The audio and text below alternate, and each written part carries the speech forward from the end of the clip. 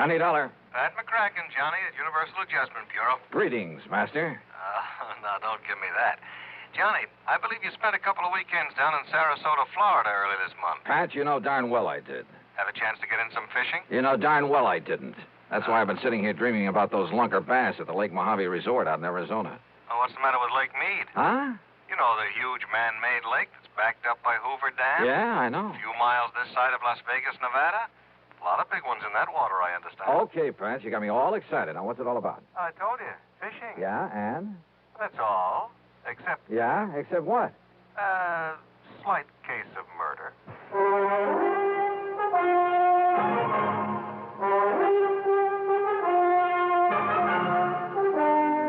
Bob Bailey in the exciting adventures of the man with the action-packed expense account. America's fabulous freelance insurance investigator. Yours truly, Johnny Dollar.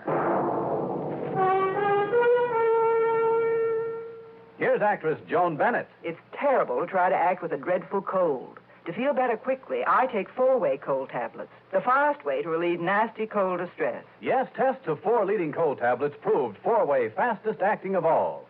Amazing 4-way starts in minutes to relieve aches, pains, headache, reduce fever, calm upset stomach, also overcomes irregularity. When you catch cold, try my way.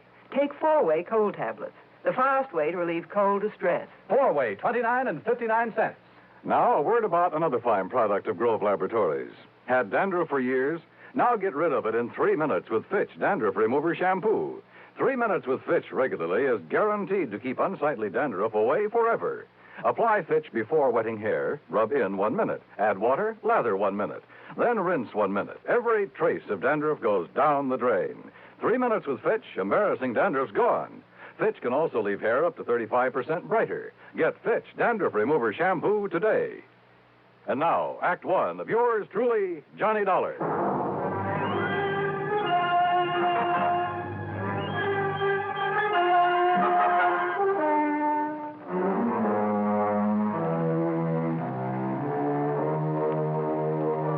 Expense account submitted by Special Investigator Johnny Dollar to the Universal Adjustment Bureau, Home Office, Hartford, Connecticut. Following is an account of expenses incurred during my investigation of the Lake Mead Mystery Matter. All right, now, Johnny, your contact will be Mr. Roscoe Trimmer. He's head of the local office of Greater Southwest Insurance and Liability right there in Las Vegas. You said murder. Can you give me any details? No, you'll have to get everything from Trimmer. All I know is there's a $20,000 policy involved and double indemnity. So the sooner you get out there, the better. Okay, Pat, I'll grab the first plane I can. Expense account item 1, $2 even for a fast taxi to the airport. Item 2, $6.70 plane fare to New York. Item 3, $145.05, another plane ticket, and I barely made the 12 o'clock noon mainliner, which promptly took off and headed west to Las Vegas, Nevada.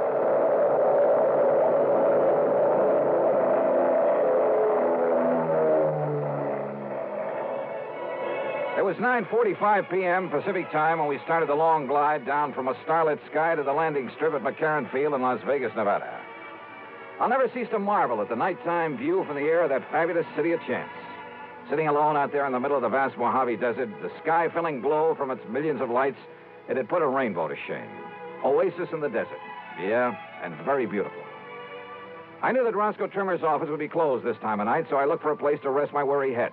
Item 4, $1.50 for a cab into the Flamingo. And I just happened to remember that the Flamingo has an excellent casino.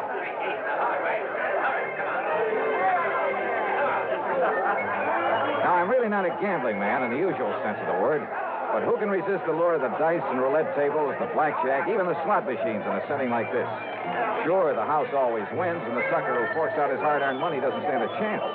But you know something? After a few hours of play, I came out so far ahead that I won't even bother to list my food and hotel room on this expense account. I really cleaned up. How much?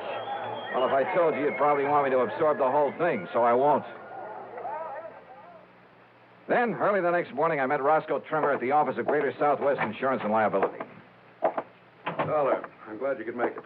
I don't like this one at all. How are you? Hiya, Rosk. Sit down, will you? Yeah, But sure. not for long. Huh? I've arranged a drive-it-yourself car for you.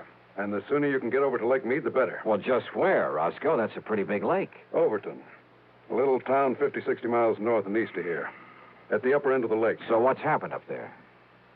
Johnny, a client of mine, Thomas Mayfield Thomas, came out here from Chicago last year. Retired here.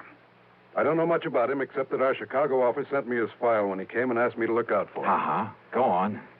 About a week ago, Thomas and a friend went fishing together out of Overton Landing. They went out with Hob Fulton on his charter boat.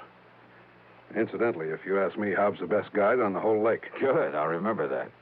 Only you're here on a case, remember? Oh, sure. But go on. Well, the fishing must have been pretty good because they stayed on at the Overton Motel. Then the next morning, they went down to the landing, rented a little Arkansas Traveler and a 10-horse Johnson, and went out fishing on their own. Rosk, I may try that very thing myself. But about the middle of the afternoon, a big east wind came up. You know what that means? I know that when a big Easter hits one of those desert lakes, there's only one thing you do. Get off it quick. Well, they didn't, Johnny. At least not quick enough. The following morning, when the blow had died down, Hob Fulton went out to look for him. And? He found the boat, all right.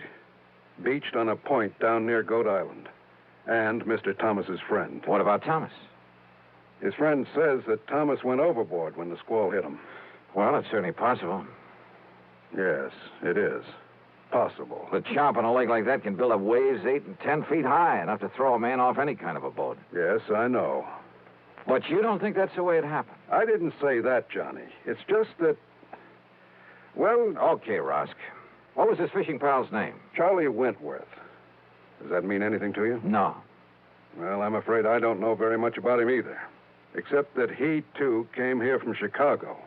Arrived in town about 2 weeks ago. I take it that's where he knew Thomas, back in Chicago. Yeah, apparently. Well, what about him? What does this Charlie Wentworth do? Apparently nothing. But hang around the gambling joints. Oh, he does a little dealing and shilling for some of them now and then. There's talk he's been making illegal book on the races, though nobody's pinned it on him. So, in your book, he's an undesirable character. That's right. But is that reason to suspect he took Mr. Thomas out on that lake and murdered him? Now, Johnny, there's been a lot of worry around this town about some of the people who've come out here recently from Chicago.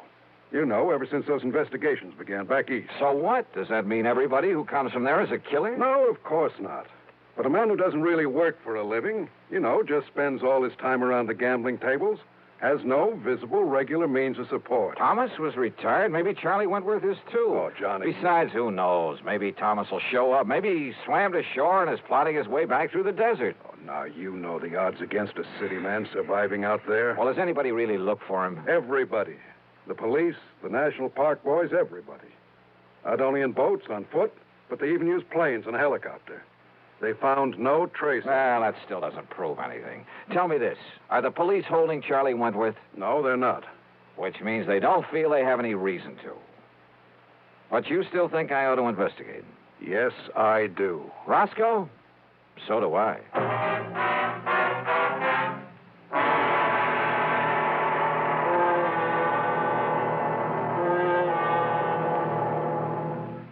Act two of yours truly, Johnny Dollar, in a moment. Hey, Dad, did you check your car filters today? No, son, I didn't. Why? Because it might pay you $1,000. $1,000 for a car filter? That's right, folks. You may have a filter under the hood of your car worth $1,000 and not even know it. A Fram filter worth 1,000 silver dollars. A regular filter change is important to today's cars. So important that Fram Corporation is paying $60,000 to get you to check your filters now. Last year, in preparation for Fram's silver anniversary, 10,000 secretly numbered Fram filter cartridges were distributed all over the United States and installed in cars during regular servicing. These filters are worth from $1 to $1,000. You may have one in your car right now and not even know it. Check your oil filter and air filter now. If there's a specially numbered Fram filter in your car, you will win up to 1,000 silver dollars, and your dealer will win the same amount. Get in on Fram's big silver treasure hunt. Check your car filters now. And now, Act two of yours truly, Johnny Dollar, and the Lake Mead Mystery Matter.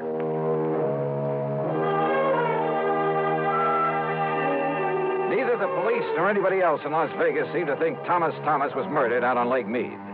But what Roscoe Trimmer told me made me suspicious, of Thomas's fishing pal, a man named Charlie Wentworth. Expense account item 5640. I telephoned to my old friend Ken Bugby, reporter on the Chicago Citizen News. Thomas? Yeah, that's right, Ken. What can you tell me about him? Well, Well, not everybody knew it, Johnny, but he was a mouthpiece for the old Moretti mob. That was some years ago. Oh? When they started the big cleanup, well, either Thomas couldn't or just plain wouldn't get him off the hook. Let them all go to jail. And he settled down and retired in his home out in Elmhurst. Well, he's certainly not there now, Ken. No, about a year ago, he suddenly sold his place, packed up, and moved out west somewhere. Why? Do you know? Change of climate, I guess. What about him, Johnny? Ever hear of Charlie Wentworth? You kidding. He was one of Moretti's trigger men. Casual Charlie, they called him. You, know where he is now? Oh, they sent him up to Joliet prison along with the rest of the mob. Those boys will be in the clink the rest of their natural... Oh, wait a minute. Yeah? Casual Charlie and Snooty Wilson were released. Yeah. And, hey, that was just about the same time that Thomas moved away from here. If that means anything. Baby, I got a hunch it means everything. Oh? Like what, Johnny? Thanks a lot, Ken.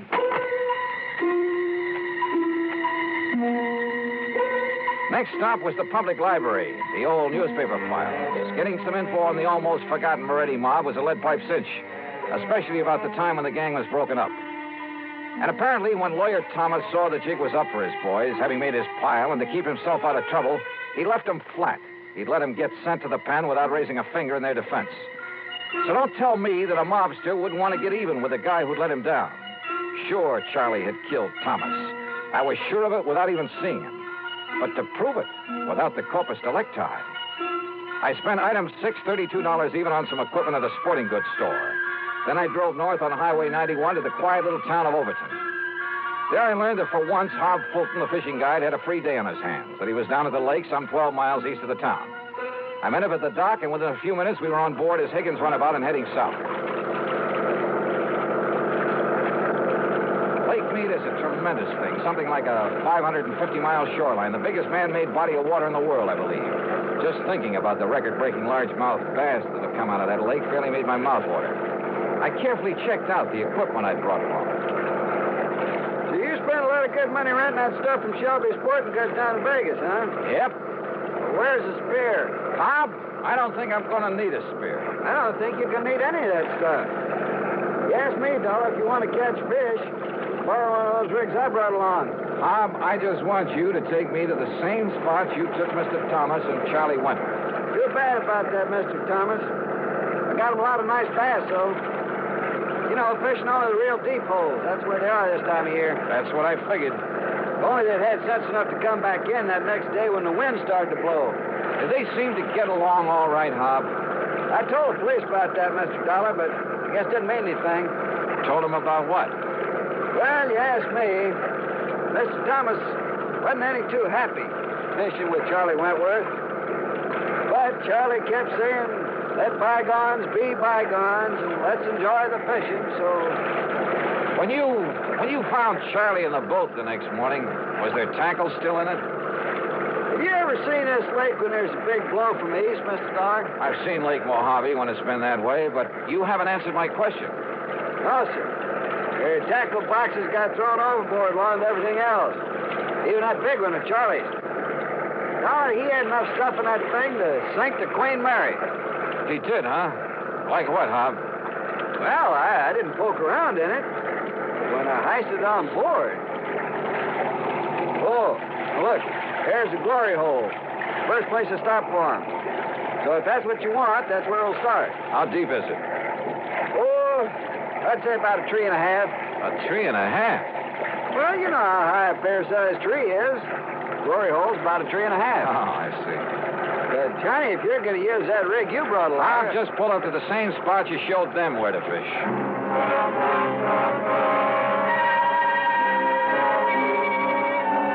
By the end of 2 hours, I'd tried at least half a dozen of the holes where Hob had taken Thomas and Charlie. No luck. Then we went 4 or 5 miles further down the lake and pulled up just below Goat Island, just below the big rock slide. Deepest hole in this part of the lake, Dollar. Must be near the 5 trees.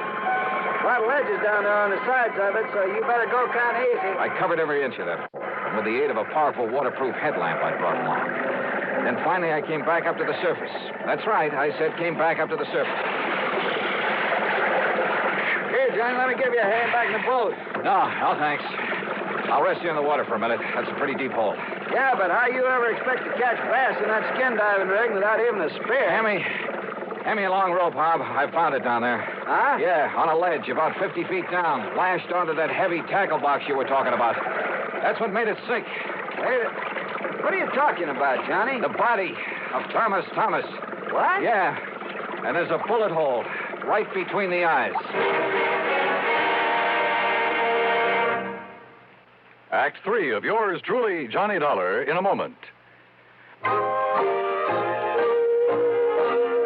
Be sociable, look smart, keep up to date with Pepsi, drink light, refreshing Pepsi, stay young and fair and debonair, be sociable, have a Pepsi.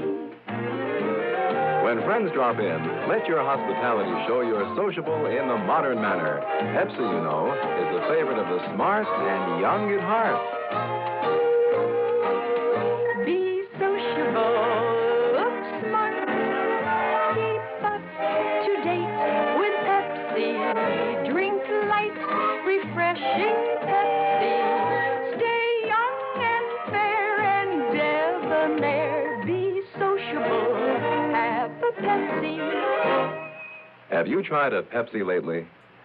And now, Act 3 of yours truly, Johnny Dollar. I took the body of Thomas back to headquarters in Las Vegas and hung around long enough to hear Dr. Richard Fallon say the bullet hole was definitely made by a .38 and at close range. To hear Police Captain Willis say there'd be no action taken until the bullet could be removed for study. But I knew he'd change his mind when he had time to think about it. So I left headquarters and started making the rounds of the gambling casinos. Luck was with me. At the second place I stopped, one of the public joints on Fremont Street. Maple winner, everyone. It's 30, full, red, and even. Well, have you seen him around here today? Yeah, that's Charlie Wentworth. They just come in the door, mister. Thanks. All right, ladies and gentlemen. Excuse me, please. Take your bets for the Pardon me, will you? May I get through here, please? Thank you. Excuse me. Charlie Wentworth? Yeah, Buster? Johnny Dollar, insurance investigator. Here's my credentials. Oh, yeah. I guess you want to talk about my pal, Tommy Thomas, got drowned over in Lake Mead last week. Is that it? Yeah, something like that. Buster, that was an awful thing, him going like that. He was an old buddy of mine. Was he? Sure was. An old buddy.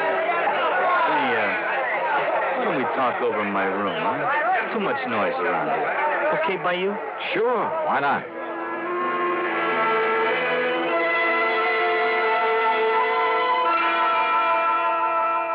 Are you kidding? I'm not kidding. No. Listen, Dollar, I haven't packed a rod since the old days of the Moretti mob back in Chi. I'll bet. That's a fact. It's the truth. You think I want to get in trouble again? Well, you're wrong, see? Maybe. Look, I did my stretch, and it learned me a lesson. I'm all through with that kind of stuff. I'm all through with it. Oh, sure. It's a fact. It's the truth. I'm strictly legit now. You understand? What about making book around town without a license? Who said that? Well? You can't prove it. You or nobody else. And what's that got to do with Tommy Thomas and the poor guy getting drowned? Tell me that, huh?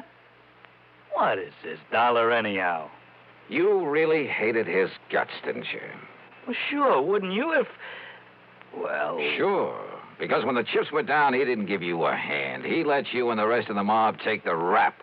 Kept his own skirts clean at your expense. Listen, what are you trying to do? Get me excited? Say something I shouldn't say? I don't mean... Keep talking, Charlie. Sure I hated it. I could have killed him. At first, that is. Only at first. Anybody would have felt that way. But, you know, after a few years in the clink, you learn better. What good's it do you? Those things don't matter. You've learned your lesson. I know I did. Oh, you became a paragon of virtue, I suppose. I don't know what you're talking about, but that's all over. You hear me? When I just happened to find him living here in Vegas, that was all over. Let bygones be bygones. I mean it. We was pals. Charlie, there's about as much truth in that. That's a fact. That's the truth. Then why did you kill him? That's a lie. You can't prove it. That's where you're wrong. Huh? I have absolute proof. Oh, yeah? Yeah. I found it on his body. His body? I fished it out of Lake Mead this morning. Now, listen. You had Hob Fulton show you all the deepest holes when you went out fishing with him. Then the next day, you took Thomas out there alone. You killed him, tied that weighted tackle box to his body, and let him sink down in the deepest hole of all, down below the rock slide. That windstorm. Yeah. Gave you the greatest excuse in the world for coming back alone, didn't it? You couldn't have had it better if you'd planned that storm yourself. But it didn't excuse the bullet hole in Tommy Thomas's head from your gun. From my gun? Yeah. No longer packing a rod, huh? Dollar, maybe I sort of, kind of, well, maybe I forgot about this one.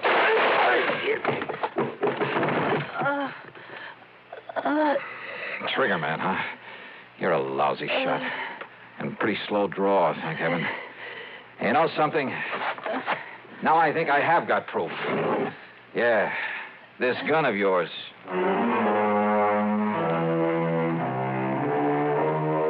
Down at headquarters, the ballistics team took less than an hour. Yep. The bullet they'd found in Thomas's body came from the same gun Charlie had tried to kill me with. So it's back to prison for him for a long, long time. Oh, and the company will not have to pay double indemnity for accidental death. Expense account total, including a couple of days of excellent fishing with Hob Fulton and the trip back to Hartford, $196.45. Yours truly, Johnny Dollar.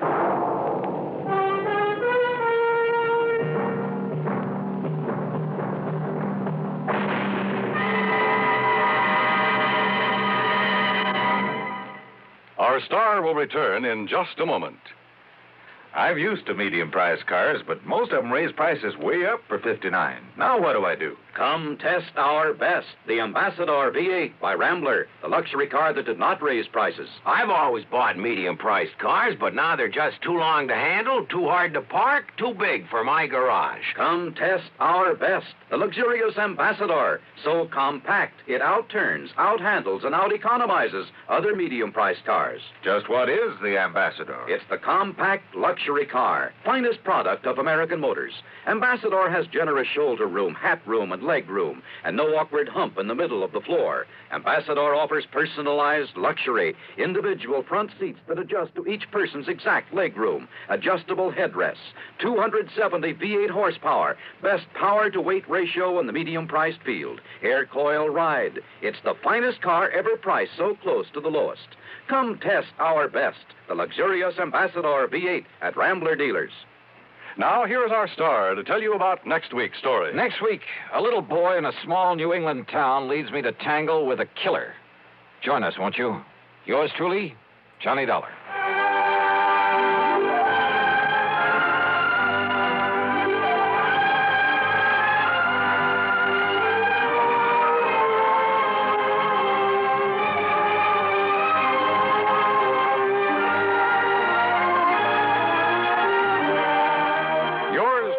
Johnny Dollar, starring Bob Bailey, originates in Hollywood and is written, produced, and directed by Jack Johnstone. Heard in our cast were Larry Dobkin, Bartlett Robinson, Frank Nelson, Harry Bartell, and Gil Stratton, Jr. Be sure to join us next week, same time and station, for another exciting story of yours truly, Johnny Dollar.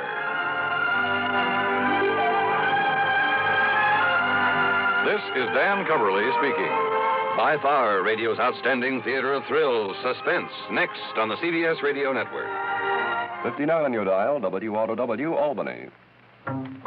If it happens to you, and I think it might, that now and then your cigarette doesn't taste right, that's the tip-off, man, and you'd best begin on the new kind of filter that's known as spin. Old Gold's new spin filter. This new spin filter is the best you've seen, does more than reduce tar and nicotine. It improves smoke and taste so that you can get the best taste yet in a filter cigarette. Old Gold's new spin filter. Test for taste, try your present brand against Old Gold. Test for taste, and it's 10 to 1 that you'll be sold. Test for taste with a cigarette, a carton, or a pack. Test for taste, find the flavor all the other filters lack. Old Gold's new spin filter. That's the story, boys. That's how you can get the best taste yet in a filter cigarette. Old Gold's new spin filter. 5:30.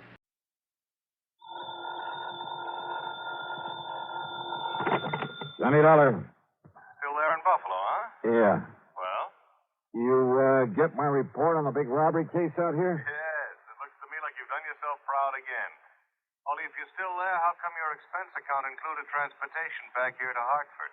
I'm afraid I got a little ahead of myself, Pat. Or maybe just padded a bit before you actually spent the money, is that it? Yeah, something like that. Well, I think we can overlook it this time.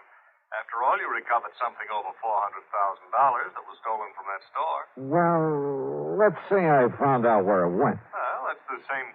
What? You mean to say you didn't get that money back? Not yet. Oh, but Johnny...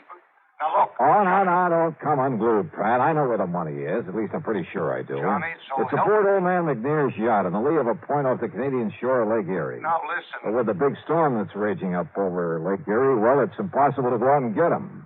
Who's them? An employee, an ex-employee of the Emporium, the guy who took the money, and his pal who helped him get away with it. Well, now, you wait until that storm is over, and by that time they'll be 100 miles away. I'll be hidden away in some little cove there on the Canadian shore. Be what? What was that? Oh, nothing, Pat. Now, listen, I'll keep on it. You'd better. I'll bring him back here and the money or die in the attempts. You fail to get that money back, and I'll gladly attend your funeral. Yeah, okay, Pat. I'll stay with it. Believe me, Johnny, you'd better.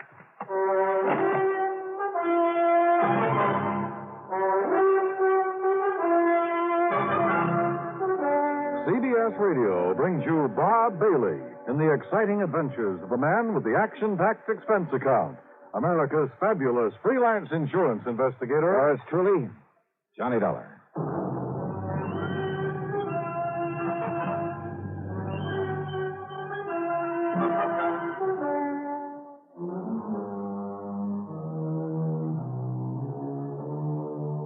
Expense account submitted by Special Investigator Johnny Dollar.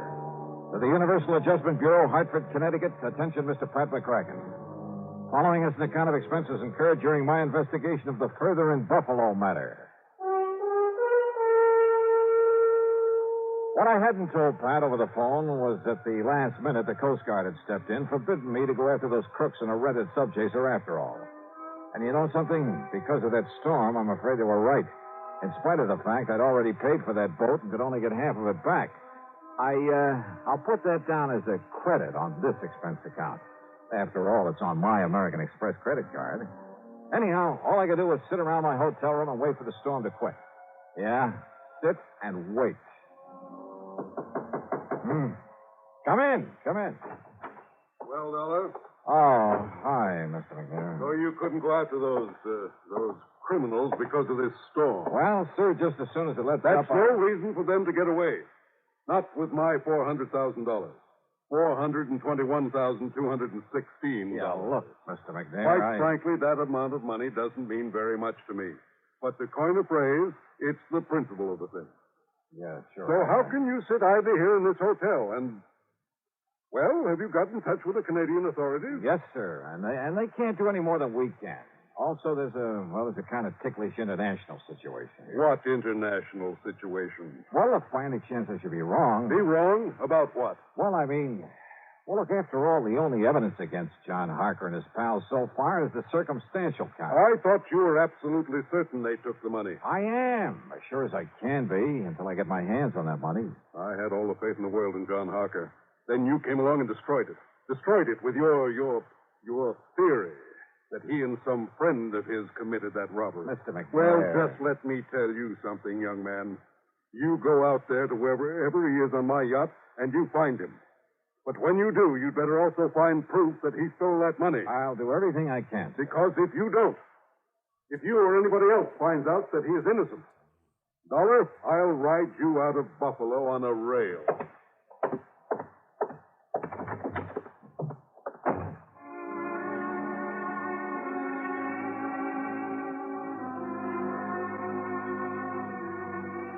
Yeah, at this point I was feeling real good, real happy. Everybody was being so nice to me. I was just about to blow expense account item 7 on room service for a bottle of scotch and a couple of quarts of soda when the phone rang. Johnny Dollar. Murphy at the Coast Guard, Dollar. Yeah, Murph. Look, I'm still sorry about having had to stop your chase across the lake, but the old man would have had my scalp. It's all right, Murph. Nothing you can do about it. Anyhow, if you've been following the radio reports on that storm, Well, you might have got yourself into a lot of trouble out there. Yeah, I guess so. And you'd never been able to board a yacht in it anyway. So, you have any ideas? Yeah, I just received a report from our meteorological station. Oh. That storm's going down just about as fast as it built up. So if you want me to arrange a boat for you to go out there, just as soon as we deem it safe. Why? What? Well, the minute the storm is over, the boys in that yacht will start moving. After all, they got $400,000 they've got to stash away somewhere. Oh, yeah, that's true. So by the time I could sail over to where they've been riding out the storm, Lord knows where they could get to. Yeah, but now, Dollar. But now, wait a minute. Yeah, Murph, I just got me a wild idea, wild enough to work. Oh? The storm is breaking up now? Yeah, it's beginning to. Then, mister, by the time that yacht is able to get underway, I'm going to be right on top of those guys. Huh? How, Dollar? Just remember what I said, right on top of them.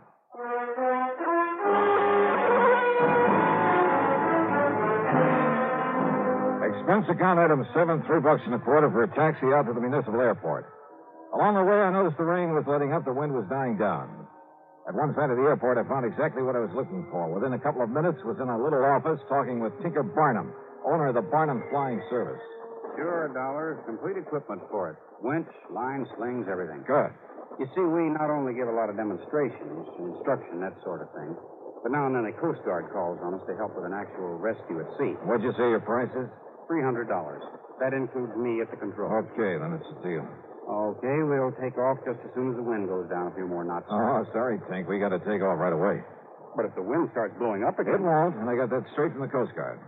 You're sure of that? I'm sure, so let's go. Well, I don't know if the tower will give me clearance. Then forget the tower. Well, now, wait a minute. 400? But I could lose my license, Dollar, get in a lot of trouble. Well, there's nothing else taking off from the field right now. I know. But that flight that just came in had a pretty rough time of it. Tell the tower it's an emergency, a rescue operation if you have to, but please, let's get going. Now, listen. It could be very dangerous. All right, that's a chance we'll have to take. 500? 550? Keep talking. Well, after all, it's $400,000 this thing. What? $600. Take it or leave it. Okay, Dollar, let's go out and warm up the old windmill. Attaboy.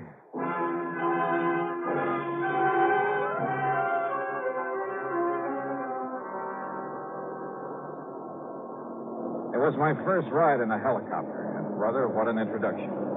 I've been aboard regular planes in rough weather lots of times, but the way that wind tossed us around, picked us up and let us down, and with nothing but the broad wind-chopped surface of Lake Erie below us.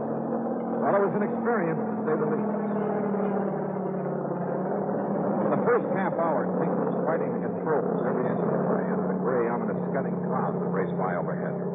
Then, all of a sudden, the clouds left us. The sun came out in all its glory. The most welcome sight I've seen in years. And the air calmed down. Then finally, standing out clearly under us was the Canadian shoreline.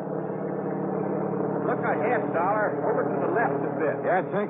That neck of land. That peninsula sticking out into the lake. Yeah, I see it. Long Point. And the yacht was supposed to be riding out the storm in the lee of it. I don't see it. The lee side would be the... Well, I do. Look, moving along the far side of the point. That's a cruiser, Johnny. But is it the right one? Come on, take us down to her. Right. Meantime, I'll get the sling ready so you can drop me down at the deck. Right.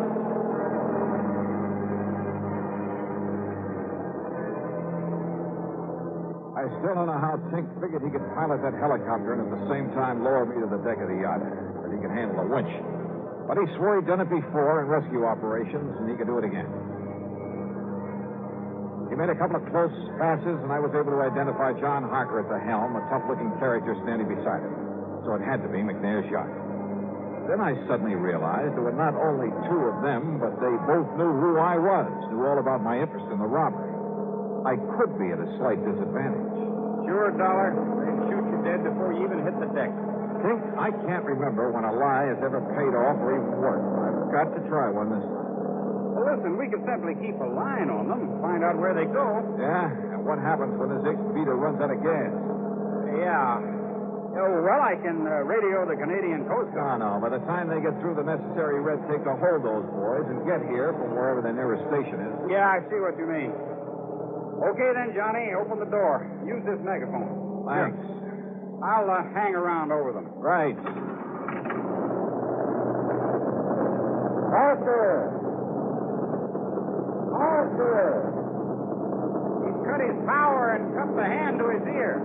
Parker! This is $20.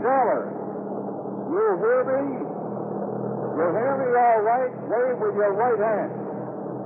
It's okay. He can hear you. McNair wants you to know the police have found the man who did the robbery. They gunned him down. He waves okay. Yeah. Parker! They haven't found the money yet. McNair says you will have to cross on the break, and the price of all about the radio. Hey, what was that, Johnny? You get that, Harker? I said that. Look, I'll drop on down there. Stop your engines, and I'll drop down to your deck on a line. You get that? Emotion's okay, Johnny, to come ahead. Set me down there, Tinker, and make it gentle, will you? You got your gun real handy? Right. I still don't like this, but down you go.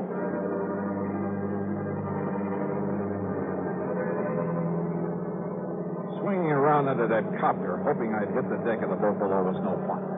It was a pretty small target, and the yacht was still bobbing heavily. But Tink was an expert, and a couple of minutes later, I saw the deck slowly coming up to me. Slower! Slower! Coming down too fast. That's it. That's more like it. Glad to see you, Dollar. Can't you steady that boat a little? Better give me a hand when I get down there. Sure.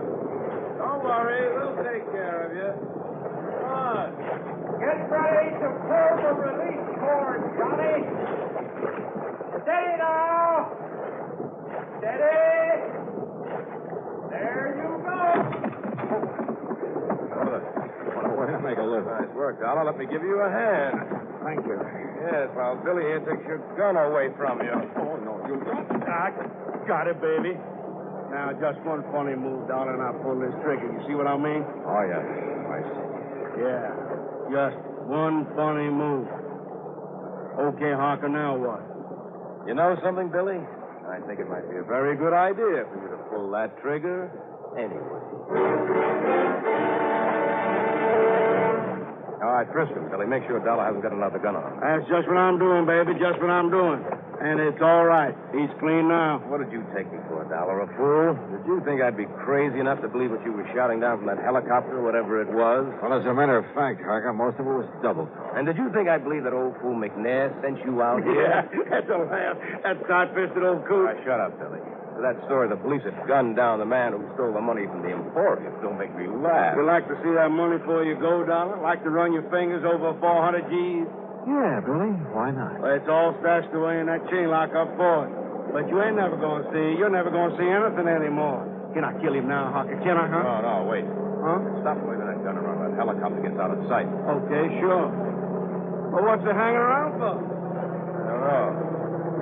Dollar, get below in the cabin. You stay here, Billy, but keep that gun on through the door where that flyboy can't see it if he comes any closer. Sure. Go ahead, Dollar. Why not? Now, you just sit right there on that bunk and don't make a move, you understand? Because all I got to do is pull the trigger in here, and neither you pile up from that chopper nor nobody else is going to know it. Has he gone away yet, Harker? No, he's circling around again. Well, make a sign to him then. Make a sign everything's okay. Go ahead, Harker. That'll set him away. You just keep Dollar under control. Now, don't you worry about him. You just go ahead and signal that chopper. Okay, up there. Everything's okay. Thanks a lot. Thanks a lot. Yeah. Look, you see? I told you that to get rid of him. Yeah, there he goes. And maybe I better start digging up something that'll make Dollar sink to the bottom. What? Well, you know, the lead I'm going to fill him with might not be enough. You see what I mean? Yeah, very funny. Go ahead. Only watch him. He's tricky. I can handle him, baby. Wait. Why, what's the matter? That copper's coming back again. Well, I'll shoot him down. I can hit him. Oh, no, you won't. Then get us underway. Give her the power and get us underway. Then that guy'll know everything's okay. Maybe you're right. I'll try it.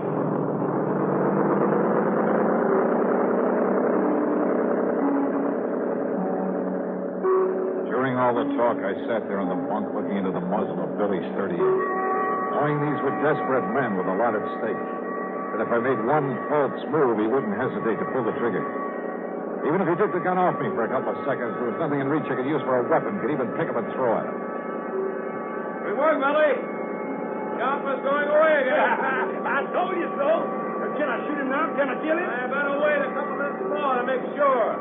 When I find some chain or something to tie around him, make him sink. In the locker, under that bunk you got him sitting on. Okay. All right now, darling. Get off of that bunk and walk up to the front of the cabin. Go ahead. Don't forget I've got this gun on. Yeah, the copter was going back to shore. Time was running out. Then I saw them. A duplicate set of controls there at the front of the cabin. Steering wheel, throttle, everything. Go ahead, darling. Keep your hands up over your head. Up high. Rising off the bunk, my hands over my head, I half stumbled as though from the motion from the boat. I lurched against the wheel and grabbed it and swung it hard a port. Hey! The boat swung around crazily. Hey! What do you think you did? Hey, let go of that wheel! Lousy shot, Billy! What's the matter? Billy, what's happened down there? Plenty, Harker. And if you want some of the same. Wrong, Dollar. Dead wrong. Because I have a gun, too. Not another cent. I see what you mean. Too bad you didn't take Billy's when you... Billy? Okay, Harker. I'm okay. But if you think I'm going to wait any longer to kill this guy, you're crazy. Okay, Billy. Go ahead and kill him. You don't, I will. No, look. That cop. What? What's coming right at us? It'll smash into us. Stop him. Shoot him. You bet I will. No, you fool. The pilot and the cop to the flyboy. Shoot him. Right.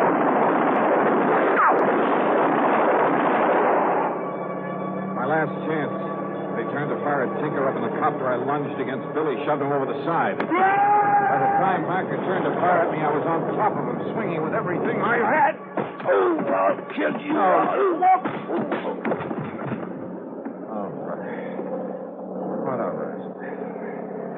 Oh. All right, Johnny. Okay, Tinker. Okay. You want to pick up what's left of Billy out there in the water? Sure, Johnny. After all, that's what I told the tower. This was the rescue operation. See you back in Buffalo.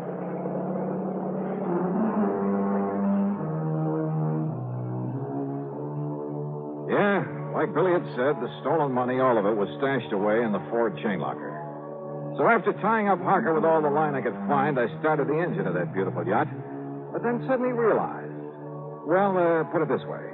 If Tinker and his copter hadn't stayed with me, so help me, I'd never have found my way back to Buffalo.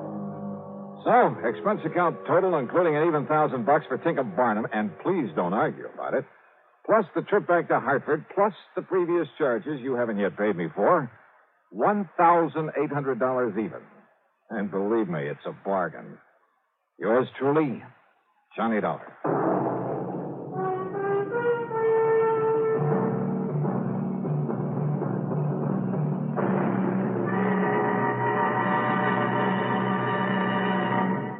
Now, here is our star to tell you about next week's story. Next week, two beautiful girls. One of them a sweetheart, and one of them a killer. Join us, won't you? Yours truly, Johnny Dollar.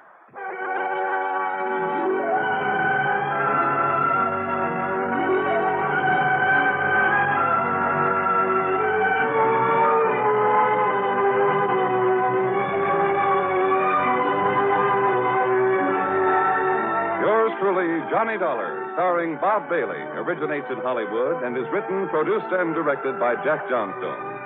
Heard in our cast were Lawrence Dobkin, Bartlett Robinson, James McCallion, Dick Crenna, Junius Matthews, and Gil Stratton. This is Jim Matthews speaking.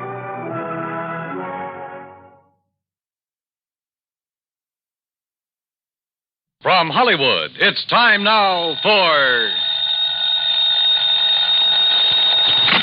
Johnny Dollar. George Reed here, Johnny. Well, George, I'm really glad to talk to you. Oh? Why do you say it that way? Because every insurance case I handle for that company of yours pays me a nice fat fee. And right now I can use a little extra cash. Well, now, Johnny... So tell me all. What's Floyd's of England upset about this time? Well, I'm not sure. Uh-oh, here we go again. But, Johnny, I just received a transatlantic telephone call from Paris, France, from a man who wanted to contact you but didn't know where to call you. And he identified himself only as Le Chat Gris. Oh?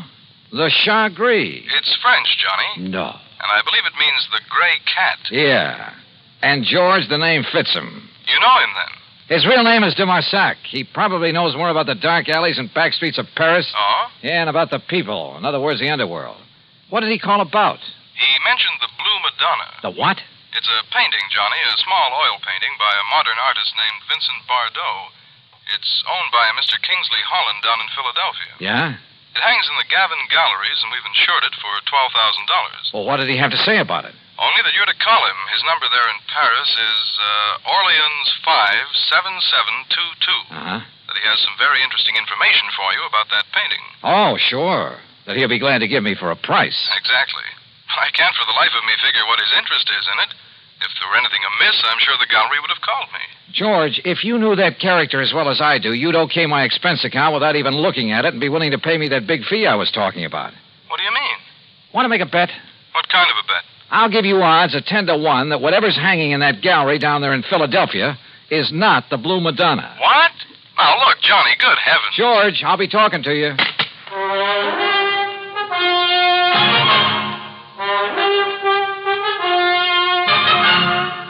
Bob Bailey in the exciting adventures of the man with the action-packed expense account. America's fabulous freelance insurance investigator. Yours truly, Johnny Dollar.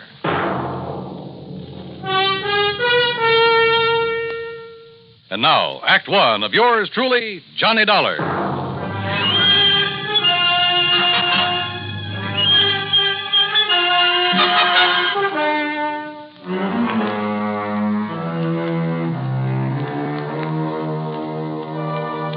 Expense account submitted by Special Investigator Johnny Dollar to Floyd's of England, North American Office, Hartford, Connecticut. Following is an account of expenses incurred during my investigation of the Blue Madonna matter. Expense account item 1, $12 even for a phone call to my underworld contact in Paris, France, a man by the name of de Marsac, who calls himself the Gray Cat. Oh, oui, Monsieur Dollar. This is your very dear friend, Le Chat Gris? Very dear friend, huh? Now listen, you telephone George Reed that you have some real hot information about a painting his company insured. Ah, oui, Le Madonna Bleu. What did you call the Blue Madonna? Okay. How much you want this time? Oh, monsieur, you touch me to the quick. Well, one might think that I slave and suffer and risk my life on your behalf only for money. How much, de Marsac? Say, $1,000. $1,000? Look, if your info's worth anything, I'll send you a check for $50. $50? No, 900. Okay, I'll make it 75. But, monsieur, 750. How about an even 100? 500. 2. 4. 3, that's final. Oh, please, 200. Okay, 200. Oui. Eh? No. It's all settled, $200. Now, what about the Blue Madonna? Yes. It is now here in Paris. Yeah, where? In the shop of Monsieur Dubuisson on the Rue des Pas de la Moule. Dubuisson? Huh. You sure it isn't just a copy? That he'll try to foist it off on some wealthy sucker? Dubuisson is a crook, an evil crook. But he's an honest one. Oh, sure. Yes, and he knows the works of art. Also, he's very clever. To get his price, he will wait until the real Madonna is discovered missing. If it really is. That's what I'll check on now. And then you will send me the $500, my very dear friend. 200, remember? Oui, I cheated myself. But, monsieur... Yeah? Suppose I could find out who smuggled the painting into him, eh? Fine. That would be worth a lot to you, no? Say, 1,000? We'll see. I'll be talking to you. Item 2, 420. I phoned to my old pal, Foster Harmon, down in Sarasota, Florida. Told him I'd pay his fare if he'd grab the first plane out and meet me in Philadelphia at the Bellevue Stratford Hotel. I knew that if anybody could identify the genuine painting, he could. Item 3, $9.40 for my own transportation to the city of brotherly love. Item 4, $9.50, cocktails and dinner for the two of us there at the Bellevue. Yes, the Blue Madonna is one of Vincent Bardot's best-known works. I don't think there's another living artist who could so effectively use various shades of just one color. But what about it, Johnny? Well, first thing in the morning, I want you to come along with me and take a look at it. It's in the Gavin Galleries, isn't it, up on Walnut Street? Yeah, at least it's supposed to be. Suppose? Now, all I want you to do is take a good look at it, then reserve any comments until after we get out of the place. And? That's all. Well, but Johnny... Meantime, I want to check with the owner of that painting. The telephone directory gave me Kingsley Holland's address. Item 4, 620 for a cab to a small apartment house out in West Philadelphia. Holland turned out to be, well, I'd say he was about 30, short, lean, and nervous, with the surly expression of a man who feels the world hasn't done right by him. Yeah? You mean you're interested in buying the Blue Banana? Well, it all depends, Mr. Holland. Uh-huh. Look, Dollar, that's what you said your name is? Yes, that's right, Johnny Dollar. Sounds familiar. Well, anyway, listen. Yeah? That gallery's got a price of $18,000 on it. But if you want to buy it direct from me, and right now, I'll give it to you for $12,000. Save yourself a few $1,000, and it'll save me having to pay him their 20%. But if you've already commissioned the gallery to sell it for you... So I'll tell them I changed my mind, that I want to keep it. Then when they find out that I've sold it, well, let them try and catch up with me and collect. Because me, I'll be right back in little old gay Paris. Back in Paris? Sure, I'd be there still, only I ran out of money. $12,000, huh? That's exactly what it's insured for. And that's what they appraised it for when I got it from my uncle's estate. With all his money, what does he die and leave me with but a lousy painting? Well, do you want it? Let me think about it. I'm staying at the Bellevue Stratford. Sure. Just don't tell them at the Gavin Gallery about our little deal, huh? What those crooks don't know won't hurt them. Crooks? You think for a minute all that stuff they've got laying around the place is genuine? But the Blue Madonna is. You're sure? Huh? What do you mean by that? Just stick around, Mr. Holland. Any reason why I shouldn't? I don't know. Is there? Now, wait a minute, Dollar. I'll be in touch with you. Act 2 of yours truly, Johnny Dollar, in a moment. Now, Act 2 of yours truly, Johnny Dollar, and the Blue Madonna Matter. Had Kingsley Holland, the owner of the painting, recognized my name? I thought so. And if a switch in that painting had been made and he knew about it, well, I'd do well to look out for him. Yeah, the more I thought about it, the more certain I became that whatever hung in the Gavin galleries was not the Blue Madonna. Item 5, another $6 for a taxi back to my hotel. Item 6, $5.80, breakfast the next morning for Foster Harmon and myself. By 10 o'clock, we were at the Gavin galleries, looking at a pretty modern, but I must say beautiful painting. It's amazing, Johnny, amazing. The most extraordinary... Well, I just can't believe it. Can't believe what, Foster? That it's the real thing or just a good copy? Oh, good morning, sir. That's just it. You see? I've helped these gentlemen. Johnny... Hold it, Foss. That painting, you know, is a genuine Bardot. Yeah? My name is Johnny Dollar. This is Mr. Foster Harmon. Gentlemen, I'm Arnold Gavin. You're interested in buying the Blue Madonna? If this is really it. Johnny, listen. Wait, Foster. What is the price of it, Mr. Gavin? $20,000. Mr. Dollar, did you say? Yeah, but, wow. Haven't you got a Bardot that's a bit cheaper?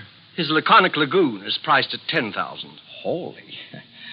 Well, how about a copy of this? Bardot has never allowed his works to be copied. Johnny, listen. Yeah, Foster. It looks like this stuff is too rich for our blood. No. Come on, let's go back to the Bellevue Stratford. No, listen. Perhaps there's something else that might interest you. No, I'm afraid not, but thank you. That's quite all right. Now, look, suppose I come back later. Johnny, listen. Come on, will you? Yeah, I'll see you tomorrow, Mr. Gavin. Now, Johnny... Just take it easy. Well, Foss? It's a fraud, Johnny. It's a copy. I'm sure of it. Hey. Did you say that Blue Madonna's a copy, mister? Yes. Wait, Well, I thought you were looking at it kind of funny there in the gallery. Yes, sir. It's a fraud. Foster. You don't mind my asking, who are you?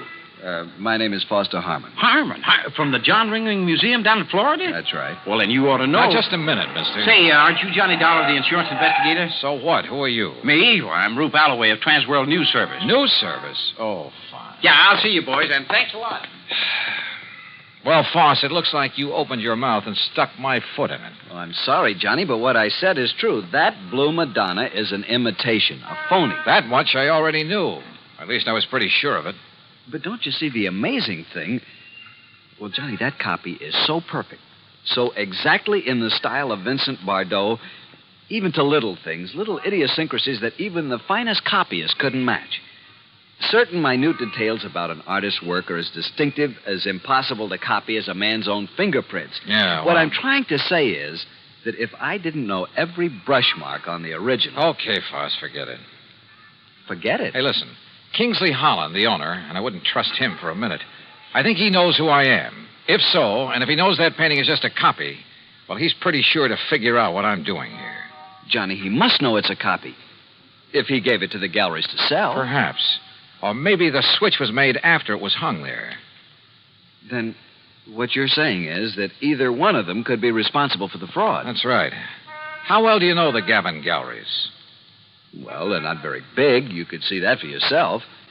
And, of course, they're rather new in the business. I think I'd better get a rundown on this Arnold Gavin while we're waiting at the hotel. Waiting? What for? Well, you plant a couple of seeds. You hope that one of them will sprout. I'm afraid I don't understand.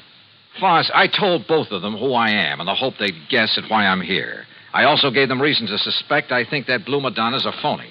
Well, I'm afraid that I may have led Arnold Gavin to feel that way. Same thing. I also made it very plain to them that I'm staying at the Bellevue Stratford. In other words...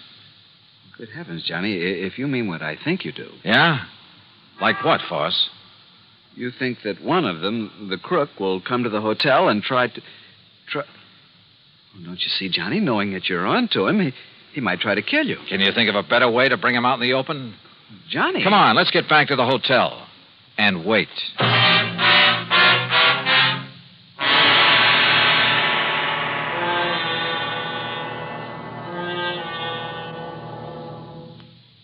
Act 3 of yours truly, Johnny Dollar, in a moment. And now, Act 3 of yours truly, Johnny Dollar.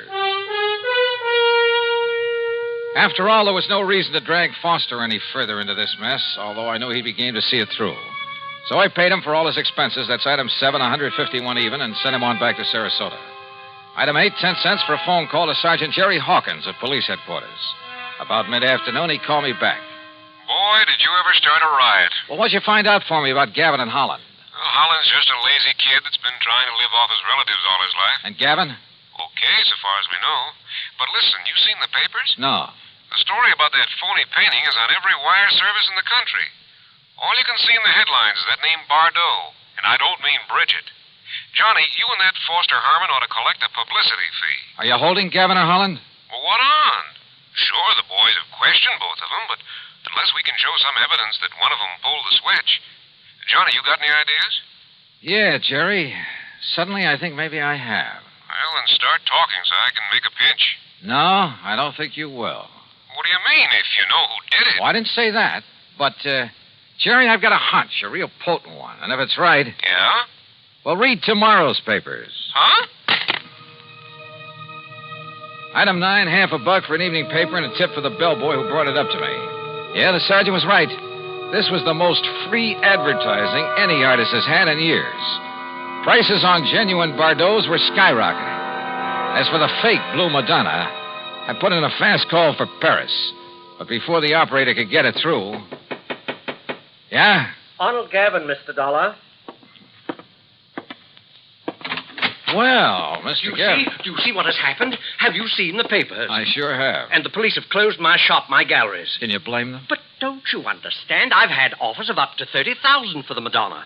I've received wires offering me nearly $20,000 for the other Bardot, the real one. No kidding. Well, I'll show you how much I'm kidding. I've cabled Bardot to paint some more for me. Paint anything. Don't you see? After all this publicity, we'll make $1 million. So it was you that rigged this whole thing, huh, Gavin? I, Mr. Holland? Why, of course not. Sure, to raise the price of some of your lousy paintings. Why, how can you say that? You who gave me that copy. Expert, huh?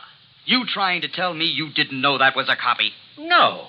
It was only this morning when the authority from Sarasota, when I called in the people from the museum here in Philadelphia. Do you know what they said? What? And it better be good. They said the only one who could have made that copy... Wait a minute. The only artist in the world who could have possibly... Hold it. Hold everything. Holland, you said you got that painting from your uncle's estate. That's right. It was willed to me. Where did your uncle get it? Why, Well, listen. I'm listening. Dollar, that Madonna was smuggled into. Smuggled? That's right. But by whom? Well, believe it or not. I think I can tell you who. And if this is my call to Paris, well, maybe I can even tell you where he is now. Johnny Dollar. This is your dear and faithful friend, Le Chagris. Good. Now listen. And for the information I can give you this time, you will have to pay me a vast sum of money. You're about to tell me that the Blue Madonna was smuggled into Paris by none other than the artist himself. What's this? By Vincent Bardot. Exactly. So that should be worth it, but how did you know? All right. All I want to know now is where is he? You know. He's not in Paris. Where is he? For $100? 150? 300. Oh, for that much I'll find out for myself. Goodbye. No. Okay, 200 or I hang up on you. Well, only for you, my oldest friend. Where? He is aboard the plane for the United States. I might have guessed it. He has the Madonna Bleu with him. He received the cable this morning. Great. I'll send you a check. You hear any of that, Mr. Gavin? Holland? Well, yes, but I'm afraid I don't understand. Oh, I sure don't. Then maybe this call will help you.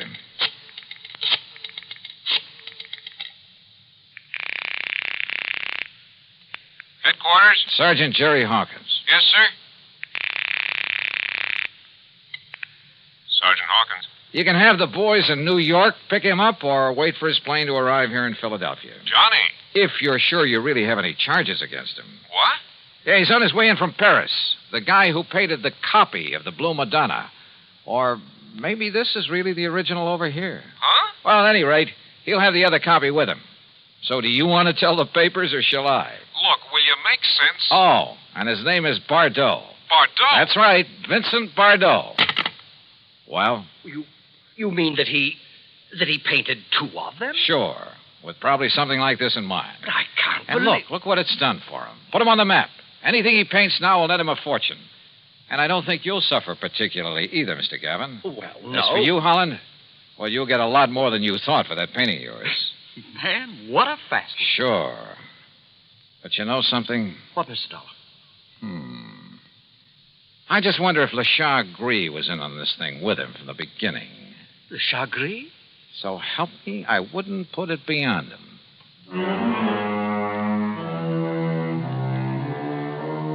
Sure he was in with Bardot. And probably collecting plenty from him.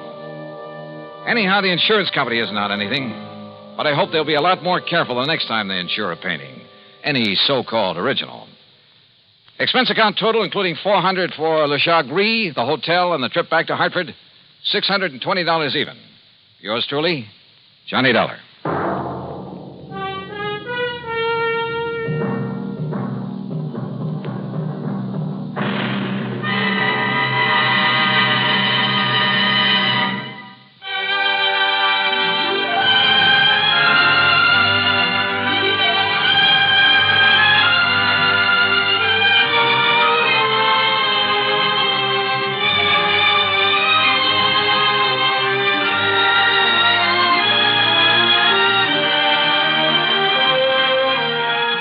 Yours truly, Johnny Dollar, starring Bob Bailey, originates in Hollywood and is written, produced, and directed by Jack Johnstone. Heard in our cast were G. Stanley Jones, Forrest Lewis, Harry Bartell, Joseph Kearns, Bert Holland, and Byron Kane. Be sure to join us next week, same time and station, for another exciting story of yours truly, Johnny Dollar.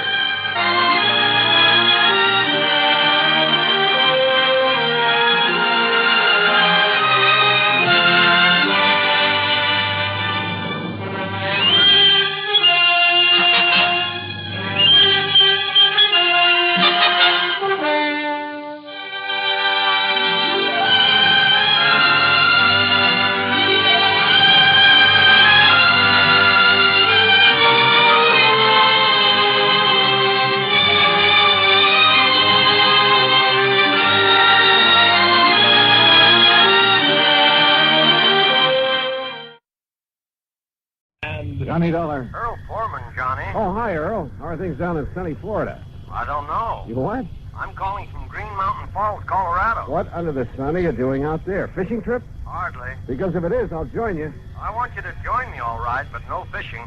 I got a problem, Johnny. One of my important clients has disappeared. Ah, I see.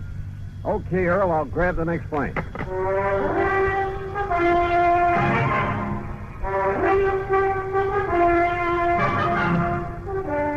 Bailey in the exciting adventures of the man with the action-packed expense account, America's fabulous freelance insurance investigator. Yours truly, Johnny Dollar. And now, Act One of yours truly, Johnny Dollar.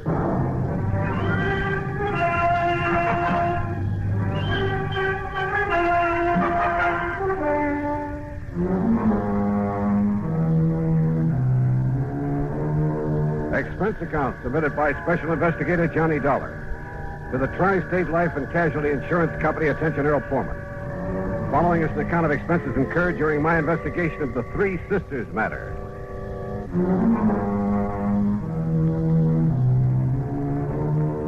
Expense account item 1, $151.80, transportation to New York, then airfare and incidentals to Colorado Springs. Earl met me at Peterson Field, the municipal airport. Oh, I'm glad to see you, Johnny. Hi. Toss in your bags and hop in. Okay, sure. And where's this Green Mountain Falls you call from? A little place about 12, 13 miles east of here. I'm staying at the Lucky Four Ranch.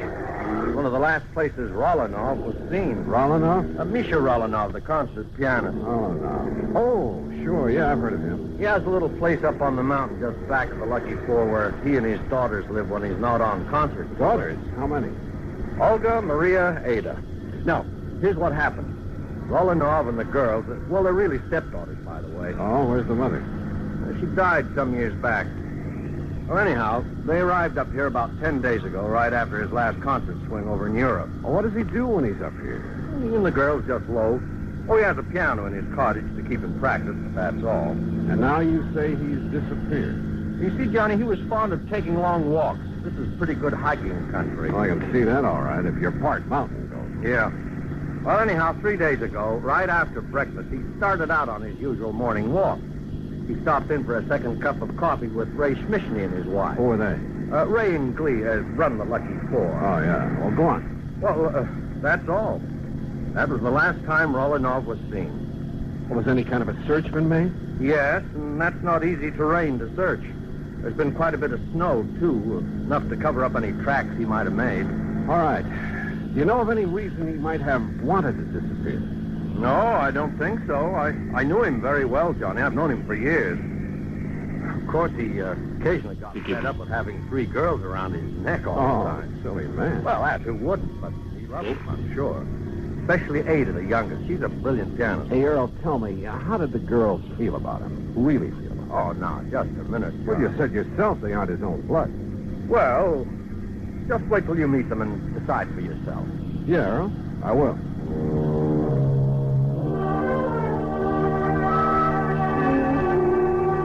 The Lucky Four was on a level spot on the side of a mountain. It consisted of half a dozen neat, modern, comfortable cottages, and from the front window of the one we shared was a beautiful view of Pikes Peak. Huh? Oh, come in, Ray. Come in. You see us come up the drive? I want you to meet the man I've been telling you about. Ray Schmishny, this is Johnny Dollar. Hi, Ray. Johnny, only I'm afraid he got here too late, Earl. Oh?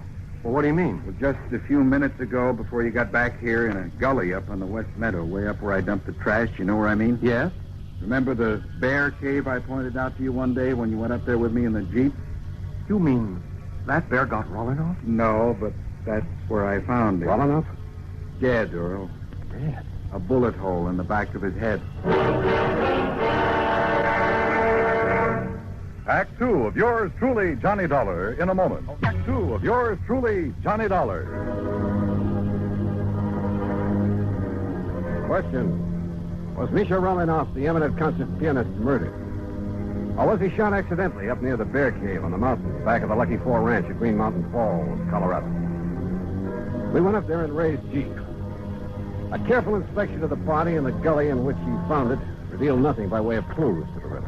One thing, Johnny. Yeah, what's that, Ray? Well, like I told Earl here, I was planning to shoot that bear myself. Yeah?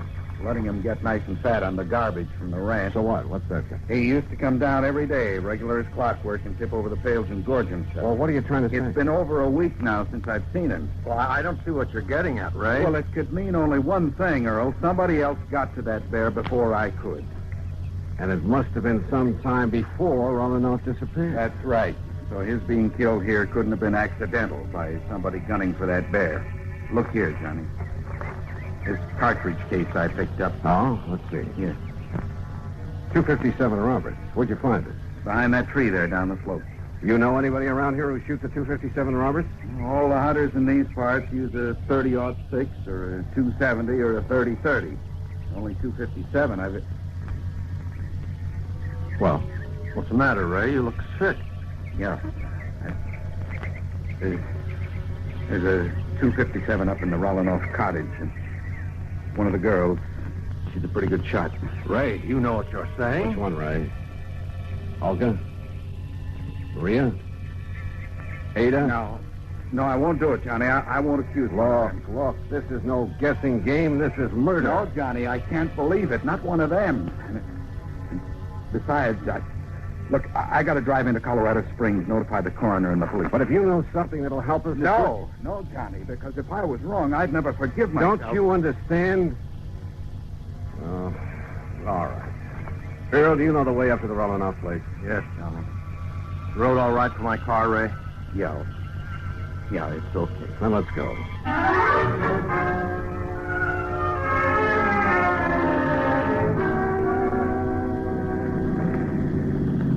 Hey, take it easy, Earl. This road isn't much wider than the car. I know it. Rollinoff Cottage is right up in that clearing, middle of that big meadow. You know those daughters, stepdaughters. You figure which one of them might have wanted to kill Rollinoff? Oh, no, Johnny, no. Who's the beneficiary of this policy? Well, it's a very unusual policy. Now, what do you mean, unusual? There's no beneficiary specifically named. What? The beneficiary or beneficiaries are to be the same as the heirs that are specified in Rollinoff's will. Well, who? Nobody knows. Well, where is his will?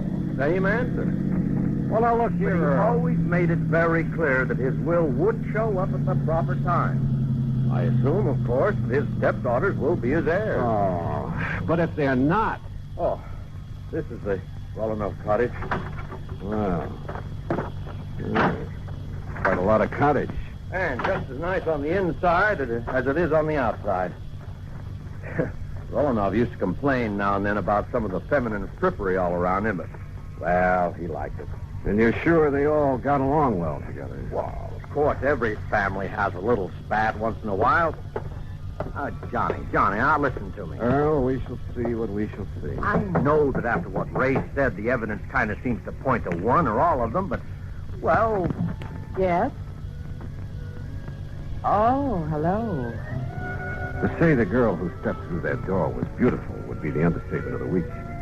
Tall and striking, dressed in something that looked like Schiaparelli or Christian Dior, as though she'd just stepped out of Charles or the Ritz. And if her two sisters were anything like this... Johnny, I said this is the older sister, Olga Rollinoff. Johnny. Oh, I'm sorry. Hi, Johnny. Hi. Daydreaming? Yeah, I guess so. So you're the investigator Earl told us about. Come in, won't you? Sure, thanks. Have you found out anything about Daddy? Olga, that's what we... No, Olga, we haven't. Oh, dear, it's such a terrible... Oh, wait a minute, Johnny. You wait. Ada, we have guests. Oh? Hello, Earl. Oh, hello, Ada. And this good-looking man is Johnny Dollar. Hi. Hello. Well, that's a nice, warm welcome. Ada, why don't you go in and fix your hair? You look a fright. That plain old house dress, really. What's that you're playing, Ada? It's the last thing Daddy wrote. He wrote it frantically the morning it was almost as though he knew something was going to happen to him. Oh, come now. And he had to write it before it did happen. Oh? Where were you, Ada, the morning he left? Right here, Johnny. Playing this for the first time. Ever since he's disappeared, I've been trying to figure if it has some special meaning. Oh, Ada, that's such a silly idea. Is it? What did you mean by that, Olga? Oh, it's really... Well, it's like a lot of other silly ideas she gets over her music. Yeah, like what? A lot of things. As though she should be the concert artist in the family instead of Daddy. Maybe now that he's gone, I will be. I'll be greater than he ever was. Oh, sure. And I'll do it in memory of him. You'll do it for your own self-glorification. I'm sorry, John. That's all right. Incidentally, where were you that morning, Olga? In Colorado Springs. I went shopping right after breakfast. Or rather, window shopping. Oh. I need some new things so badly, and... Well, you know, I have to keep up with the styles, or I'd look like our poor little artist here. Oh, yeah. Where was your other sister, Maria? I don't know. Oh, Ada, stop that. When I left the house, she and Ada were doing the dishes. Well, you weren't helping. I told you, Johnny, I had to go into the spring. Oh, yeah. Where is she now? Oh, Maria's probably out in the hills somewhere, camping all Maria's right here, Olga. Hello, Earl. Well. Oh, come in, dear. This is Johnny Dollar, the investigator Earl said that he was getting. Yes. So I see. Well, investigator? I saw it, too. And I didn't like what I saw. Maria was dressed in khaki shirt, breeches, and hunting boots. And hanging in the crook of her arm was a high-powered hunting rifle.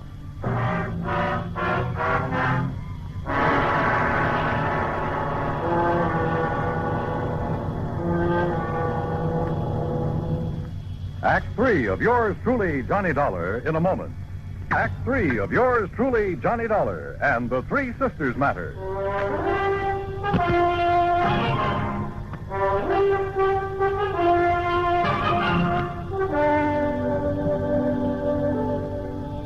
How about aiming that rifle the other way, Maria? Oh, sure.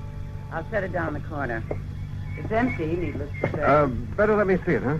Oh, I told you it's empty. Are you a hunter too, Johnny? You talk as if you were, dear. Are you, Maria? Do you do a lot of shooting? Shooting, yes. Killing. I'll go. Tramping around these mountains, blazing away at anything that moves just for the sake of... How about that, Maria? Oh, it's giving me something to do. Kind of a relief. What else is there to do in this godforsaken place? Have you any other guns? A little 22 that I use for plinking. We all use it. Why? I want to see that one you put in the corner, Maria. Sure. And please don't start waving it around the way you did. Here you are. Why are you so interested in it? Oh, 30-06. That's right. Johnny? And your only other one is a 22. That's right. But why? That's no 22 up there over the mantel. That's Daddy's son. An LT-57. Oh? Get it down for me, Maria. Why? And why all these questions, Johnny? Better tell them, Johnny. Yeah, I guess. Tell us what? We found your father's body. Body? Johnny, you can't mean that. I'm sorry. He was shot by a high-powered rifle. Where? Where is he? What happened? This is terrible, Johnny. Tell me. What are you crying for, Olga? I suppose you're glad, Maria. Because now you can do what you please. No more of those boring concert trips all over the world. No more of this godforsaken place, as you call it. All right, now I listen suppose to me. you're glad because now you'll have money, fancy clothes, Europe, the Riviera, South America, men. Stop! Stop talking like that. Why? Because it's true. No, because it's... Ada, for heaven's sake, stop playing that thing over and over and over. What are you trying to do? Drive us out of our minds? No, I'm trying to find out why Daddy wrote it. What compulsion made him feel he had to write it before he left that morning? Hey, wait a minute. Well, all I have to say... Wait, I said. What is it, John? Ada, get back to that piano. What? Sit down. Play that thing again. Now play it, slowly. Stop. Johnny, what under the sun are you doing? Listen, Earl. The notes on the piano run from A to G like this. Don't you see? The first three notes of that thing she's been playing are A, D, A. Listen. A, D, A. Ada? Yes. Daddy wrote it as a message to me. Oh, now, wait a minute. The rest of it now, quickly. D, E, F, A, C, E, deface. E, D, G, E, edge. C, A, G, E, cage. C, E, D, bed. What is that supposed to Ada, deface, edge, cage, bed. The canary cage. Right. And that's exactly what I'm going to do. Tear out the base of that cage. Don't hurt the little bird. Will somebody please tell me what this is all about? Hey, look here. Look. It has a false bottom. Yes, but look what's in it, hidden there. Yeah. Last will and testament of Misha Romanov. Johnny. Plus... What does it say, Johnny? That note with it. Daddy's handwriting. What? Well, it looks like Romanov put the finger on his killer. Johnny, what does it say? And my reason for deliberately omitting her from my will. Omitting whom from his will? What are you talking about? Read on, Johnny. Let me see. Is not only because of the self-centered life she's always led. Not only because of her constant, completely selfish extravagance. I'm afraid that could apply to all of it. An extravagance which finally led her to forging my name on checks. Who, Johnny? Then when I discovered that she was sneaking out and practicing with the old rifle that's kept over the mantel. The 257. It was kept over the mantel. Don't move. Oh, no, put it down. All right. So he cut me out of his will. And if I can't have what I wanted, you won't have it either. Now, look here, I'll Don't go. move. This gun holds 5 shots. I know because I reloaded after I killed him. Olga. And now you all know that I killed him. All right. 1 shot is for you, Maria. 1 is for Ada. 1 is for you, Earl, and 1 for Johnny. Olga, listen. And that leaves 1 for me. So that when I've finished, no one will ever know. Olga, you're out of your mind. Maybe so. But what difference does that make now? Because now there's no other way out for me. There's nothing else. I can't stand still. Because this is the end. For all of us. No. It's empty.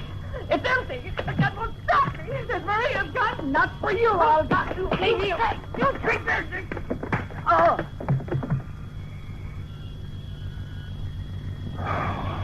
Thank God somebody emptied the bullets out of that gun. Yeah. Maria? Yes, Johnny.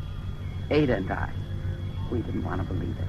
We tried not to, but I guess we knew that when Daddy disappeared, she must have somehow that something like this might happen. And she did kill him. Yes, she did. Oh, Johnny.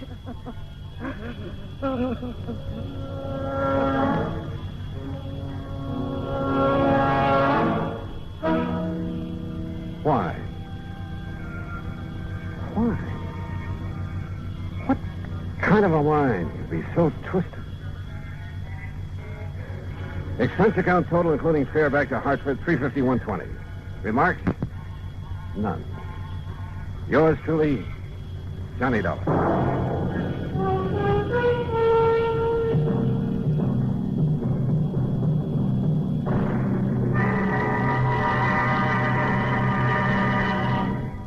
Our star will return in just a moment to tell you about next week's story. Star to tell you about next week's story. Next week, a beautiful girl, a model, in fact. And, unfortunately, a model crime to go with her. Join us, won't you?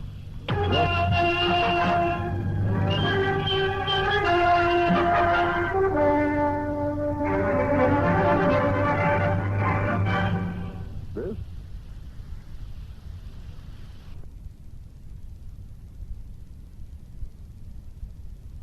Time now for Johnny Dollar. I have your call to Universal Adjustment Bureau in Hartford. Oh, thank you, operator. Hello. Pat McCracken. Johnny Dollar, Pat. Oh, Johnny, I've been trying to reach you. Yeah, I'm in Sarasota, Florida. Oh? Been down here the better part of a week and just thought I'd check to well, see... Johnny, I'm glad you called. Can you grab a plane out to the West Coast? Don't see why not. Good. Now, your contact will be Arthur at Western Maritime and Property, office in Beverly Hills. Got it. What's it all about, Pat? Piracy, according to him. What was that? You heard me. Now, for a second there, I thought you said piracy. Maybe you'd better go out there and see him, huh? Yeah, but I still don't believe it.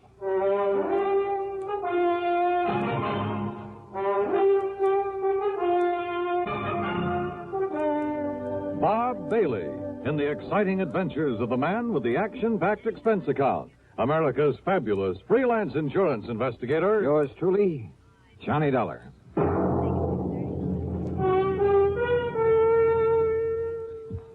welcome William Bendick. Nobody can act up to par with a nasty cold. I check my cold distress the fast way with 4-way cold tablets. Yes, tests of 4 leading cold tablets proved 4-way fastest acting of all. Amazing 4-way starts in minutes to relieve aches, pains, headache, reduce fever, calm upset stomach, also overcomes irregularity. 4-way's the fast way to relieve those cold miseries. Then you feel better quickly. 4-way cold tablets, only 29 and 59 cents. Now, a word about another fine product of Grove Laboratories. Does dandruff dull your hair, leave scalp itchy? Get Fitch Dandruff Remover Shampoo and get rid of unsightly dandruff in 3 minutes. 3 minutes with Fitch regularly is guaranteed to keep embarrassing dandruff away forever. Apply Fitch before wetting hair, rub in 1 minute. Add water, lather 1 minute. Rinse 1 minute. Every trace of dandruff goes down the drain. 3 minutes with Fitch, unsightly dandruff's gone. Fitch can also leave your hair up to 35% brighter. Fitch Dandruff Remover Shampoo. And now, Act 1 of yours truly, Johnny Dollar.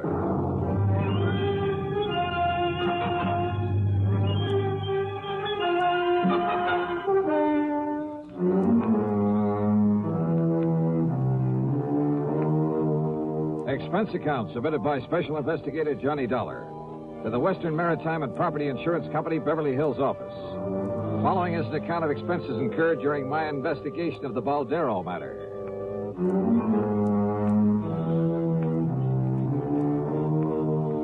Expense account item 1, $146.85, plane ticket to Los Angeles. Earl Poorman, with whom I just finished working on a case, drove me from Sarasota to the International Airport in Tampa. Well, I don't know why not, Johnny. Oh, are you kidding? In this day and age, a bunch of bearded gorillas stripped to the waist, bandanas wrapped around their heads, waving cutlasses. I didn't say that, Johnny. And Long John Silver, I suppose, leading the boarding party. Oh, Earl, that kind of stuff went on a couple of 100 years ago. Sure. But do you remember that palatial yacht that was boarded and taken over just off San Salvador about a year ago? Well, yes. Convicts from a prison colony on the island of Isabella. They had control of that yacht for 3 days, Johnny. And when they left, they took along everything of value they could get their hands on. Yeah, I remember. You don't call that piracy? Well, maybe so. You think that's what happened in this case? There's only one way to find out. The flight to Los Angeles was uneventful. Thanks to the time zone differential, it was only 4:30 p.m. when I arrived. Item 2, $6 even for a cab to the Beverly Hilton, where I parked my bags. Item 3, 10 cents for a phone call to Arthur, who, if I remember correctly, was quite a character. Good insurance man, but, a character. Item 4, 75 cents for a cab to his office on Wilshire Boulevard.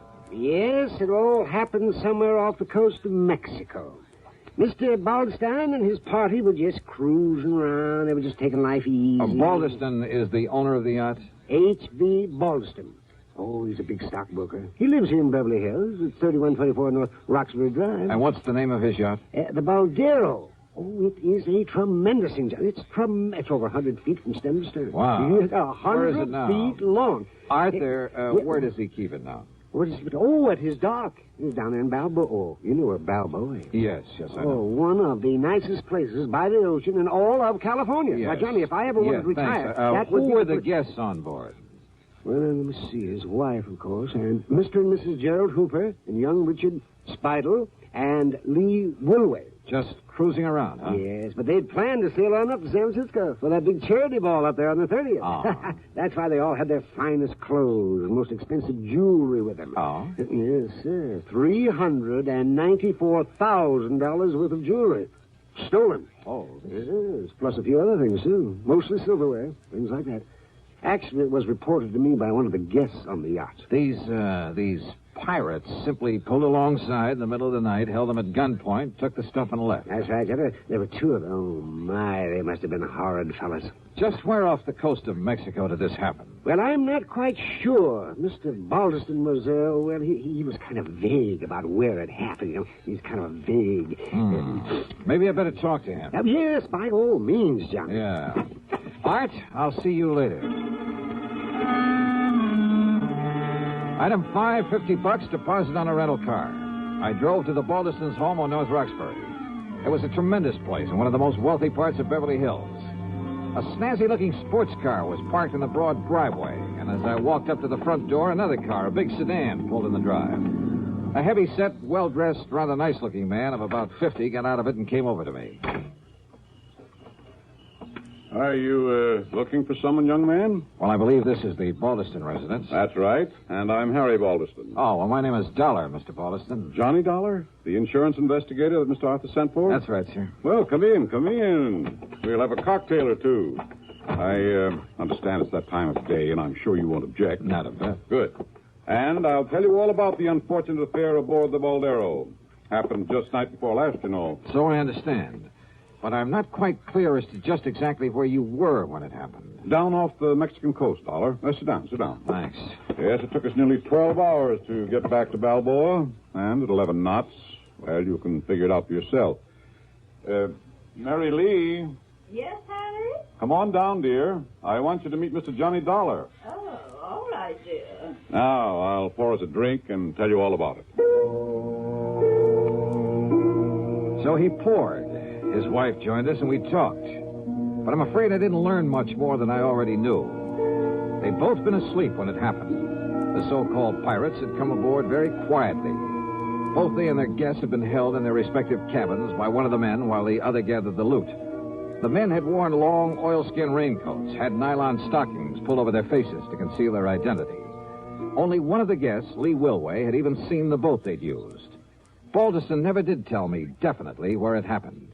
And the more I listened, the more suspicious I got. Yeah, suspicious of him. Act 2 of yours truly, Johnny Dollar, in a moment. There goes a treasure car. There goes another. And another. And one of them may be your car. Yes, folks, you may have a Fram treasure hunt filter in your car worth $1,000 and not even know it. A Fram filter worth 1,000 silver dollars. A filter change is important to today's cars, so important that Fram Corporation, in conjunction with its silver anniversary, is paying $60,000 in cash to get you to check your filters now. Last year, 10,000 secretly numbered Fram filters were distributed all over the United States and installed in cars during regular servicing.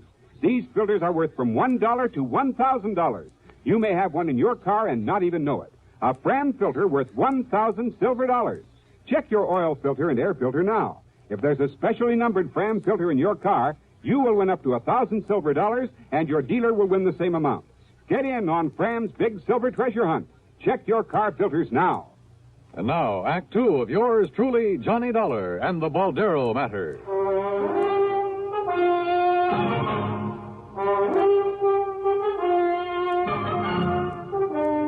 Well, Dollar, it was hard to tell just where we were. I keep an engineer on board, and he'd been at the wheel most of the day. But you were anchored for the night. That's right. You see, we were just killing time until it was time to head north to San Francisco and that charity ball the ladies wanted to go to. Yes, the charity ball. And after waiting 2 months. Now I suppose we'll just have to forget it with all our jewelry gone. Didn't you check your position to find your way back to Balboa? Just headed east, then followed the shoreline. You say that one of your guests... Incidentally, I want to check with them. Oh, by all means. I'll give you their addresses. Yes, there may have been details that we've forgotten, overlooked. After all, we were a bit upset over what had happened, and probably more than a little confused. Well, I know I was. You said that one of your friends got a look at the boat these men used. Yes. Lee Wilway ran up on deck. Of course, it was dark, and there was some fog, but Lee said it was a black boat. Well, now you can't... A long black speedboat. Maybe. By the time the rest of us got up there, it had completely disappeared. Then I had Beacon start the diesels, and we made the run back to Balboa. You notified the Coast Guard, of course. Not until he got in. What? Well, Lee had been fooling with the radio earlier. The rest of us were in the main cabin playing cards.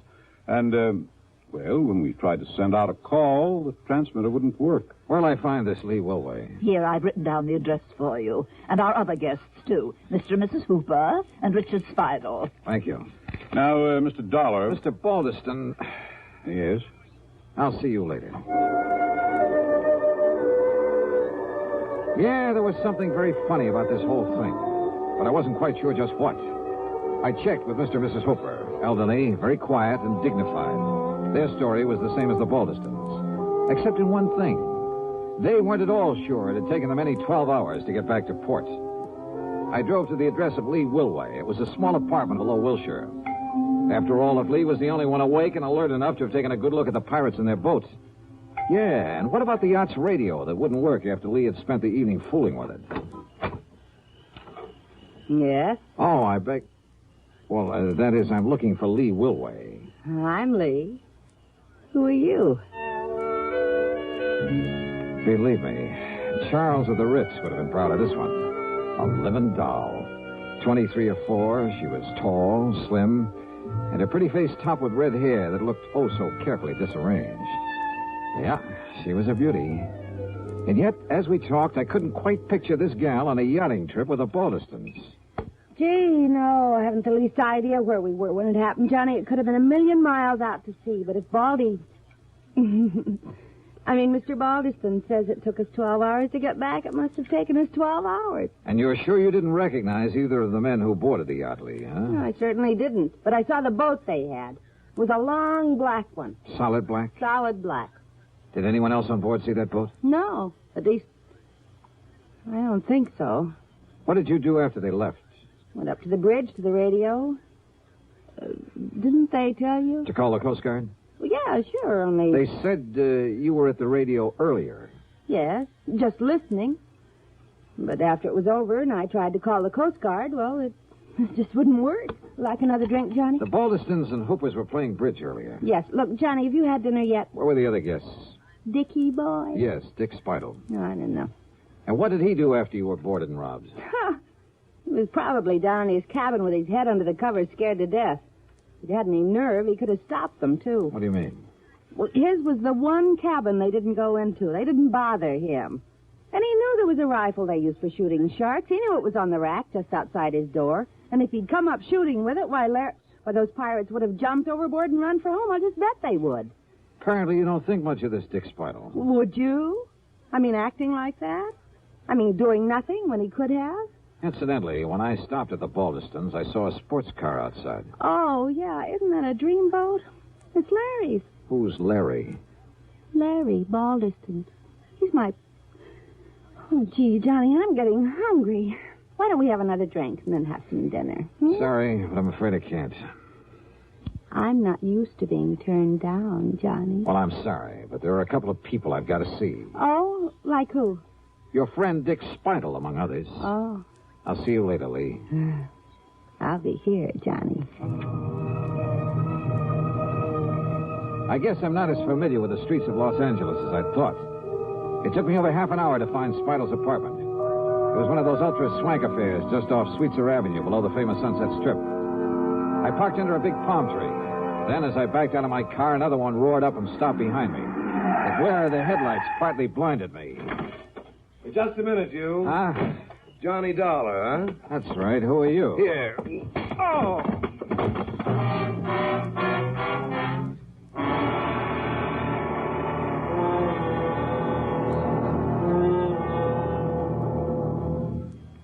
Act 3 of yours truly, Johnny Dollar, in a moment. Ever have trouble sleeping nights because of acid indigestion, heartburn, or gas? Then remember, for acid indigestion, nothing but Tums works so fast to make you feel so good so long. Tums work fast. Get rid of the burning excess acids that won't let you sleep. In a matter of seconds, you begin to feel better, and Tums relief stays with you. You relax, go to sleep pleasantly, because Tums bring complete relief. Get rid of burning excess stomach acids completely. Nothing but Tums work so fast to make you feel so good so long. So when acid indigestion keeps you awake, take Tums. Keep a handy roll of Tums on the night table, within easy reach.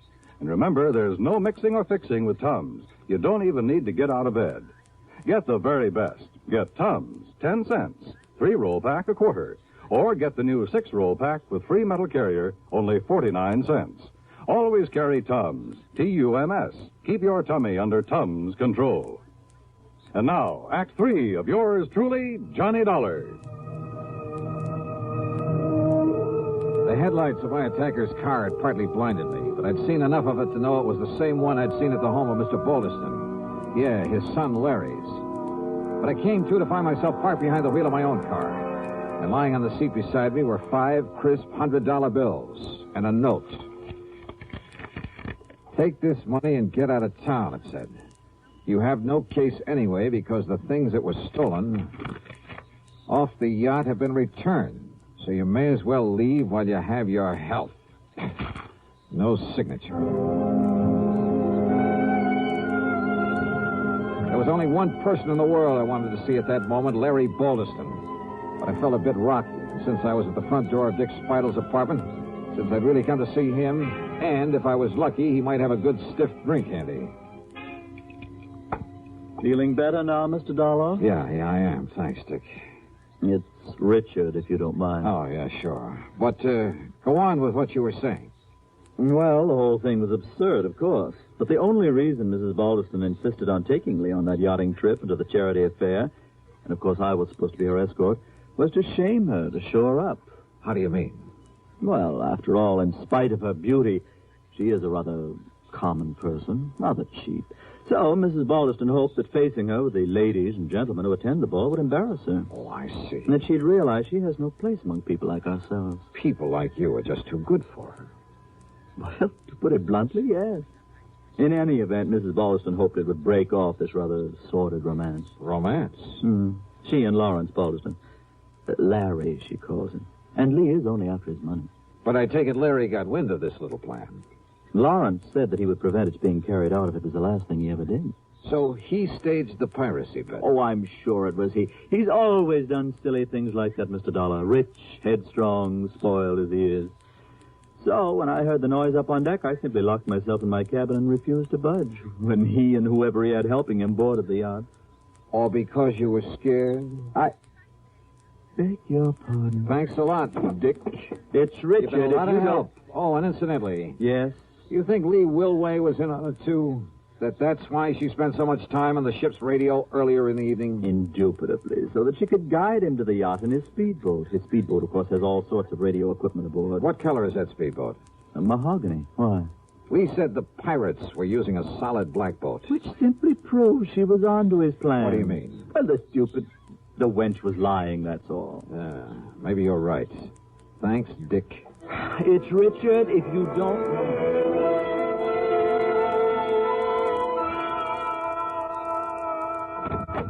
Oh, Mr. Dollar, do come in. Thank you, Mrs. Balderston. My husband's on the telephone talking to the engineer of our yacht down in Balboa. Oh. And what do you think has happened? I think I can guess. Oh, that's fine. Just stay on watch, and I'll be back down there to pick those things up in the morning.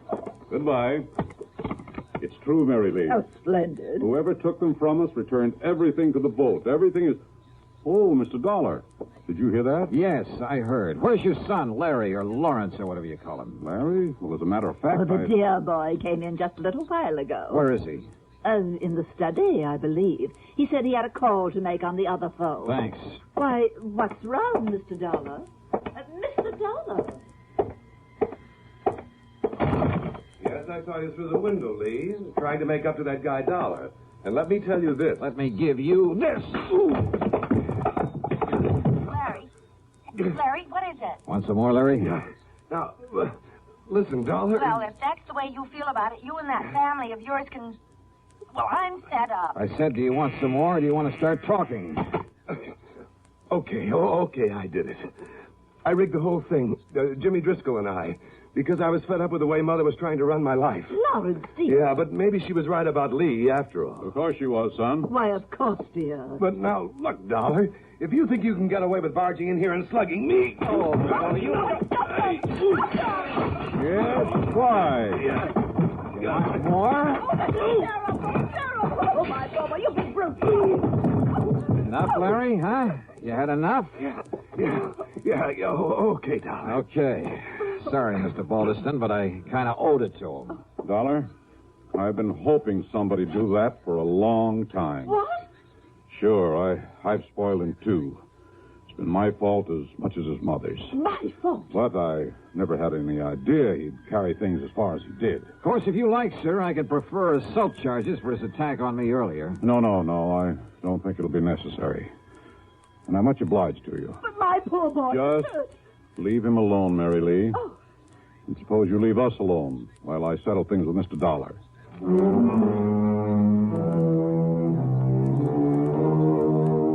Fee on this case? Forget it.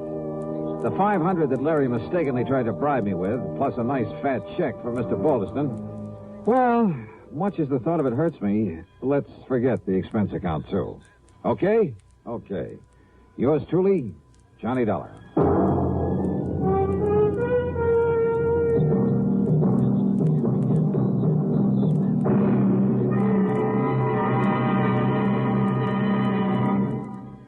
Our star will return in just a moment.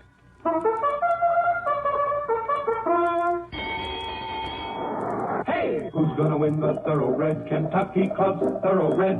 Who's gonna win that horse and make it pay? Lots of money, well, Kentucky Club. Pipe Tobacco has to find the winner. So the horse is here, the time is near. Get your entry blank today. Yes, enter the annual Derby Day contest sponsored by Kentucky Club's 9 brands of pipe tobaccos. First prize, a thoroughbred bay colt, son of famous oil capital, who won over $580,000. Jockey Ted Atkinson helped select this prize colt. You name him and he's yours. He could win a fortune for you. Get Kentucky Club Derby Day contest entry blanks free at tobacco counters now. Hey, who's gonna win the Thoroughbred Kentucky Club's Thoroughbred? Who's gonna win that horse and make it pay? Lots of money, well, Kentucky Club. Pipe Tobacco has to find a winner. So the horse is here, the time is near. Get your entry blank today. Now, here's our star to tell you about next week's story. Next week? Oh, wait a minute. Belated congratulations to station WJLS in Beckley, West Virginia on its 20th anniversary. Next week, I really go fishing. Yeah, for a body in the middle of Lake Mead. Join us, won't you? Yours truly, Johnny Dollar.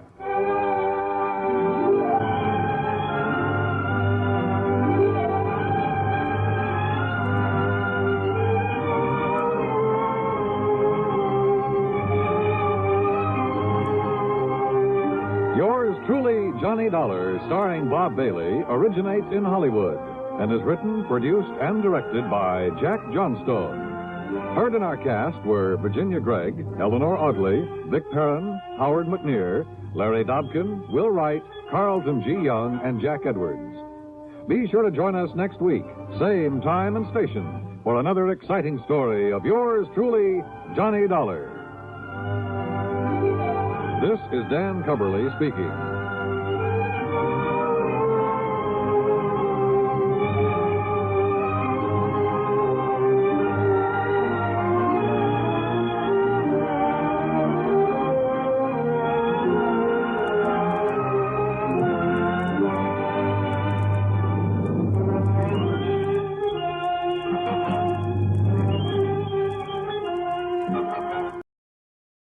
From Hollywood, it's time now for Johnny Dollar. My name is Hardy, Mr. Dollar. Yes? I'm returning the call you made to Mr. Ellis Rasmussen. If you will state your business, I shall be glad to transmit it to him. You tell Mr. Rasmussen I'm an insurance investigator from Hartford, and the matter involves a member of his own family. Oh, young Mr. Rasmussen? Yes. Could you hold on a moment, sir? I could.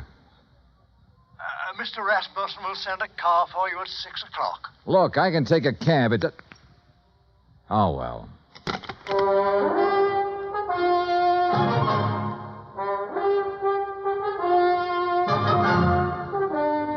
Bob Bailey in the exciting adventures of the man with the action-packed expense account.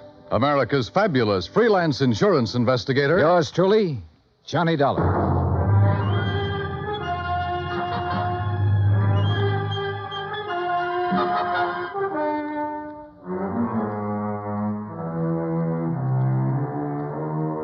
Expense account submitted by Special Investigator Johnny Dollar to the Universal Adjustment Bureau, Hartford, Connecticut. The following is an account of expenses incurred during my investigation of the Rasmussen Matter. Expense account item 1, $204.35, airfare from Hartford to San Francisco to Los Angeles. Trying to compile the details of the Rasmussen case. I'd been on it 3 days when I was stonewalled in Los Angeles with a Holmby Hills address and the phone number of Ellis Rasmussen. At 6 o'clock, a liveried chauffeur in immaculate uniform stepped up to me at the desk. Mr. Dollar? Yes? My name is Stauffer, sir. I have Mr. Rasmussen's car outside. Well, gee whiz, Stauffer. Ain't it the truth, sir?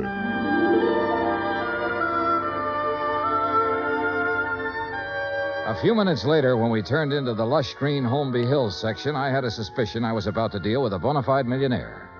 When we parked in front of the big two-story colonial home and a man with graying hair and swallowtail coat stepped out of the door, well, I knew I was going to meet the real article.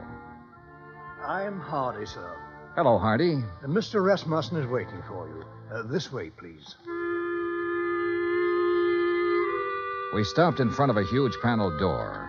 Hardy tapped on it once, then pulled on the knob. As we entered, a tall man with a shock of pure white hair rose from his chair and turned toward us. This is Mr. Dollar, Mr. Rasmussen. I want about 4 fingers of sour mash. What do you want? Oh, you took the words right out of my mouth, Mr. Rasmussen. Very good, sir. He's a pretty nice fellow. We're all pretty nice fellows around here, Mr. Dollar. Sit down. Thanks. Could you hand me that lighter? Oh, sure. Here. Thank you.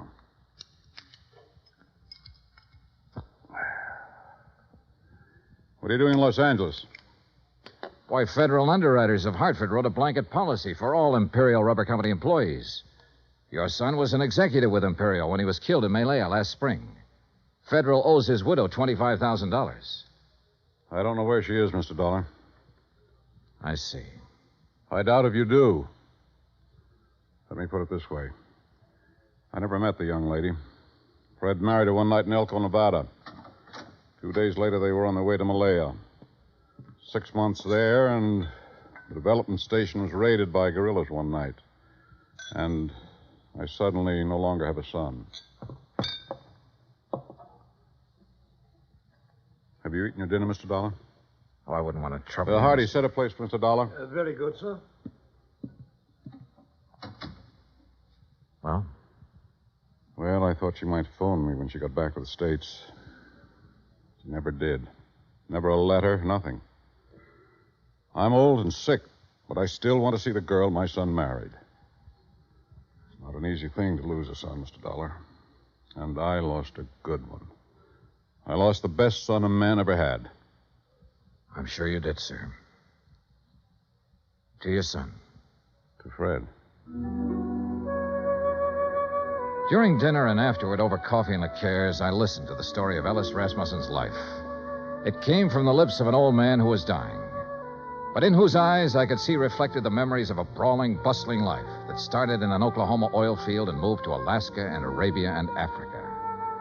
More and more during the talk, I began to know his lost son. For in everything the old man had to say about himself, I could sense an unmistakable reflection of his son. Finally, I thanked him and left. If I may say so, I do hope you'll call soon again, sir. Mr. Rasmussen enjoyed your visit very much.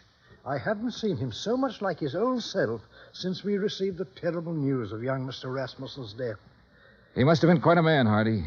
Young Fred Rasmussen. He was, sir. All of us miss him dreadfully. None of us ever met Mrs. Rasmussen, and we were most anxious to receive her, especially after young Mr. Fred's death. I imagine so. The car's all ready, Mr. Dollar. Good night, sir. Good night, Hardy.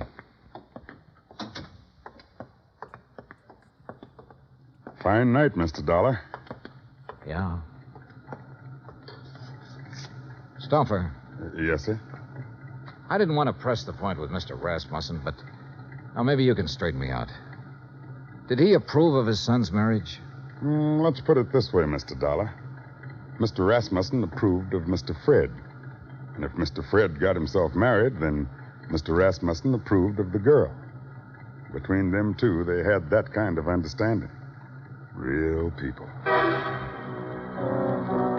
Expense account item 2, $1.98, telegram to Personnel Division, Imperial Rubber Company, requesting a copy of all information they might have on Laura Olson Rasmussen.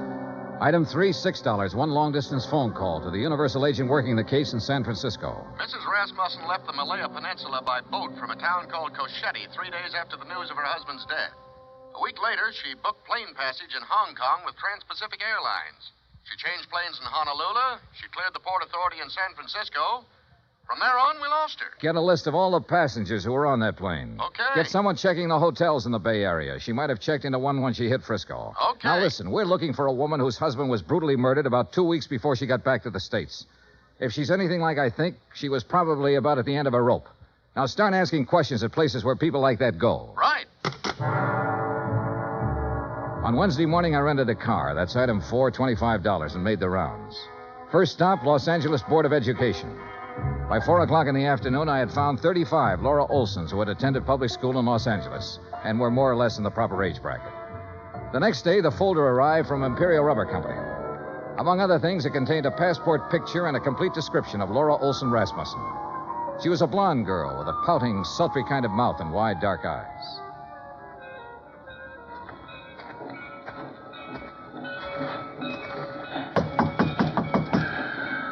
You down there. Yes? What do you want? I'm looking for Mrs. Frances Olson. Are you Mrs. Olson? I don't want to buy nothing. Do you have a daughter named Laura Olson? Are you a policeman? No, I'm an insurance investigator. I'm trying to locate Laura Olson Rasmussen. How'd you get this address? What's that? A picture of her. Let's see. That's my Laura. What about her? I've been trying to locate her for some time. Is she here? No, she ain't here. She ain't been here for 5 years. Do you have any idea where I can find her? Friends, maybe? Other relatives? You say her name's Rasmussen now? Yes, she married a man named Fred Rasmussen. Married? Well, ain't that just something? You didn't know your daughter had been married, Mrs. Olson? How would I know? How would I know anything about her?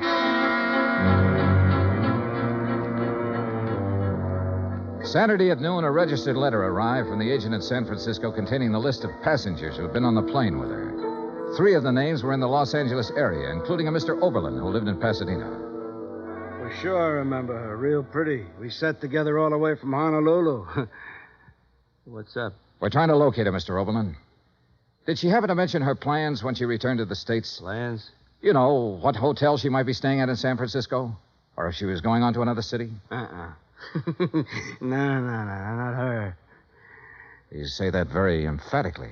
Yeah, I guess I do. You didn't have to show me a picture. You know, a guy always prays he'll meet someone like her on a plane, you know what I mean? Yeah, live it up. Yesterday's gone, she said tomorrow ain't here, and the only thing we got is today. Yeah, we had a swell time. You're sure about this? We were pretty chummy, pal, if you want the truth of it. Mr. Oberlin, did she mention anything about being in Malaya before she boarded that plane? Then she didn't tell you that her husband had been killed a week before. Killed? How? He was murdered by guerrillas in Malaya. Oh, no, she didn't mention that. She didn't mention that at all, Mr. Dollar.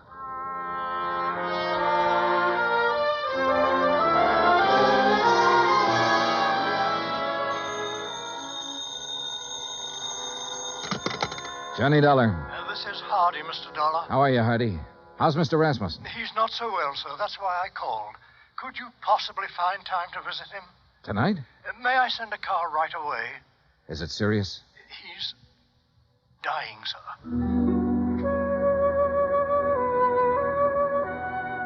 I knew why he wanted to see me. Have you located my daughter-in-law yet? No, I haven't located her, Mr. Rasmussen. But I know something about her. I know she drank whiskey and flirted with a fat salesman on an airplane all the way from Honolulu to San Francisco. I know her mother's a drunk. I know she didn't think enough of you or your son to contact you or anybody else when she got back. Mr. Rasmussen, it looks to me like your daughter-in-law is a first-class bum.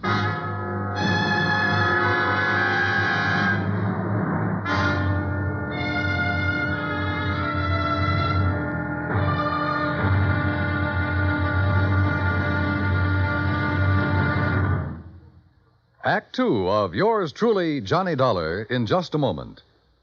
Our daily lives are sharply affected by world news. And for a complete roundup of the news every single weekday evening, just keep your dial on CBS Radio for the news broadcasts of our famous CBS newsmen, Edward R. Murrow and Lowell Thomas. Hear up-to-the-minute news with Edward R. Murrow and Lowell Thomas on CBS Radio. Now, Act 2 of yours truly, Johnny Dollar, and the Rasmussen Matter.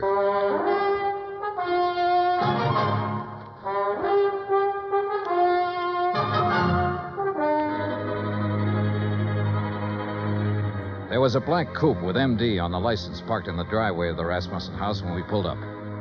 In the bedroom, a silvery-haired man in a black suit was sitting beside the bed that held Ellis Rasmussen. He was introduced as Dr. Butler. Then I shook the hand of Mr. Rasmussen. Someone suggested that Dr. Butler might like to use the library for his calls.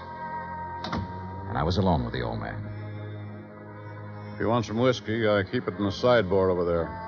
Not now, thanks. I wish I had some news for you, Mr. Rasmussen. We're finding out things, but we haven't found her yet. What things? Oh, things. Nothing important. Dollar, if I judge you right, you know your business. And if you haven't found my daughter-in-law by now, you've certainly found out what kind of person she is. So tell me. I haven't met her. I don't know. You're being evasive. I don't work for you, Mr. Rasmussen. I'm an insurance investigator trying to locate a woman and pay off a claim. If I don't find her, the case will just have to sit, unless you or someone else concerned makes a report to missing persons. Then the cops can take over, and maybe they should right now. My son was a fine man. I can look back on all the years I had with him and be proud of every year and every day. He married a girl named Laura Olson. I don't know where she came from or who she was, but I know my son wouldn't have married her unless he loved her, unless she loved him in return and was worthy of his love. You know a lot, Mr. Rasmussen. Perhaps I should go to the police. No, don't do that. We'll find her, Mr. Rasmussen. We're getting it narrowed down. Well, I'd better leave now. As you say. Mr. Dollar. Yes, sir. I want to see her. Yes, sir. I'm sorry I talked to you the way I did.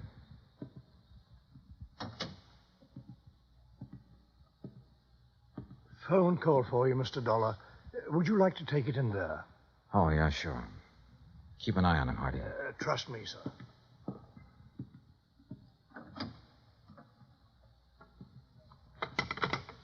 Johnny Dollar. This is Officer Daly, Los Angeles Police. Oh, yeah. You the insurance guy looking for a Laura Olson Rasmussen? Yeah, have you got anything? We got her. Huh? She's here with the rest of the girls in the drunk tank.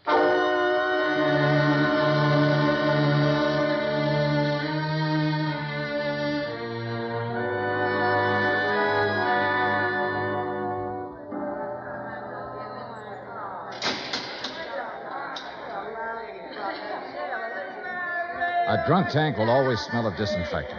This one was no different. There are no bunks, no chairs, no blankets, no nothing. So you stand or sit on a concrete floor and wait for something to happen. The legal period is 24 hours. You get rebooked or you get released. It all depends. What's the story on her, Dollar? I've got a check for $25,000 for her. Gee, insurance money? Yeah. Quiet! Quiet in there! All right, quiet down! You girls better learn to get along. Which one? Back there, sitting on the floor. Oh, brother. What's the situation? If somebody comes up with bail, they can have her. Expense account item 7, $100 bail. While I was waiting around, Officer Daly broke open a file on her. A dozen aliases, a dozen charges, and one conviction for shoplifting. A career of petty thievery that began at the age of 16 and ran up into a 22nd year. Expense account item 8, $35 telegrams. I sent wires to all parties concerned, all parties except Ellis Rasmussen, ordering a stop on their activities since Laura Olson Rasmussen had been found.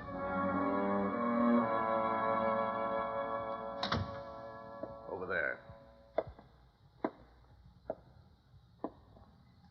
Who are you? My name's Johnny Dollar. Thanks for getting me out. Why? I did it for a friend. Friend. I didn't know I had any.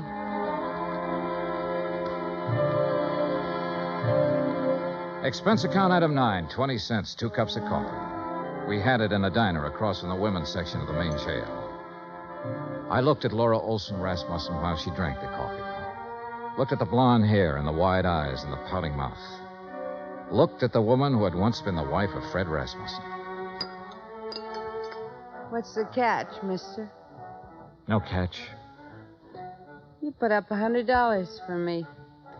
I don't know you from a load of coal. No, you don't. Where do you live? I've been staying at the Piedmont Hotel. You know where it is? No? Well, not many people do.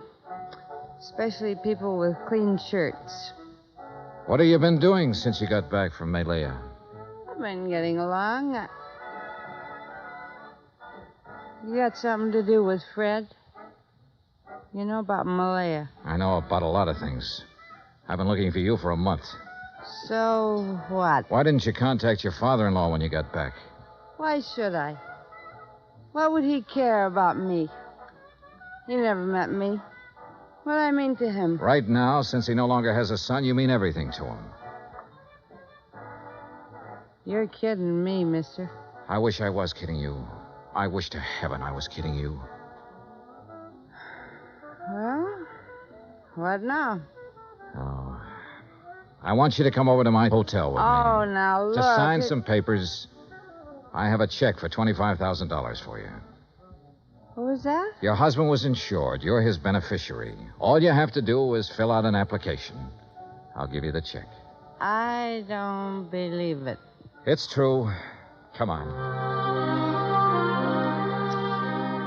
Expense account item 10, $2, cab fare to my hotel. I took her upstairs with me, stood over her while she filled out the necessary papers. Outside of that, we didn't say a word. Johnny Dollar. This is Stauffer, Mr. Dollar. Hardy asked me to phone you to see if there's any word. Oh, yes. Well, what'll I tell him, Mr. Dollar? Tell him no luck yet, Stauffer. How's the old man? About the same, sir. Counting on you, I think. I'll talk to you later. Yes, sir. Here you are. Okay. Thanks. Here's your check. Anything else? Nope. That's it. Okay. See you around sometime. Sure. Fred told me about a man named Stauffer who worked for his old man for years. Was that him on the phone just now? Yeah. Yeah.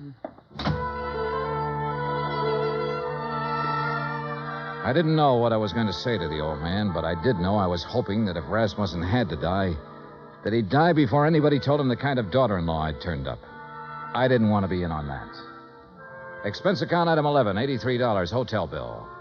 I checked out at 5:30, picked up my airline tickets at the desk. That's item 12, then sat around the lobby for 5 minutes. Item 13, 2 drinks for myself. Mr. Dollar, Yeah?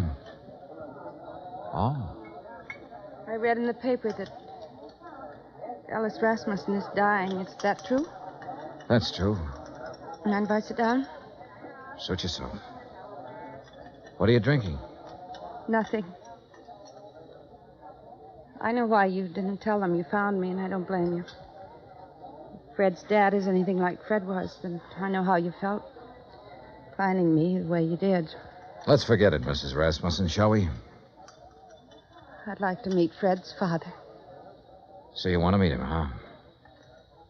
The human thing would have been to see him when you came back. But not a line, not a word. That old man in that house knows his son was really a man. And on that basis, he believes, without seeing you, that his son married a real woman. He had love and sympathy and help and devotion and all the things you don't seem to have any use for waiting for you in that house. Oh, never mind. I loved Fred. Loved him from the first minute I saw him. You know what I was doing when I saw him? I was serving cocktails in a place like this. He didn't ask me what kind of a family I came from, whether I was good or bad. He just put one of those big arms around me one night and said, "You're mine." He said that to me. He said it because he loved me. No one ever loved me. No one. But he did. I told him who I was and where I came from, and all he said was, "You're with me now."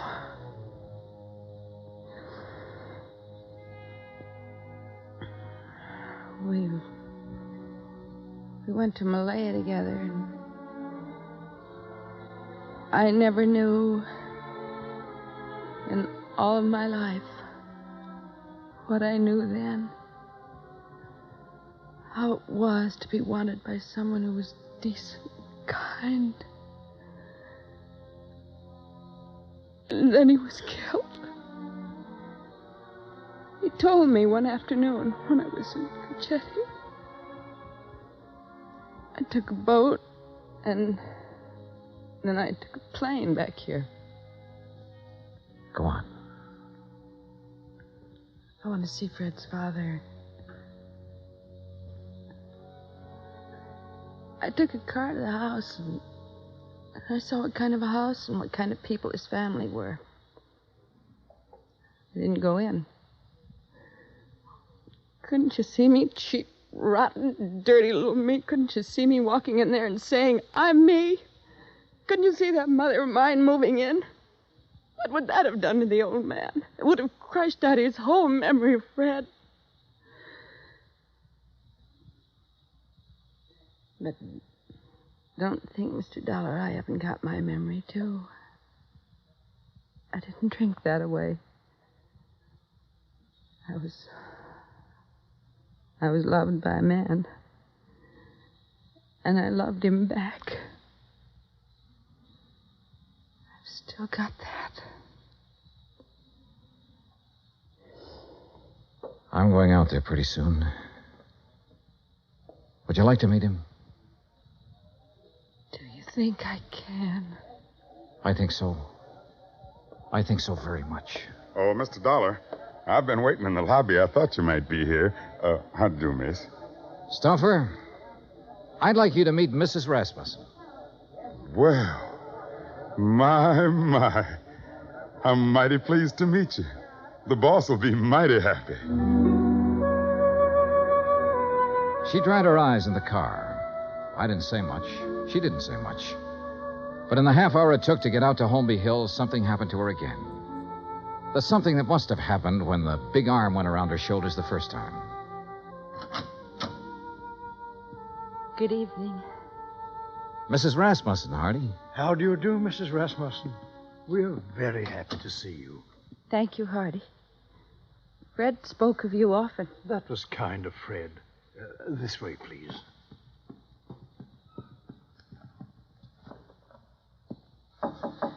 Come in. I think you can introduce Mrs. Rasmussen, Mr. Dollar. Ring if you need me, sir. I'm scared. Laura, if there ever was a man for you not to be scared of, it's that man in there. How can I tell him about myself? I've been in jail. I can't. Watch. Well, Mr. Dollar, come in. I've brought someone for you to meet, Mr. Rasmussen. Come here. You'd be my son's Laura. Yes, you're Laura. Hello. Yes. Oh, now, there. Here. Now, look. Us Rasmussens mustn't meet like this with tears. There's so much I have to tell you. No. There's nothing you have to tell me. What? Let me put my arm around you. There. Now, feel it? Mm-hmm. You're my daughter. Do you understand that? Yes. Oh, yes. Then that's all the explanations we need between us. Yes. Hardy. Yes, Mr. Rasmussen? Bring Mrs. Rasmussen some brandy, I think. And I'll have some sour mash, Mr. Dollar. Sure. Make mine sour mash, too, Hardy. Very good, sir.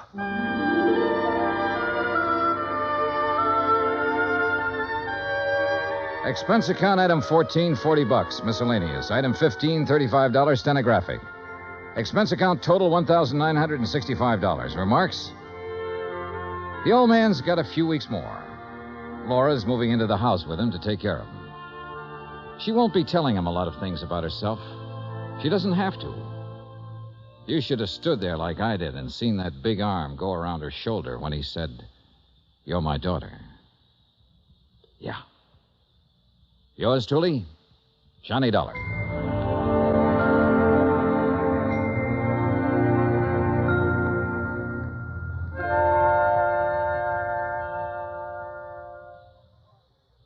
Our star will return in just a moment. Folks abroad want to know more about us Americans, how we live, how we eat, what we do in our leisure time. You know something? You can help promote international goodwill by corresponding with someone abroad. For the name of a correspondent, write to Letters Abroad, 45 East 65th Street, New York. That's Letters Abroad, 45 East 65th Street, New York. Stay tuned for 5 minutes of CBS News to be followed over most of these same stations by the FBI in Peace and War.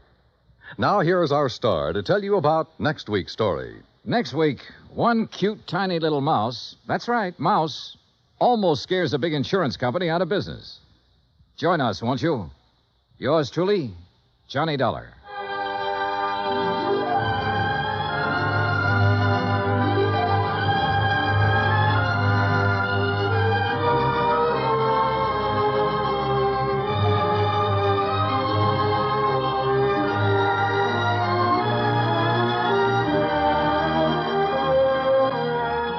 Yours truly, Johnny Dollar, starring Bob Bailey, originates in Hollywood.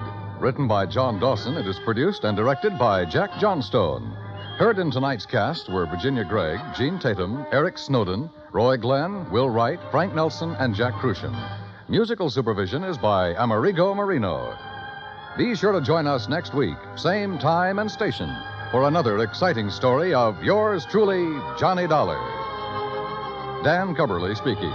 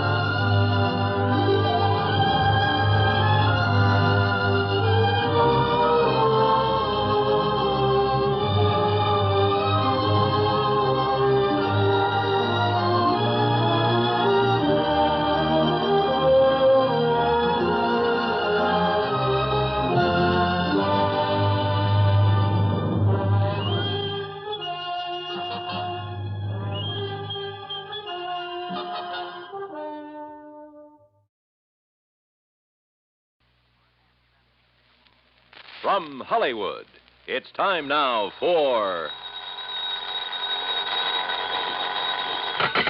Johnny Dollar. Fred Larkin, Johnny. New Jersey Fire and Casualty. Hope I didn't get you out of bed. Well, you sure did, Freddie, but how are things at Trenton? In Trenton, fine. In the little town of Vineland, I'm not so sure. Vineland? About halfway between Philadelphia and Atlantic City? That's the place. What goes down there? Fire. Arson? That's what I hope you can find out. Well, any reason for suspicion? Yes. The man who holds the policy on $83,000 worth of bedding. Bedding? Mattresses, box springs that went up in smoke 2 days ago. Okay, Fred, I'll grab the first train.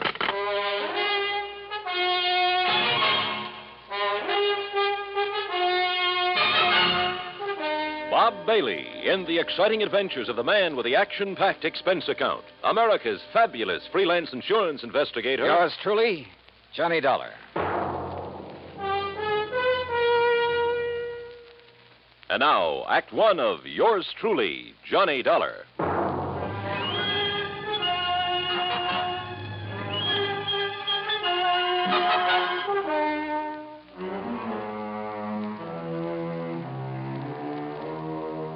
Expense account submitted by Special Investigator Johnny Dollar to the New Jersey Fire and Casualty Insurance Company, Home Office, Trenton, New Jersey. Following is an account of expenses incurred during my investigation of the Smoky sleeper matter.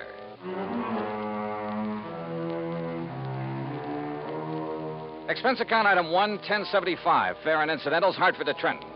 Item 2, 80 cents taxi to Fred Larkin's office on West State Street. He lost no time in getting right to the point. That's right. $83,000 total loss. Well, who's filed the claim, Fred? Name is Ben Murray, sole owner and manager of Ben Murr Furniture Sales in Philadelphia. Sort of a small chain scattered around all over the city. I thought you said the loss was in Vineland. It was. That's where he had a big warehouse. Well, if his stores are in Philly... He claims it's cheaper than maintaining a big warehouse in the city. Also, apparently, it's close to a couple of sources of supply. He's been a good account, Johnny. We've made a lot of money on his policies. Well, it sounds like you've issued him quite a few. Well, we have. You see, in addition to the usual coverage on his stores, We've issued him a lot of short-termers on warehouse contents from time to time. I don't quite see what you mean. His whole business is based on special sales. Pre-inventory, going out of business, distressed merchandise, fire and water damage sales, summer, winter, spring, and fall sales. Anything you can think of. No kidding. Periodically, he loads up his Vineland warehouse with stuff he's accumulated for the next big sale, and we insure it. This time it was $83,000 worth of box springs and mattresses. Wow, that's a lot of betting for just one sale. Don't worry. He'd have got rid of it. His salesmen are the sharpest bunch you ever saw. Too sharp, if you ask me. Almost like a bunch of con men. You know what switching means in the retail trade? Isn't that when they advertise a well-known item at a very low price? That's it. Then when you try to buy it, they just happen to have sold the last one. That's it. But by that time, they've got you in the store where they can use the high-pressure pitch to sell you some inferior item at an even higher price, and on a no-return basis. Yeah, by the time the customer gets wise, it's too late. Exactly. I suspect they're not above using the label switch, too. You know, have some local manufacturer make up a cheap item, then put a nationally recognized label on it, or a pretty good copy. My, what nice clients you have, Freddie. Well, what can we do, Johnny? As long as we don't catch them red-handed in something that directly affects us. Well, you don't need to write any more policies. The company says different, at least until such a time as they try to pull something on us, or we find proof of such doings. I see. Oh, where'll I find this Ben Murray? Either at his main office in Philadelphia or down in Vineland, looking over what's left in the shell of that warehouse. On what exactly does Murray base the amount of his claim? Face value of the policy, which in turn was based on the cost of the goods to him. Huh? You mean you used the figures he gave you? Hardly. We got the figures from the actual bills sent him by the manufacturer. Well, I wondered. I don't blame you. No, Johnny, that $83,000 is exactly what the mattresses and box springs cost him. It was a special order from one manufacturer, made up especially for one big sale. Can your secretary check on Murray's whereabouts for me? Sure. All right, then let me use your phone. I may be able to save us all a lot of time, labor, and soap.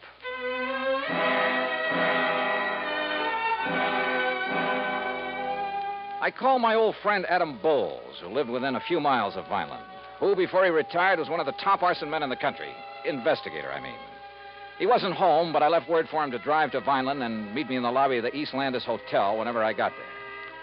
Meanwhile, Fred's secretary had learned that Ben Murray was in his Philadelphia office. Expense account item 3560 for a train to Philadelphia and cab to the main office of Benmer Furniture Sales. The place was a madhouse. Okay, Dollar, go ahead in. It's that first office on the right. Thanks. And listen. Oh, wait a minute. Sales department, call me back. I'm busy. Listen, Dollar, if you can get a word in edgewise with Ben, ask him where's the contracts for that West Philadelphia deal, will you? Oh, sure. Sales department. Yeah? I'll turn a hose on some of that stuff and call it a flood sale. Something like that. Make the picture in that advertisement look good, see? Put a lot of stuff around. Pictures on the wall, rug on the floor, stuff like that. Yeah, make the suckers think they're getting a 25-piece dining room suite, not just a table, 4 chairs, and 20 crummy dishes. Dollar, sit down. Thanks. Yeah, make it look like they'll be getting everything they see in the ad. Yeah. Now'd you get them sofas in from Sterling? Okay. Put a price ticket of $95 on them. And then mark it down to $49.95, and we'll clean out the whole... Mr. Murray. Huh? He what? Sterling charges $25 for those lousy sofas. Listen, we're giving them $22.50 for them, except for the demonstrator we show on the floor, the good one. Who does he think he is telling me the price he's going to charge me? Oh, that lousy bunch of chiselers trying to hike the price on me. Boy, what a business. From the looks of that outer office, you've got plenty of it. Yeah, volume, Dollar. That's what does it. I work on a narrow margin, see? Oh. Yeah, sometimes I even lose money, just to keep the volume up. I got 9 stores, see? They're all over Philadelphia. Hey, Ben. Yeah, what's the matter now? Pine Street wants to know the sale prices on those 3 grades of Night Cloud mattresses. What'll I tell him? What are the cost prices? All the same, $13 a piece. Cost us $13, huh? Well, price them at $39.95, $49.95, and $69.95. Okay, Ben.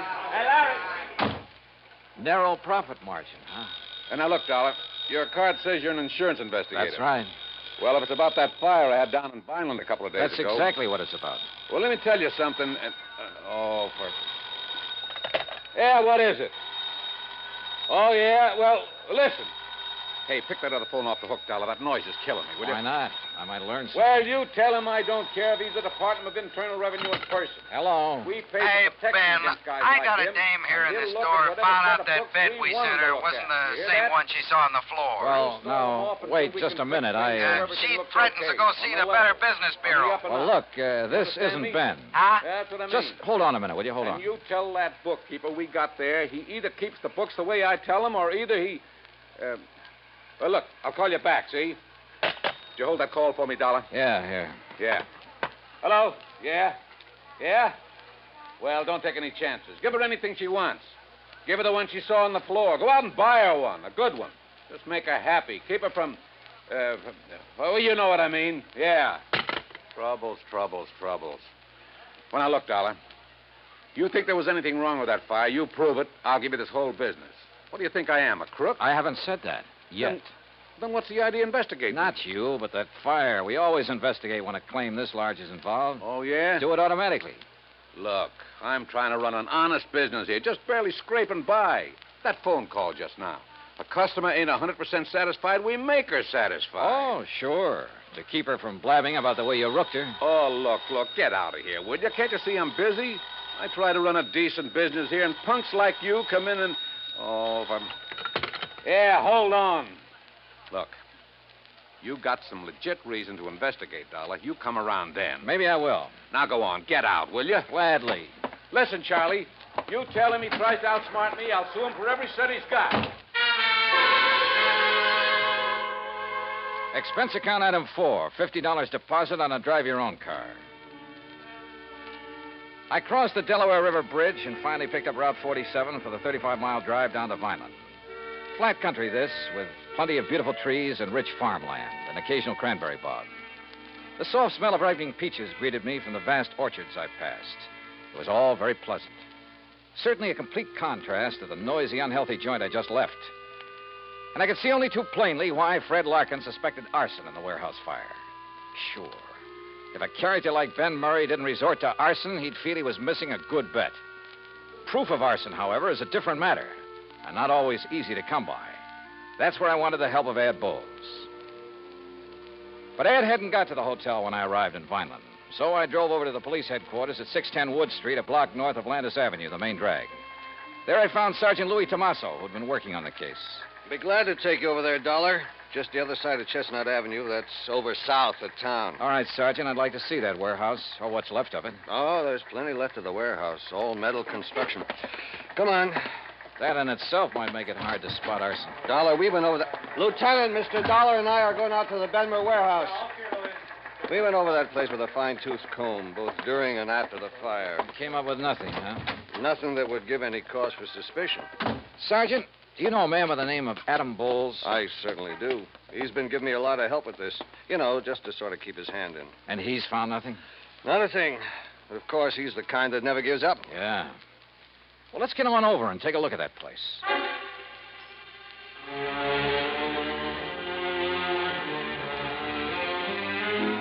It was obvious that the whole contents of that warehouse was damaged beyond repair. And apparently the big steel building had been packed to the roof. I looked over some of the damaged mattresses very carefully, sometimes with the aid of my pocket knife, and I learned some rather interesting things. Things that showed the best possible reasons for wanting to burn up a lot of merchandise like this. Wow. Well, have you seen enough, Mr. Dollar? Yeah, I guess so. But I still want to talk to Adam Bowles. So let's go on back to Wait town. a minute. Looks like Ad pulling up in that car there. Huh? Oh, so it is. Hey, Ed. What? Johnny. Yeah, well, hiya. Sergeant, don't tell me you'd sent for a half-wit like Dollar. Just a minute now, Stinky. Why, the greenest rookie on the force would get further. Ed, I'll brain you. You two know each other. You kidding? Johnny, how are you, baby? Great, just great. You got my message, huh? Yeah, but I hereby inform you that, as usual, you got here too late. Oh, is that so? When I found out you were coming, I decided I'd better get to work, if only to show you up. So I did, and I found out who started the fire. Well, I've got a pretty good suspicion myself. Who did it, Ad? Poor old Jerry Cumber. Who? Jerry? The old town ne'er-do-well? Yep, that poor, foolish old wino. Well, how'd it happen? Oh, he was just wandering around that night, as he often does, with a bottle to keep him company. Found the back door of the warehouse open, thought he'd take a little nap, or rather sleep it off. He certainly had his choice of nice soft beds. Yeah, so he went to sleep with a lighted cigarette in his fingers. And there you have it. And the funny thing, Sergeant. Yeah? Only charge you can really hold the old bum on is being drunk and disorderly. And, of course, trespass. What? Well, you look it up. You'll see I'm right. As for you, Johnny, you can just go on back to your company and tell them to pay the claim. Oh, that's so? Yes, sir. Case is closed. At least for you. That's where you're wrong. Huh?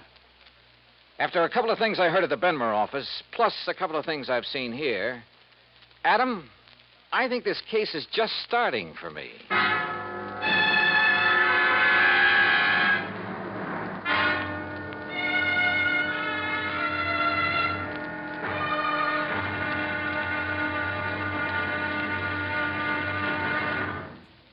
Act 2 of yours truly, Johnny Dollar, in a moment.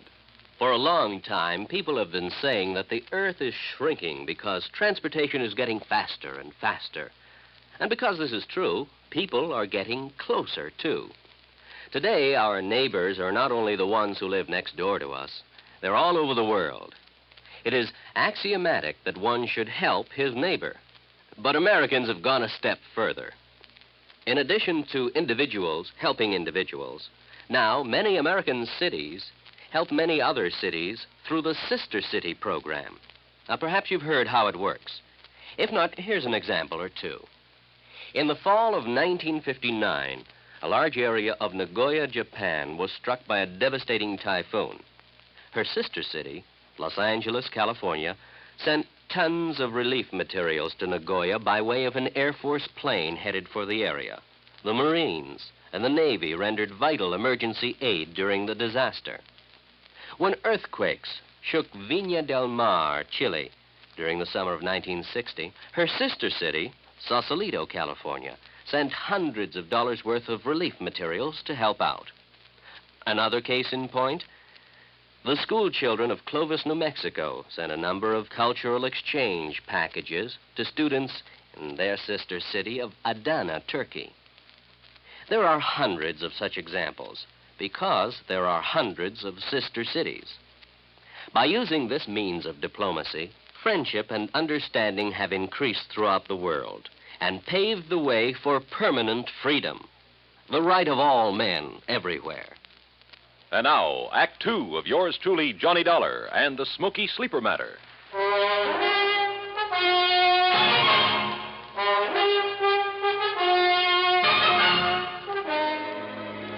From the looks of things, the case was practically over.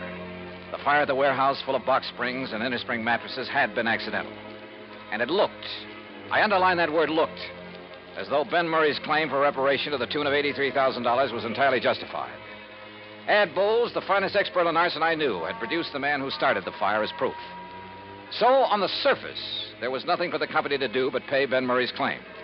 But I smell a rat, a big one. Expense account item 5, 75 cents for a person-to-person call to Fred Larkin in Trenton.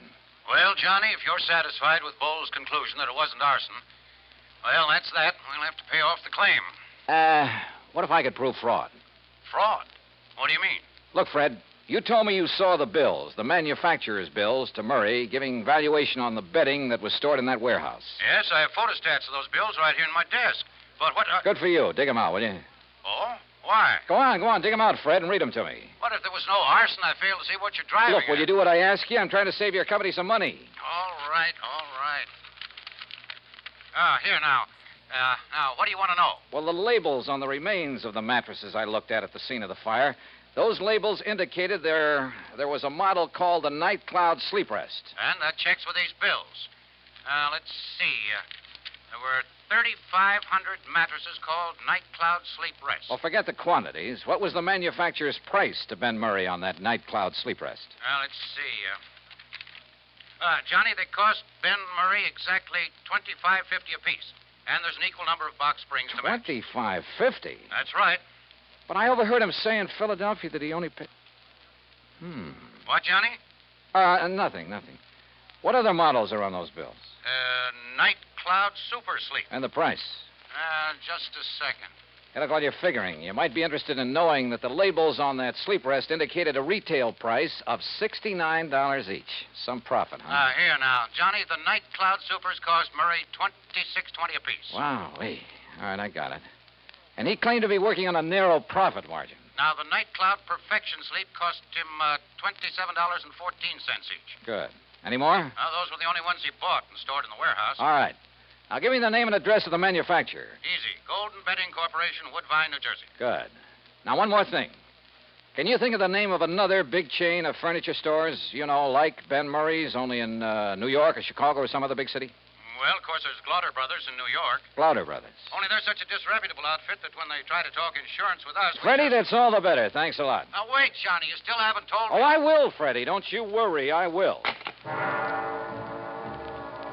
Why I didn't get pinched for speeding somewhere along Highway 49, I'll never know, because I certainly didn't hold back the horsepower. Just short of the town of Tahoe, I turned off on 557 and then a few miles later pulled into Woodbine. Although it's a small community surrounded by farms, it boasts a big hat factory, a couple of clothing factories, a vast, sprawling state institution, and on the far edge of town, the Golden Bedding Corporation's huge plant. I figured the best thing to do was put on a bull front and bull my way into the president's office. But any such tactics proved entirely unnecessary. Barney Glauder, huh? Yes, Mr. Golden. But just Barney's good enough. Well, I should say it is, because you must be Barney Jr. I've known your papa for years. Sit down, my boy. Would you like a cigar? Why, no, thanks. You don't look like your old man, though. You know that? Not a bit. Of course, I haven't seen him since 42. Barney Glauder. Yeah. Well, what are you doing in this part of the country, huh, Barney? Business, pleasure trip. Business, huh? What's the matter? We haven't had any orders from you people lately, huh? Well, up to now, I haven't really had anything to do with the business. Living off the old man's millions, huh? Smart boy. Did you go to college? Yeah, full 4 years. Yeah, that's the way. Smart boy. Now you are in the business. Buying, maybe? Well, if you mean from you, that depends. Well, if you're as sharp as your papa. How old is he now, huh? Pop? Yeah. Oh, let me see. How's your mama? Mama? She... look, Mr. Golden, if you don't mind, we'll talk business first. Chip off the old block. Sure, business always first. After, maybe you come out to the house and have dinner, huh? Talk over old times, your family. Sure, maybe. All right, you go right ahead. Tell me what you want to order. 1,000 mattresses in Box Springs, huh? 10,000? Anything you want, my boy, and at a good price. Well, like I said, that depends. Uh-huh. What kind of a deal? Is that what you mean? Yeah. All right, I'll tell you. Your papa's a very smart man, you know that? He's a good businessman. I know what he's thinking, so I know what you're thinking. All right. If you want to give me a nice big order for a lot of merchandise, I'll name you a price that you... Listen, Barney, I've got such a good customer in Philadelphia these days. Not mentioning any names, but you'll pardon me, I don't even miss your papa's business. Understand me? But to get your business back again, I'll make you the same type deal I give this man. For a firm order, that is, you understand? No cancellations. You'll pre-ticket the merchandise. That is, put the list price on the labels for me, for us. Any price you say, irregardless of the cost to you. Now, look over here, my boy. The pictures of our merchandise here on the wall.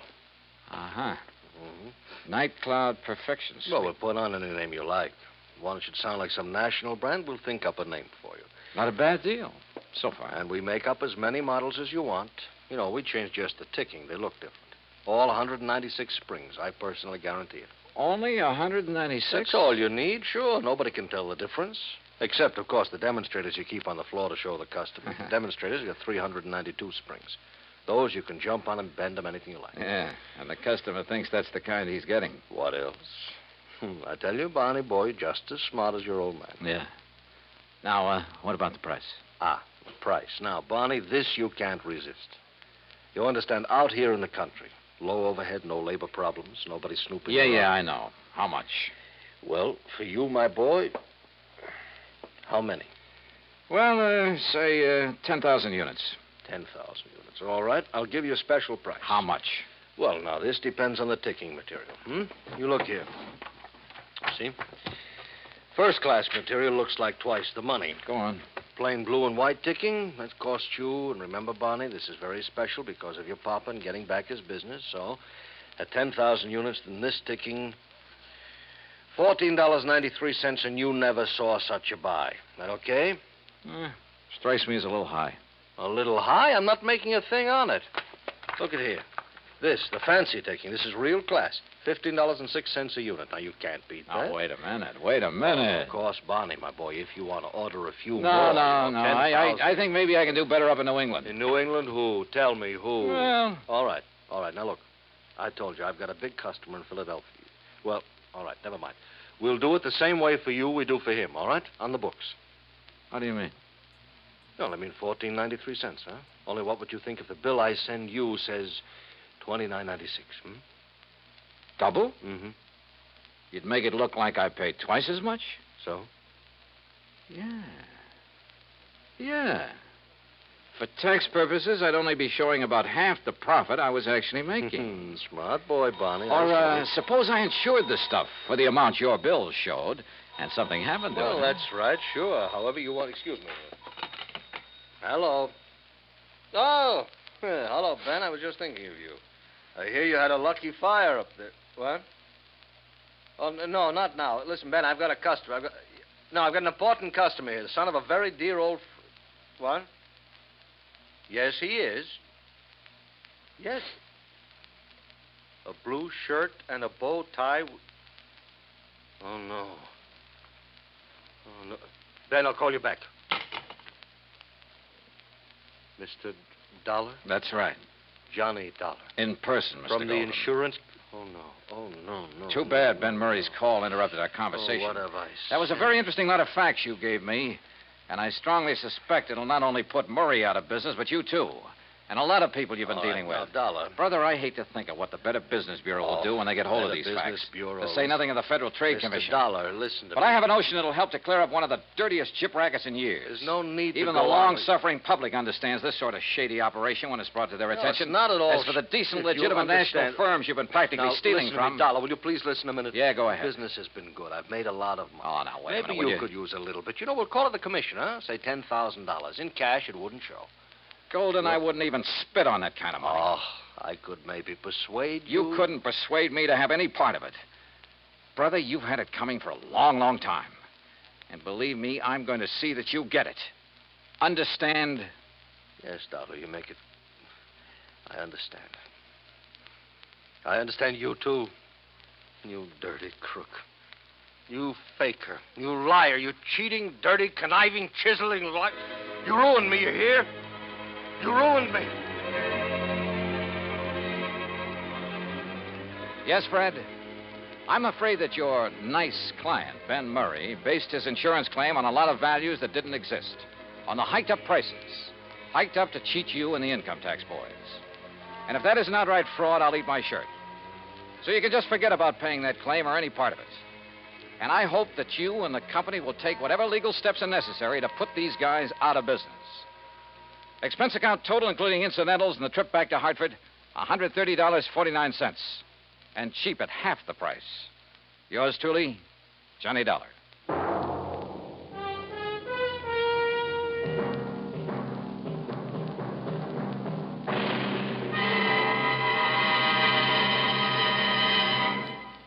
Our star will return in just a moment. Our flag now numbers 50 stars, and behind each star there stands yet another flag representing one of the 50 states. Kansas' state flag is dark blue, and in the center is the state seal, surmounted by a large sunflower, the official state flower. The seal reflects the history of Kansas, the train of ox wagons going west, for most of the great roads pass through Kansas. An Indian is depicted chasing a herd of buffalo, recalling the words of the official state song, "Oh, give me a home where the buffalo roam." For this truly was the home of the buffalo and Indian. The east is represented by a rising sun, and the promise of future prosperity is indicated by the steamboat on the river and the farmer plowing the field.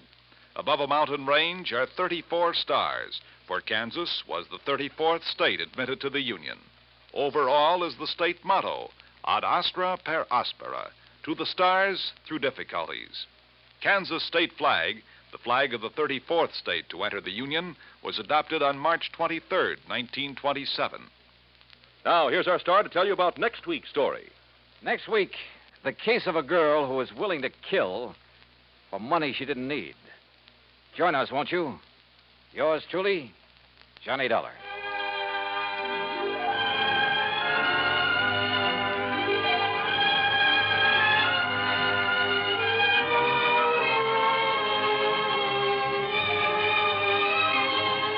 Yours truly, Johnny Dollar, starring Bob Bailey, originates in Hollywood. It is produced and directed by Jack Johnstone, who also wrote tonight's story. Heard in our cast were Russell Thorson, Jack Edwards, Will Wright, Paul DeBob, Lawrence Dopkins, and Vic Perrin. Be sure to join us next week, same time and station, for another exciting story of yours truly, Johnny Dollar.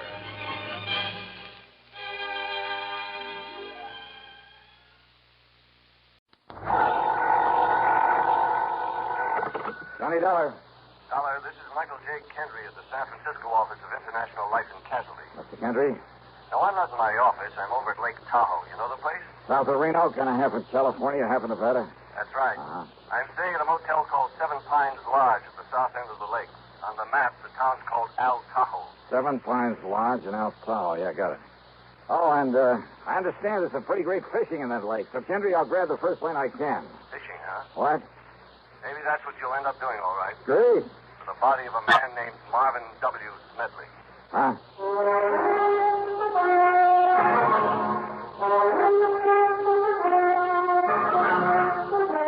CBS Radio brings you Bob Bailey in the exciting adventures of the man with the action-packed expense account, America's fabulous freelance insurance investigator. Yours truly, Johnny Dollar.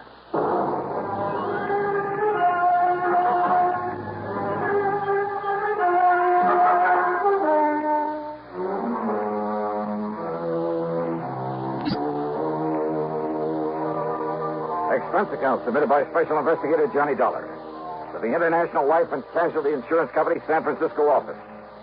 Following is an account of expenses incurred during my investigation of the twins of Tahoe matter. Expense account item 1, $182.50, cab to Bradley Field, and an early morning jet flight to San Francisco. Item 2, when I got there, $50 deposit on a rental car. I could have taken a ferry plane to Sacramento or even north to Reno, but I wanted another look-see at this part of the country. And I'm glad I made the drive, for Route 50 took me through a lot of the romantic old gold rush country.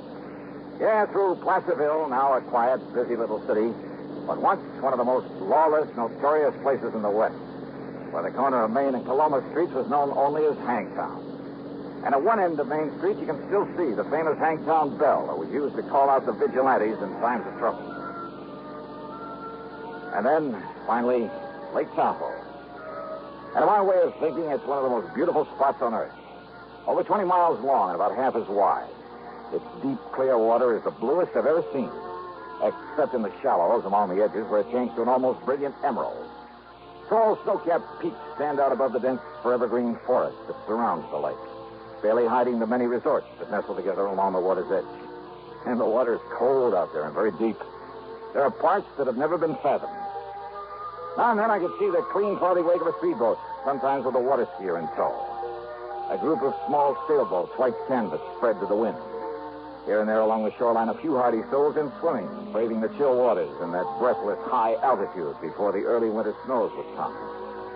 And then, in contrast, in various spots along the highway on the Nevada side, as such things are illegal in California, there were huge, gaudy, restless, noisy gambling houses. And out Tahoe at the Seven Pines Lodge, and there were 7 tall pines around the neat little motel, Kendry was waiting there for me. Dollar? Yeah, that's right. Glad you made it. I'm Mike Kendry. Oh, yeah. How are you, Mike? Come on into my cabin. I'll tell you what it's all... Mrs. Nelson, Mr. Dollar's arrived. I'll settle him in the cabin next to mine. Come on, Johnny. Yeah. Hey, you mentioned fishing for the body of a man by the name of Smedley. The police are fishing for it now. Marvin W. Smedley. He was a client of ours. Very wealthy, retired. Come on in. Sit down. Okay, sure.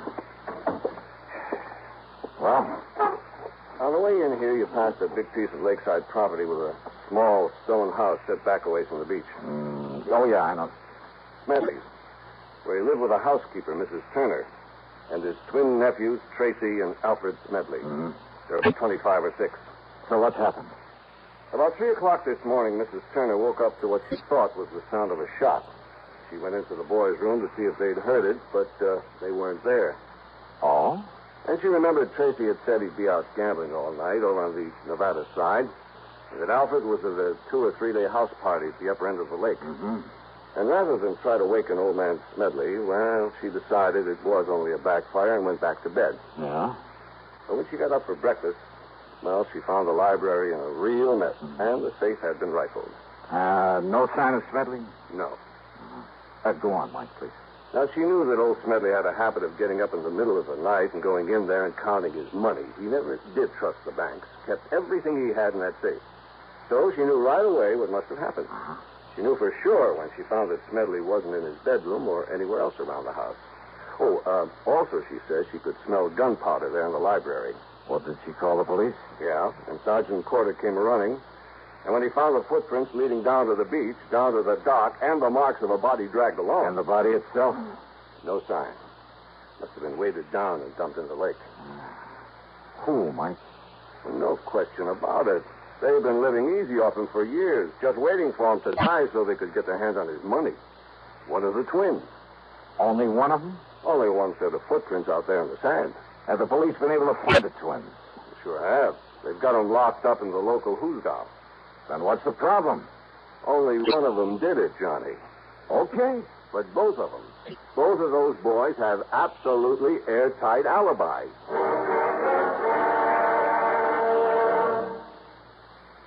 Crime, delinquency, threats of war. These are the subjects that dominate our news headlines these days. Not very pleasant subjects, are they? You may say that somebody ought to do something about cutting down on crime and delinquency and in promoting peace among nations. But that there's nothing you personally can do about it. Well, that's where you're wrong. You can wage your own fight against crime and delinquency in your own family by taking the family to the church or synagogue of your faith this week. The inspiration and guidance you and they will receive from spiritual contact will strengthen moral background and faith. Regular attendance at religious services will help your family to work out its own problems and give them comfort in facing the tensions of our present-day life. Worshipping together brings your family closer together, too. And supporting your own religious institution provides funds to help those individuals and families who, unlike you, are unable to help themselves. Find the strength for your life. Worship together this week. And now, Act 2 of yours truly, Johnny Dollar.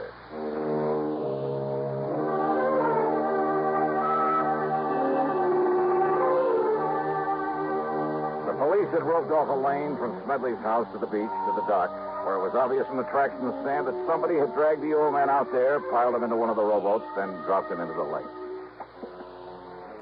Sure, it was one of those twins, Mr. Dollar. It had to be. Well, now, why do you say that, Chief? Sergeant Bill Corder. Okay, Sergeant.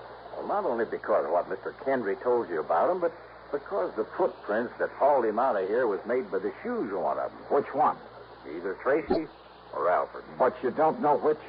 Well, that's the trouble. Not only because it was a pair of brand new shoes that didn't have any what you might call identifying marks, even where they showed up clear in the damp sand, but because those two young punks always dressed exactly alike. You know, so as to cover up for each other. How do you mean? I mean, not only because they were always... Those boys were always mischief makers, Johnny. They sure were and still are. They just didn't have anything else to do. One of them would provoke a fight at one of the gaming casinos or borrow somebody's car without permission or such nonsense. And each of them would swear it was the other. Yeah. And because they look and talk and act exactly alike so that nobody can ever tell which is which, well, the police here, never knowing which one they could legally hold, and they were always threatening the super false arrest. And you'd be as mad as we are over how many times they've gotten away with that, Dollar. Right. And not only because witnesses to whatever they did couldn't tell them apart, but that fool uncle of theirs would always come along and pay a fine or something before we could nail down the right one. That's it. And you say they both have alibis for whenever it was this thing happened? Yes, sir. About 3 o'clock this morning. And you're sure about those footprints? Sure I am. Found the shoes that made him in the house in the clothes closet. Found the sand on them. In whose closet? Tracy's. Oh? Yes, sir. And Alfred's. Same closet. Sergeant Corder, Mike and I went on into the house to talk to Mrs. Maid Turner, Smedley's old housekeeper. Tall, raw-boned, but erect and strong in spite of her years, having worked hard all her life. She looked as if nothing in the world could ever face her. But obviously the death of her employer had. If only he'd have listened to me, Mr. Dollar. If only he'd have listened. Because I knowed something like this would happen to the poor old man. Him keeping all of his money here in the house instead of down to the bank where he ought to. How much money, Mrs. Turner? Oh, goodness knows, Mr. Dollar. But it was all he had, and he was a rich man, and everybody knowed that he kept it here, and that he'd come down in the middle of the night and count it all out to himself, and look. He didn't even pull down the shade, so as anybody and everybody could see him sitting here with all his money, and I told him, and now it's happened. Oh. In other words, Sergeant, almost anybody around here could be suspect. If it wasn't for the footprints out there in the sand. Well, Footprints, did you say? Well, to be honest about it, that's why I came in here earlier, Miss Turner, to look at the boy's shoes in their closet. You see, whoever did it and hauled him out and threw him in the lake, well, that is... He don't need to tell me, officer, because I kept telling him about them, too. About the way he was spoiling them for that, giving them everything they wanted. I told him that sooner or later one of them would get so greedy he'd turn on to him. But which one, Mrs. Turner? Which one? They're the only relatives that he had. So it was Alfred. Oh? Oh, it was Tracy. Oh, yeah. My next move was to go on down to the jail and talk with the twins. Oh, they were identical, all right. I wondered how they themselves knew which was which. But in spite of what seemed to be the general opinion of them, they impressed me as just a couple of rather nice, normal, high-spirited kids. So, what if we did raise a little cane around town now and then, Mr. Dollar? None of it ever really did any harm, and we had to do something with our time. All right, now look here, Tracy. No, I'm Alfred. Oh, well, I'm... And what I mean is, it's no reason to pin a lousy thing like this on us, even though we aren't too sorry that he's gone. After all, what did he have to live for? Oh, I mean, just having to drag on maybe 10 or 15 years more with that lung trouble he had. Now, look, you boys never had to do a lick of work in your lives. Well, not since we got through school. But do you know why, Mr. Dollar? Why, Al? I mean, Tracy? Because Uncle Marv didn't want us to. He'd worked so hard as a prospector and a miner accumulating his pile, and he wanted somebody to enjoy his money. And that old skinflint ever want somebody else to enjoy it? That's right, Trace and me. We're his only kin. Yeah, that's why he told us he was leaving us all his insurance. And what about the rest of the estate? We don't know and we don't care. After all, he did plenty for us. I mean, even before this insurance we'll get. Not if it's proved that you killed him, Tracy. Oh, now, wait, Mr. Dollar. Have you got any proof that Uncle Marv was killed? Proof that... Well... What? I mean, sir, that unless you find his body... Don't you worry about that, Tracy. Al. My boys will find his body if they have to drag that entire lake. But unless you do, you won't really have a case against us or anybody, will you? We'll find it, all right. And why don't you suspect somebody besides us? Yeah? Like who? I'll tell you who, Sergeant. What about all those old prospectors from the old days that he did out of mining claims that have kept coming back to him for handouts? Oh, you're a fine one to talk about handouts. Now, listen. Don't tell me you aren't glad that he's gone. Yes. Trace and me and that old witch Turner and all the other people. Now, you look a minute. If Miss Turner hadn't taken care of him all these years... Oh, sure. All right. I understand you boys have pretty good alibis for 3 o'clock this morning. Do we have to go over all that again? What, afraid you might slip up retelling them, Alf? I'm Tracy, Mr. Dollar. Okay. Now tell those alibis to me. Okay, Mr. Dollar. Whatever you say.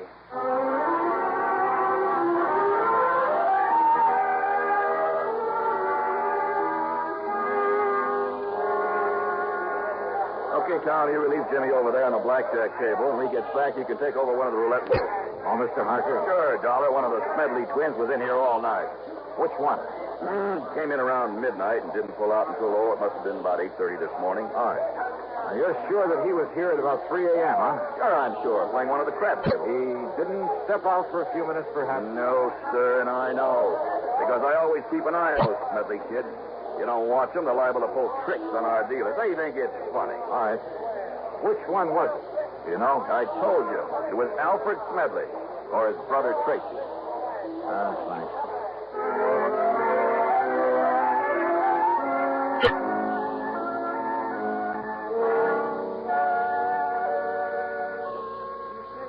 in and have a little refreshment, Mr. Dollar. No, thanks. Just go on with what you were saying, please. Well, the party got pretty big, and we all had a lot to drink. I didn't watch the clock, and it didn't really break up until about 9 o'clock. This morning? Mm-hmm. And he was with you all the time, huh? Every minute. All right, now, which one of the twins was it? Who cares? You're both a lot of fun. I mean, fun. But, now listen, I have to know if it was Alfred or Tracy. But I haven't the least... You know, what's this all about, Johnny? Murder. Oh. Well? Well, it was Tracy. Maybe it was Alfred. Thanks a lot.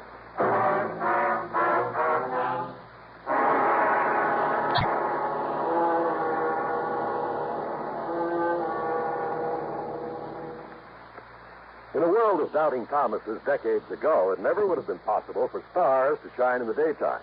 But in this day and atomic age, anything's possible. Thus, it's not only possible, but a fact that only on stations of the CBS Radio Network, stars do indeed shine in the daytime.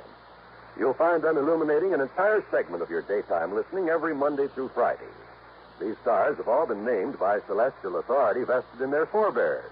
Those names are Arthur Godfrey, Art Linkletter, Bing Crosby, Rosemary Clooney, Gary Moore, and Durward Kirby. You won't find them in your books of the planets and stars, but no compendium of show business luminaries would be complete without them. Monday through Friday, your radio set is your personal telescope on its star-studded display, on your CBS radio station. To list them once again, Arthur Godfrey, Art Linkletter, the house party man, Bing Crosby and Rosemary Clooney in tandem, and Gary Moore and Durward Kirby. Enjoy them often. Now, Act 3 of yours truly, Johnny Dollar, and the twins of Tahoe Matter. So both Tracy and Alfred Smedley had alibis, if for no other reason than that neither of them could have been in two places at once. And those alibis might be pretty hard to break. Yet, according to what little actual evidence there was, one of them must have killed their uncle, or the insurance... Oh, no, wait a minute. Yeah, there was something that Alfred, or Tracy... Anyhow, there was something that one of them had said that suddenly gave me a hunch. Expense account item 3.70 for phone calls to locate Smedley's lawyer on Mr. Kenneth McManus. Then I dropped into his office and asked him just exactly one question about the old man's will. And his answer gave me a new, fresh start on the case.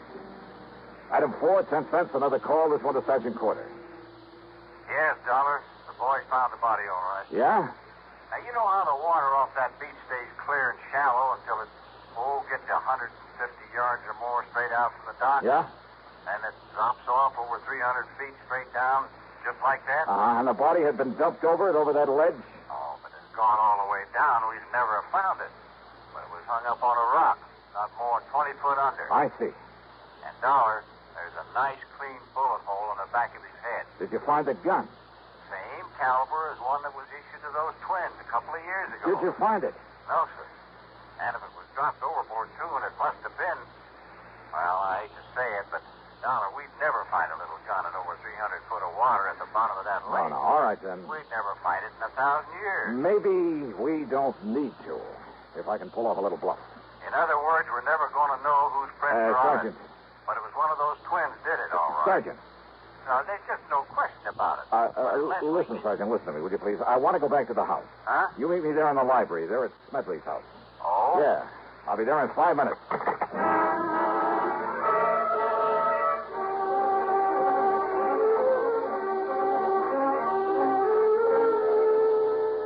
the morgue? Oh, no. That's right, Miss Turner. Oh, that's terrible. Terrible place. Mrs. Turner. If you just brought me his poor old body here to the house. Mrs. Turner. Yes, Mr. Dollar. Well, let's quit fooling around with this thing, huh? I just finished talking to Mr. Kenneth McManus. Mr. McManus? That's right, the lawyer. Yes.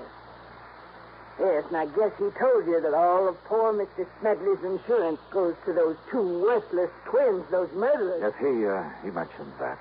Is that all he told you? No. He also told me that the remainder of the estate goes to... Let me see. I scribbled down some of the actual words. Here. The balance of my estate, including my home, I bequeath to one who, although I'm certain her motives have been entirely selfish, that she has simply been looking forward to being provided for in my will. What? Nevertheless, as a reward for Mrs. May Turner's faithful service, and I have told her this. He left something to me. You know that he told you he did. And that was your motive, Mrs. Turner. What's this? Now, you look Of here, course, the young gun man. belonging to the twins was just as available as the pair of shoes that were borrowed to carry the body out there and leave the footprints. The point is, though, that when Sergeant Corder found not only the body, but the gun out there in the lake... No, Dollar. And when I take your fingerprints and compare them with those we found on the gun... No, listen. You don't mind giving me a set of your fingerprints, do you, Mrs. Turner? Well... Half of my life. Half of my life I spent taking care of that stingy old man. And him giving me nothing. Whilst all the time he kept giving his money to them boys. So that by the time he finally would die natural, what'd they be left for me? And you would have let those boys go to the gas chamber, wouldn't you? No. Oh, no? I hated those boys. But I knowed they could never put it on to them. Nobody could ever put anything on to them before. I'm afraid that's beside the point now. Now that we know you did it. But I had to. Because if I'd have waited, he'd give them all his money, and when he did die, there was nothing left. Nothing for me. Nothing. Don't you see? What's left for you now, Mrs. Turner?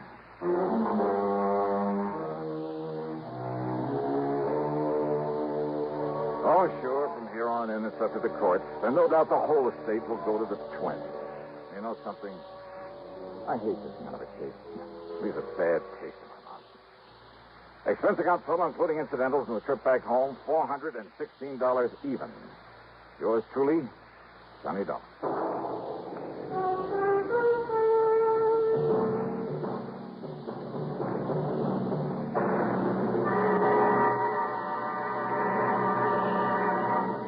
Constipation is something people don't talk much about, but it can be a problem for anyone, even doctors. And when constipation occurs, it's interesting to see just what doctors consider important about a laxative they might use or recommend. Now, a majority of the doctors we heard from had this to say. A laxative should be effective, gentle, close to natural acting. A medicine that can be used with complete confidence. Well, pleasant-tasting chocolate X-Lax is effective. Overnight, it helps you toward your normal regularity. X-Lax is so gentle, so close to natural acting, there's no upset. That's why many doctors and millions of people use X-Lax with complete confidence. X-Lax, the laxative that helps you toward your normal regularity gently, overnight. Now, here is our star to tell you about next week's story. Next week, one of the most beautiful, most charming girls I've ever known, involved with a killer. But now, don't misunderstand me. I didn't say how she's involved. As a matter of fact, it's to protect her from a killer that I take on the case. And it just so happens that among the people on this man's list of intended victims, that is, the people who had a hand in sending him off to prison, yeah, you guessed it, he's also after me. Join us, won't you? Yours truly, Johnny Dollar.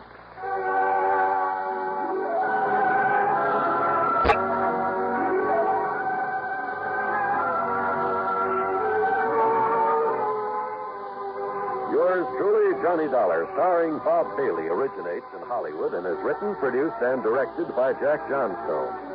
Heard in our cast were Virginia Gregg, Gene Tatum, Paul Dubois, Forrest Lewis, Sam Edwards, Herb Ellis, Tom Hanley, and Bill James.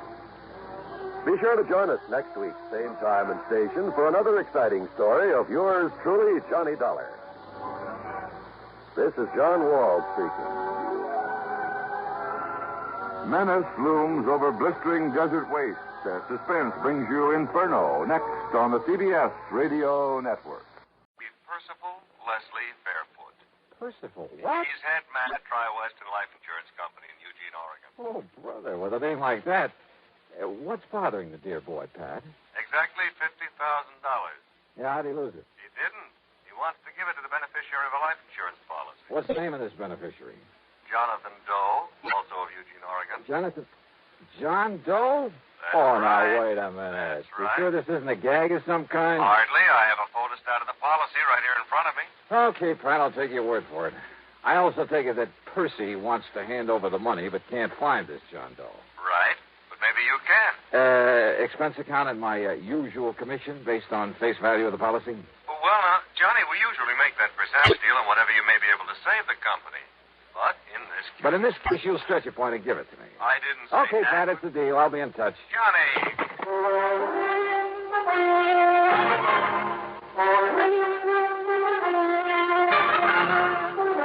CBS Radio brings you Bob Bailey in the intriguing adventures of the man with the action-packed expense account, America's fabulous freelance insurance investigator. Yours truly, Johnny Dollar.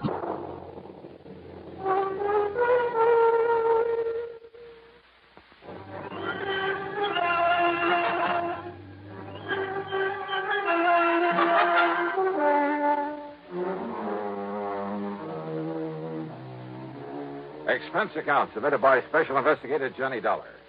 To the Tri-Western Life Insurance Company, Eugene, Oregon. Attention, Mr. Percival Leslie Fairfoot. Wow. Following is the account of expenses incurred during my investigation of the really gone matter. Percy Fairfoot. And a missing beneficiary by the name of John Doe. Oh, well, it's a living. So in spite of the late hour, item 1 is $162.85 plane fare, Hartford to New York to Portland, Oregon.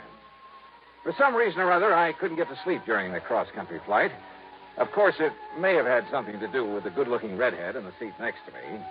In any event, by the time we pulled into Portland a few minutes after 4 a.m., I was bushed. Then I had to wait some 4 hours for the local flight to Eugene.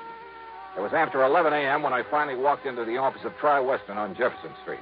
I was tired, hungry, and in no mood to bandy words with anybody by the name of Percy. The office straight ahead, Mr. Dollar. Thanks. He's expecting you. Very anxious to see you. Oh, yeah, I'm sure. Well, come in, Dollar. Close the door and come in and sit down. You're Percival Leslie? Yeah, that's right. Call me Les. And come in, come in. Yeah, sure. Well, you look like you've been run through a ringer, Johnny. How about a little drink? Think that might help? No, thanks. Or is it because you've been nipping at the jug all the way out here? Oh, hardly. Of course, there was that redhead in the seat next to mine. Oh, yeah, those redheads, they'll do it to you every time. Good looking. Well, I told you I didn't get any sleep. Oh, baby, you're a man after my own heart.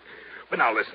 Did Pat McCracken tell you why I wanted to see you? Something about a missing beneficiary. Now, here's a story in a couple of nutshells or two. We got a lot of farms around here. Big ones, little ones, all kinds. A few years ago, Harvey Wakeman and his family came out here. That's Mrs. Wakeman and his 20-year-old son, Ben. It's Wakeman's policy that's involved? Just let me give it to you my own way. It'll save time. Huh? Yeah, shoot. Well, Wakeman used to be a professor at some agriculture college somewhere back east. When his doctor told him if he didn't stop teaching and retire, he'd die before his time, why, he came out here and bought this farm up this side of Coburg and went to work on it. He called that retiring? Oh, he did wonders with it. And when he died a few weeks ago... Wait a minute, Yeah? A wife and son? That's right.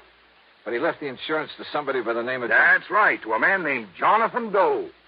Just who is this John Doe? Ask me, Johnny. He isn't. Well, what do you mean by that? You ask me, Jonathan Doe is dead. Now, he must have known old man Wakeman was leaving him this money, so why isn't he around to collect it? Yeah, I see. Tell me one thing, Les. What's that? How did Wakeman die? Sound asleep in his own bed in his own house. Nothing to be suspicious about, if that's what you meant. Okay. Now, let's get back to Jonathan Doe. Wakeman's best friend, Johnny. Had a farm just north of Wakeman's on a little side road. The way I understand it, Wakeman spent almost as much time this past year over at Jonathan's helping him out as he did on his own farm. His best friend? Yeah, that's why he left him the insurance money. After all, he left his widow and his boy his own farm worth 3 or 4 times that much. I see. But now my problem is I can't find Jonathan Doe. Well, he just disappeared? Just disappeared. When? About the same time Harvey Wakeman died, near as we can figure it. That was 3 months ago. What do the police think? Well, they decided the only thing we can do is wait. Maybe he'll show up again. But you ask me, Johnny. Yeah?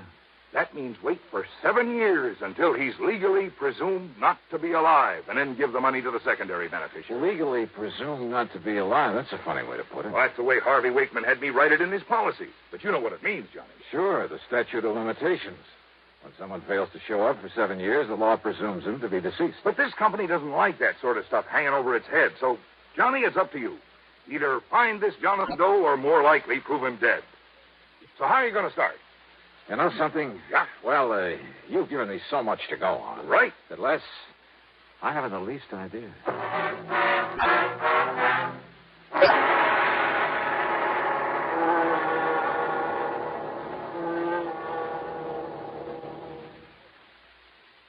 The really...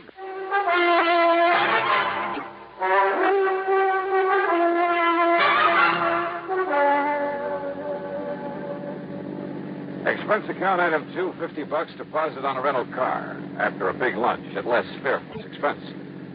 I crossed the Willamette, then drove north. A couple of miles inside of Coburg, I found the prosperous-looking Wakeman farm. As I pulled up in front of the house, a clean-cut young fellow in blue jeans came over to the car. Afternoon, mister. Can I help you? I'm Ben Wakeman. Yeah, hiya, Ben. My name's Johnny Dollar. Dollar? Insurance investigator. Oh, then you must be here because of Jonathan Doe. Yeah, that's right. Sure saved you people a lot of time and trouble if Mr. Doe showed up, wouldn't it? Any idea what might have happened to him, Ben? Me? Why, no, sir. Well, I have, Mr. Dollar. I could hear you through the window. I'm Mrs. Wakeman, and I have a couple of ideas about what happened to him. How do you do, Miss Wakeman? You know what I think? Well, now, Ma. I think Jonathan Doe was just so broken up over my husband's passing that he couldn't bear just staying around not being able to do anything about it. Ma, They listen. were the closest friends that ever lived, Harvey and Jonathan Doe. Tell me, Mrs. Pa Wakeman. spent more time with him, helping him, loaning him his implements. Well, maybe I guess our Alice Chalmers tractor is still over there. Ben? I know it is, Ma. And as soon as Mr. Waverly says it's All okay, right, all right. Yes, Pa spent more time with him lately than he did here. And with the shock of Pa's going, well, I just think he went away. Ma, I don't mean to argue with you, Ben, the more you say no, the more I believe it's true. You just know the best way to keep me thinking something is to say it isn't so. You're just like your father was. You said you had 2 ideas, Mrs. Wakeman. Well, of course, Mr. Dollar. Any reason why this Jonathan Doe wasn't just, murdered? Ma, please. Any reason you know of why somebody might have murdered him? Well, no, but just the same, it's a possibility, isn't it? What sort of a man was Jonathan Doe? Well, according to Pa. No, I mean in your own opinion. Well, you see, I just never did get around to meet him. Goodness knows I told Pa to invite him over here to Sunday dinner often enough. Ben? Sir? Well, that is, I never met him either. I offered to go over there with Pa a couple of times and maybe help him out, but... You want the truth, neither Ben nor I ever really saw his farm close up until they told us he'd disappeared. It wasn't that Pa kept us away from him. It's just... Well, who around here did know Jonathan Doe? Well, actually, I guess even we wouldn't have known about him if it hadn't been for Pa. That's true, Mr. Dollar. It's just that... Kind of funny that they knew so little about Mr. Wakeman's closest friend and beneficiary of his insurance. But the more I questioned them, the more sure I became that they really didn't. More important, perhaps as I was, Mrs. Wakeman's constant jabbering nearly drove me off my rocker. So after learning that the Eugene police had made what little investigation there was, I drove back to town, dropped in at headquarters. Well, you really should ought to talk to Sergeant Conroy, Mr. Dollar. He's the one really been out looking for that Jonathan Doe. John Doe, ain't that a laugh? Yeah.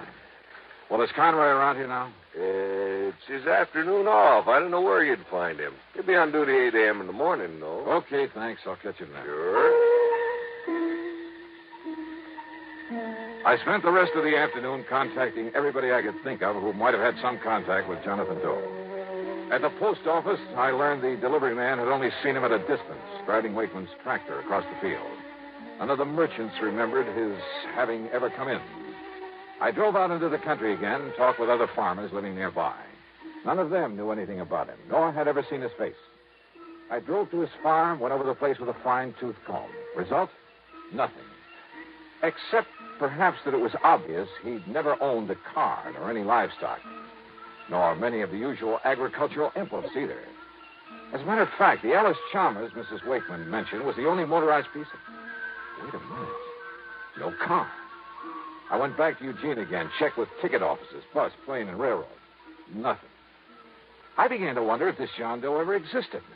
But then at City Hall, in the Hall of Records, I had that idea knocked right out of my head. Well, here are the records, Mr. Dollar. All in order. Now, look, tell me this. Did you ever see and talk to this man? Well, no. Well, who in this office might have talked to him? Well, I would have. But, you see... Hey, now, wait a minute. Where's the signature on these? Well, you see, they were all signed by Mr. Waverly. Waverly? Well, that's lawyer John Waverly had his power of attorney. Where'll I find him? Well, I understand he went up to Portland this afternoon. Oh, son of a gun. Somebody around this town must have known this Jonathan Doe, must have seen him somewhere, sometime. Well, of course, Mr. Dollar. All right, who? Well, now, that's something I just don't know.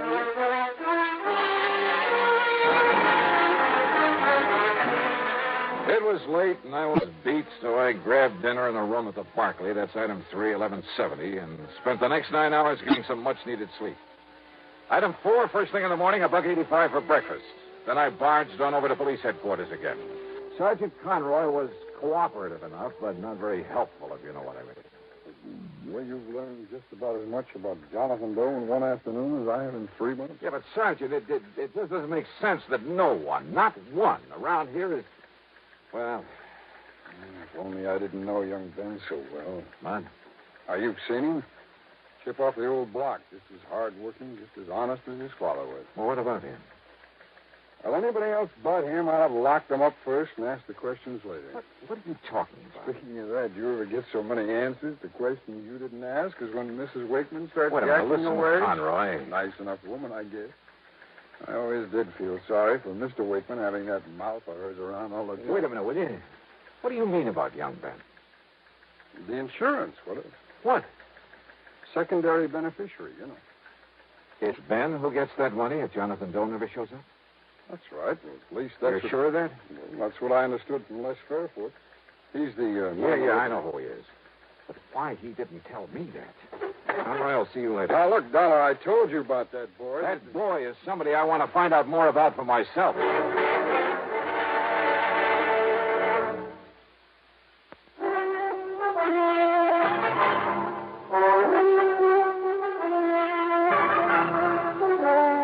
Expense account item 5, 10 cents for a telephone call to Les Fairfoot.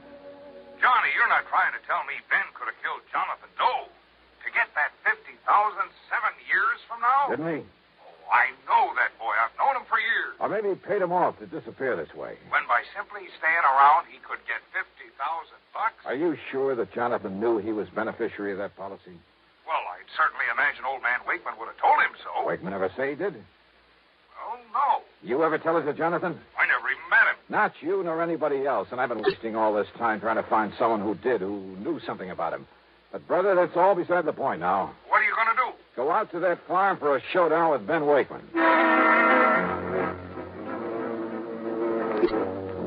Showdown? I'm afraid I kind of made a fool of myself trying to trick that boy into confessing that he disposed of Jonathan Doe. He had an answer for everything. But I mean a straightforward, honest, eye-to-eye answer. As for his mother... Ben, who's worked so hard to take care of me and Pa ever since you first got sick, how can you say such a thing? It's all right now, Mother. It's just Mr. Dollar. It's just that he's accusing you of the most horrible, the most awful things, and he has no right to. Well, look, Mr. You think that Ben, this wonderful boy who's taken such good care of this farm, just like his father wanted, and who's even taken care of Jonathan's place ever since and taken care of us, I ought to scratch your eyes out for even thinking such a thing. Well, I'm sorry, Mrs. Wakeman. You'd better be, and you just better get out of here. Mother, If please. I had any sense, I'd sue you. I'd call up John Waverly and Wait a tell minute. him... Waverly? That's right. Lawyer Waverly. He was Dad's attorney, Mr. Dollar. Your father's, too? Of course. Then he's the one I want to see. Just don't you worry about that. You just come around here like this anymore, and you'll see him in court. Mrs. Wakeman. Go on now, get out of here. Mrs. Wakeman, I may end up by owing you a big fat apology. You certainly will, but right But now... until I talk with this lawyer... Right now, you can just get out of here. Yes, ma'am.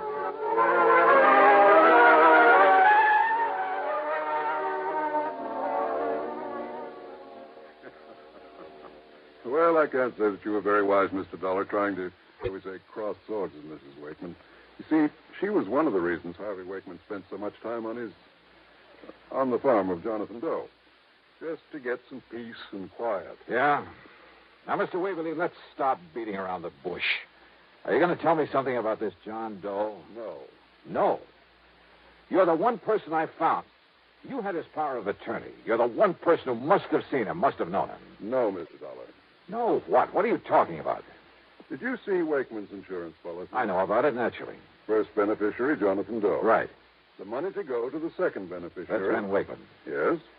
At such time as Jonathan Doe legally is presumed not to be alive. Sure, when the statute of limitations runs out at the end of 7 years. But it's kind of a screwy way to put it. I had him put it that way. Huh?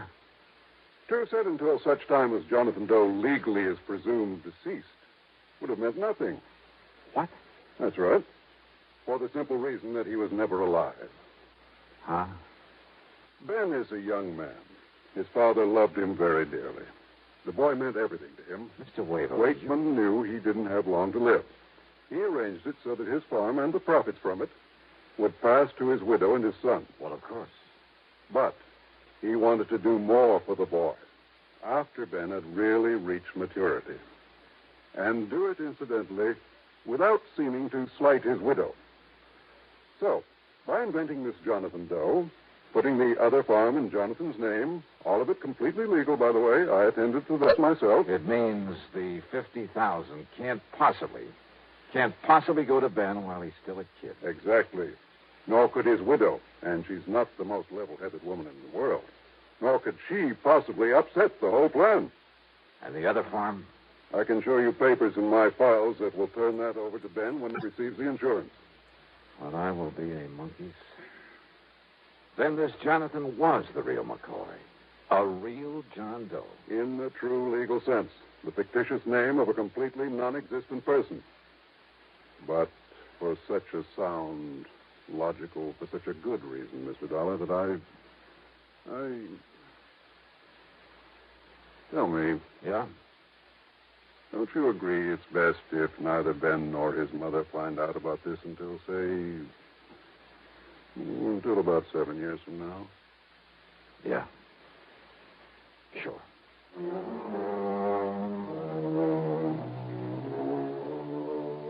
So, Les, you can just hold this $50,000 payment outside and outstanding for a while. And don't forget to keep up the interest on it. Also, I think you have sense enough to keep your mouth shut about it. So, expense account total, including another hotel bill and the trip back to Hartford, $401.05. Yours truly, Johnny Dollar.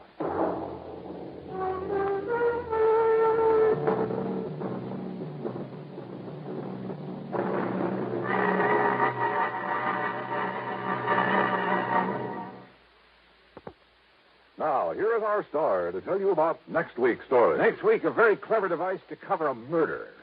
And it almost worked. Join us, won't you? Yours truly, Johnny Dollar.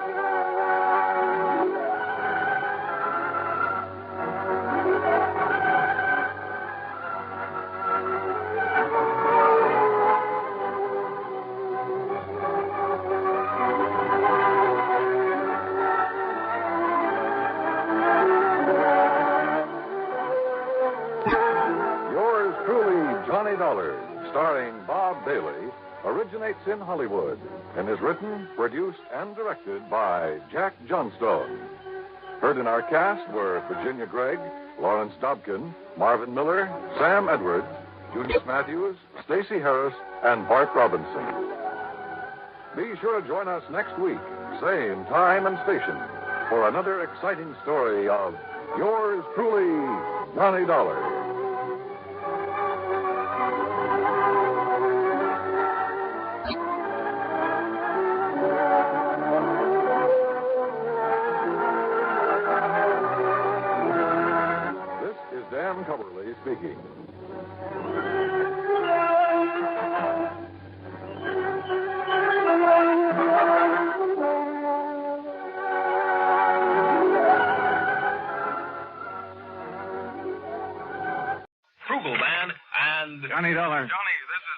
This is George Reed. Well, nice to hear from you, George. Especially when I have no assignment. That's fine. What's fine about it? No expense account to pad means how do I keep the wolf from the door? Unless, of course, Floyd's of England has the case for me. Huh? Well? Johnny. Yeah? Well, a few weeks ago, you were kidding at the time. Oh, now, George, how could I ever kid you? I'll let that one go. Yeah, you better. The point is, you rather jestingly asked me if instead of selling life insurance... Oh, no.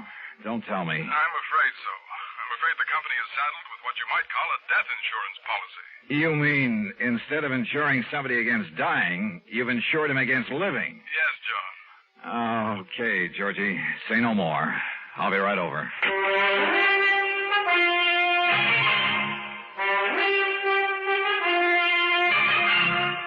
Bob Bailey in the exciting adventures of the man with the action-packed expense account. America's fabulous freelance insurance investigator. Yours truly, Johnny Dollar. Act one of yours truly, Johnny Dollar.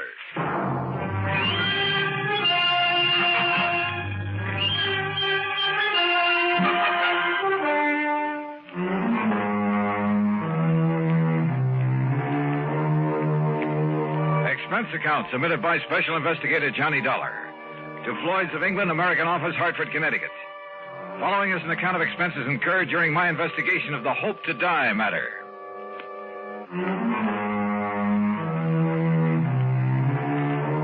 Expense account item 1, $1.10 taxi from my apartment to George Reed's office, where I found him pacing the floor and wearing an even more worried expression than usual. And believe me, that's something. This thing has me so riled up, Johnny, I can hardly see straight. Well, you should have known better than to issue a policy like that, George. It was Harry Baxter. Baxter? He filled in here for me while I was on vacation. I should have known better. What'd he do, sell a lot of policies that you shouldn't have to handle? No, just this one. And I swear I don't understand it.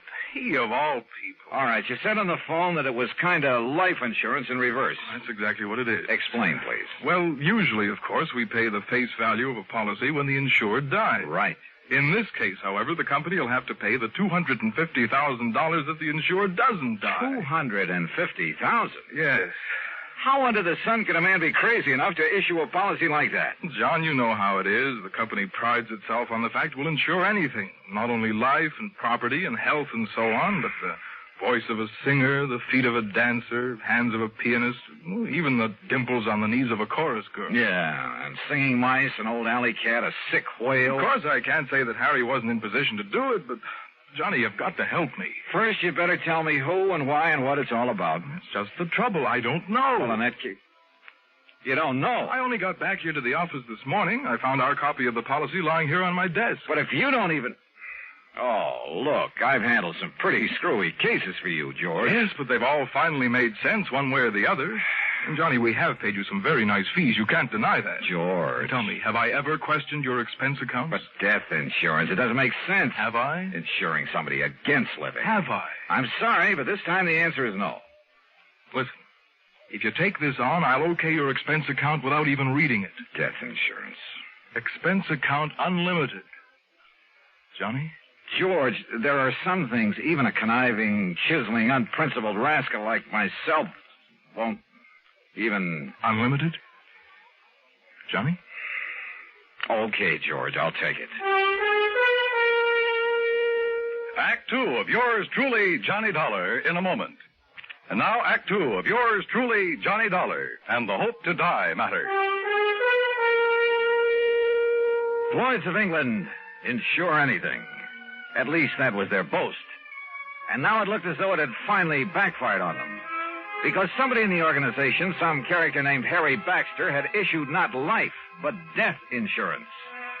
If it hadn't been for my friendship for George Reed, well, plus his promise of unlimited expense account, I'd have thrown the whole problem right back into his face, as it was. Thanks, Johnny, from the bottom of my heart. I'll never forget you for this. Believe me, George, I'll never forget you for this. And if you can get us off the hook... All I can do is try, so come on, give me the dope on it. Yes. Now, here. The name of the insured is Miss Mary Ellen Markham. Yeah, I got it. Where does she live? 514 East 52nd Street, New York City. Pretty fancy address. Yes. Okay. Now tell me why this Mary Ellen has enjoyed herself against living. Well, that's the point, Johnny. She hasn't. Well, now, wait a minute. Albert Schwinner has. You mean somebody else took out this policy on her life? Or rather death? Yes. Holy. Well, what is this guy, a professional gunsel who's going to wipe her out and then collect? I suppose he's the beneficiary, too. Yes, he is. Oh, fine. Well, come on, who is it? I don't know. As I told you, the policy was lying here on my desk when I got back this morning. I do know this much about him. It's Dr. Albert Schwinner. Doctor? What kind? Well, those are the things you've got to find out. Who he is, what he is, why he's bought insurance against this woman's living beyond November 10th. The 10th? Well, that's only a few days from now. Oh, George, this gets worse and worse. Oh, if only Harry Baxter hadn't issued that policy. But he has. Oh, boy, you sure picked a dilly to fill in for you while you were away. Picked him? What else could I do? After all, he never did anything like this before. You've known him before? Are you serious? Of course I have. Why, Harry Baxter... All right, now look, time's a-wasting and we haven't got much of it. I take it you want me to see if I can find some legal grounds for canceling this policy. Yes, immediately. Now, have you got an address on the beneficiary, this Dr. Schwinner? No, I've been so upset about this whole thing, I haven't even looked. And let me see. According to this, he lives at... What's the matter? Dr. Albert W. Schwinner, C.L. C.L.? What kind of a doctor is that? I don't know. The address is 14327 E Street, Union City, New Jersey. C.L. Well, I'll soon find out. We're going to reach this Harry Baxter who sold the policy. In New York at the... here, I'll jot down the address. I still don't see how Baxter could get away with this. After all, when you consider his position... Here. He offered no explanation at all. Well, I'm afraid I didn't give him much chance. I practically threw him out of here. Oh, can't say that I blame you. And that's another thing. Look, Johnny, perhaps you can reason with... Oh, don't worry, George. He's number one on my calling list. I'll be talking to you. Expense account item 2, $785, fare to New York and taxi to Harry Baxter's address. A real snooty one over near Sutton Place. And people don't live in that joint unless they've earned or chiseled a lot of money from somewhere. In the case of Baxter, I suspected a big chisel. My suspicion was considerably heightened when he opened the door. His apartment was luxury from stem to stern. As for Baxter himself... Dollar? Well, of course, old boy. I've heard a great deal about you from my dear friend and colleague, George Reed. Dear friend, huh? Well, you say that as though you doubted it. Oh, I know, that filling in for him while he was away. Well, I really should have done better for the old thing, but I've had so many social obligations to meet these past few months, and after all, one must keep up with those things. Oh, I'm sure one must. Well, I did sell one policy, you know, a real dilly. Ah, that's the understatement of the week. I suppose I can't really blame him for being a bit excited about it, but he gave me no chance to explain why I issued the policy. Why did you? Oh, now, really. Well?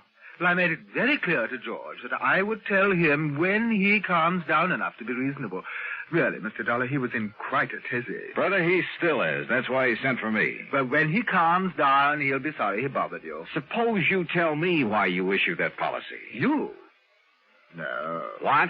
No, I'll tell George when he's ready and when I'm ready. Oh, now, just a minute. And you may tell George I said exactly that. Goodbye, Dollar. You'll tell me, Baxter, right now. I'll do nothing of the sort. And what's more, since my plane for Europe is leaving shortly, I have no time to... Would you kindly remove your foot from the door? Not until I get an answer from you. Now start talking. If you can show some legal cause... Legal cause? Furthermore, your behavior at the moment constitutes trespass, illegal entry, call it what you like. And believe me, unless you leave here immediately, I shan't hesitate to ring up the police. All right. Now look, just tell me one thing. I might. What? What is your connection with the beneficiary of this policy? Dr. Schwinner. That's right, Albert Schwinner. But Albert happens to be a very close personal friend. Oh, I might have guessed as much. All right, then tell me this. No, I'm sorry, just one question. I've given the answer. Goodbye. Baxter. Are you hard of hearing? Look here now. Goodbye.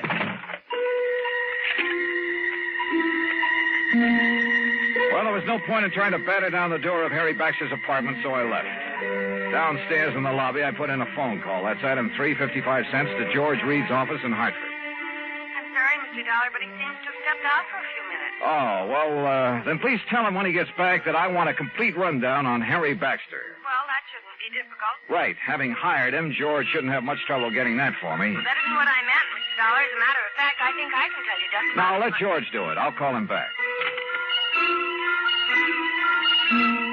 Item 4, 65 cents taxi to Mary Ellen Markham's apartment on East 52nd Street. A uniformed nurse met me at the door, told me I could stay with Miss Markham only a very short time, then led me into the bedroom. And there, carefully propped up in bed, lay a pale, wan, tired woman who looked to be 65 or 70. The room was full of flowers. You may leave us, Mrs. Haskell. I'll ring when I need you. Yes, Miss Markham. Sit down, Mr. Dollar. Thank you. I'm sorry I won't be able to speak with you very long. But as you can see... Yes, I can, of course. I'll get right to the point. You must know, I'm sure, that someone has just taken out a policy on your... Well, an insurance policy on you. Yes. This is so smart. And so helpful with Harry Baxter. Oh. You see, I am suffering from a rare, incurable disease of the blood. I'm sorry. I don't have long to live. A few days, perhaps. A few weeks at the most. Excuse me. This is such an effort. Well, you're getting the best of care, I trust. Yes. It's the very best. Now, what do you wish to know? You know a Dr. Albert Schwinner, don't you? I've known Albert for many years. We've been great friends. Then why does he take out a policy that indicates he hopes that you'll die? Hopes? I'll die? Yes. What else could it be? Oh, you don't understand. Don't you see? Schwinner has bought insurance against your living beyond November 10th. Yes. Yes. My 50th birthday. You mean to say you're... The reason so. Yes? I'm sorry. You mustn't. Oh, I know. I'm tiring you. Yes. But just one more thing. Your doctor, the doctor who's taking care of you. Albert. Albert? This same Dr. Schwinner? Yes. Now you must leave.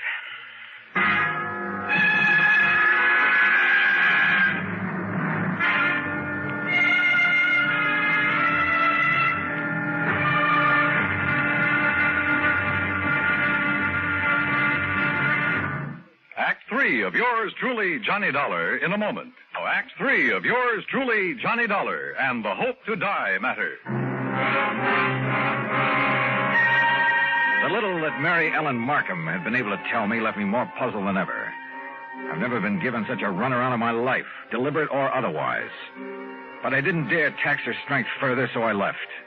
Item 5, another 55 cents for another call to George Reed in Hartford. This time he was in. Yes, Johnny, I must confess I'm calmed down a bit, but the first shock of learning that Mr. Baxter had issued that seemingly absurd policy... What do you mean, seemingly absurd? George's whole thing has me in a tizzy now, a double-barreled one. Well, I tried to call Mr. Baxter a few minutes ago, but got no answer. I wanted to apologize, of course. Apologize? After all, since he's chairman of the board... Chairman of what board? The company, this company. What? I tried to tell you that this morning, but you didn't give me a chance. Harry Baxter is also the majority stockholder. Oh, brother. In any event, as I'm sure you can see, he must have had some good reason for that policy, and as soon as I can get him by phone... You won't. What? He just left for Europe. Where? I don't know, and right now I don't care. But if I can't contact him, Johnny, I don't dare cancel this policy until I've talked to him. And if Miss Markham should die before the 10th... Yeah, 250 G's. You've got to carry on. Would you like to tell me how? If Mary Ellen Markham dies on or before November 10th, Floyd's of England pays Dr. Albert Schwinner $250,000 on a policy taken out by him. And he is her doctor with her life in his hands. And if there isn't something wrong with that setup, expense account item $8 for a taxi to Schwinner's address in Union City, New Jersey. And there at last I learned what the CL meant behind his name. It was an abbreviation, for this was the Albert Schwinner Clinic, devoted to the study of rare diseases of the blood. But Schwinner wasn't there. He'd gone to New York to see Miss Markham. Item 7, $10 even for a fast taxi ride back there to Manhattan. As the nurse led me into the unfortunate woman's apartment, he was just coming out of the bedroom door. Oh, Dr. Schwinner, this is Mr. Johnny Dollar. Oh, Mr. Dollar, Harry Baxter told me I might expect you. Oh, he did, huh? Yes, he phoned me just before his plane took off for Europe. Pretty smart. You're an insurance investigator, aren't you? That is right. Oh, you may go in to see Miss Markham now, Mrs. Haskell. Very well, Doctor. How is Miss Markham, Doctor? Much better, thank God. Oh, why do you say that? What? If she dies before this week is out, you stand to collect a cool $250,000, don't you? I? No, the clinic. Isn't that the same thing? Hardly. Sit down, Mr. Dollar. Now, you're concerned about the rather unorthodox insurance policy that Mr. Baxter issued. I certainly am. I think you better let me tell you the reason for it. I think you'd better. At the onset of her illness some 15 years ago, the best doctors in the country gave her 5 years to live at the most. And that's when you came into the picture? Yes. Because of the devotion, the concentration of all our efforts to this one field of medicine, the clinic was able for the first time to give her hope. Her hope was justified. We have given her years of life. But now, wait a minute, Doctor. She told us then that if she could be helped to live until she was 50... And that'll be on the 10th? Yes. That would prove beyond the shadow of a doubt that our methods, our practices were right, that we could prolong and possibly ultimately save not only her own, but thousands, perhaps millions of lives. Therefore, she agreed that if she reached 50, she would make an outright gift of $250,000 to the clinic and its work. Money which is much needed, by the way. But then it began to look as though she might never reach 50. Yes. And she suggested this unusual insurance policy on her death rather than on her life. I see. But why Harry Baxter, chairman of the board of the insurance company, its biggest stockholder, whatever? I don't get it. Baxter's own mother died of the same disease, Mr. Dollar. Oh. Of course. Then he knew how necessary this money is to the clinic. Yes. And let's face it, Baxter is something of an eccentric. And that's the reason he chose this offbeat way to make sure you'd get the financial help you need. Exactly. Then, if I try to get this policy canceled... A great many lives in the future may depend on its remaining in force. Of course, if you feel it your duty... Doctor, my duty as I see it is to do just exactly nothing.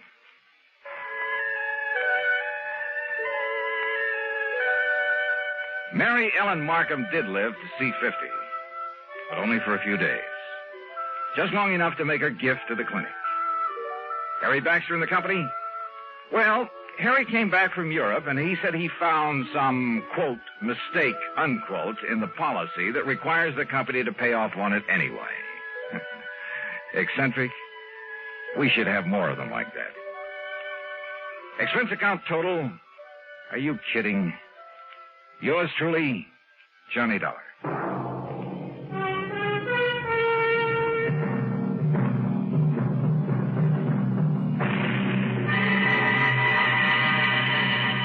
Deposits program.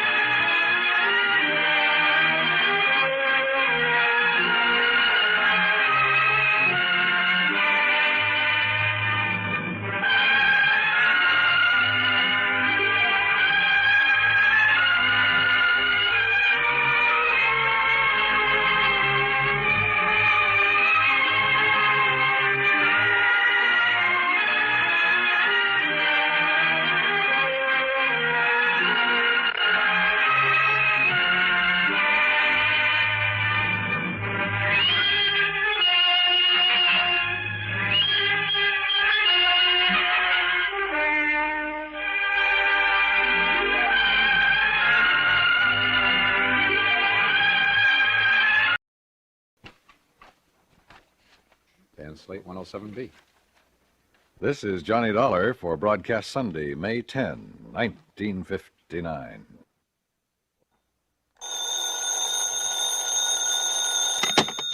Johnny Dollar. Johnny, this is Ray Connolly. Oh, yeah, over at Continental Insurance Company. That's right, yeah. Oh, what's the problem, Ray? Problem? Well, no problem at all, actually. Huh? Are you busy tonight, Johnny? No, no plans at all. Well, you see, my wife's out of town for a few days, and Johnny, well, I wonder if you'd have dinner with me tonight. Can you do that? Why, sure, why not? Good, good. Just name the time and place, and I'll meet you there. Well, I happen to have a nice thick fillet of prime beef in my refrigerator at home, and if you like steak... Sure do. Well, why don't you run over to my place at, say, 6:30? I'll pour you a couple of cocktails, and we'll tackle that steak. Okay, Johnny? Ray. Yeah? You're sure there isn't something that's bothering you? 6:30, Johnny? Yeah, okay, but now listen. Good, good. I'll see you then. Well, why don't you...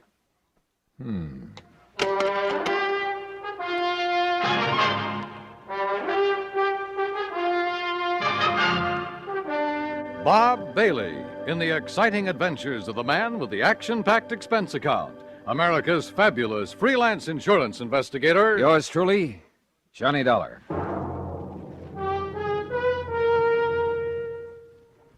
Each weekday on CBS Radio, there's a bright package of lively entertainment that goes by the modest title, Just Entertainment. It's where to find Pat Buttram, his cohorts, and his warm humor. Mr. Buttram is ably aided by lovely Marion Morgan and that singing foursome called the Halloran Quartet. Just for entertainment, sample Just Entertainment with Pat Buttram tomorrow on CBS Radio. Also on the recommended list, a fascinating fact-filled 10 minutes each weeknight with Ron Cochran. Recently, he's given the Answer Please treatment to listener queries on such topics as the Chesapeake Bay's Oyster War, the Irish Sweepstakes, Spring Fever, and underseas exploration of the Arctic. Be listening tomorrow night. Discover how you can ask Ron Cochran to give your question the answer, please. Just Entertainment and Answer Please. One for facts, one for fun. Leave your dial set right where it is now to enjoy both these entertaining programs each Monday through Friday on CBS Radio. And now, Act One of yours truly, Johnny Dollar.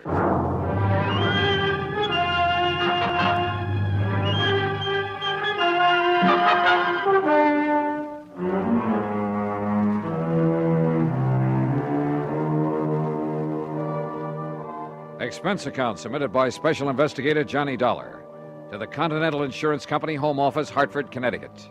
Following is an account of expenses incurred during my investigation of the fatal Filet matter. There was something very funny about Ray Connolly's sudden invitation to have dinner with him, much less cocktails. I'd been at his office far too many times, had seen the bottles of pills that he kept in his desk, watched his secretary bring him a glass of milk at precisely 10:30 a.m., and exactly 3:15 p.m. Had listened to the dull details of his ulcer-free diet more times than I can remember. So when Ray said cocktails... come on now, Dollar, stop trying to build up a case out of nothing. And yet, for reasons that will be made clear later in this report, everything goes on expense account. Item 1, $1.40 for a cab to Ray's apartment. It was 6:30 on the nose when I pushed the doorbell. Oh, and I decided that if he did have something bothering him, I'd let him get around to it in his own sweet time. I wished later that I hadn't. Johnny, I'm glad to see you. Come in. Yeah, how are you, Ray? Well, you know how it is. Those ulcers been kicking up on you again? Yeah, a little. Sit down, Johnny, sit down. Sure, thanks. Now, what would you like? Martini, Manhattan? Got a plain old scotch and soda lying around? I certainly have. Have it for you in a second.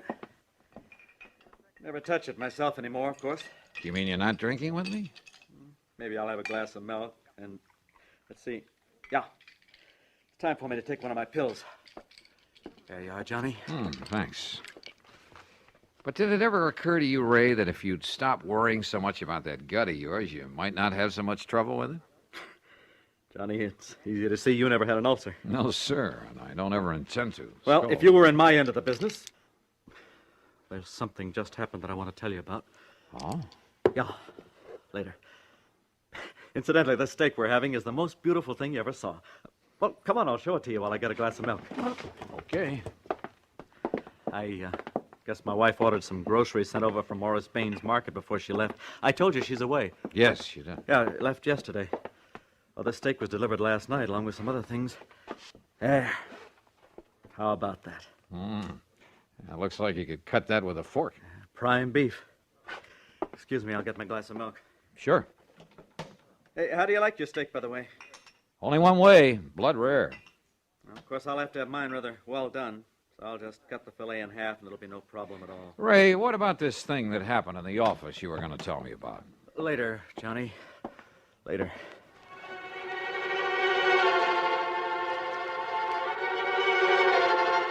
Again, looking back, I wished that I'd pressed the point, but I didn't. Instead, I had another drink, watched him sip his glass of milk, listened to him complain some more about his pet ulcer, and then, finally, we sat down to dinner. There we are. Isn't that the most beautiful steak you ever Oh, saw? no. Huh? Ray, didn't you hear me? What? Oh, dear. Yeah. Oh, dear. I'm terribly embarrassed. Well, brother, you ought to be. That looks like a piece of shoe leather. When you said blood rare, and I forgot all about it. Ray, you are a dog. You're sure you can't eat it this way? I'd rather chew up an old boot. Hey, listen now. Something's bugging you. Now, what is it? Nothing, Johnny. Look, I'll go out and buy another one for you, huh? And let yours sit here and get cold? No. Oh, Johnny, I'm terribly sorry. That's okay. Go ahead, Ray. Tear into it. I'll go out in the kitchen and see if I can find the makings of a sandwich.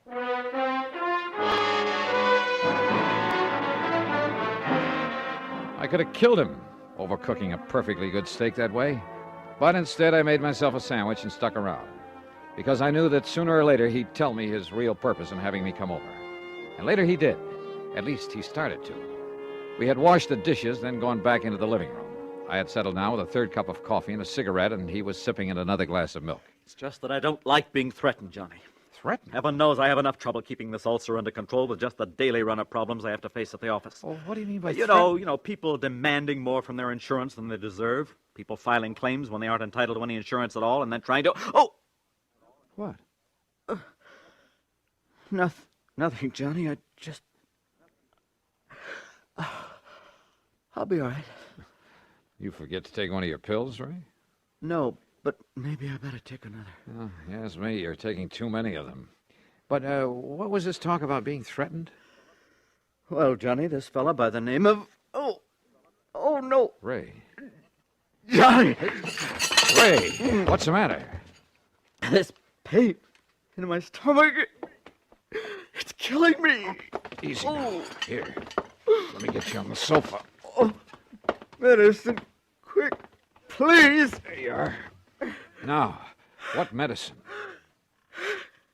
Anything to stop this, Johnny. I grabbed the telephone and called Dr. Ramsey. But because of a traffic tie-up, it was nearly half an hour before he got there. Meantime, Ray lay on the sofa getting paler and paler until he was white as a sheet. The doctor, completely familiar with Ray's ulcer problem, did what he could. But after 45 minutes, realized things were getting beyond his control, so he called an ambulance. Another half hour. And yeah, by the time they got him to the hospital, in spite of injections and oxygen along the way, Ray Connolly was dead. Act two of yours truly, Johnny Dollar, in a moment. Tibet in the news. Who's an expert on Tibetan affairs? Who was the personal guest of the Dalai Lama in happier times at the top of the world? Why, Lowell Thomas, of course. Ask us another part of the world, and there's every chance the answer again would be Lowell Thomas. The roving raconteur has been just about everywhere, seen just about everything. So when a story breaks, he has that extra edge of intimate first-hand experience to give extra dimension to his reporting. One of the most colorful men in the industry, one of the most striking different sounds on the CBS radio network is Lowell Thomas, heard every Monday through Friday evening with his fascinating reporting. Only a network could bring you a Lowell Thomas. Only the CBS radio network does. Remember, the keen mind and formidable experience of this noted world traveler, lecturer, raconteur, and CBS newsman is an exclusive with the affiliated stations of CBS Radio. Monday through Friday evenings, don't miss Lowell Thomas. And now, Act Two of yours truly, Johnny Dollar and the Fatal Filet Matter.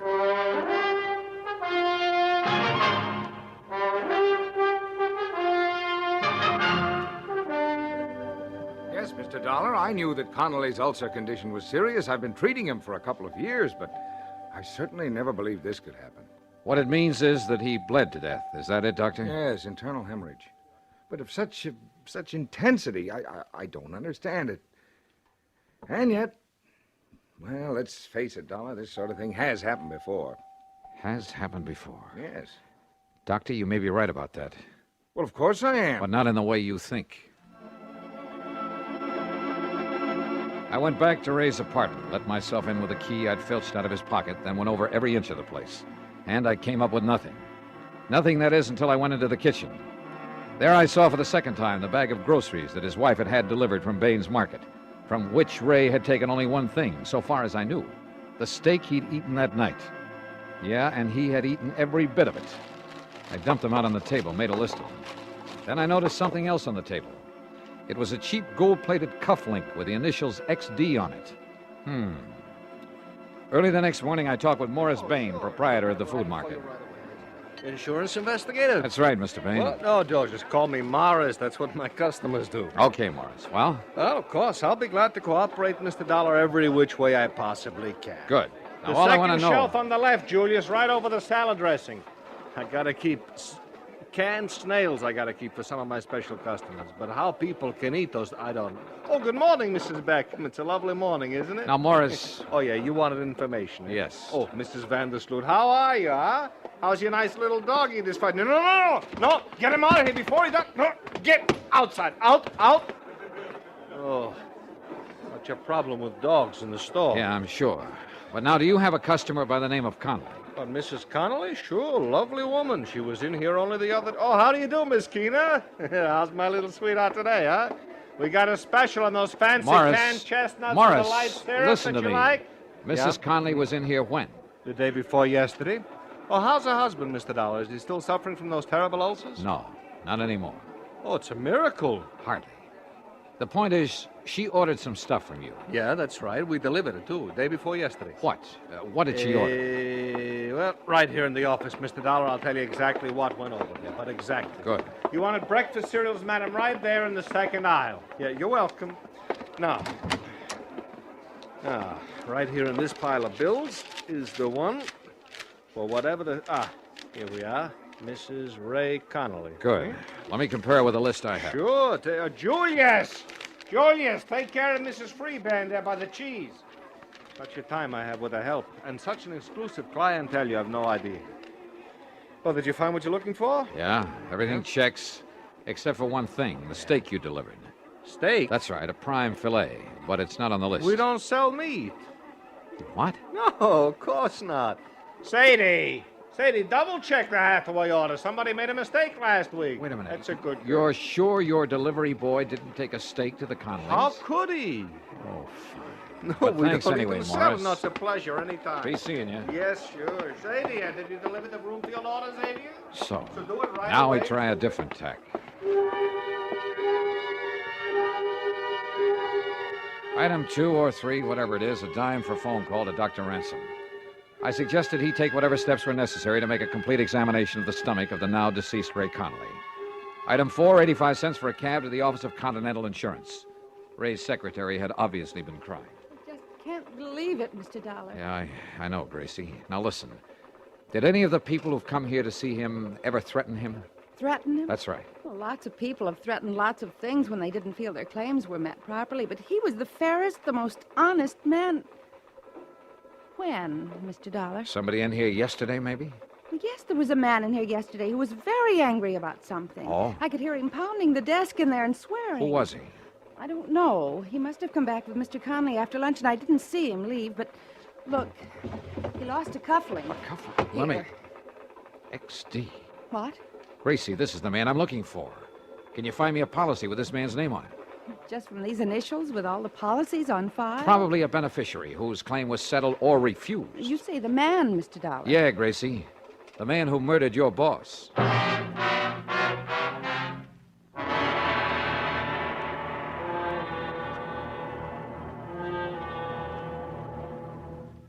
Act 3 of yours truly, Johnny Dollar, in a moment. Be sociable, look smart,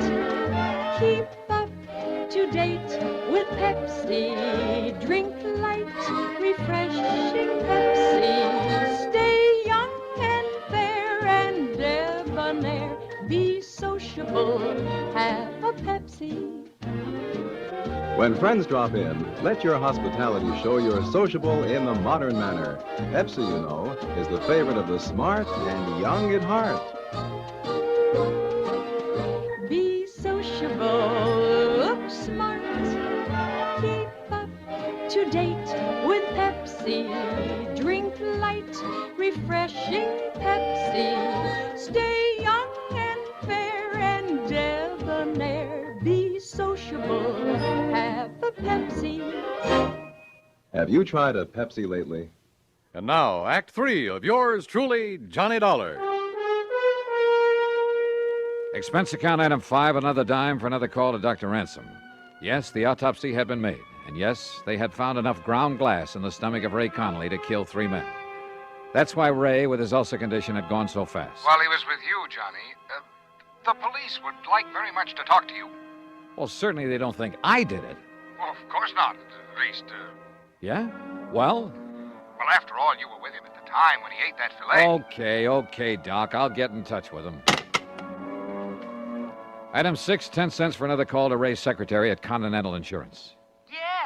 Yes, Mr. Dollar, I have. Nice going, Grace. What's his name? Xavier Donato. The folder was still at Mr. Conley's desk. Donato. And the address? 13425 Sunset. Sunset. Got it. And listen, the reason he was angry with Mr. Conley... Yeah? He was named as beneficiary of his father's life insurance policy. Yeah? But his father just committed suicide. You see what I mean? Yeah. Donato couldn't collect. Yes. I mean, no, he couldn't. So... Gracie, you're a doll. Item 7, $2.50 for a taxi to the address far out on Sunset Avenue. It turned out to be an old ramshackle rooming house in a pretty lousy neighborhood. Sure, look for yourself, but I tell you, he ain't here anymore. When did he leave? Yesterday morning, bag and baggage. There you are, see for yourself. Now, don't tell me he's still living here.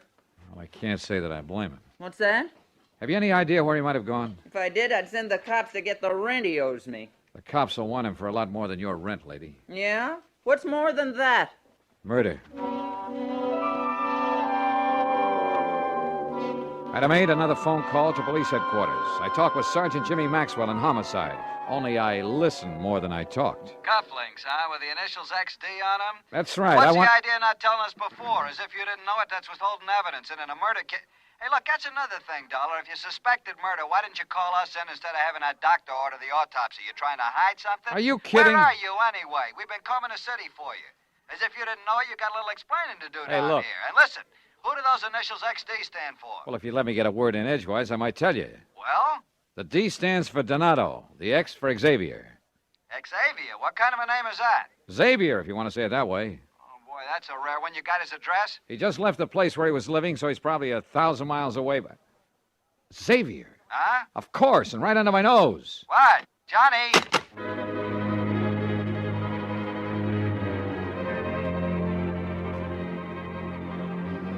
Maybe I should have told him more, everything I knew. But I didn't want to have to wait for the police or anybody else. Ray had been a friend of mine, and to bring his killer to justice was all I cared about. As for that name, Xavier, of course I'd heard it, only a few hours before. And for some stupid reason, it had never occurred to me that it began with the letter X. Item 9, $1.50 for another taxi. This time to the... Yeah, you guessed it. Excuse me, please. Junior, Pardon me, will you please, how many madam? times do I gotta tell you? You pack the vegetables on top. Morris. The can goes in the bottom, huh? Morris, come over here. Mr. Dollar. Back so soon already? Now listen, when I left you early this morning, Yeah? just as I was leaving, I heard you call somebody by the name of Xavier. Yeah, you mean that slowpoke, huh? That dumb, stupid... All right, is he lazy- still here? What's his last name? His last name? Yeah, what is it? Well, his last name, it's... Sadie, how many times I gotta tell you when a customer's got a complaint? Well, this one has. What? No, Xavier. listen, Mr. Dollar. Xavier. Xavier Donato. Looking for me, mister? You're Xavier Donato? Yeah. What do you want? I just want to show you a couple of cufflinks. Here. Are these yours? Yeah, mine. Then don't try to pull a gun. Me?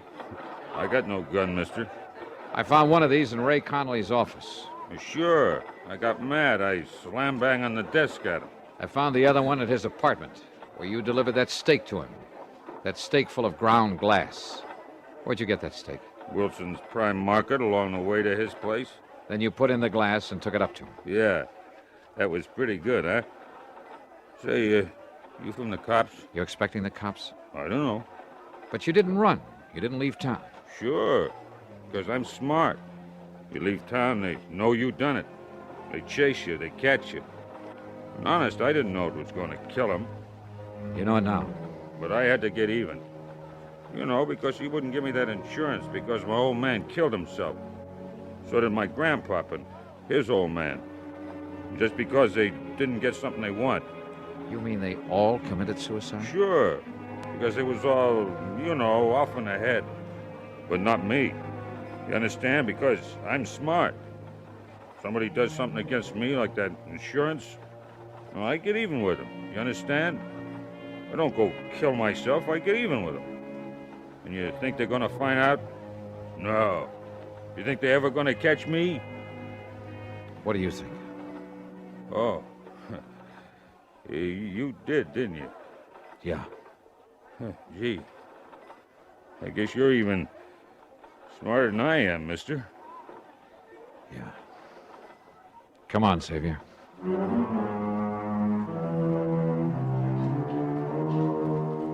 Prison? I doubt it. Not with a family history like that. But there are institutions for his kind. I'm sure he'll spend the rest of his life in one of them. And maybe, by studying his case, the doctors, the psychologists can learn more about helping such people before they go off the deep end. Expense account? Forget it. Ray Conley was my friend. Yours truly, Johnny Dollar.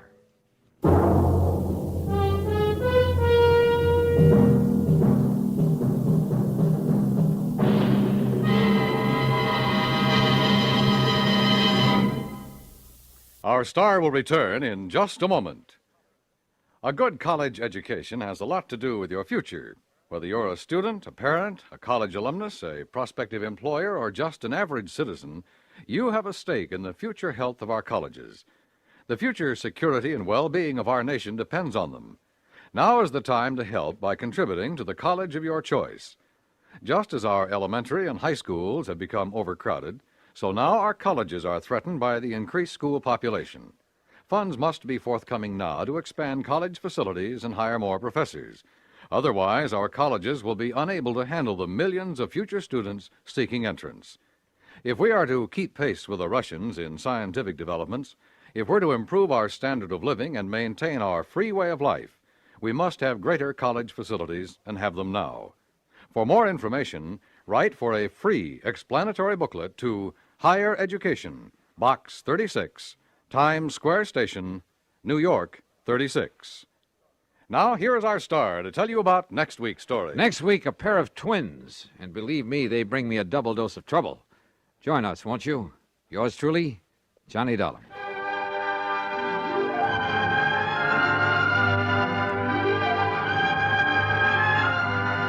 Yours truly, Johnny Dollar, starring Bob Bailey, originates in Hollywood and is written, produced, and directed by Jack Johnstone.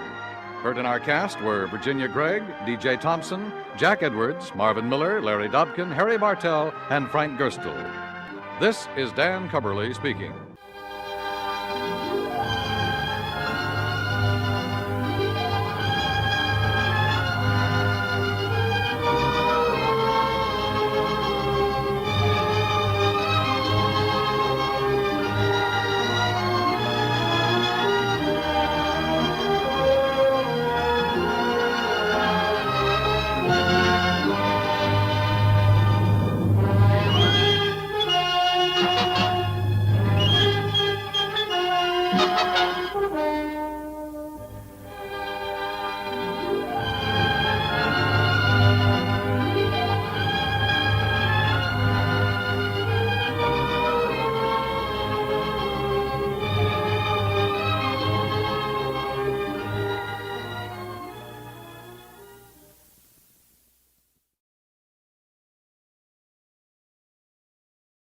From Hollywood, it's time now for Johnny Dollar. Earl Poorman. Hi, Earl. How are things down in sunny Florida? How soon can you come down here, Johnny? You got troubles? Yes, over a $2,000 insurance claim. Oh, now wait, Earl. How can you justify my fee and expense account on a claim as small as that? Johnny. Yeah? The responsibilities of an insurance company sometimes involve far more than just collecting premiums and paying off on claims. Well, sure. Keeping your clients happy, a little good old public service now and That's then. right. Even a little attention to our national security. Sure. But on such a small policy, I still don't see how you can justify national security. Yes, Johnny. I'll grab the first plane.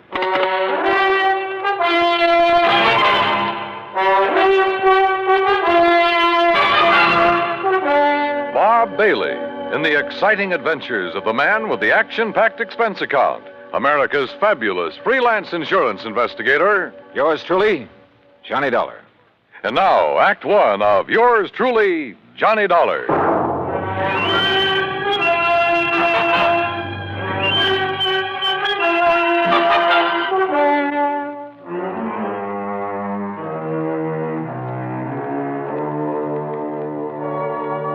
Expense account submitted by Special Investigator Johnny Dollar to Tri-State Life and Casualty Insurance Company, Sarasota, Florida. Following is an account of expenses incurred during my investigation of the Wayward Moth matter.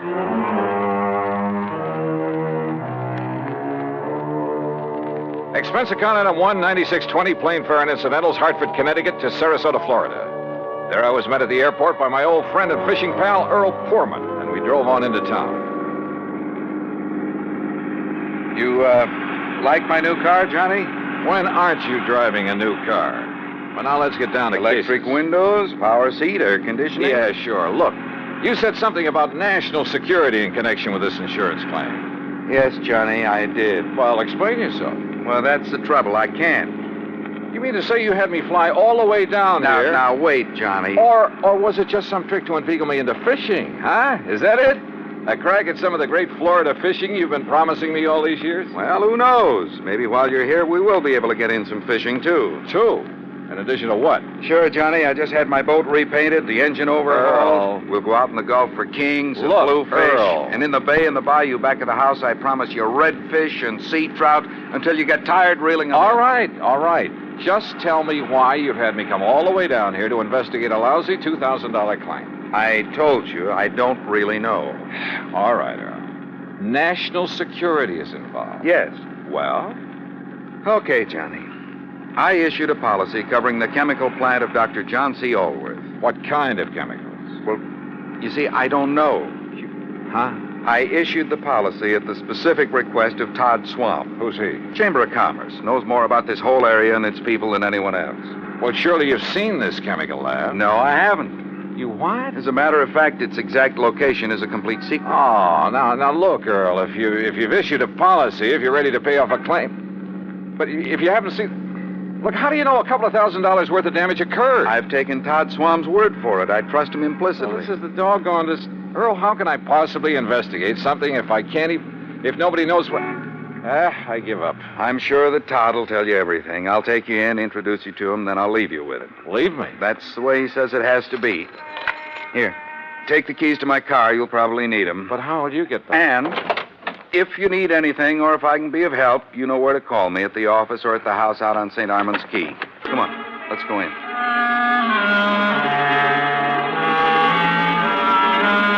Todd Swam is a young, pleasant, aggressive sort of chap. Serious, alert, perceptive. He thanked Earl for bringing me, then led me alone into his private office.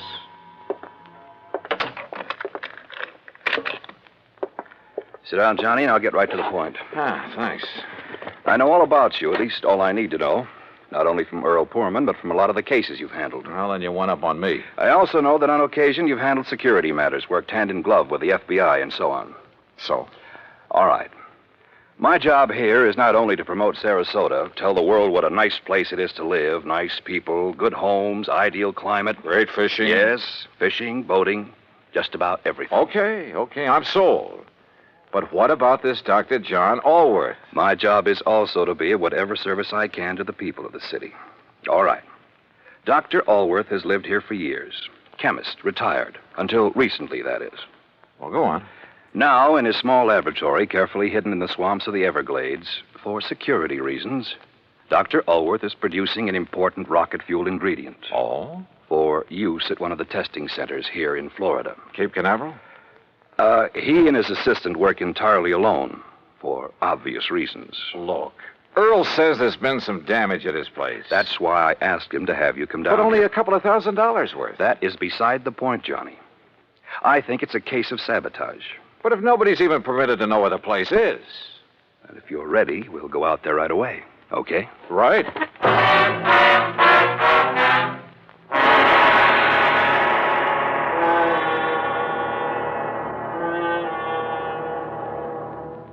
Act Two of yours truly, Johnny Dollar, in a moment.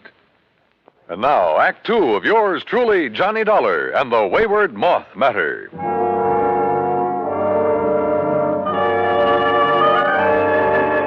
Todd Swam, manager of the Sarasota Chamber of Commerce, suggested we use 2 cars, so I got behind the wheel of the one Earl Poorman had left for me and followed him. We drove south on Highway 41 through Fort Myers, then swung left on Route 82 into the Everglades, and finally into the Big Cypress Swamp Country. A few miles further south, I'm not permitted to say how many, we left the main road for a pair of wagon tracks leading into the swampy jungle. We stopped in a little clearing. From a small shack on the edge of a bayou, a tall, husky Indian emerged. He lowered his high-powered rifle as he recognized Todd Swam and walked over to where we'd parked. You bring a man, Mr. Todd. Ben Osceola, this is Mr. Johnny Dollar. Hi, Ben. How do you do, Mr. Johnny? Ben, he's to be let through here anytime he wants. Very well, Mr. Todd. Have you the airboat ready for us? All ready. Back of my house. Good. Come on, Johnny.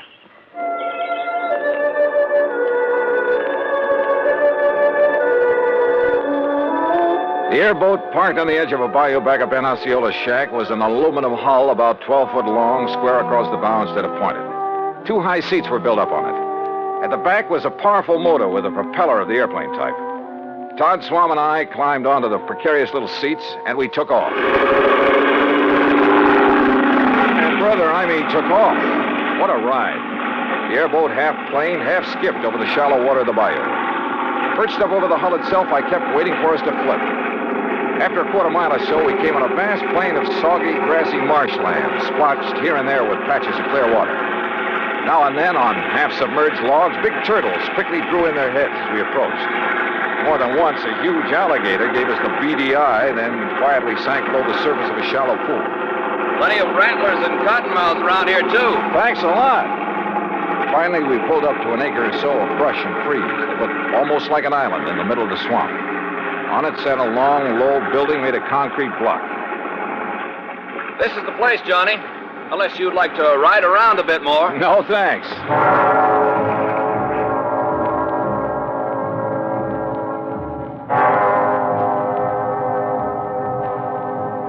Todd Swam got the introductions over in a hurry.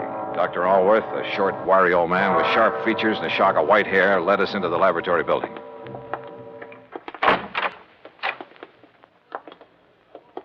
No, Mr. Dollar, not in there. Oh.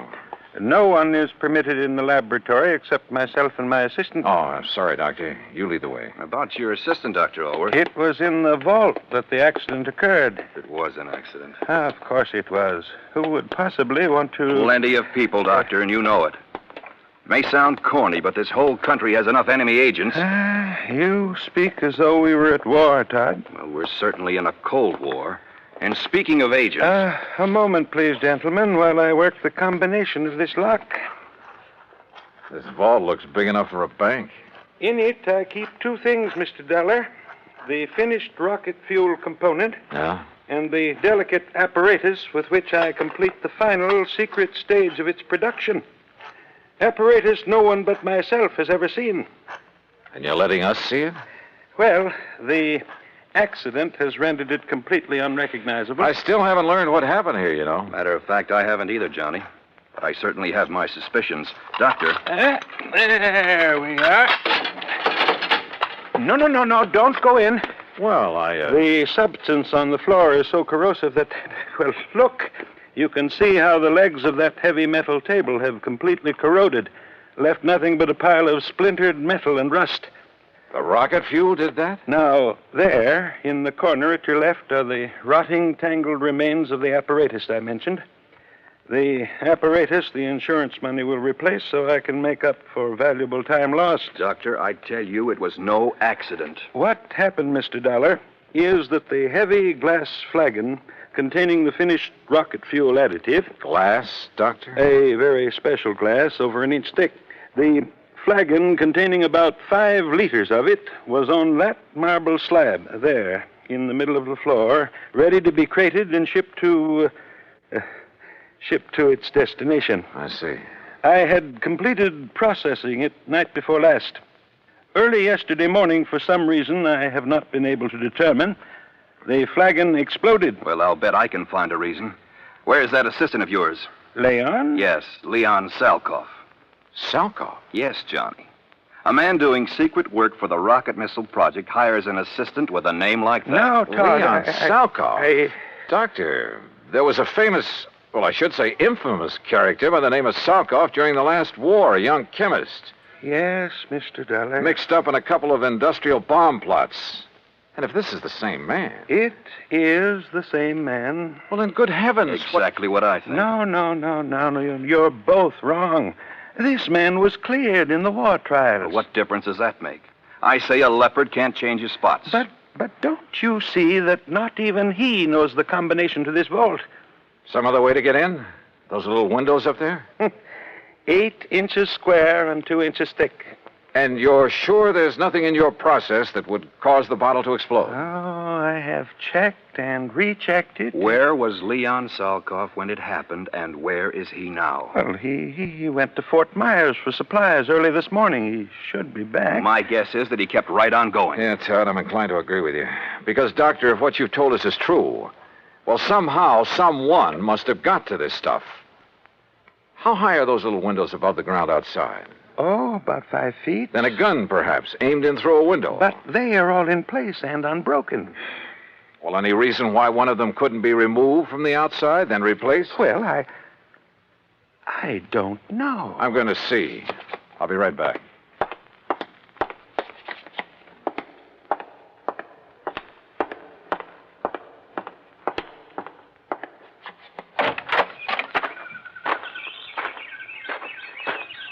Stop! Don't move! What? Do not move, mister. Or I will shoot you right through the heart. Act 3 of yours truly, Johnny Dollar, in a moment. And now, Act 3 of yours truly, Johnny Dollar, and the Wayward Moth Matter.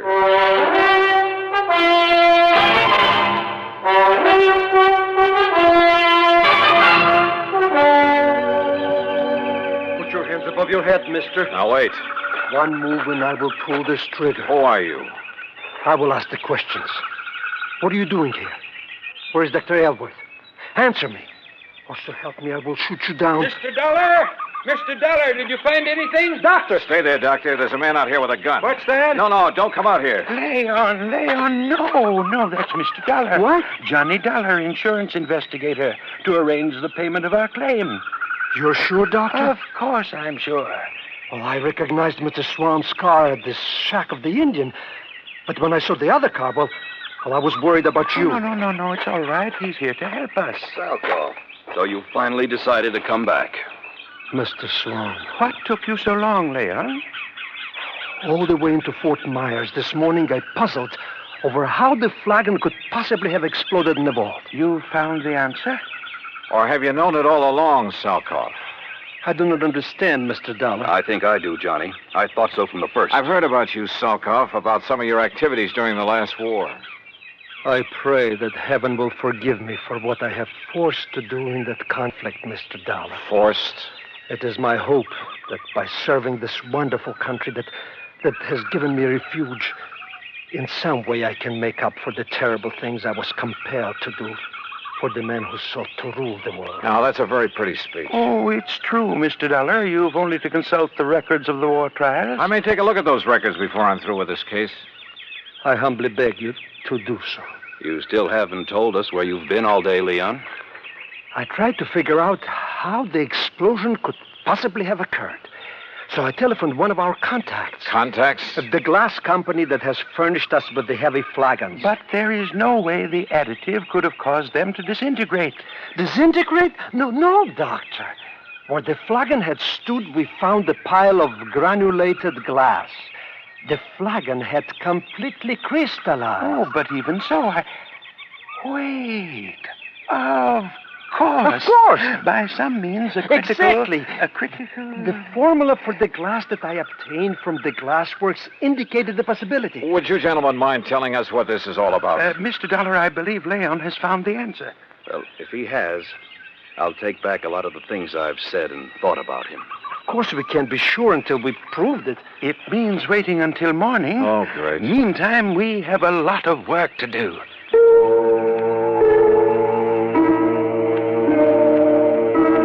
We spent most of the night working like dogs, swabbing out the vault with a powerful neutralizing solution. Then, early in the morning, the four of us gathered in the vault. A flagon like the first one was placed on the marble slab in the middle of the floor. We sat around and waited. A long time. Then I noticed something. The rays of the sun coming through one of the tiny, thick windows. The light was focused, as though through a magnifying glass. Slowly, the powerful searing pinpoint of light worked its way over to the flagon. Dr. Alworth rose and held a piece of paper where the rays converged. It burst into flame. There! Now you can see the tremendous heat generated at this point. Yes, and on the flagon itself. Exactly. The tempered thick glass wall of the bottle, tempered perhaps to a highly critical degree. But to crystallize, Doctor, the way the other one did? Leon, I still don't believe it. Well, many things will cause glass to crystallize. Vibrations of many kinds. You've heard, I'm sure, of the tenor who shatters a goblet by the vibrations of his voice. But light vibrations? Oh, Doctor. Of course, it should have occurred by now. If it's going to at all. Oh, the temperature of that bottle must be terrific. The pressure building up in the glass itself. I don't understand. Still, the angle of the sun is slightly different each day. Or an imperceptible flaw in the one that exploded. Oh, sure. Well, perhaps the other had some outside stimulus to act as a trigger. A sudden draft, perhaps. Oh, any little thing. Excuses, Leon. You're stalling. You said the other bottle was in here alone. The door's closed, only it wasn't because you exploded that thing. I don't know how, but you did it. And if that isn't sabotage... God. Come on, Johnny. This gag has been carried far enough. Look! I saw it, too. A tiny moth, attracted by the blazing spot of light on the side of the flagon, where the focus rays of the sun converged. The moth circled, flew past it, almost brushing it with his wings. We waited. He circled again. Again. Then dove at it.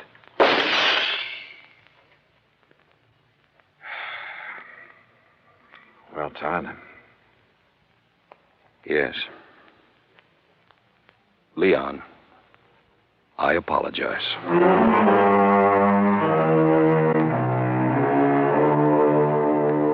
Yeah. A tiny moth triggered the reaction that disintegrated, that crystallized that bottle into a million tiny grains like sand. And simply because of the difference in temperature of his little body. Seems impossible, but it happened. Expense account total, including the trip back to Hartford, $204 even. Remarks? Pay up this claim in a hurry, will you? The more help we can give to people like Dr. Alworth and Leon Salkoff, the better. Yours truly, Johnny Dollar.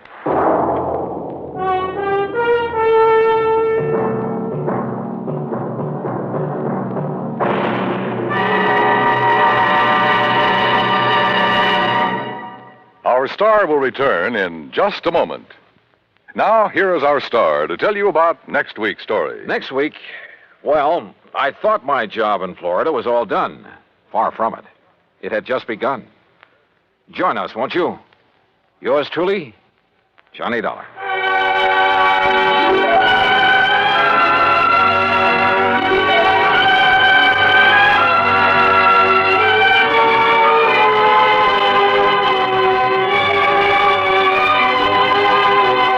Yours truly, Johnny Dollar, starring Bob Bailey, originates in Hollywood and is produced and directed by Jack Johnstone, who also wrote today's story. Heard in our cast were Vic Perrin, Herb Ellis, Paul Richards, Lou Merrill, and Leon Velasco. Be sure to join us next week, same time and station, for another exciting story of yours truly, Johnny Dollar.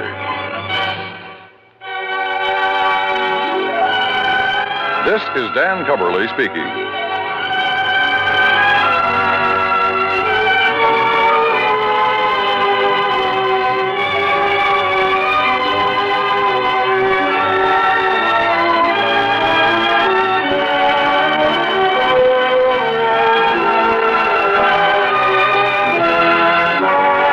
This is the United States Armed Forces Radio and Television Service.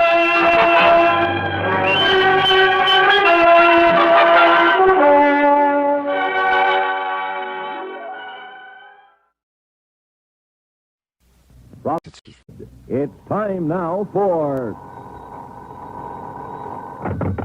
Johnny Dollar. Pat McCracken, Johnny, Universal Adjustment Bureau. Hi, Pat. What's new? At the moment, Cooper's Bend, Nevada. Never heard of it. Neither did I till this morning. They're having a big celebration out there, Frontier Week. So what do you want from me? A beard? It might help if you started growing one, Johnny. And how about a 10-gallon hat? You got one of those? Oh, sure. And my horse is tied up in the bedroom. Now, look, what's this all about, Pat? Well, from what I can gather, Cooper's Bend was just a sleepy little western town dying on its feet. That is, until last week. So what happened last week? A publicity man named Bill Williams organized this Frontier Week to wake the town up. I guess somebody out there doesn't like being waked up. What do you mean? Oh, looks like somebody's trying to put Bill Williams to sleep. The hard way. I'll be right over.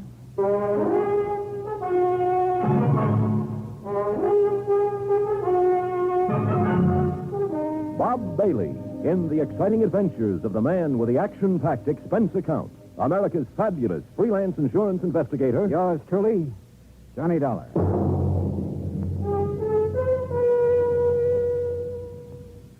And now, Act One of yours truly, Johnny Dollar.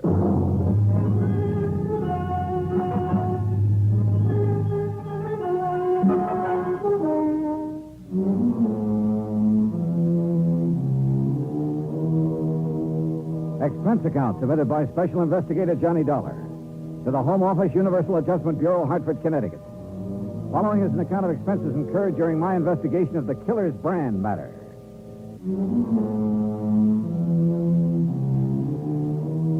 Expense account item 1, $1.20, cab fare from my apartment to the office of Universal Adjustment Bureau.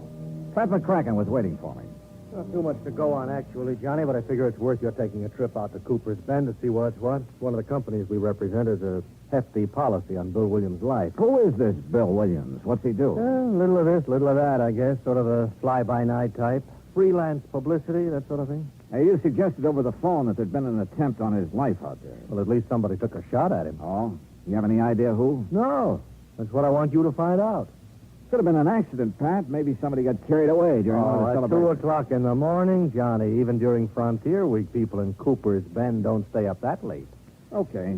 Where do I find Williams? There's only one hotel. You look for him there. And, Johnny? Yeah? Watch yourself. Some of those characters out there can shoot pretty straight.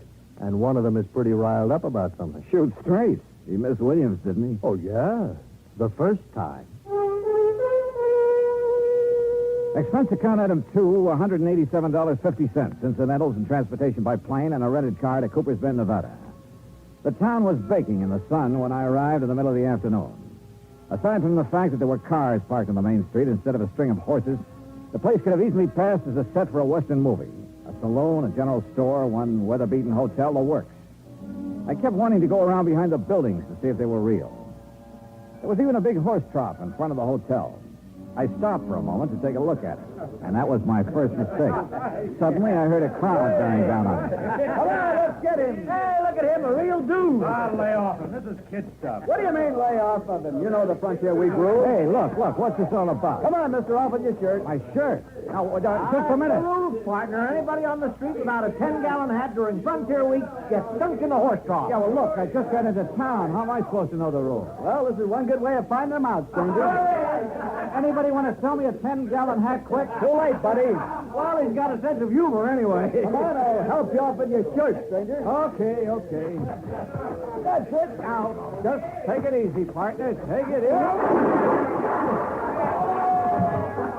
Welcome to Frontier Week, partner. Oh, thanks. Thanks a lot.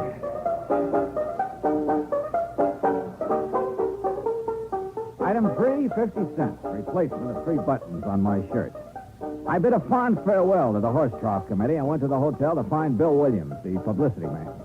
He wasn't there at the moment, but the clerk told me I might find him at the newspaper office. That was 3 doors down the street, the Cooper's Bend Sentinel, no less. Bill Williams wasn't there, but for the moment I didn't miss him at all.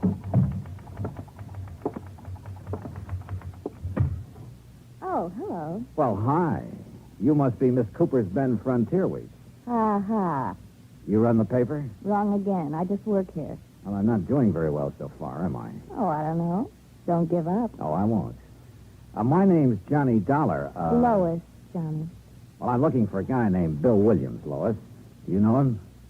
Yeah, I know him. Where can I find him? Well, this is as good a place as any. He ought to be here soon. Last I saw him, he was with Fred Kirby. Kirby? The editor of this paper. The two of them were all wrapped up in further plans for our glorious Frontier Week. I gather Frontier Week doesn't appeal to you. It's a two-bit idea, like everything else about this town. Oh, here's Fred. This is Johnny Dollar, Fred Kirby. Well, thanks, but we've already met. Mr. Kirby was one of the boys who helped me take a swim in the horse trough a couple of minutes ago. All in fun, Mr. Dollar. Part of Frontier Week. Yeah, sure. Kirby, I'm looking for Bill Williams. Oh, he's out making some final arrangements for the rodeo this afternoon. He ought to be back in a few minutes. Okay. Any place I can get a cup of coffee while I'm waiting? Oh, sure. 4 doors down the street. You can't miss it. I'll show you where it is, Johnny. Fine, thanks. I thought you had some work to get out, Lois. It'll keep. You don't mind, do you, Fred? Oh, no, of course not. I'll take your time. As we left, I could sense an undercurrent between Lois and Fred Kirby. And I could see his point. Matter of fact, though, undercurrent was too mild a word for Lois. Item 3, 20 cents. Coffee for Lois and me. You going to be in town long, Johnny? Oh, it depends. How long does Frontier Week last? This is the last day. Oh. Rodeo this afternoon, dance tonight. That ends it. Then the town goes back to sleep, huh? Probably. I won't be here to watch it, though. Oh, where are you going? Away.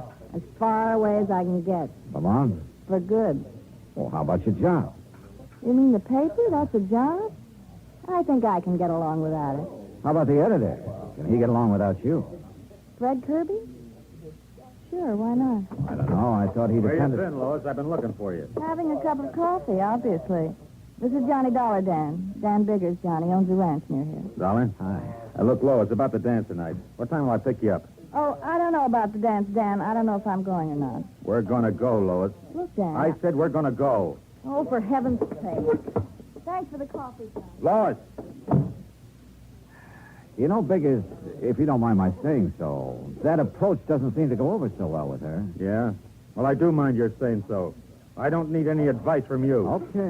And just for the record, Lois and I are engaged. Oh, congratulations. Don't get funny with me. Oh, now, easy, Biggers. Simmer down. You simmer down, Dollar. What do you mean? I mean, stay away from Lois. Are you kidding? So I bought her a cup of coffee. Anything wrong with that? You heard me. Stay away from her.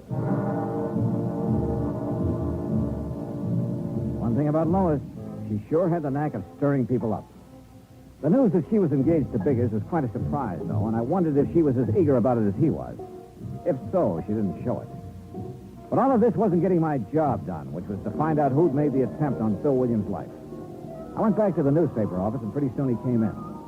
He turned out to be the gent who'd supervised my dunking in the horse trough.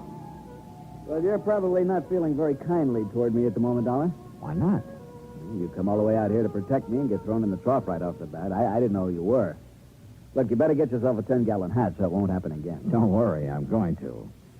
As I understand it, Williams, this Frontier Week was your idea. Yeah. I was driving through here on my way to Frisco a few weeks ago. The town was dead on its feet, but I could see the possibilities of waking it up. So I cooked up this scheme. The town went for it. How come you were so interested in waking the town up? For the dough. What else? I get 10% of the gross on the rodeo, dance, and other celebrations. I figured to get close to 1,000 out of it, and frankly, I can use the money. I see. Well, how about this attempt on your life? Come on. Out back, I'll show you. Show me what? My car. There it is. Take a look at the windshield. Yeah. Bullet hole. Mm-hmm. How did it happen? I was driving along the road just outside of town the other night, and all of a sudden, whammo.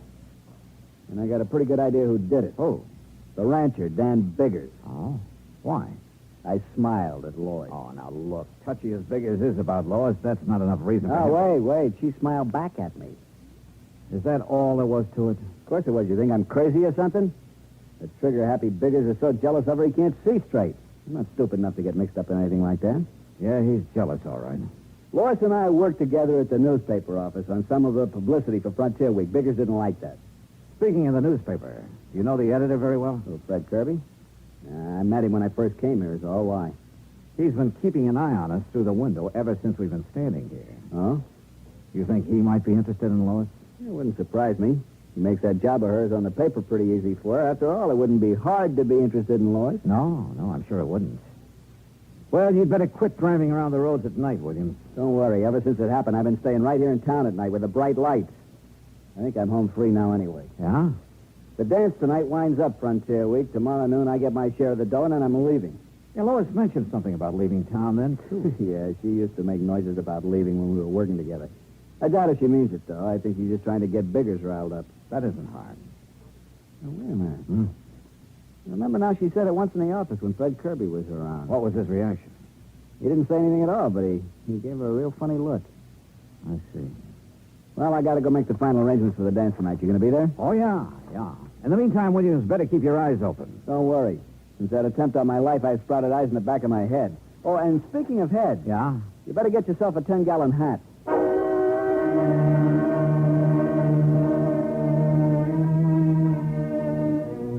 Very good advice. I had no desire to get dunked again. I started across the street toward the general store, then realized my mistake. There was the reception committee again at the horse shop. I had to get to that store fast. I almost made it, too. Steady, fellas. Oh, well. Expense, item 6, $15 for a too-late 10-gallon hat.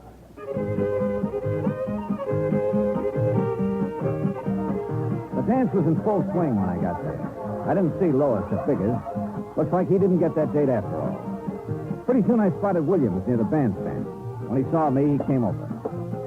There, crowd, Dollar. There are more people in Cooper's Bend tonight than ever heard of the place before Frontier Week. Man, I'm really going to clean up.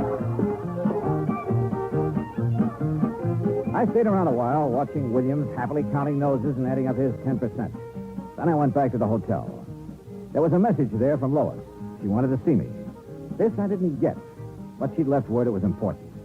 She'd also left directions for getting to her house, so I drove out. It was outside of town on a back road. The lights were on. But nobody answered my knock. I waited a while, then tried the door. There was a fire burning in the fireplace, and the room looked very cozy. All except for one thing. Lois. She was lying in front of the hearth, and she was very dead.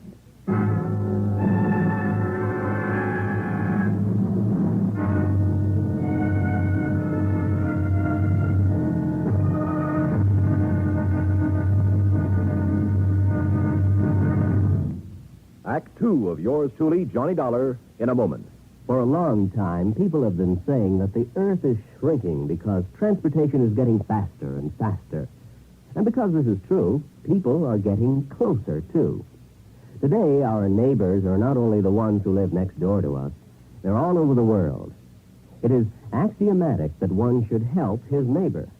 But Americans have gone a step further. In addition to individuals helping individuals, now many American cities help many other cities through the Sister City program. Now, perhaps you've heard how it works. If not, here's an example or two. In the fall of 1959, a large area of Nagoya, Japan, was struck by a devastating typhoon. Her sister city, Los Angeles, California, sent tons of relief materials to Nagoya by way of an Air Force plane headed for the area. The Marines and the Navy rendered vital emergency aid during the disaster.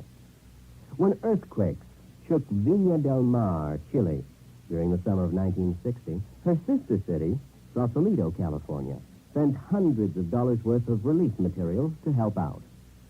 Another case in point, the school children of Clovis, New Mexico, sent a number of cultural exchange packages to students in their sister city of Adana, Turkey. There are hundreds of such examples because there are hundreds of sister cities. By using this means of diplomacy, friendship and understanding have increased throughout the world and paved the way for permanent freedom, the right of all men everywhere. And now, Act Two of yours truly, Johnny Dollar, and the Killer's Brand Matter.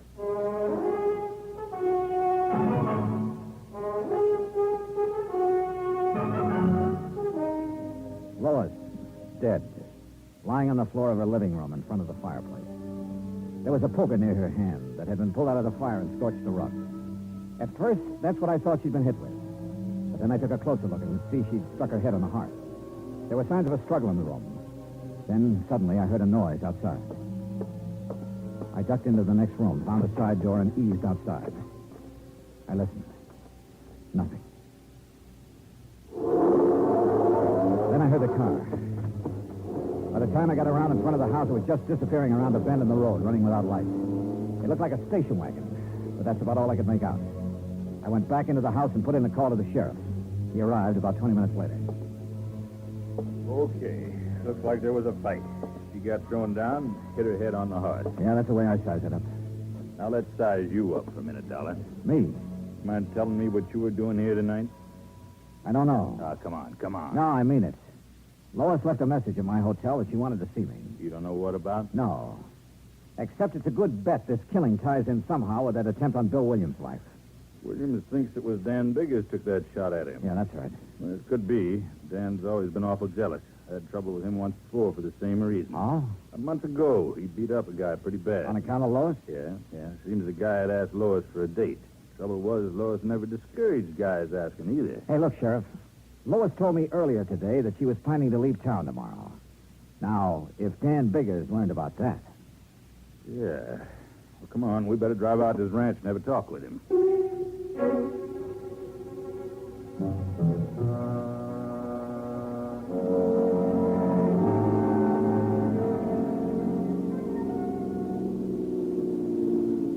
There's the gate, Johnny. Ranch house is up on the rise. Yeah. No lights on up there. You think Dan might have cleared out? Hey, came from that clump of brush over there. Hold it right where you are, Sheriff. I've got you covered. Now, don't be a fool, Dan. You drop that gun and come out of there. I said hold it. Came to take me in, huh? Well, I'm not going just now, Sheriff. Look, Dan. First, I'm going to find out who killed Lois and take care of him. Then you can question me all you want. Very interesting you should know about the killing already, Dan. I can think of one reason you might. Guess again, Dollar. I was in town when the call came in. One of the deputies told me about it. I figure it differently, Dan. You found out Lois was going to leave town tomorrow. Lois, leave. You're crazy. That's what she told me. She'd never do that. She'd never leave me. You tried to stop her. She grabbed a poker and swung at you. You threw her down on the hearth. That's a lie, you hear me? Dan, you're acting like a fool. Now give me that gun. I'm not coming in now, Sheriff. I can put these shots where I want to. Don't make me put them in you. Okay, Dan. You got the drop on us now, but I'm coming back. And I'm going to take you one way or another.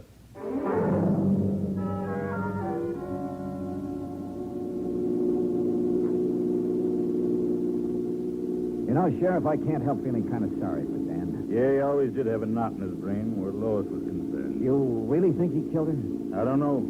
Dan's pretty smart sometimes. That routine he was just giving us might have been a cover. Sheriff, you happen to know if Dan drives a station wagon? He drives a pickup around town mostly, and I think he's got a coupe, too, but no station wagon. Why? That's what I spotted pulling away from Lois's house. You didn't get the license number? No, it was running without lights. Not much help, Johnny. There's a lot of station wagons in this part of the country.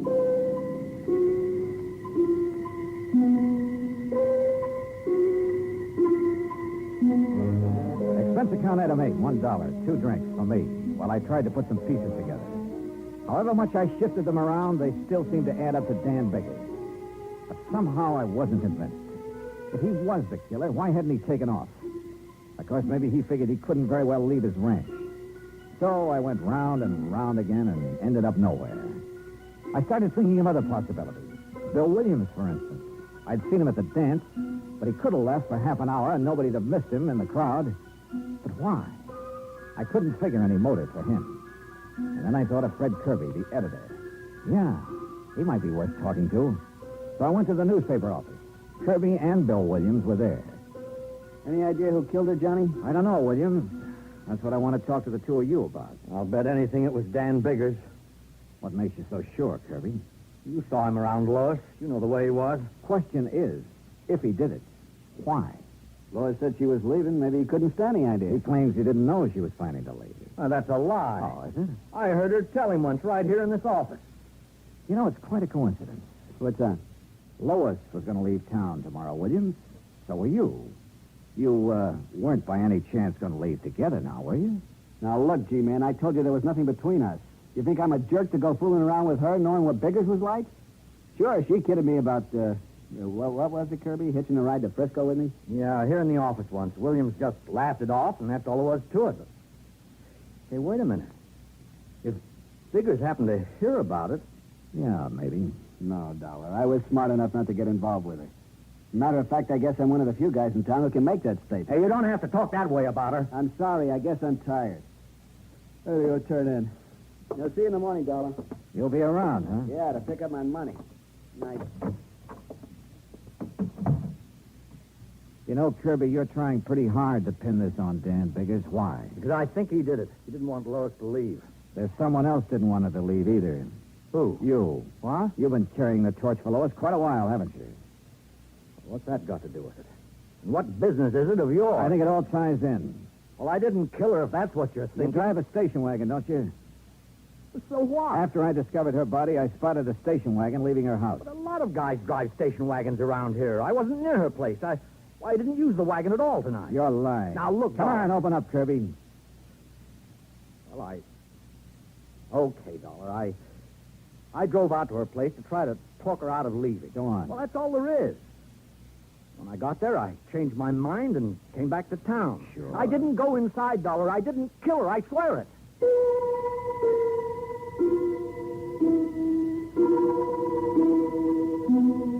I called the sheriff, and he took Kirby in for further questioning. But by morning, he hadn't changed his story. Oh, he admitted being at the scene of the murder, but that's all he'd admit. He was still a big question mark, and we were still nowhere. The sheriff went out to Biggers' ranch again, hoping Dan would give himself up peaceably if he knew Kirby was in custody. I had a cup of coffee and went outside. Bill Williams was in front of the hotel. Anything new on the killing, Johnny? Well, you know Kirby was being questioned. Yeah. Surprised me at first, but then I got to thinking, he's a strange guy. He doesn't say much, but there's a lot going on inside, particularly about Lois. Yeah. Did you get your cut of the dough from Frontier Week all right? Yeah. Well, I'm sure glad it's over. That killing last night turned the whole deal sour. I'll be glad to get the taste of this town out of my mouth. Uh-huh. When are you leaving? I told the sheriff I'd be around in case he wants me for further questioning. I'll leave when he says the word. There he is. What's with the crowd heading this way? I don't know. Okay, Williams, we got it last. What are you talking about? You ain't wearing your 10-gallon hat, and that sure looks like a horse, so I hope you're standing next to it. That's right. Now, look, Frontier Week is over. You thought the idea in the first place. We thought you'd like to try it. I'm in no mood for jokes this morning. I'll lay off. Can't you take a joke? No, not this morning. I'm sick of the whole idea. I said lay off, and I mean it. Let him away.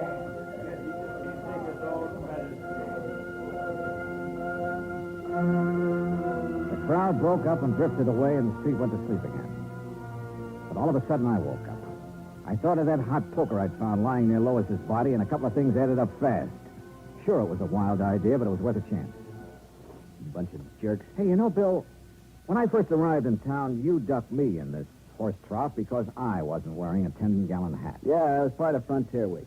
Well, you're not wearing a hat now. Look, like I told those guys, Frontier Week's over. I still want to return the compliment. Am I going to have trouble with you too, Dollar? I guess you are, because I'm going to duck you in that trough Take off your shirt. Now, look, stay away from me. I said take it off. Get your hands off of me. What's the matter? You afraid to take it off? What are you talking about? Let go. I said let go. Where? What do you know? A nice big burn on your chest and on your arm. A few scratches, too.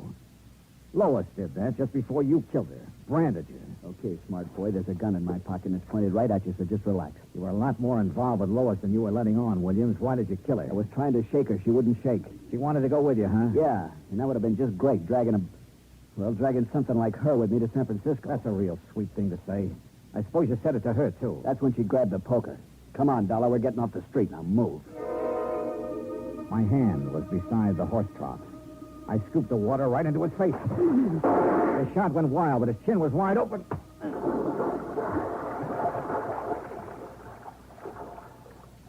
Yeah, Bill Williams got ducked after all.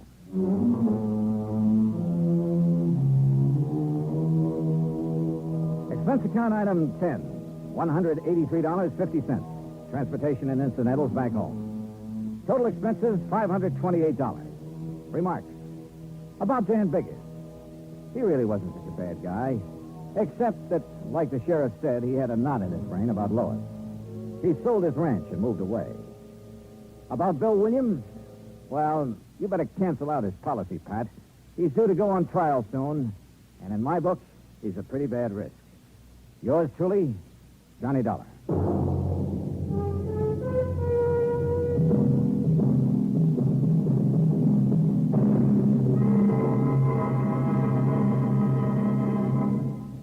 Our star will return in just a moment.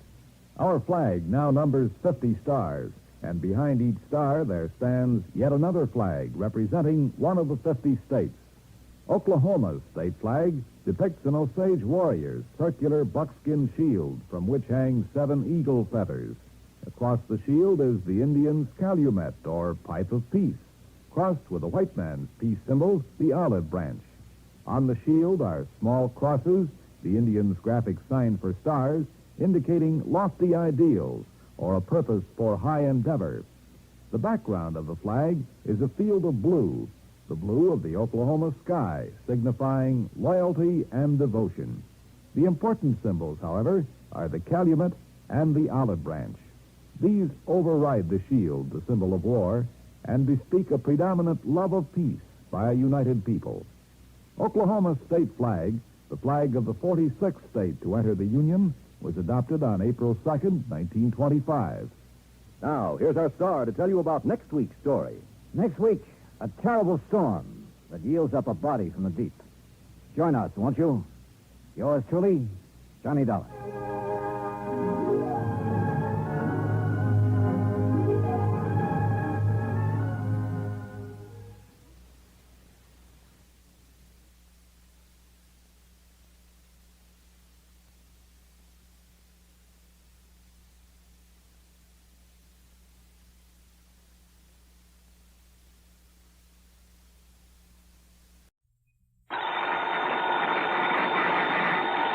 Johnny Dollar. George Reed here, Floyd's of England. Hiya, George. Johnny, I just received a frantic call from Mr. Alvin Peabody Cartwright. Isn't he always? What? Isn't he always frantic? I guess you have a point there. Yeah, how is that eccentric, absent-minded, sweet old character? Well, frantic. You said that. But as you know, he's one of our most valuable clients. Yeah, because of those nice fat insurance premiums he pays every year. Exactly. So it's important that we never hesitate to serve him when he calls on us. So what goes? He wants you out on the West Coast immediately. Oh, why? Well, he didn't say, as usual. You know how he is about these things. Oh, yeah, I know. And the last time he called, it was about somebody who was trying to murder him. Exactly. But the time before that, it was just to give me a Christmas present. I know. Okay, George. His place in Beverly Hills? No, he's up in Santa Barbara at the home of a Mr. Rockland Rockwell. Rockwell. Also a client of ours, also extremely wealthy. Well, good. Maybe I can drag down a nice big fee on this one. Also, Johnny. Yeah? If this thing involves Mr. Rockwell rather than Cartwright, well, believe me, it may be plenty serious. Oh? Okay, George. I'll be in touch.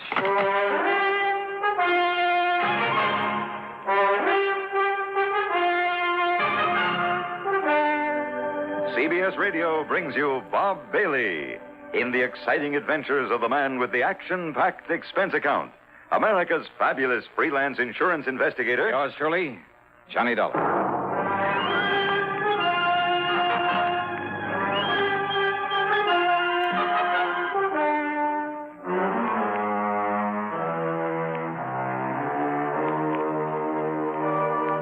Expense account submitted by Special Investigator Johnny Dollar. The Floyds of England, North American Office, Hartford, Connecticut. Following is an account of expenses incurred during my investigation of the Too Much Money matter. Expense account item 1, $171.40 for a plane that got me to Los Angeles early the next morning. Item 2, $50 deposit on a rental car. And the drive up the coast to Santa Barbara took me a little under 2 hours. A gas station attendant who gave me directions to the Rockwell place seemed quite impressed that I was going there. I found out why about 20 minutes later after driving up to the top of a high, densely wooded hill. Yeah, there must have been 10 acres, all of it beautifully landscaped. Broad, sweeping lawns. And on the wide, winding road up to the main house, I must have passed at least a dozen gardeners and nurserymen, tending not only the vast lawns, but the well-ordered shrubbery and the magnificent trees, the myriad flower beds. As for the house itself, well, to call it a castle would almost be an understatement. All of it, built of native stone, with towers, turrets, and parapets. And purely incidentally, there must have been 7 or 8 expensive cars parked in the driveway. Yeah, I felt almost timid about raising the heavy iron knocker. Yeah, real impressive. But, Johnny! Hiya. I knew you wouldn't let me down. Yeah, hi, Mr. Cartwright. You're a good boy, Johnny. Only, I expected nothing less than 3 or 4 uniformed butlers to let me into a joint like this. Isn't it a lovely little place? You call this little?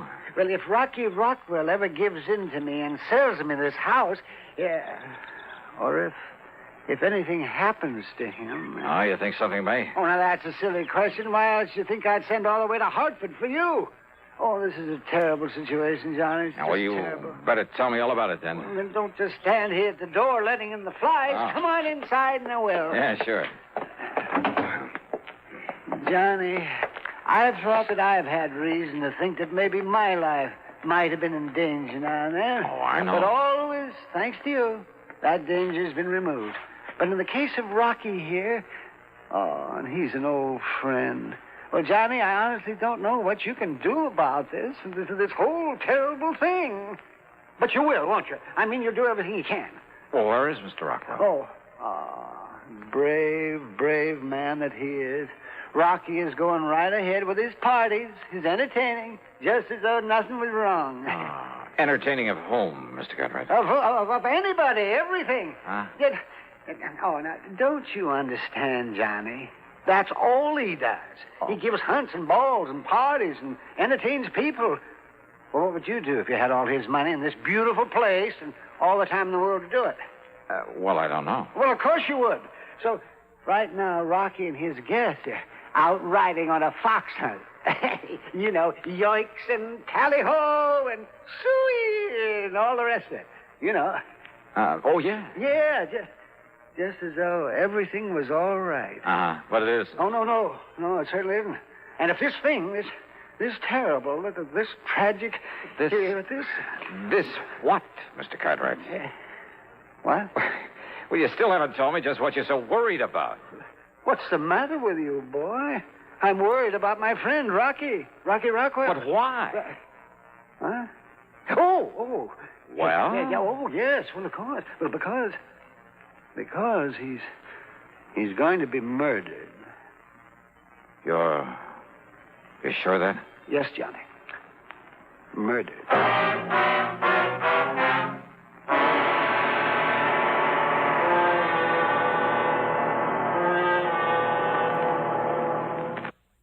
And now, Act 2 of yours truly, Johnny Dollar, and the Too Much Money Matter.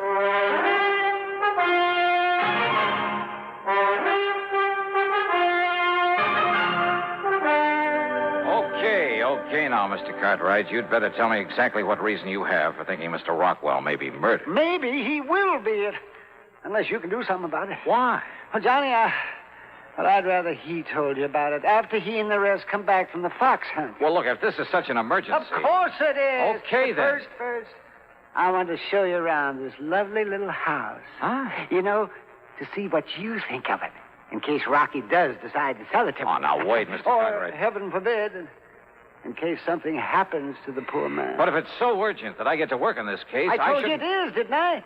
Now, come along, and I'll show you the house. Mr. Cartwright. Not another word, Johnny. Come along.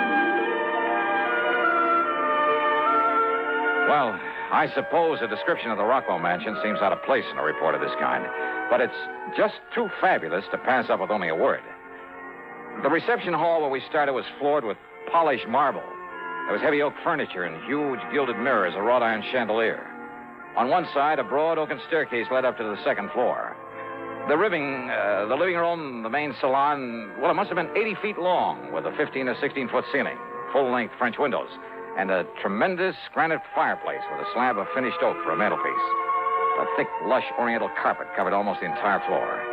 And then there was a music room with not only 2 concert grand pianos, but a full pipe organ. The main dining room could have seated at least 100 people. And there was a morning room with walls of patterned silk instead of wallpaper, a couple of private little sitting rooms. The library must have held literally thousands of leather-bound books on mahogany shelves that reached from floor to ceiling. The den, in addition to a study, was paneled in richly green walnut. So was the billiard room in the huge basement. As for the bedrooms, I mean the 5- and 6-room suites on the second floor. Well, why go on? We ended up back in the den. Or maybe it was only one of the dens. Well, do you like it, Johnny? Wow. Well, now, what does that mean? After all, I may be able to buy it for only $2-3 million. Unless, as I said, Johnny. But why, Mr. Conrad? Why do you think he's in danger? How should I know why? And why should I be bothered with trifles like that when they... Oh, look. Huh? Look. I see. Here they come. They're riding gaily over hill and dale. They're returning from the hunt. Oh, Mr. Rockwell's with him? Of course he is. So, Johnny, you stay right here. Well, now, look. And I'll go out and fetch him to come in and tell you everything. Well, Mr. Cartwright...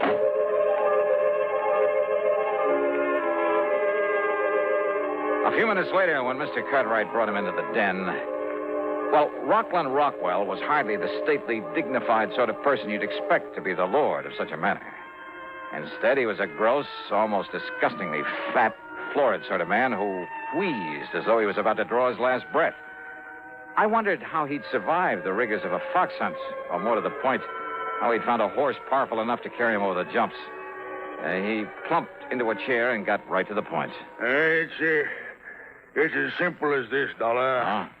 Years ago, over in England, I pulled a real fast one on one of my competitors over there, a fellow named Ashley, Lord Jacob Hunter Ashley, Britisher. Oh, I see. Britisher. He did it so clever, yes, he never knew that I was behind it all. He thought that I was still his friend, especially when I gave him a couple of thousand of those British pounds to keep him and his wife and kid from starving. I put him out of business, ruined him. Dollar, it got me all of this. You like my place? It's impressive. Yeah, that's it. It's impressive. Impress anybody. Yes, sir. Yeah. But go on, please. Well, Dollar, I figured I'd been smart enough that nobody would ever know that it was me tricked Ashley, especially when Ashley finally died, not even knowing himself. But now somehow Ashley's son, Marvin, been one of those worthless actors, play actor all his life, and somehow Marvin Ashley has found out. Well, how do you know, Mr. Rockwell? How does he know? Why, Johnny. Well, Mr. Cartwright? How? Huh? Well, I don't know, Johnny. Mr. Rockwell? A few months ago, Marvin wrote me from England and said he was coming here and to take bloody revenge for the poverty I inflicted upon his father and family. And his exact words, Dollar. Exact words, huh? Words. Well, then he must have been quite a ham. Yes, and then a few days ago, a telephone call, that silly British accent, just like his father. Young Ashley. Yes, Marvin Ashley, to say that he was here in the States. I see. And I told him that I'm a changed man, Dollar. Well, I hope so, Rocky. Yes. I told him that I'd make it up to him and give him anything he wants. told him it's been on my conscience, and it has, Dollar. Yeah, Dollar. I'm sure it has. But he told me that he's coming here, that he's going to kill me. Rocky, for what you did, I don't blame him. I know. Yes, well, if I'd have known such a thing about you... I know. But I'm sorry now. I'm sorry. Why? Because you're scared? I say I'm sorry. Isn't that enough? All right. Don't you see, Dollar? Unless you can somehow find him, he'll murder me. Murder me.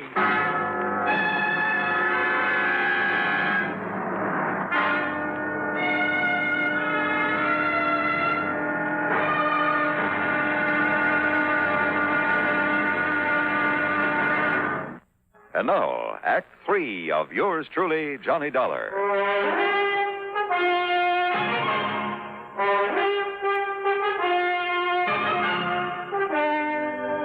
Rocky Rockwell, if I'd known this about you, and I thought you'd earned all your money honestly. Who are you to talk, Alvin?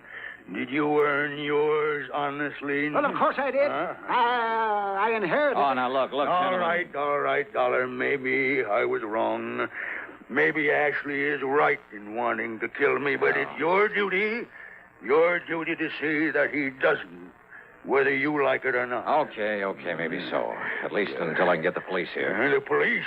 And expose me for what I am? I mean for what I once was? Maybe you were right the first time. Attaboy, Johnny. I'm with you. Why, Rocky... You shut up, Alvin. Now, listen, Dollar. Marvin Ashley could even be one of the people here in my home right now. You mean you don't even know all your house guests? How can I? There must be 20 of them. 20 or more.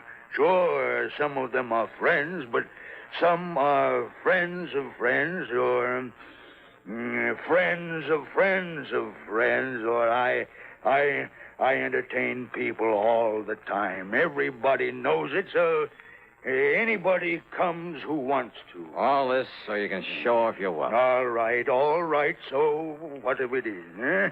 How much do you know about young Ashley? His looks, his build? Nothing. How old is he? Well, he could be 35 or 40 by now. Well, if he hasn't shown his hand, made any attempt to get at you... If he hasn't yet, then he will. And if he's here now, you've got to find him. Well, Dollar? I'll give it some thought. I didn't like this because I didn't like the man Rockwell. But a job's a job, and after all, I was on assignment. There were nearly 30 people at dinner that evening, and Rockwell made a good host, even though he didn't know the names of half of them, and he gave no sign that he suspected any of them. Nor did I. Nor did I see anyone who looked or sounded English, much less like any actor I've ever known. After dinner, Rockwell took me aside. Well, Dollar, is he here? Have you spotted him? No. Well, but you've got to, boy. Because the more I think about it, the more sure I am that he must be here by now. Maybe not. So you've just got to stay with me all the time, every minute. Now, look, Mr. So Rockwell. come along. Gibson, Stratton, Edwards, and Peterson want to play some pool down in the billiard room. Gibson, Stratton? Yeah, you met them at dinner, so we'll play some pool and get better acquainted with them. Well, look, I'm afraid I'm a little rusty. Come along, Dollar, because don't forget, if Ashley is here under some other name, he's going to stay close to me, too.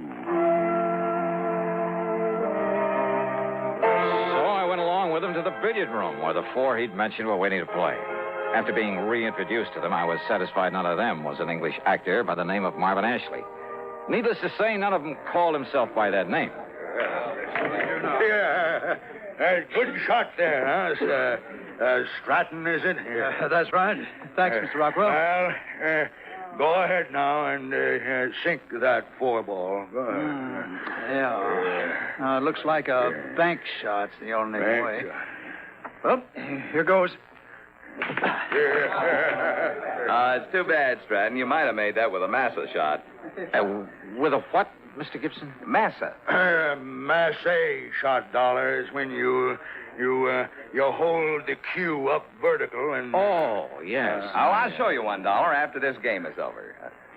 $1? Yeah. Name seems kind of familiar. Oh, does it, Mr. Gibson? Well, I could come be on wrong, now, Edwards. What are you waiting for? See if you can get that 4-ball. Sure, Mr. Rockwell. Sure I can. 4-ball. And the 5 and the 6 and all the rest. You watch this. Tell me, you ever get up San Francisco way, $1? Well, not often, Mr. Gibson. Why, are you in business up there? Yeah, in a brokerage office. Oh. Rockwell's one of my accounts. I doubt if he even knows it, though. I had to introduce myself like a perfect stranger when I came down here for the weekend. Yeah, I can understand that, all right. Okay, now, Peterson, see how you can do. 5-ball, eh? Well, I certainly missed that time. I got the 4-ball and nothing else. Edwards, is it? That's right, Sam Edwards. And your name again? Dollar. You look familiar, Edwards. Do I? Yeah, haven't I seen your face or picture somewhere before? Excuse me, will you? I want to get myself another drink. Yeah, sure. That was funny. Oh, but as I was about to say, $1, when you come up to San Francisco again, look me up. I'll show you the town, give you the grand tour. Fine. Good. Drive you down the coast to Cliff House, perhaps, for lunch. To where? The Cliff House. It's a place to eat there at the... Yes, I've heard of the place. All right, come on now, $1. We're waiting for you. Oh, well, maybe I'd better skip this turn. Mr. Rockwell. No, you don't. You got to see if you can sink the 8-ball. Maybe Mr. Gibson here would like to get that one out of the way, huh? What? Here now, take your cue and show us how it's done. Well, okay, Mr. Rockwell. You mean... like this? Well, now that's just fine, Dollar. You ripped the cover, and that's the end of this game. Yeah, the game is over. It sure is. And I guess I could be corny and say the play is over, too. The play, Dollar? For Mr. Gibson here. Only that isn't his name. What was that, $1? Well, a couple of minutes ago, you talked about making a massa shot. Well? Well, only a Britisher calls it that. We call it masse. $1. Well, I'm afraid I don't understand. But I suppose even an actor might make that slip. Actor? Yeah, your real slip, though, Ashley, was in naming that restaurant up the coast. Ashley? Are you addressing me said as... Cliff House, didn't you? Are you talking about Cliff House, this side of Frisco? Oh, now, look. Yeah, that's here. right, Mr. Edwards. Cliff House. But you said Cliff House, didn't you, Ashley? The way only an Englishman would. Did you say Ashley again? That's right. Marvin Ashley, the actor who came here to murder Mr. Rockwell. Huh? Gibson, broker from San Francisco, huh? Well, not a bad act, Marvin, but I'm afraid your acting days are over. Well, I'm sorry, old boy. But that's where you are quite wrong. Wait a minute. That's a gun. Because I assure you that I am not finished until I kill this despicable... He has a gun! And I have a pool cue.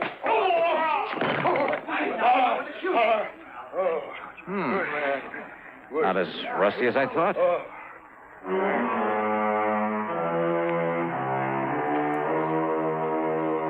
Hey, you know something? Dear old Alvin P. Cartwright furnished the high-powered legal talent that got Ashley off with nothing more than deportation. And needless to say, Cartwright is really through with Rockwell, as it would be. Expense account total? Forget it. Alvin P. handed me a check big enough for 3 expense accounts. Yours truly, Johnny Dollar.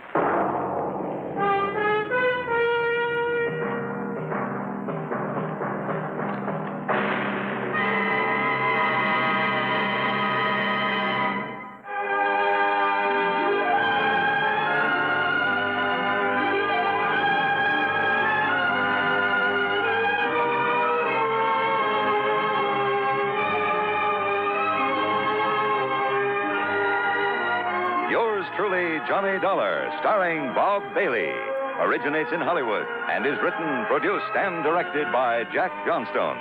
Heard in our cast were G. Stanley Jones, Howard McNear, Chet Stratton, Marvin Miller, and Sam Edwards. Be sure to join us next week, same time and station, for another exciting story of yours truly, Johnny Dollar.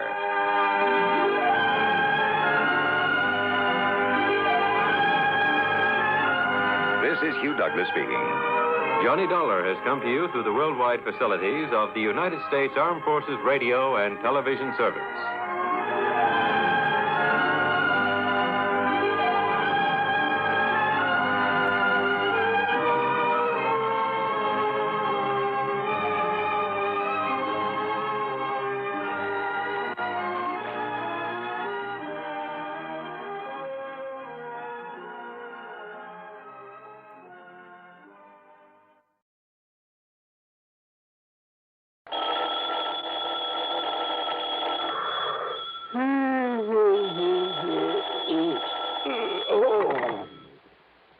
Johnny Dollar.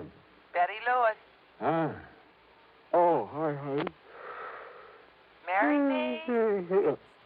Well, what's that? I said, will you marry me? Oh, just round up a preacher and I'll meet you at the church. Serious, Johnny? Oh, I wish you were, you rascal. Well, with you, Betty, I sometimes wish I could. No, wait a minute. Catch me still half asleep this way.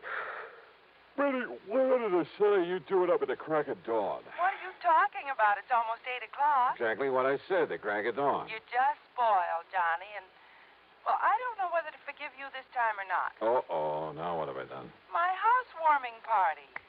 Oh, no. Oh, yes. It took me 3 months of hard work to get my new little house fixed up out here. No visitors, no fun, no nothing Betty. to work. And then when I do invite you and you accept... Betty, honest, listen. This is crazy business of mine. Better be good, Johnny. Well, I was out in Eugene, Oregon, and there was no way... Eugene, Oregon? Yeah, one of those last-minute things, insurance investigation. There was no way I could get out of it. Honest? Honest. I only got back late last night. But I'll make it up to you. I swear I will. Well... let's see. Today is, What? Betty. Hello, Betty. What's the matter, Johnny? You're asking me, those gunshots. And if I suddenly groaned and dropped the telephone, would you come running out here? Are you kidding? What? Only I cannot tell a lie. That was just some hot rod kid with a cut-down convertible. Oh, Backfire, huh? Yes. Every morning at exactly 8 o'clock. You could set your watch by it. Are you sure that's all it was? Well, if you don't believe it, why don't you come over here and see for yourself? Tomorrow, maybe? At 8 o'clock in the morning? Sure. And, honey, I'll cook you the greatest breakfast you ever had. Yeah, but... Maybe even convince you that married life isn't such a bad idea after all. On the strength of a platter of ham and eggs? Tomorrow. Johnny. Hey, look, why don't we go somewhere tonight? I'll take you out to dinner and... No. If you're really sorry about missing the party, if you really do want to see me... Well, sure I do. All right, then. Tomorrow morning for breakfast. Betty. Bye, honey. So, why not?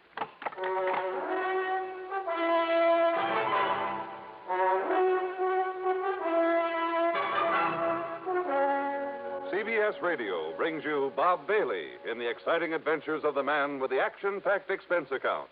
America's fabulous freelance insurance investigator. Yours truly, Johnny Dollar.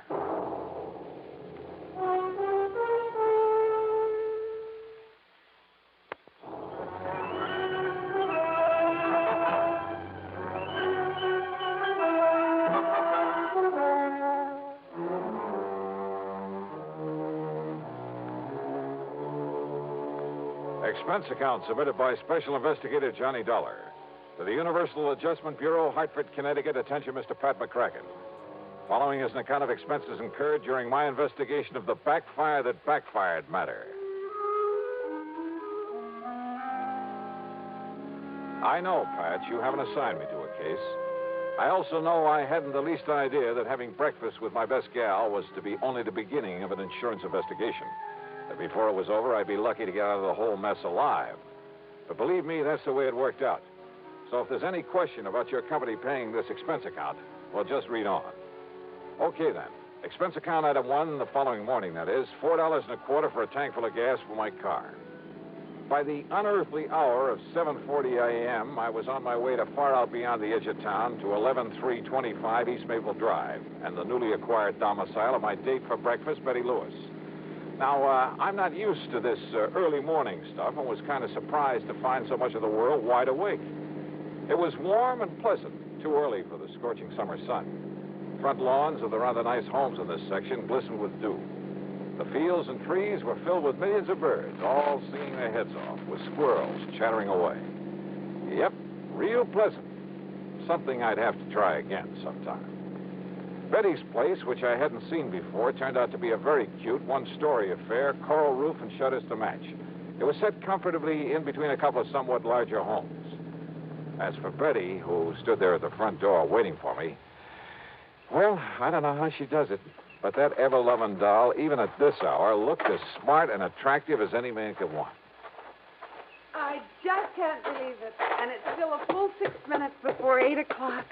Hi, honey. Mwah.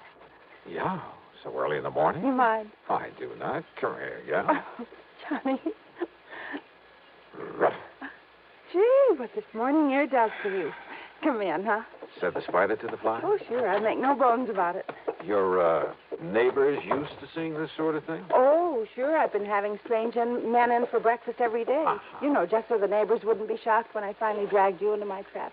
How do you like it, Johnny? Oh, yeah. Hey, looks real nice, Benny. Of course, if I had some nice guy to share it with. If you had any sense, you'd marry me, you know. Yeah. And if I had any sense, I'd get out of this crazy business of mine. Then maybe I could settle down to something like a normal life. 9 to 5 in some air-conditioned office, a nice home to come home to, maybe raise a family. Johnny, you know darn well you'd never be happy with that kind of a routine, humdrum existence. Oh, no? You know it as well as I do.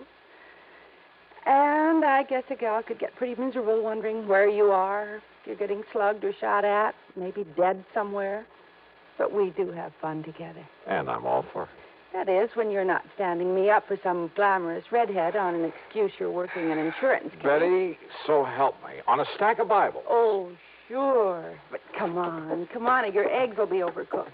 Now, you sit right there when you can look out the window and drink your juice. Yes, ma'am. You really like my country estate? Yeah. Hey, who lives in that big house across the road? Oh, old Mr. Barton J. Robinson. Used to be an attorney. Robinson, sure. He's the one who prosecuted that big insurance fraud a few years ago for one of the companies I served. See him there eating his breakfast? Bachelor, isn't he? Yes, he lives all alone. I think I'd better warn him to stay away from you, that you're my property. He's the most punctual man I've ever seen. If he isn't there when I'm eating my breakfast, I know I've overslept. Here, now. And if you want some toast... Got it. Hey, Betty, I've been thinking. Yes? Well, maybe it's just my crazy criminal mind, but... Thinking about what, Jimmy? About that. Holy smoke. No, I've got so used to it morning after morning. 2 of them. Yeah, no, crazy kids. You know who they are? Oh, somebody had the police come out here a couple of mornings, but of course they didn't show up then. And I guess everybody else has just got used to them the way I have. Now, let's eat. Funny, though. What? A crazy backfire. Once they get past here, they stop it. Well, don't worry about it.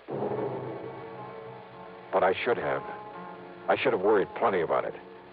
Perhaps if I'd been a mystery writer instead of insurance investigator who's used to solving mysteries after they've happened, well, I would have had sense enough to act right then, immediately.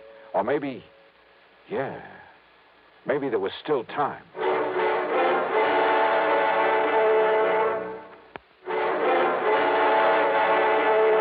And you have no idea who those 2 are. The ones who go barreling by in that hot rod every morning? Nobody could seem to find out, Johnny, and as I said... Yeah, everybody's got used to the noise of that backfiring. But listen, Betty... Why don't you eat your breakfast, honey? You call them kids, but they aren't. Honey, please. I thought we were just going to have breakfast and talk and sort of make up for lost time. Yeah, I'm sorry for that. But now, look. Honestly, do you have to dream up a lot of mystery and intrigue about even the most normal things that happen? They cut the backfiring just as soon as they got around that curve. 3CFU 160. What? The license on that car. Oh, Johnny. Hey, listen, honey, let me use your phone. Didn't I see one right here in the living room? Oh, yeah. But why? And, Johnny, your breakfast will get cold. Be right back.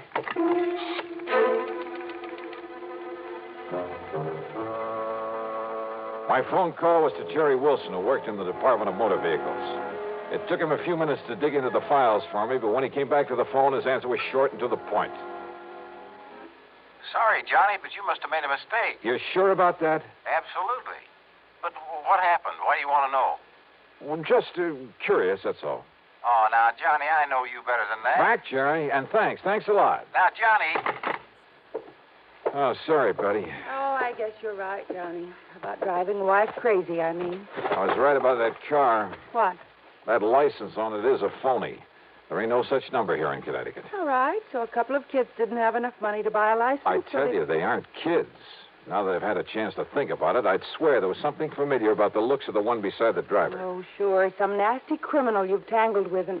Oh, Johnny, listen. This isn't why I asked you out here, to cook up some deep mystery. Hey, Betty, this lawyer, this Barton Robinson, who lives in the big house across the road. I don't care about him, Johnny. I care about you. You say that every morning at this same time he's there beside that window eating his breakfast? The same time that car comes roaring by? Yes. When he's here, that is. He was away for 5 or 6 weeks. Until when? He must have come back last night. This morning's the first time in 5 or 6. And when did those hot rodders start coming around? Oh, well, I guess it was about a week after Mr. Robinson went away. Casing the joint, huh? What? Johnny, for heaven's Betty, listen to me. You probably won't forgive me for this. Johnny. Now, listen. Sometimes when I'm working on a case... You're not, dear. Well, sometimes when I run out of leads, all I have to work on is a hunch. 3 months I've been But waiting. strangely enough, the hunches usually pay I off. wasn't going to tell you until So later. maybe my hunch is right this But time. I called the office and told them I wouldn't Because be in. I got a real big fat one I about thought that you car. and I could go somewhere, drive out in the country, Oh, I'm maybe. sorry, honey. I really am Like sorry. I said, kind of make up for lost But time. I got to get on this thing, and right now. Oh, Johnny, how can you do this Look, to I'll me? pick you up tonight. We'll have dinner, taking a show, make a night of it, anything you want. I know that walking out on you this way's a dirty trick, and if you want to, you can just tell me to... Please, honey, tonight for sure. Oh, sure, Johnny. You know what a pushover I am. Thanks, hon. See you later. I set out to find that car, who owned it, and why the big backfire racket in that particular spot day after day. There was a purpose there, I was sure of it. Not just a couple of kids out on a tear. Besides, they weren't kids. I'd seen that for myself. Because of the way the car had taken the curve down the road, it left a very clear set of tire marks. So I started a careful inspection of driveways, even asked the people who lived along there what they knew about that car. And it took me most of the day. Expense account item 2, by the way, is $1.25 for a late afternoon lunch at a roadside tavern. It was there I finally got some information. You want another bottle of beer, huh, Charlie?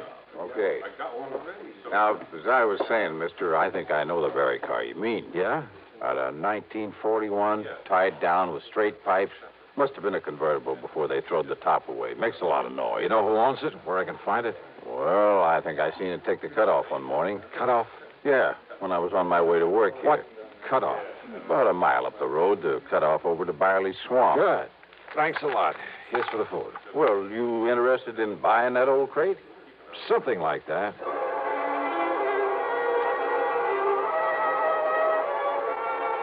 The cutoff to Byerly Swamp wasn't much more than a pair of wagon tracks through the woods. But the tire marks I was looking for stuck out like a sore thumb. And they finally led off to an old shack half hidden by a heavy thicket. Behind it, sure enough, was the car I'd been looking for. The windows of the shack were boarded up. No sign of life about. Slowly and carefully, I circled the place. Then I walked over to the door, turned the knob, opened it. And you know something? I'd been awfully wrong about there being nobody around. Okay, mister. Oh, no, you... Kill him, kill him! You asked for it. Clip him, Ringer, clip him! Yeah! Oh.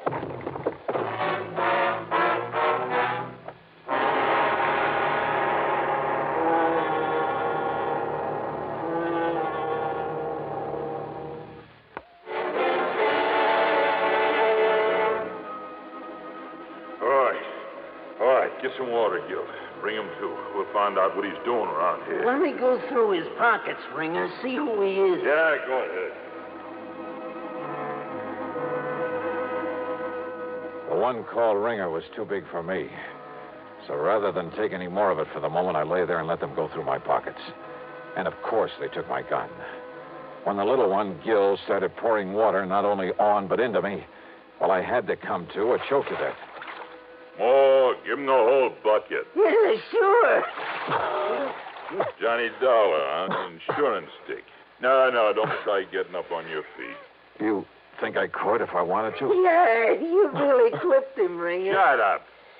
So the coppers have been after me since I got out of their clink, huh? But they couldn't find me, so they had to send you out. Is that it, Dollar? What do you think? I think you're going to be awful sorry. And awful dead. You think you or anybody else could keep me from knocking off that fancy mouthpiece after sending me up the way he did? Well, nobody's smart enough. You're gonna knock him off, Ringer, huh? You're gonna kill him? After we get that lawyer. Well, why not now, huh? Anything goes wrong, I might need $1 for a hostage. Oh, sure. Only what's a hostage? Only nothing is gonna go wrong. I'm too smart for that. Yeah, I guess you are at that, Ringer. That business of driving by his house every day, the Backfire. That's right, so nobody worries about it no more. And the Backfire will cover the shots when you murder Lawyer Robbins. That's right. Nobody will even notice. And all it takes is one good shot through his window. Just a little hole in that window nobody will notice unless they go up and look at it. An elaborate scheme like that just to show how smart you are? No, because knowing I'm on the loose again, he has that house locked up like a bank vault. Not even Gil and me could get in without setting off an alarm. And he keeps the blinds down at night. Can't even see him in there. But every morning at the same time, he's there at the window. So now that he's home, we get him. Tomorrow morning... Shut up, Gil. Soak up some of that rawhide so we can tie him up and get out of here. Yeah, sure, Ringer. I want to get some food and some sleep. Then, Dollar, we'll be back to see you in the morning. And after we do, you won't see anything anywhere anymore. Wet rawhide that shrinks when it dries, cuts into ankles and wrists like a steel band. By the time they finally left in their hot rod, the pain was excruciating. Sure, I could roll around a bit, maybe even out the door. What good was that? There was nobody ever came around this neck of the woods. So I lay there, straining against the bonds, hoping they wouldn't cut off the circulation completely as the rawhide slowly, inexorably... Wait. It was raining hard. I rolled myself painfully out the door into a puddle in front of it. It seemed like hours. It was hours. It was long after daylight before the rawhide finally stretched enough for me to get a hand free and take off the rest of the thongs that bound me. I looked at my watch. 8:15, which meant they'd done their job. And yeah, now they'd come back here to... Then I heard it. The hot rod coming down the soggy wagon road. Quickly, I ducked back into the shack, waited behind the door.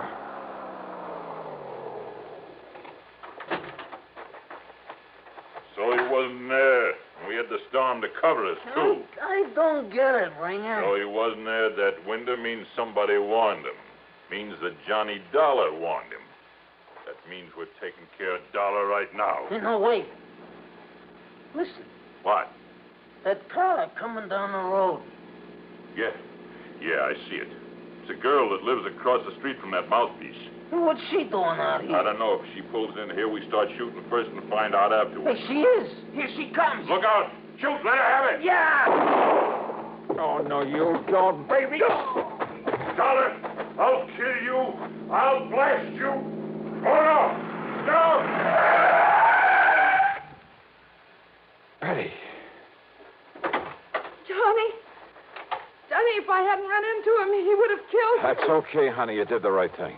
Johnny, when you didn't come last night, and this morning when the man at the roadhouse told me where he'd sent you to find that hot rod. Honey, now. So I told Mr. Robinson to stay away from his window, and I came as fast as... Oh, are you all right, honey? Are you all right? Yeah, sure. A little wet and tired. Johnny, I was so worried. I was so worried about you. I'm sure glad you were.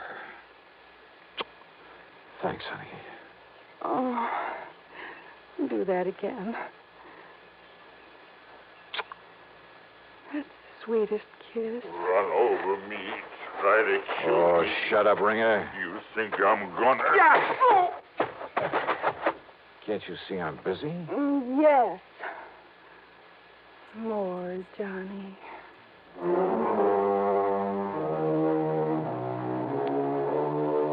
It was Betty Lewis who really saved the life of that insurance attorney. So most of this expense account covers some well-earned entertainment, plus a little gift for her. No, not an engagement ring, but a big jug of my sin. But I must admit, she certainly makes me think about the merits of... Yeah. Expense account total $450 even. Yours truly, Johnny Dollar.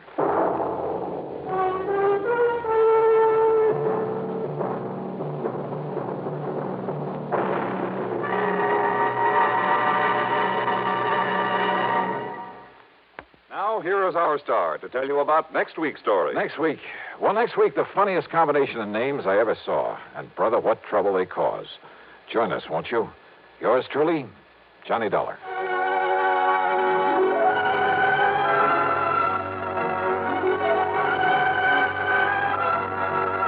truly, Johnny Dollar, starring Bob Bailey, originates in Hollywood and is written, produced, and directed by Jack Johnstone. Heard in our cast were Virginia Gregg, Forrest Lewis, Barney Phillips, and Tom Holland. This is Jim Matthews speaking. From Hollywood, it's time now for... Johnny Dollar. George Reed here. Well, hi, George. Haven't heard from you in a long time. Skip the formalities, Johnny. I have a problem. You and everybody else. $25,000 problem, possibly $50,000. Double indemnity clause, huh? Right. Who's insured? Name is Mercedes Crabtree. Crabtree. Elderly woman, lives out in Montana. Uh-huh. And how long has the policy been in effect? Almost 30 years. And you're crying because you have to pay it off? Well, that's it, Johnny. We aren't sure. What? A few days ago, somebody took a shot at her. They missed. But, Yeah? well, last night, she disappeared.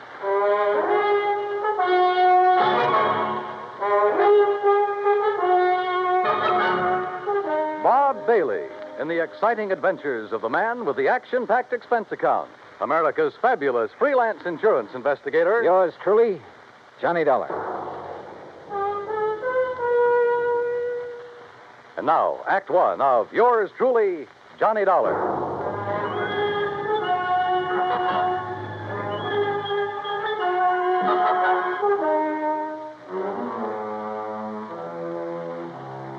Expense account submitted by Special Investigator Johnny Dollar to Floyd's of England, American Branch Office, Hartford, Connecticut. Following is an account of expenses incurred during my investigation of the Belle Matter, spelled B-E-L-L-E.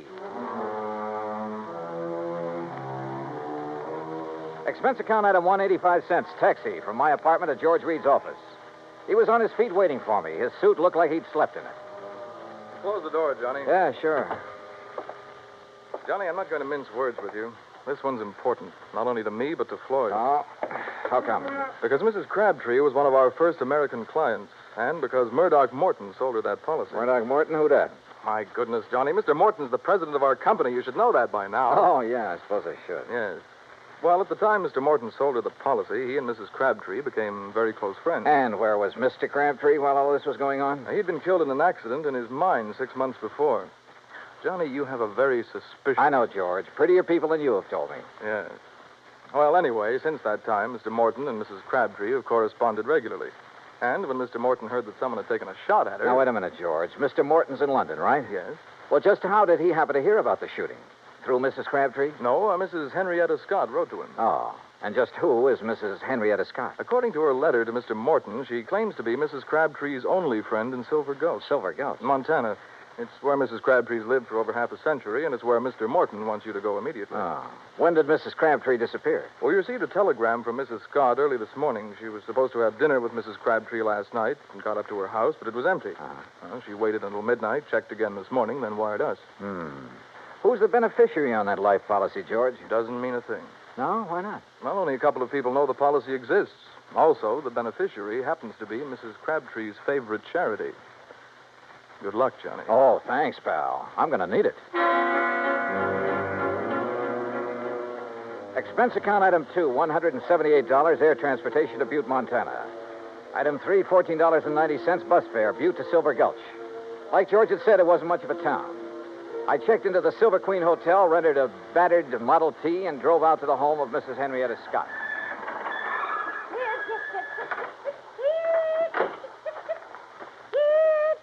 Oh, you startled me out of a day's growth. I'm sorry. Mrs. Scott? Yes. Oh, you must be from Grandma's trunk, yes. Beg your pardon? Grandma's trunk. They sent you, didn't they? Well, come along with me. It's in the house. Mrs. Scott, wait a minute. I'm afraid you've made a mistake. You mean you're not from Grandma's trunk? I don't even know Grandma. It's an antique shop in Butte. They said they'd send a man out to offer me a price for my hand-carved rosewood headboard. You're not him, huh? No. My name's Johnny Dollar. I'm an insurance investigator. Well, why didn't you say so right off? Come on inside. I suppose you're here about poor Mercedes Crabtree. God rest her soul. Yes, that's right. Is she still missing? Rest her soul. Sit down anywhere. Oh. No, not there. Well, on the settee. That's it. You comfortable now? Fine, thanks. The sheriff and a couple of men who work for Charlie Greenpaw were out looking for her most of yesterday. They're at it again today, but they won't find her. Leastwise alive. Well, can you think of anyone who might have reason to kill her? Well, now that's hard to say. Most people in this town right now, they ain't got no use for her. They say she's stopping progress. Now, just what do you mean by stopping progress? Well, Charlie Greenpaw's busy getting some of the old buildings fixed up so they're livable again. He's planning on turning the whole town into a tourist attraction. Uh-huh. Well, Mercedes, she won't hold still for it. She won't let him set foot on any of her land. Won't sell none of it, neither. Does she own very much of the property around here? Little more than half of Main Street. And the thing that Charlie wants most, the Silver Belle. The Silver Belle? Richest silver mine in Nevada. Leastways, it was once. George Crabtree discovered it. Yes, When well, the now- vein ran out, he's killed trying to find it again. After that, the mine was closed. Mrs. Scott. Of course, the town closed down when the mine did. Mrs. Scott, were you with Mrs. Crabtree the day someone tried to shoot her? No. She was walking up toward her mine, alone. Thought it was just a stray bullet. Just where is this mine? Oh, you can see it from the window right behind you. It's about halfway up the hill yonder. Here, you come over here and take... Well, I'll be first cousin to a stink bug. Why, what is it? Up there on that hill going toward the mine. It's Charlie Greenpaw and Slim Richards, the sheriff's deputy. Now, I wonder if they think she's down inside that mine. A few minutes later, I caught up with Greenpaw and Richards. They'd stopped near a large, newly painted no trespassing sign about 20 yards from the mine's entrance. I introduced myself. Mr. Dollar, you see that sign says no trespassing? Yeah? Well, folks around here take the signs Mrs. Crabtree had put up mighty seriously. That right, Slim? Sure is. You mean you're not going in there, Greenpaw? Well, now, we didn't say we weren't going in. We just thought we'd better consider it before we did anything hasty. But she could be dying in there. Providing she's in there. Right, Mr. Greenpaw? That's right, Slim. Now, Dollar, you want to go on in? Why, there's nothing to stop you. No, sir. Not a thing.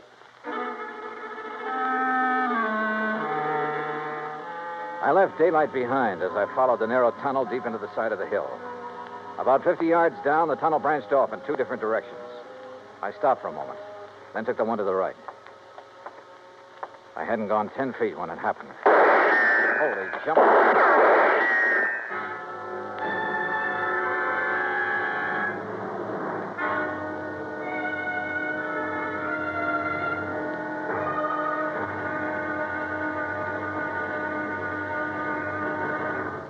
Act two of yours truly, Johnny Dollar, in a moment. It is a rare event when a young man decides to leave civilization behind and hide himself away in the steaming jungle, just so he can help his fellow humans in a remote corner of the world. The late Dr. Tom Dooley did just that when he left the United States to help the sick and starving jungle people in the little kingdom of Laos in Southeast Asia. Dr. Dooley's story is well known to nearly everyone. And all over the world, people talk of his little jungle hospital on stilts. That's where he treated the dread diseases of the jungle and trained native medical technicians so that they might help their own people. Dr. Dooley wrote and lectured to many people so that the work of his medical assistance program, Medico, might go on. It was not easy for someone so young and so talented to give up the bright lights of the city and plant himself down in an unknown jungle just for the purpose of helping unfortunate people he didn't even know. But through Medico, Dr. Tom Dooley wanted to help people. He wanted to help people to help themselves. Today, the work of Medico is going forward in a number of countries besides Laos. Young men are being sent to the United States to be schooled in medicine with the idea of returning to their own countries to help their own people. Hundreds of thousands of dollars worth of medical supplies have been donated by American businessmen and pharmaceutical companies. Today, Dr. Tom Dooley's work is being continued for him. It is helping to create better understanding. It is an injection of the spirit of freedom. The right of all men everywhere. And now, Act two of yours truly, Johnny Dollar and the Silver Belle Matter.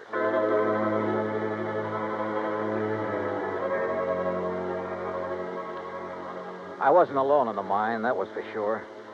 But whoever was in there with me wanted to be alone and resented the intrusion. I wondered if they could hear, so I picked up a rock and tossed it on down the side of the tunnel.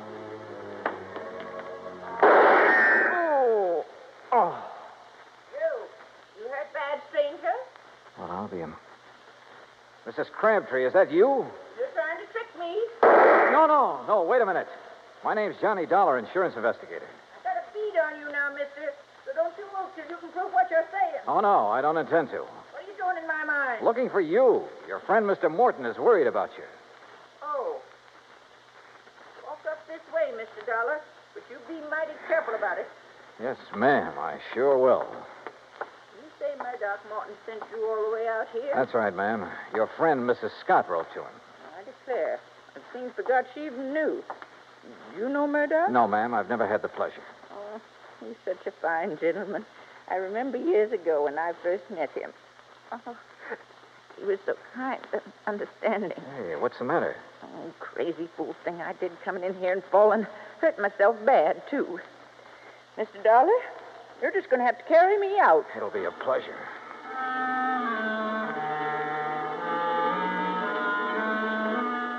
She couldn't have weighed more than 80 pounds, 6-shooter and all.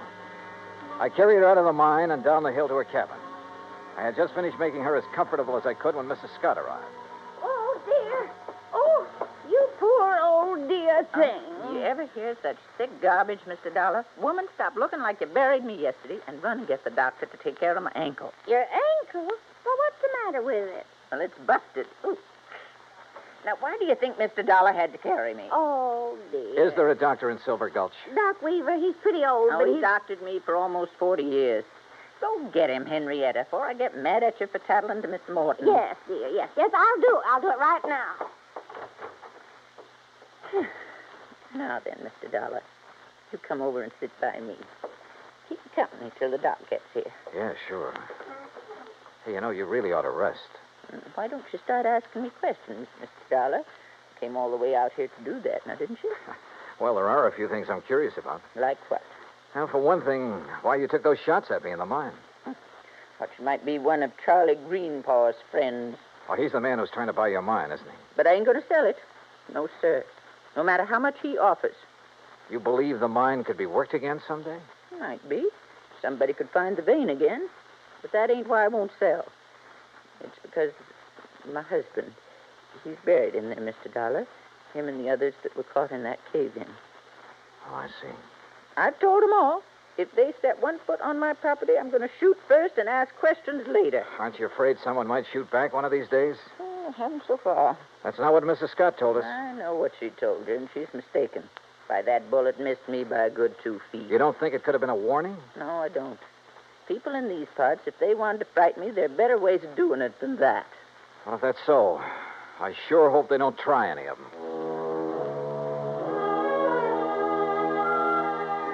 No one, at least so far as she knew, had reason enough to try killing her. Not even Charlie Greenpaw, although she refused to cooperate with the Silver Gulch Improvement Committee. I waited until Mrs. Scott returned with the doctor, then left and drove back to my hotel. I had finished supper and was heading toward my room when someone called me. Oh, Mr. Dollar. Yeah? Oh, Mr. Greenpaw, I was just thinking about you. That's so? Yeah. I was wondering why you hadn't thought to take a look in the Silver Bell mine when you first heard that Mrs. Crabtree was missing. Well, to tell the truth, I'd left the search up to the sheriff until today. Then this morning, Isabel, that's my wife, she said if something did happen to Mrs. Crabtree, it'd sure look like I did it. Good thing you listened, because she was right. Yes, I know. Say, Dollar, I hear Mrs. Crabtree's taking quite a shine to you. Oh, where'd you hear that? Doc Weaver said that's all she talked about. Hey, look, if you'd like to pick yourself up a few $100s, you sure could do it easy. Oh? How's that? Just get the old lady to sell me her mine and the acreage along next to Mrs. Scott's place. I'd give her full value for both. And they'd come to enough money for her to live on the rest of her life real comfortable. Now, you do that, Dollar, and I'll give you $1,000 cash. You know something, Greenpaw? What's that? I could have been mistaken about you. You want that mine and the land around it real bad, don't you? Sure. I spent a good deal of money fixing up the old buildings here in town. If I can get the Silver Bell and enough land out there to put a dude ranch on, why, this town will be able to make Virginia City look second-rate. Now, what do you say? I don't know. I'll relay your proposition to Mrs. Crabtree. The rest is... What's all the excitement out there? Oh, it sounds Miss Greenpaw! Miss Greenpaw! What is it, Slim? What's going on? Fire! Miss Crabtree's cabin. It's blazing like fury.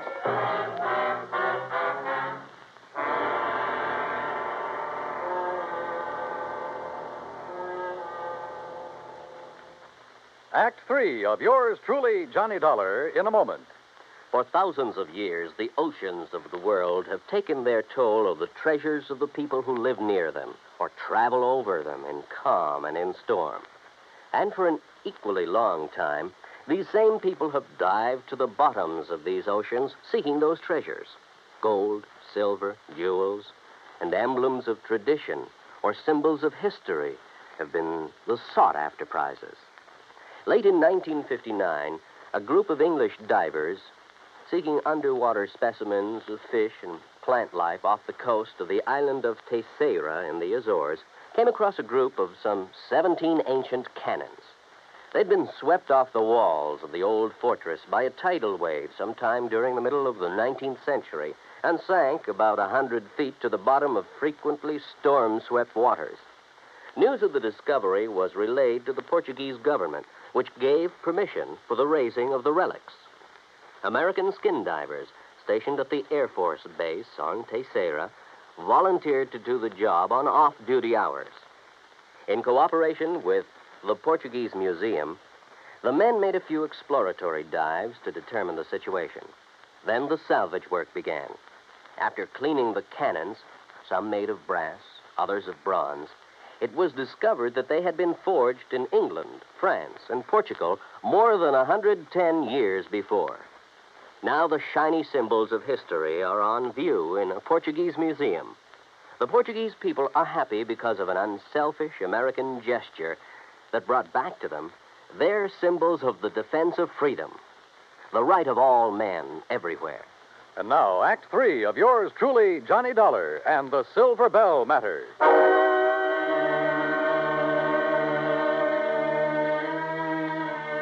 By the time we reached the cabin, it was all over. For a moment, I was afraid Mrs. Crabtree hadn't managed to escape. Then I saw her on the ground near the sheriff's car, wrapped in blankets. Hey, you! Get back over there! It's all right, Sheriff. This is Mr. Dollar. Oh, I heard you're in town, Mr. Dollar. This is Sheriff Wilkins, Johnny. Sheriff, do you have any idea how this fire started? Not yet, I don't. I asked her, but... I'd rather not talk about it now, Johnny. Maybe some other time. Whatever you say.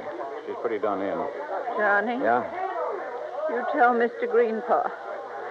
Tell him I'll sell. Will you do that for me? Well, look, I'll talk to you about it in the morning. No. I want to sell now. Nothing to stay here for. Nothing. We'd better get her down to Mrs. Scott's place. Doc Weaver's given us some morphine. You go ahead, Sheriff. I'm going on back to town. Sure. See you later, Dollar. Oh, Mr. Dollar, is she going to be all right? Yeah, I think so. Greenpaw, do you have a map of this area, including all the land you're planning on buying? Not on me. It's down at the office. You want to see it tonight? Yeah, I sure do.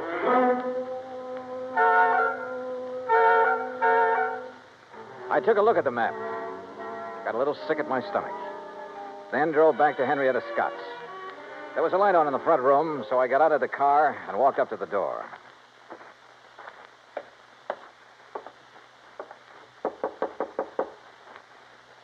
Yes, who is it? Johnny Dollar, Mrs. Scott. Oh? Well, isn't it a little late to come calling, Mr. Dollar? I mean, after all, Mrs. Crabtree is sleeping sound, and I'm all ready for bed. I want to see Mrs. Crabtree. I want you to wake her up. Well, I just couldn't do that. The doctor told me she should have as much sleep as she can get. Yeah, you took his orders a little too literally, Mrs. Scott. Why, whatever do you mean? I mean trying to burn her house down with her still in it. What? Yes, she trusted you. She thought you were the only person she could trust. Then when she found out different, she decided to sell her land and get away from here. Why, that's a pack of the biggest lies I ever did hear. Now, what reason would I have for wanting to hurt the poor old dear? Money. Money? You own most of the land adjoining the Crabtree property, including that around the Silver Bell. Greenpaw wouldn't buy your land unless he could buy Mrs. Crabtree's. When she refused to sell, you decided to see that property changed hands the hard way. If that's so, why would I be so concerned about her? Now, why would I write Mr. Morton telling him she'd been shot at and then wiring when she disappeared? Why? To protect yourself. You purposely missed her that day. You had to set up your alibi. You got no proof. No, you're right. I haven't. But Mrs. Crabtree has. She knows who and what started that fire in the cabin. Now, get out of my way. No. Oh. Mrs. Crabtree. Mrs. Crabtree. Huh? What is it? All right, Mr. Dollar. You move away from her. Not until I find Move out. away now, or I'll shoot. Oh, well, when you put it that way, Mrs. Scott, I'll have to. You were right about me missing her on purpose.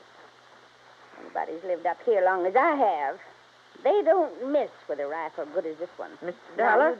Mr. Dollar, she started the fire. Mercedes, you shut up. You try and make me. Maybe I will, like I should have before. You see that... Oh, no, you don't. No. Give me that rifle, No. lady.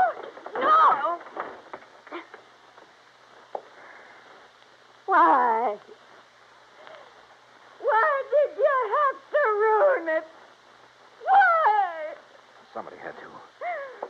You okay, Mrs. Crabtree? Yes. Did I do good getting her attention? You did just fine.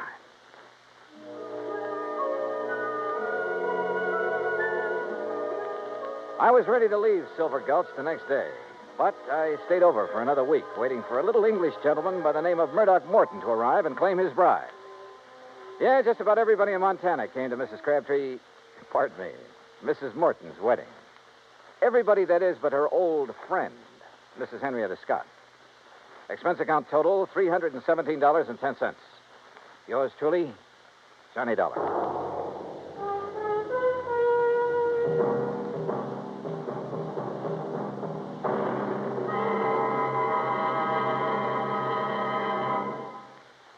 And now here is our star to tell you about next week's story. Next week, a beautiful girl is killed.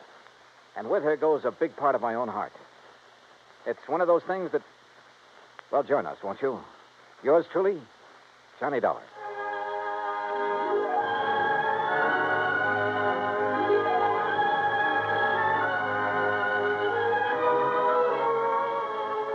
Yours truly, Johnny Dollar, starring Bob Bailey, originates in Hollywood. Written by Charles B. Smith, it is produced and directed by Jack Johnstone. Heard in our cast were Virginia Gregg, D.J. Thompson, G. Stanley Jones, Frank Nelson, Sam Edwards, and Will Wright. Be sure to join us next week, same time and station, for another exciting story of yours truly, Johnny Dollar. This is Dan Coverly speaking.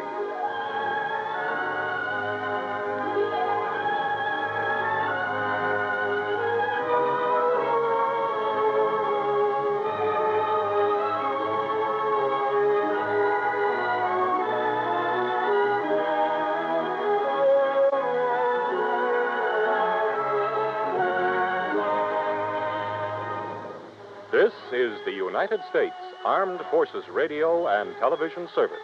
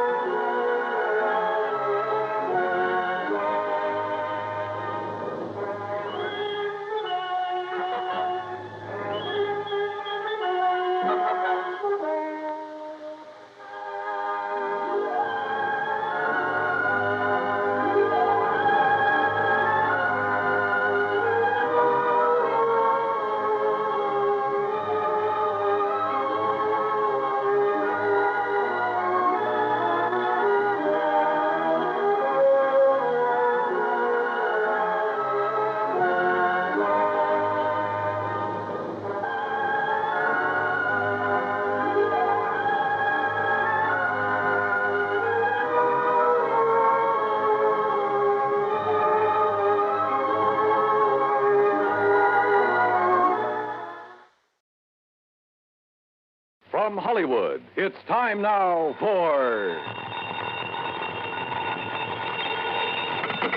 Johnny Dollar. Mr. Dollar, the investigator? That's right, insurance investigator. Yes, well, my name is Frank Skinner, Mr. Dollar. Yes? You see, my wife and I run the Sunny Dream Home up here at Buckland Center. Old folks' home it is. I see.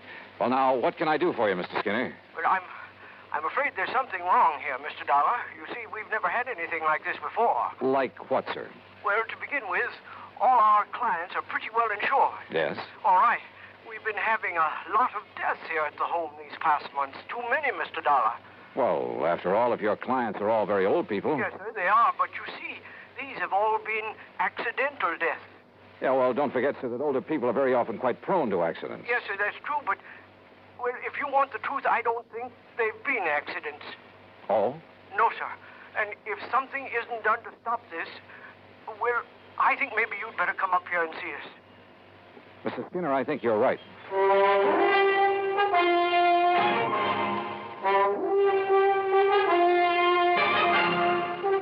Bob Bailey in the exciting adventures of the man with the action-packed expense account. America's fabulous freelance insurance investigator. Yours truly, Johnny Dollar.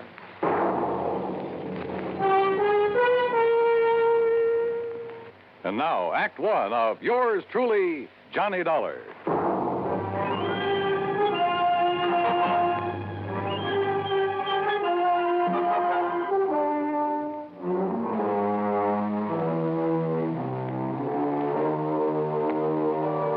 Expense account submitted by Special Investigator Johnny Dollar to the Universal Adjustment Bureau, Hartford, Connecticut. Following is an account of expenses incurred during my investigation of the Sunny Dream Matter.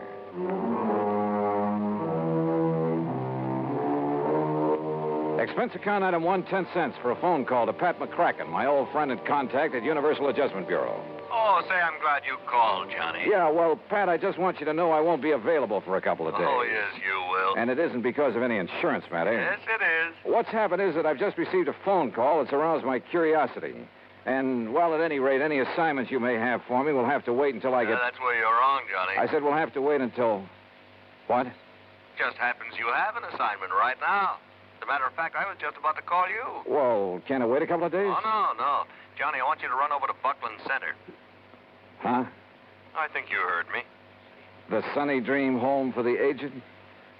That's right. How did you know? Never mind that. What's wrong over there that you know about? Oh, the number of deaths over there within the past few months have made our actuarial tables look like a big fat mistake. And the companies that have carried the insurance on them are getting a little worried. All separate companies, huh? Yeah, but they all cleared their policies through us, fortunately. Otherwise, we'd never have gotten wind of this. Anyway, I promised to send you over there. Any particular reason for thinking something's wrong, aside from the unusual number of deaths? Yes. What? The beneficiary of the policies that have had to be paid. Who? The Sunny Dream Home for the Aged.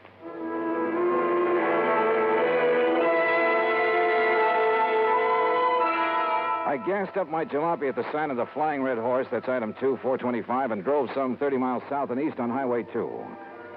I found the Sunny Dream Home just north of Buckland Center. It consisted of a huge old frame house surrounded by trees and well-kept gardens. In comfortable chairs scattered here and there on the wide porch and lawn, nice-looking, well-dressed older folks sat around reading, chatting, playing cards, enjoying the late afternoon sun. The whole place looked clean, quiet, and restful. After parking my car, I walked slowly up the long, flower-bordered walk under the trees toward the entrance. And as I did so, a little wizened old man in a wheelchair detached himself from a group of the old folks and wheeled over to me. Mr. Dollar? Yeah, that's right. I'm Frank Skinner, the one that called you. Oh, how are you, Mr. Skinner? Come right along in the office where we can talk. Yeah, sure. Oh, may I give you a hand with that chair? Nope, don't need it. Huh? I must say you handle it well. Should. Haven't been on my feet in over 5 years now. You can help me up this little ramp, though, if you don't mind. Oh, sure. Here you are. Walter, my stepson, built me that ramp. Good idea. Yes, sir. It's a big help to a man that can't use his legs. Now, right around the side of the porch here. Oh, evening, Miss Baker. Good evening, Mr. Skinner. Here we are. If you just open the door. Sure.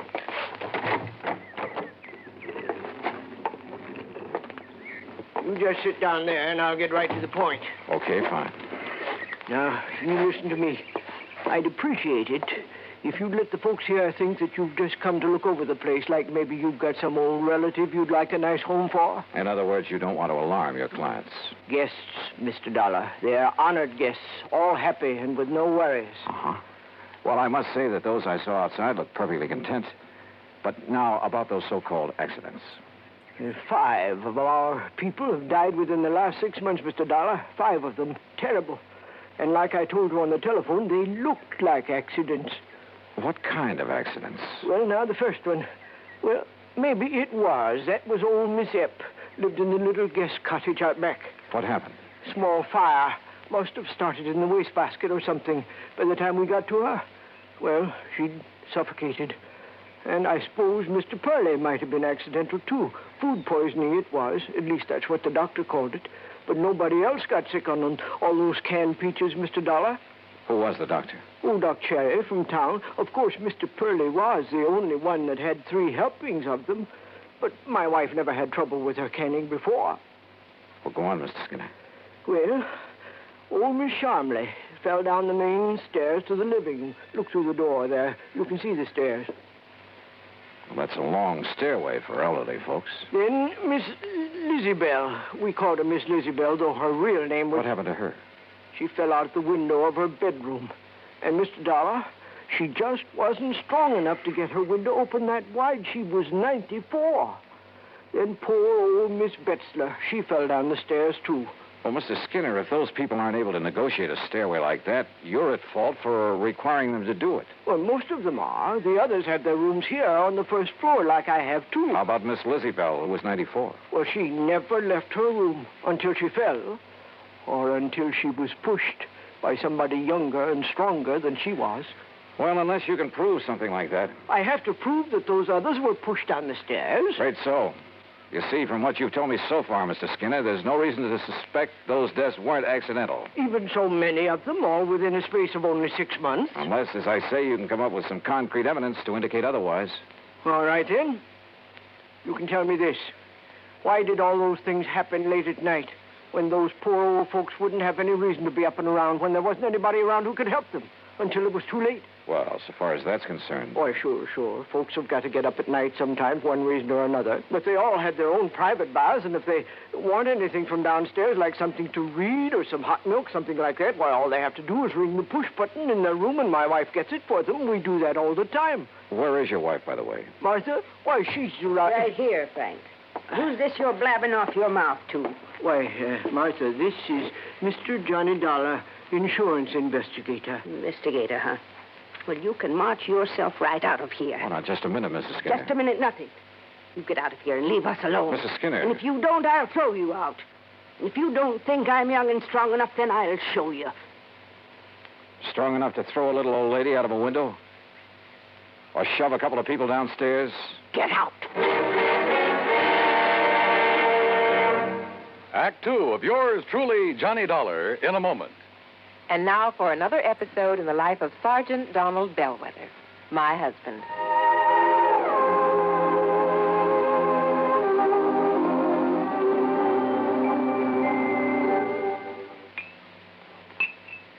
Oh, that's what I call a good dinner, Reba. Oh, that was delicious. Well, I'm glad to hear that, dear.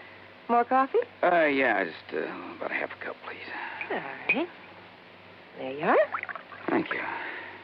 Now, tell me all about your safety class. Did the boys enjoy your speech? Oh, yeah, they sure did. Thanks to you, I did quite well. My lieutenant complimented me afterwards. Oh, good. Yeah, but that same lieutenant threw me a curve, too. How, dear? Well, after I gave my talk, he asked the men if there were any questions. Well, that did it. One of the guys stood up and said, look, Sarge, you claim there were over 95,000 deaths and over 9.5 million people injured in accidents in the U.S. last year. Looks to me like all those safety campaigns and slogans are doing no good at all. Well, how did you answer him? I didn't. I couldn't think of an answer. I got out of it by saying I'd have more facts and figures at the next meeting. All right, let's see now. Oh, yeah, here it is. Now, first, Sergeant Bellwether, you start off by telling the boys that since 1913, the accidental death rate has been reduced 35%. Mm-hmm. Or, in other words, if there hadn't been campaigns and safety measures put into effect to reduce accidents, almost 1 million more people would have been killed in the last 46 years. Is that right? It certainly is. I'm reading it right out of the National Safety Council record book. Oh, and another thing. Accidents in the farming areas are much higher than in the city. Now, do you know why? Why? Because in rural areas, there are fewer policemen enforcing safety laws and less traffic signs and signals to guide the motorists. Mm-hmm. You know, many more cars travel the city streets, and yet the per capita rate of accidents is much higher in the rural areas. Of course, the reason is obvious. In the city, more safety measures are instituted and obeyed. Reba, you are wonderful. That's a good logical answer. I don't know what I'd do without it. Oh, that's my Donald. That's my doll.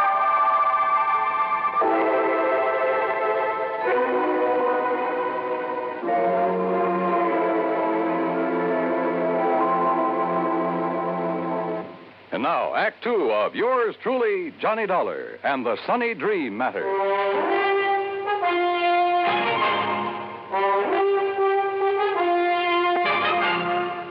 Martha Skinner, co-owner and the real manager of the Sunny Dream Home for the Aged, was a big woman, tall, muscular, and a lot younger than her husband. I don't want your kind snooping around, Mr. Dollar, so get out of here and leave us alone. Your husband seems to think those deaths here in your home for the aged weren't so accidental, Mrs. Skinner. Oh, he does. Yes, that's what I told him, dear. If you'd keep that mouth of yours shut, Frank, we wouldn't have this sort of thing. Why don't you in that wheelchair get out of here? You sound as though you have something to hide, Mrs. Skinner. I have nothing to hide. Don't you see what your coming around here will do to our nice place? It'll give us a bad name, that's what it'll do. Folks come here on the recommendation of the folks that live here. If your sort starts prowling around, it'll make our nice home for them sound like a murder factory, and I won't have it. Oh, now, just calm down a moment. Those poor old folks, Miss Lizzie Belle and Mr. Purley and the rest, were accidental, that's all. Have you got any reason to think they weren't? Well, I didn't have until a minute ago. What do you mean by that? If they weren't accidents, well, it certainly took somebody younger and stronger to push them down those stairs. You mean me? Well? No. No, Mr. Dollar, you're wrong. And if anybody started that talk about not being accidents, I guess I did. Yes, you did, Martha. Oh, I was so upset, those fine old people passing away. Why, they were like family to me. I guess I said a lot of things that didn't make sense. Until the doctor and the police came around and told me I was wrong. The police investigated? Yes, and they made quite a stir. I guess that's why your being here has upset Martha. Well, of course, if they found nothing. Mr. Dollar, do you think that I could do anything like what that I could harm a single hair of any of these nice old people? What possible reason could I have, and what sense would it make? Why, we're being paid for their living here, and if anything happens to them... Yeah, if anything happens to them, you collect a nice, big, fat hunk of insurance money. You know about that? Insurance investigator, remember? No, you're wrong. It was their idea to name us in their policies, now wasn't it, Frank? Yes, Martha, it certainly was. Well, let's not talk about it anymore now. It's getting late, so I think I'll drive back to Buckland Center and have some dinner. Well, you'll do no such thing. You'll have your dinner right here. And if you wish to stay overnight... Oh, no. You mean I'll have another room to fix up? Well, I'll help you, of course. Walter, this is Mr. Johnny Dollar. Dollar? The insurance investigator I hear about all the time on the radio? That's right, son. Well, what's your business here, Dollar? Frank, call in, son. Yes. About those accidents? Yeah, that's right. What do you think about them, Walter? Look, Dollar, Mother's got enough trouble without you coming around. Walter. Here. Well, it's true, Ma. You know it. First, it's the police making a big racket. We've been through all that, Walter. I asked you a question. Well, why don't you get out of here and leave us alone? I'm sick of all this nonsense. I'm sick of this whole place. Oh, Walter. Year after year working like a dog for a lot of old fogies. Are there only the three of you to take care of this place? That's right. Oh, and of course, Frank here is a lot of help tied down to that wheelchair. Well, I do all the office work. Oh, sure. Big deal. Handle all the money, too. Well, what about the talk that as soon as we get enough money, we can sell out and get away from here? Hey, look, Dollar, what difference is it to you who keeps this place up? Hey, you're a pretty husky fellow, Walter. Yeah. Would you like a little demonstration on you? And what do you mean by that? Well, maybe I'll tell you. after I've had a look around. Then you will stay. Oh, yeah, I'll stay until I'm satisfied. Well, you won't be here for long if I've got anything to do with it, understand? Is that a threat, Walter? Take it any way you like. I'm sorry, Mr. Dollar. I'm sure he didn't mean that the way it sounded. Yeah. Well, tell me, do you two have joint ownership of this place, you and Mr. Skinner? Well, it's really in my name. And if anything were to happen to you? It would go to Frank and Walter. I see. Walter said that you've talked about getting enough money to sell out and leave this place. He certainly did. Is that what you plan to do? Yes, sir. Well, I'm not so sure. Of course you are. I've grown to love this place. All the nice people who... Mr. Dollar. Yeah? Enough money, you said. Like a lot of insurance money from... Oh, no. You can't think that Walter would... Oh, no. He's spoiled and fresh and impetuous and talks a lot, but... Surely you don't think... Mrs. Skinner, what would you think?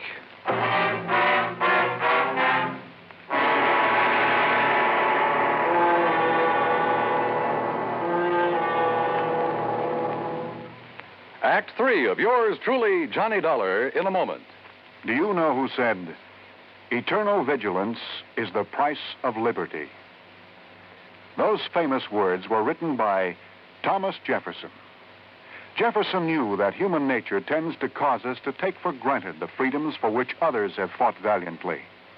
He knew that Americans had to be alert, or the essential freedoms of democracy would be taken away. That's why Jefferson gave his warning to the Americans of his era and to their descendants. He set the price for liberty as eternal vigilance. And Americans through the years have heeded Jefferson's warning. They have been alert to detect and resist the enemies of liberty. Remember the words of Thomas Jefferson. They are part of your American heritage. The price of liberty is eternal vigilance. And now, Act 3 of yours truly, Johnny Dollar, and the Sunny Dream Matter.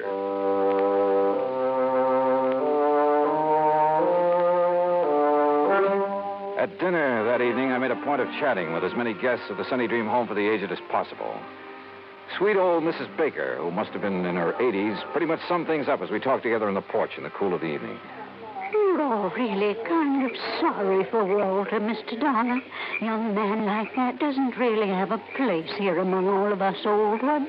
Yeah, I wonder why he doesn't go out on his own then, Mrs. Baker. Because in spite of his brash, noisy way, he loves his mother, Martha.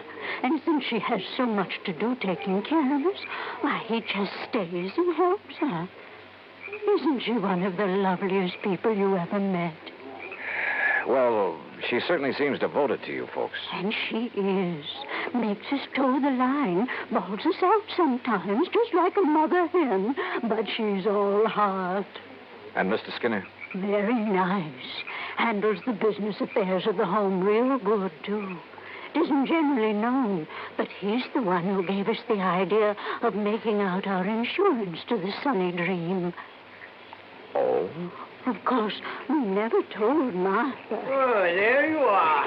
Evening, Miss Baker. What a nice young man this is, Mr. Skinner. We've been having a wonderful time talking away about this and that. That's fine. They make you a comfortable room upstairs, Mr. Dollar? Yeah. Right at the head of the stairs. Very comfortable. Good. Well, don't let me interrupt. I'd like to talk to you a minute if Mrs. Baker will excuse us. Why, of course. Thank you. And we'll talk again tomorrow, won't we? Sure, of course we will. Good night. Mr. Skinner, when was the last accident when someone fell down those long stairs? Huh? Why, that was Miss Betzler earlier this month. Why? Well, at the head of them, as I came out of my room, I found something that... Well, they were marks that looked to me as though they'd been made by some kind of struggle up there. Oh? And a tiny piece of cloth from a man's suit caught in a splinter on the newel post. Well, what are you going to do about it? Oh, just leave it there. Tomorrow I'll get somebody from the police laboratory over here to look at it. Uh-huh. Well, whoever suit that was must have a tear. Oh, no, not necessarily. It was really just a few threads that had been pulled out. But they might be the clue to a killer. I see. Well, good luck, Mr. Dollar. Yeah. Thanks. In my room, I waited until long after the big home was quiet and wondered if my hunch was going to pay off. Hunch? Sitting there on the porch talking with old Mrs. Baker, I'd suddenly remembered something Pat McCracken had told me in the very beginning. He had notified the home I was coming here to investigate. That meant he'd notified Frank Skinner. Could that have been why Skinner phoned me? To allay any suspicion the insurance companies might have? Yeah, I wondered. Finally, about midnight, I heard a noise at the head of the stairway. Quietly, I opened my door. And there at the top of the stairs, armed with a flashlight and standing solidly on his own 2 feet, was the man who said he was confined to a wheelchair. Well, Mr. Dollar. You won't find anything there, Mr. Skinner. Because there isn't anything. See? You lied to me. It got you up out of that phony wheelchair, didn't it? To see if you'd left some trace of your last murder, didn't it? Now listen, Dollar. Pretty rotten racket, Skinner. You and only you handle all the finances of this place. You persuaded the old folks to name you as beneficiary of their insurance policies. Then you proceeded to shove them down those stairs. Would you like to see how? Yeah, Skinner. Then I'll show you. No, you don't.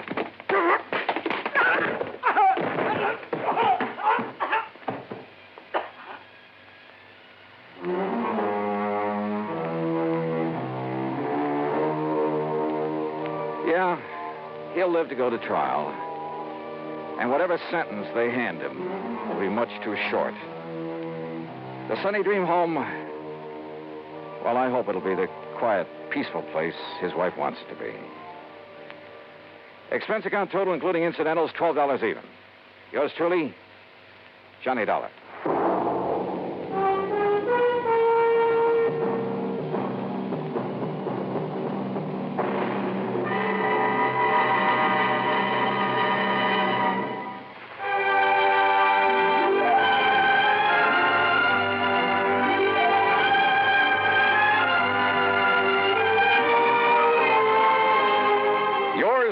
Johnny Dollar, starring Bob Bailey, originates in Hollywood and is produced and directed by Jack Johnstone, who also wrote tonight's story.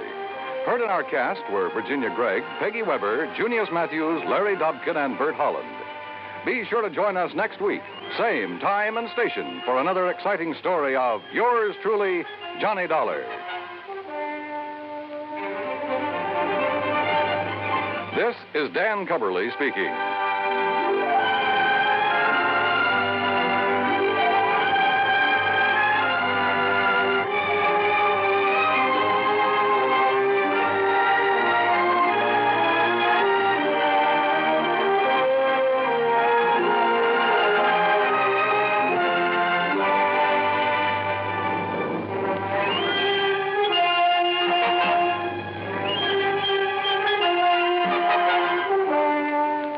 Dollar has come to you through the worldwide facilities of the United States Armed Forces Radio and Television Service.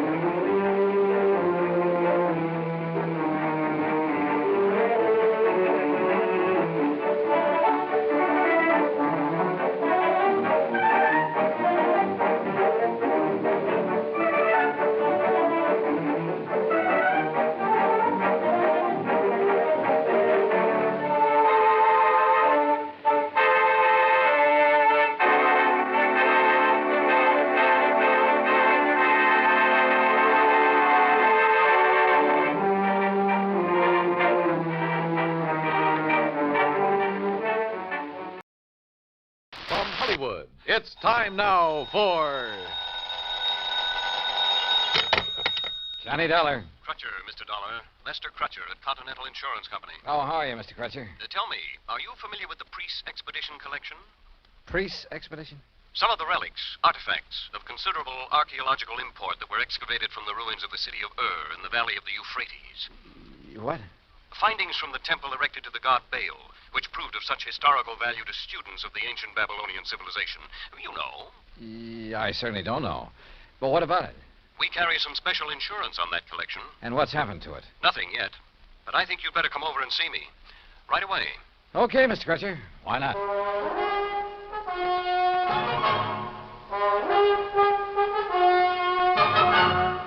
Bob Bailey in the exciting adventures of the man with the action-packed expense account. America's fabulous freelance insurance investigator. Yours truly, Johnny Dollar.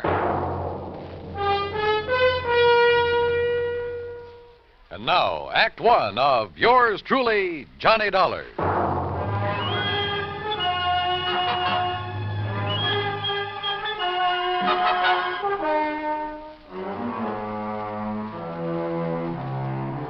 Expense account submitted by Special Investigator Johnny Dollar to the Continental Insurance Company, Hartford, Connecticut.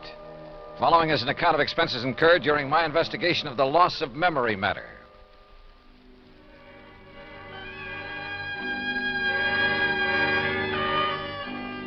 Ancient Babylonia, Crutcher had said.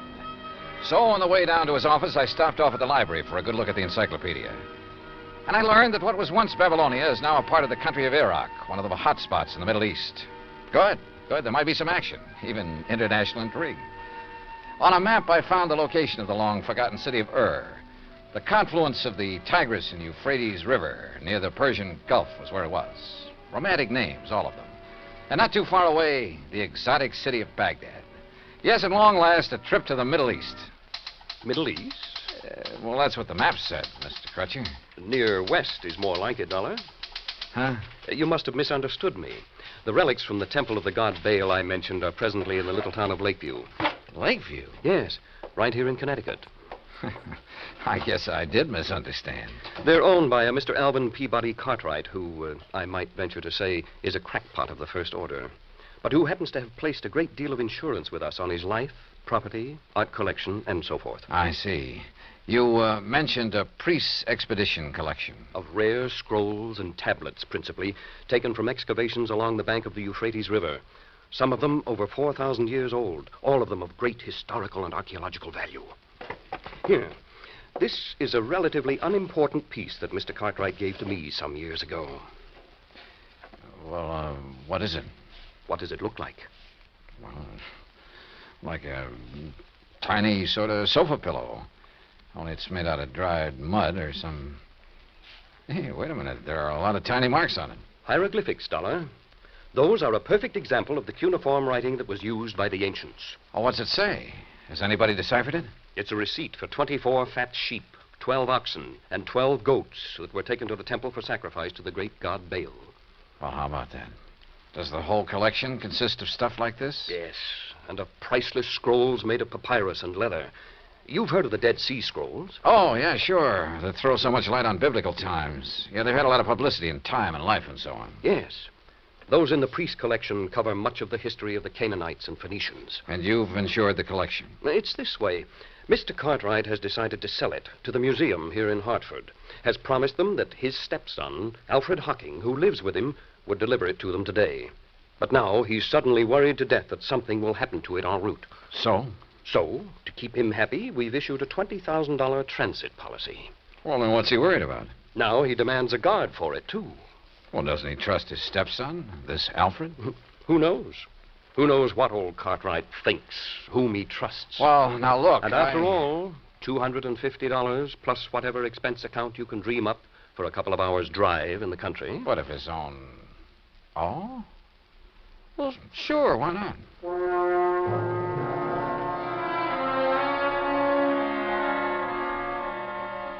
Expense account item 2, $50 deposit on a rental car in which I promptly headed north and west on Highway 44. The 50-odd mile drive to Lakeview was easy and pleasant. Finding Cartwright's home was also easy. It sat prominently atop a hill on the outskirts of the little town with perhaps 2 acres of ground around it. All of it looking worth a lot of money, yet rather seedy and run down. Alvin Peabody Cartwright himself greeted me at the door. I take it you're Mr. Dollar. That's right. Mr. Cartwright? Let me see your credentials. Oh, well, yeah, sure. All right, here you are. Yes, all right, you can come in. This way, in my study. Right here. And there, Mr. Dollar, is the box containing the Babylonian relics. That one carton is all that's to be delivered to the museum in Hartford? That's all. Young man, the contents of that sealed carton are worth $21,000, and it's sealed, you understand, so that neither you nor that worthless stepson of mine can get your hands on any part of it. Alfred, this is Mr. Dollar. Alfred Hockey. Hi, Dollar. Oh, I'm sorry I didn't see you sitting back there. Yeah. Now let me finish this phone call that you interrupted. You still there, Mr. Waring? All right, now. Huh? Yes, he finally got here. Dollar's his name. That's right. Shall I sit down? Yeah, sure. Well, just you be sure he identifies himself. Yes, and that he's accompanied by my stupid stepson, whose name's Alfred Hocking. Now, if only one of them appears, or if the seals on the carton are broken, you're not to accept it. Make him bring it back to me in a... No. Call the police. Yes, that's what I said. Call the police. Otherwise, give the money to Mr. Dollar. Not to that half-wit stepson of mine. I don't trust him. Now, they'll leave here shortly, and I know it's late, but Waring, just make sure that you're there waiting for them with the money. Goodbye. Mr. Cartwright. Yes? Well, what? If you're so concerned about it, I can't help wondering why you haven't asked the police to guard this shipment for you. Because I don't trust them. I don't trust them any more than I trust this numbskull Alfred. Thanks. I don't trust anybody. Oh, does that include me? Of course it does. Why do you suppose I'm having both of you take it over there? I'll tell you why, to keep an eye on each other. Now, get yourselves out of here and on the way to Hartford. Just be sure you bring that cash right back here to me tonight. You mean check, don't you? I mean cash. I don't believe in checks. I don't believe in banks. I don't trust them. I've kept all I have in my big safe here in the house for the past 47 years, and I intend to continue keeping it there, where I can watch over it myself. Now, go on, you and this dumb Alfred. Get out of here. Dumb, Alfred? I'm not so sure. On the other hand, as we drove back toward Hartford with Alfred at the wheel, he said he knew a backcountry shortcut. I decided he just wasn't as clever as he'd like to be. Hey, take it easy, Al. I'll give it to you straight, Dollar. I'd hoped the old buzzard would let me make this delivery alone. Because believe me, if he had, he'd never see 1 red cent of that 21 grand we're going to pick up. I take it you and your stepfather don't get along too well. That's putting it mild. But I'm telling you, boy, that once I figure a way to relieve him of his dough, he'll never see me again. $21,000. Boy, that would get me so far away from here, I tell you... You, been living with him long? All my life. The crazy old Scrooge has never let me have any money of my own. And me, I got a right to blow myself, have a little fun, as much as anybody. Well, maybe he thinks you ought to work for it. Hey, now, you better slow down, Al. Work, did you say? When he's got more than he'll ever be able to use stashed away in that old safe in the cellar? Why should I have to work? Hey, I said take it easy, Al. Why don't those trucks stay off those backcountry roads? Oh, now, Al. Why should I work when all I need to do is to get my hands on some of that pile he's got in the safe and I can live like a king? He'll never spend it, and he'll never leave it to me when he kicks off. That's why I haven't knocked him off myself, but believe me, Al, look, just stop this crate and let me take the wheel. Yeah, why? Oh, with all your ranting and raving, you're all over the road. Sure, okay. Sure, you can drive. Well, stop. Sure, I'll stop. Look out, we'll skid. Let us skid. Look out!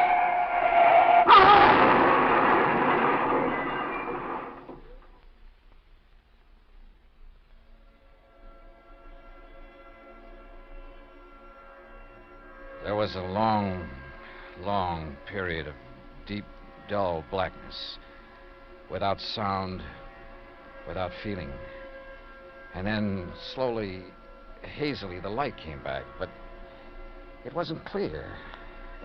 Everything seemed very confusing, very vague. I was conscious of a terrible throbbing in my head, and then it slowly passed, leaving only a dull ache. A strange and helpless feeling of not knowing who or what or where I was, until the shadow of a man rose from the ground beside me. It slowly took definite form as it wavered for a moment, then stood over me. How about you, boy?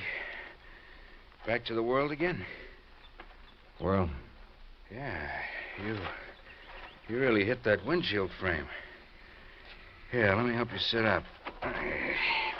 I'll lean you up against what's left of the car. Here now. car? Sure. Yeah, this is the wreck we cracked up in. There you are. Nothing busted. You were just knocked out. Cracked up? Sure. On our way to Hartford. Hartford? Hey. What's the matter with you? I don't know. I can't seem to remember anything. What do you mean? Not anything. I can't remember. My mind is all blank. Well, you know who you are, don't you? No. What? No, and my head, it's Look. Are you kidding, Bud? Car? Sure. Hartford, to deliver some stuff and collect the big water. You're sure you don't remember? I don't remember. Not even who you are? I don't remember. I'm trying to, but... Well, I'll be... Okay, now listen. Everything's going to be okay, real okay. You want to know who you are, huh? Yeah, who I am. Sure you do, and I'll tell you. Your name is Hocking. Alfred Hocking. Alfred? That's right, yeah. You're Alfred Hocking. We were driving along here in the car. See, I was. You were keeping me company, you get it? Yeah, I guess so. Sure you do, sure. You see, I have to deliver some stuff in Hartford. It's in this box here in the car. There, you see it? Box? Oh, yeah. Yeah, you just came along for the ride. The ride to Hartford, see?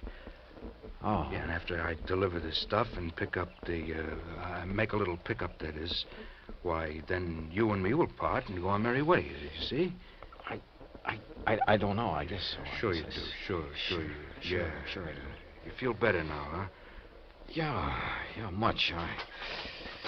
If only my head would clear. If only I could remember something, anything. Look, you're going to be okay. Al? I'm Al. That's right. Yeah. But you... I can't remember. Huh? Who are you? Me? My name is Johnny Dollar. Dollar? Yeah, remember that. Johnny Dollar. That's right.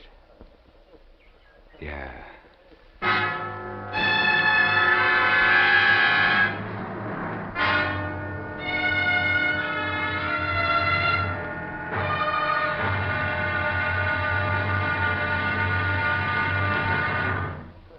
Act two of yours truly, Johnny Dollar, in a moment. We sometimes wonder, what is the life of a human being really worth? Not too much? Or maybe a great deal? Does it depend on whose life it is? Whatever the answer, one thing is certain. Fred Hargesheimer, since World War II, has felt that his life is worth quite a lot of gratitude. During the war in the Pacific, about June of 1943, Lieutenant Hargesheimer had his P-38 fighter plane shot out of the sky. Badly wounded, he bailed out over a tiny island, New Britain. It looked pretty small from where he hit the silk, but he found it much bigger when he hit the ground. It was bigger, and in complete control of the enemy. But Hargesheimer was lucky. After a month of lonely hiding, he was found by a group of friendly natives from the village of Nantambu. They cared for him and successfully hid him from enemy patrols for the next 4 months at the risk of their own lives. Then Hargesheimer was able to make it back to civilization. For the next 17 years, Fred Hargesheimer thought about those wonderful people of Nantambu. 12,000 miles away in the United States of America, Hargesheimer put a great plan into effect. He made speeches, took up collections, sold jewelry belonging to his family, and worked out a way to bring a bit of civilization and happiness to the little village of Nantambu. Needless to say, the villagers gave him a spectacular welcome upon his return. Fred Hargesheimer showed his gratitude to the people who had saved his life. But life is worth little without freedom, the right of all men, everywhere. Now, Act Two of yours truly, Johnny Dollar, and the Loss of Memory Matter.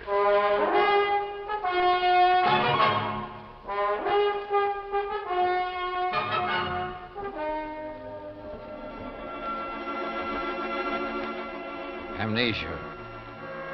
Sudden, complete amnesia. And all the feeling of utter helplessness that goes with it. The man who was with me told me the crack-up of our car on the way to a place he called Hartford. Hartford meant nothing to me. Nor did I recognize anything of the countryside or the road where we sat waiting, hoping someone would pick us up. Names, places, I remembered nothing. Not even who I was, or who the man with me was. That's right. Dollar. I'm Johnny Dollar. I see. And your name is Hocking. Alfred Hocking. Hocking. Yeah. Yeah, you're feeling better, aren't you? Yeah, I think so. Well, look in the pocket of your coat. Pocket? Oh. Isn't there a billfold there? Yeah, open it up. Yeah, here it is. Yeah, there's a name in it? Sure, see? Alfred P. Hocking. That's right, that's you. And I'm Johnny Dollar. Just remember that and everything will be all right. Now, why don't some truck come along and pick us up, or a car? What are we doing out here, Johnny? You see this box? Well, I've got orders to deliver it to the museum in Hartford. Museum, huh? What's in it? No, just some old relics. Then I'll collect the money for it, and that'll be that. You can be on your merry way, okay? Yeah. Yeah, I guess so. Sure. But how come I'm going with you, Johnny? Why, you live in Hartford, see? Oh, I see. You didn't even know that.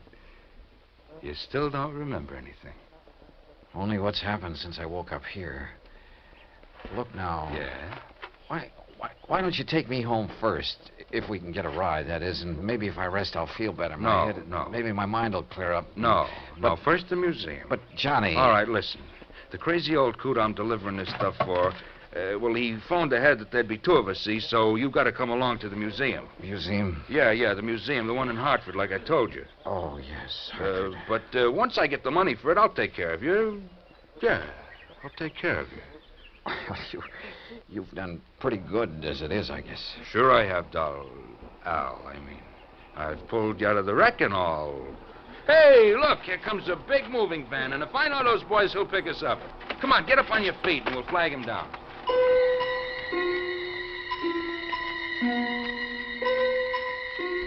The helpful driver of the big cross-country truck picked us up and was all for getting me to a hospital before anything else.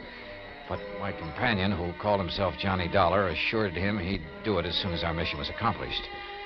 So the driver agreed to take us directly to the museum Johnny had mentioned. Johnny Dollar. The name had a strangely familiar sound, but I couldn't remember. Finally, in the city, they told me it was Hartford. We pulled up in front of a large, rather imposing granite building. You sure somebody will still be there waiting to meet you, mister? It's getting pretty late. Don't worry, driver. There'll be somebody, all right. Okay, but you sure you don't want me to wait and take your friend Al to a hospital? Like I told you, the minute we're through here, I'll take care of him. Come on, Al. Sure. Thanks, driver. Yeah, thanks. Okay, boys. If I couldn't give somebody in trouble a hand, I'd have no business driving this rig. Come on, here's your package. Oh, thanks again. Now, come on, Al. Okay, Johnny. I'll do all the talking, and you just remember who you are. Sure. Let me help you carry that. You just push the bell button there beside... Well, it's about time. Which of you is Mr. Dollar? That's me. Hi, Mr. Waring. Here's my credentials. Yes. Then you... Al Hocking. Oh, yes. Just as Mr. Cartwright said on the phone. But what happened to you? I had a little car accident on the way. Oh, yes. Are you feeling all right, Mr. Hocking? Well, my... Oh, sure. I'm going to take care of him as soon as we leave here. So, if you don't mind, you've got something for me, haven't you? Of course. seals are still intact. Sure are, in spite of the accident. Oh, very well. If you'll step inside, I'll give you the money. Good, good. Come on. Al. I must confess my bewildered mind was somewhat puzzled by what happened next. Mr. Waring opened a small wall safe and handed my companion a package. From it, he extracted and counted almost greedily $21,000. He signed a receipt, accepted a receipt for the packet of bills. Then we left the museum and hailed a taxi. Hey, buddy, you know a drive-your-own-car place that's still open? Sure do. Then take us there, and there's an extra fin for you if you step on it. Right you are. Johnny, can't the cabbie take me home first? I said I'd take care of you, didn't I? All right, now, don't ask any questions. We haven't got time. Maybe I had lost all memory. Maybe my mind was befuddled, confused. The pain in my head nearly driving me out of whatever sanity I'd retained. Nonetheless, I had a strange feeling that things weren't what they should be. Still, my friend, this Johnny Dollar who'd saved me from the wrecked car, if only I could remember things from before we cracked up. There was something strange, too, in the way he slowly, painstakingly signed the application for the drive-your-own-car, looking carefully all the while at the license he pulled out of his pocket. Then a few minutes later, we were on the road again, and we were heading, according to the highway signs, out of town and toward a place called Danbury on Route 6. These rental cars could stand a little souping up. Look, Johnny, I thought you were going to take me home. I am. But you said I live in Hartford. Listen, if I know that stepfather of yours, the sooner we get out of the state. What? What were you going to say? Nothing. Now, listen. I got to get you to a hospital, see, and the best one I know is over the line in New York. You want to get your memory back, don't you? Yeah, sure, but now look, Al. Huh? What'd you say? It's funny. I called you Al. What's funny about it? Sure you aren't beginning to remember things, huh? How about it? I wish to heaven I could. But now, look, Johnny, there's something funny about all this. I may be a bit muddled after that crack-up we were in, but it seems... You are muddled. That's the reason you're getting crazy ideas, but don't. See? Just quit thinking and relax, so you might do something you'd be sorry for. Yeah, real sorry. This determination of his to get across the state line. Things were wrong, and I knew it. But I didn't know why. A man's judgment is based on his experience. So are his reasoning powers, based on things he's done or that have happened to him, or at the very least on things he's known about in the past. And all of my knowledge of the past was gone from me. Anything I might do or say at this point would probably be wrong. So how could I argue with this Johnny Dollar? What's more, he had a gun. I'd felt it in his pocket when he bumped against me. Perhaps if I had a gun, I could stop him. Demand an explanation. I felt that I should. Why? I didn't know why, but somehow. Johnny? Yeah? Why are you so anxious to get into another state? I told you to get you to a hospital. Now shut up. Oh, listen to me. Don't ask questions. Just leave everything to me. Well, why is driving all this distance, 50 or 60 miles now, better than if you'd taken me to a hospital or doctor back in Hartford? I told you to stop asking questions. Yeah. Johnny, why do you carry a gun? Why shouldn't I? Don't worry about it. Are you supposed to? Sure. I got a permit, so forget it. Let me see it. Hey, what is this? Later. Now. Later, I said. Then I don't believe you. All right, then here. Look in this card case. I looked in Johnny Dollar's card case. His driver's license, business cards that said he was a freelance insurance investigator. And again, something vaguely familiar stirred in my cloudy mind. You find it yet? And then an identification card with thumbprint and snapshot. And the picture was not of the man beside me. Instinctively, I leaned over to look into the rear-view mirror, to look at myself. But he pulled the gun from his pocket, and before I could do it, he struck me hard across the head.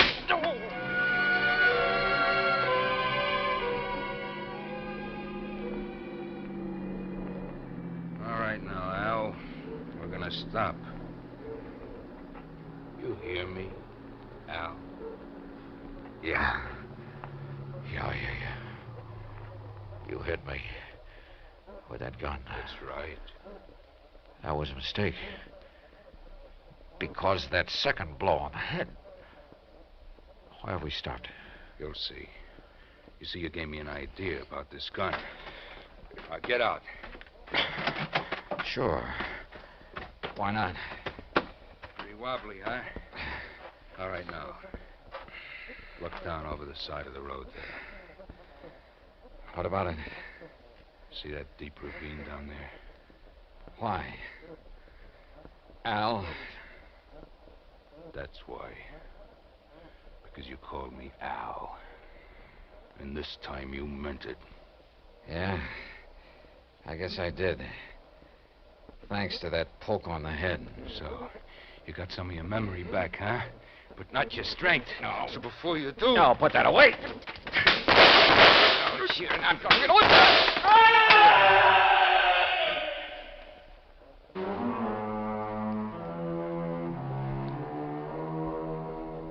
Expense account total so far, $95 even, including doctor bills. Repair bill on rental car is still to come, and strangely enough, old Cartwright is perfectly willing to pay it and any of the expenses that may be involved. He's a changed man with his chiseling stepson out from underfoot. Also, I'll be required to appear in court against Alfred Hocking, and there'll be expenses involved there, too. The extra $500 Cartwright insisted I take doesn't go in this account since it came out of his own pocket. Not bad for just a couple of wallops on the head, huh? Yours truly, Johnny Dollar.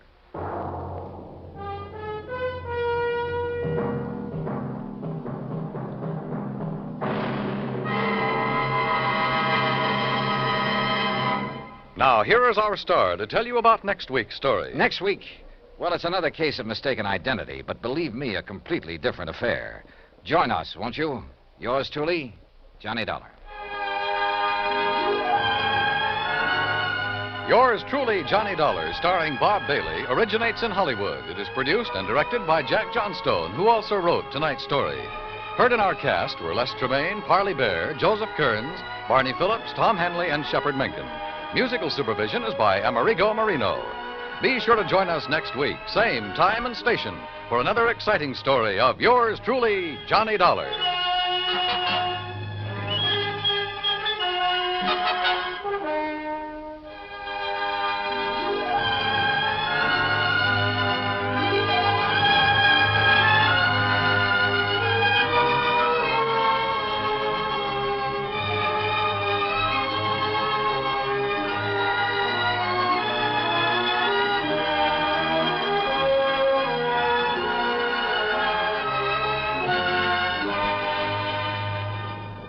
This is the United States Armed Forces Radio and Television Service.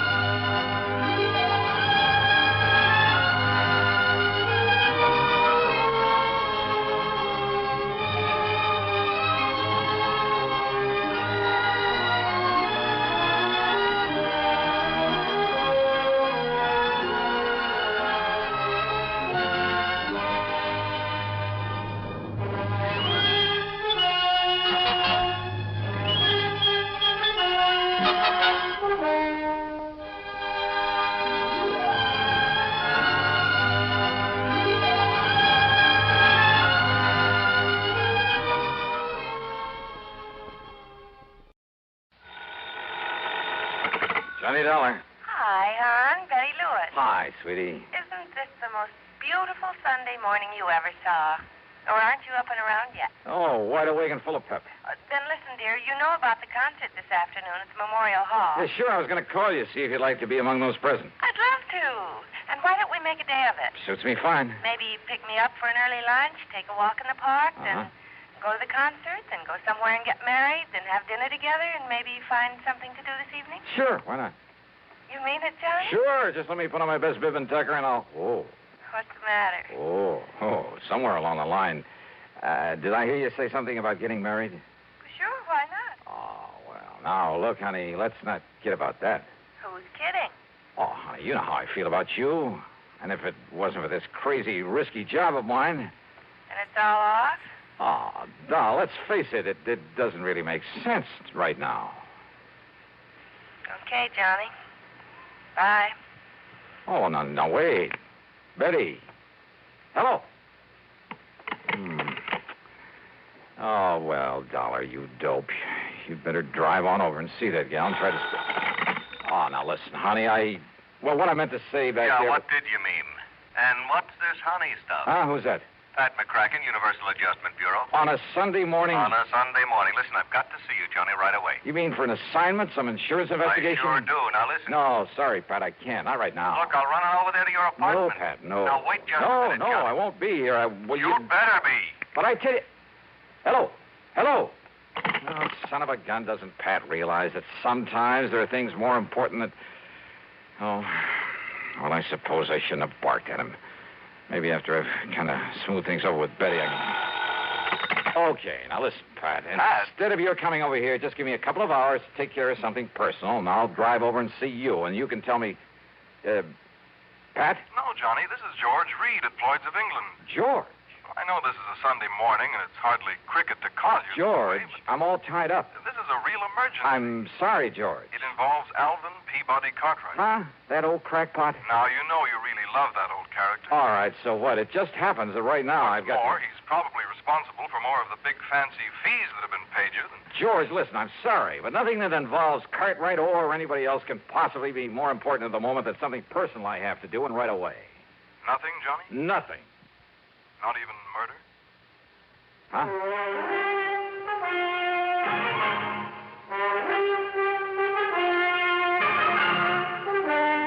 CBS Radio brings you Bob Bailey in the exciting adventures of the man with the action-packed expense account, America's fabulous freelance insurance investigator. Yours truly, Johnny Dollar.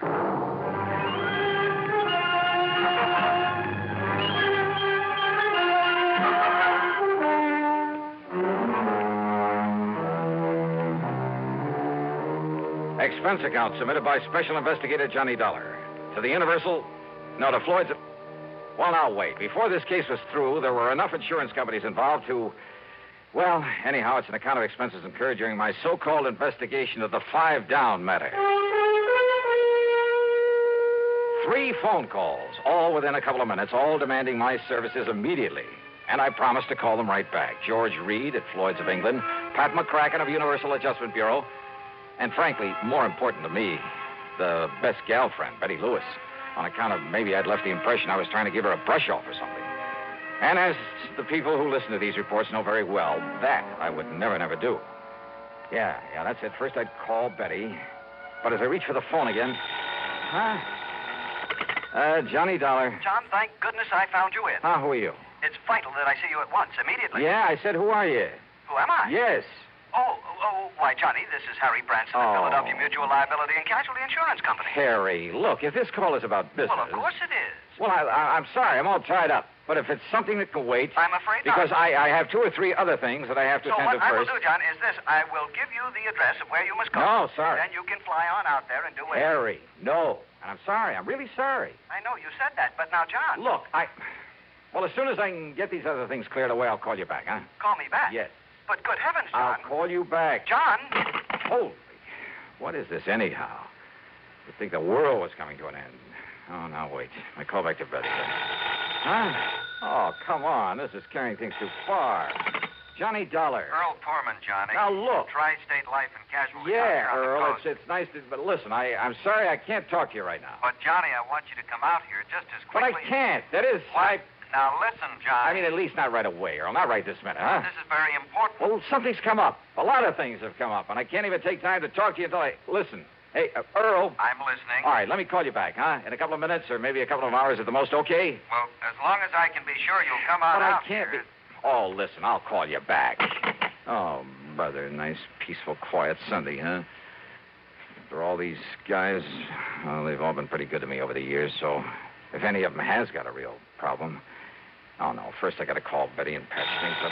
Oh, no, believe me, this is impossible. Yeah, go ahead, ring your head off, go ahead. When you decide there's no one here, I'll make the calls I promised, and oh, well. Johnny Dollar. Johnny, this is Buster. Buster? That's right. Buster Favor, Lake Mojave Resort. Oh, well, Arizona. hiya. Buster, now listen to me, Johnny, please.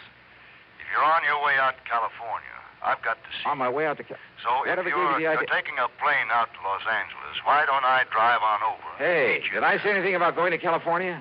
Oh, but I've got to see you, Johnny. Oh, Buster, look, please, believe me. With the crazy way things are going around here, believe me, I'm sorry, but I can't talk to you right now. But this is important. I know. So, sure it Johnny... is, but please, just give me a little while, and I'll get back to you. Whatever you say, but when you do get I'll out get here... back to you. Oh, telephone, so help me if you ring once more. All right. Hello, listen, wherever you are, this is Johnny Dollar. Nope, not this time. So guess again. What? I said to guess again. What's the matter with you? Don't you hear good? Alvin Peabody Cartwright. Well, of course I'm Alvin Peabody Cartwright. Who do you think I am, anyway? Mr. Cartwright. Johnny, you've got to come out here right away. Yeah, out where? And listen, George Reed called me about you a few minutes ago. He said something about a murder. Me? Murdered? Well, that was the impression I got. He was... I don't think so, Johnny. Wait a minute, I'll see. Oh, no, listen, Mr. No, Cartwright. no, you listen. It's vital that I see you right away. Yeah, well, I'm look... still here at my summer place in Beverly Hills, Johnny. Always did get the seasons mixed up. Oh. You remember the place? Oh, yes, I remember it very well. Now, listen. That last time you came here was to prevent a murder. I know, but Mr. Cartwright... This time, believe me, Johnny, it's much worse. It's much more serious. Well, what? What is it, then? Well, I can't... I honestly don't dare tell you over the phone, but Johnny, I plead, I beg of you, come out here right away. What I've already told several people, more serious than murder? Believe me, boy, there is nothing that can possibly be more important than your coming here. You mean that, don't you? Please, Johnny, please. I'll be waiting for you.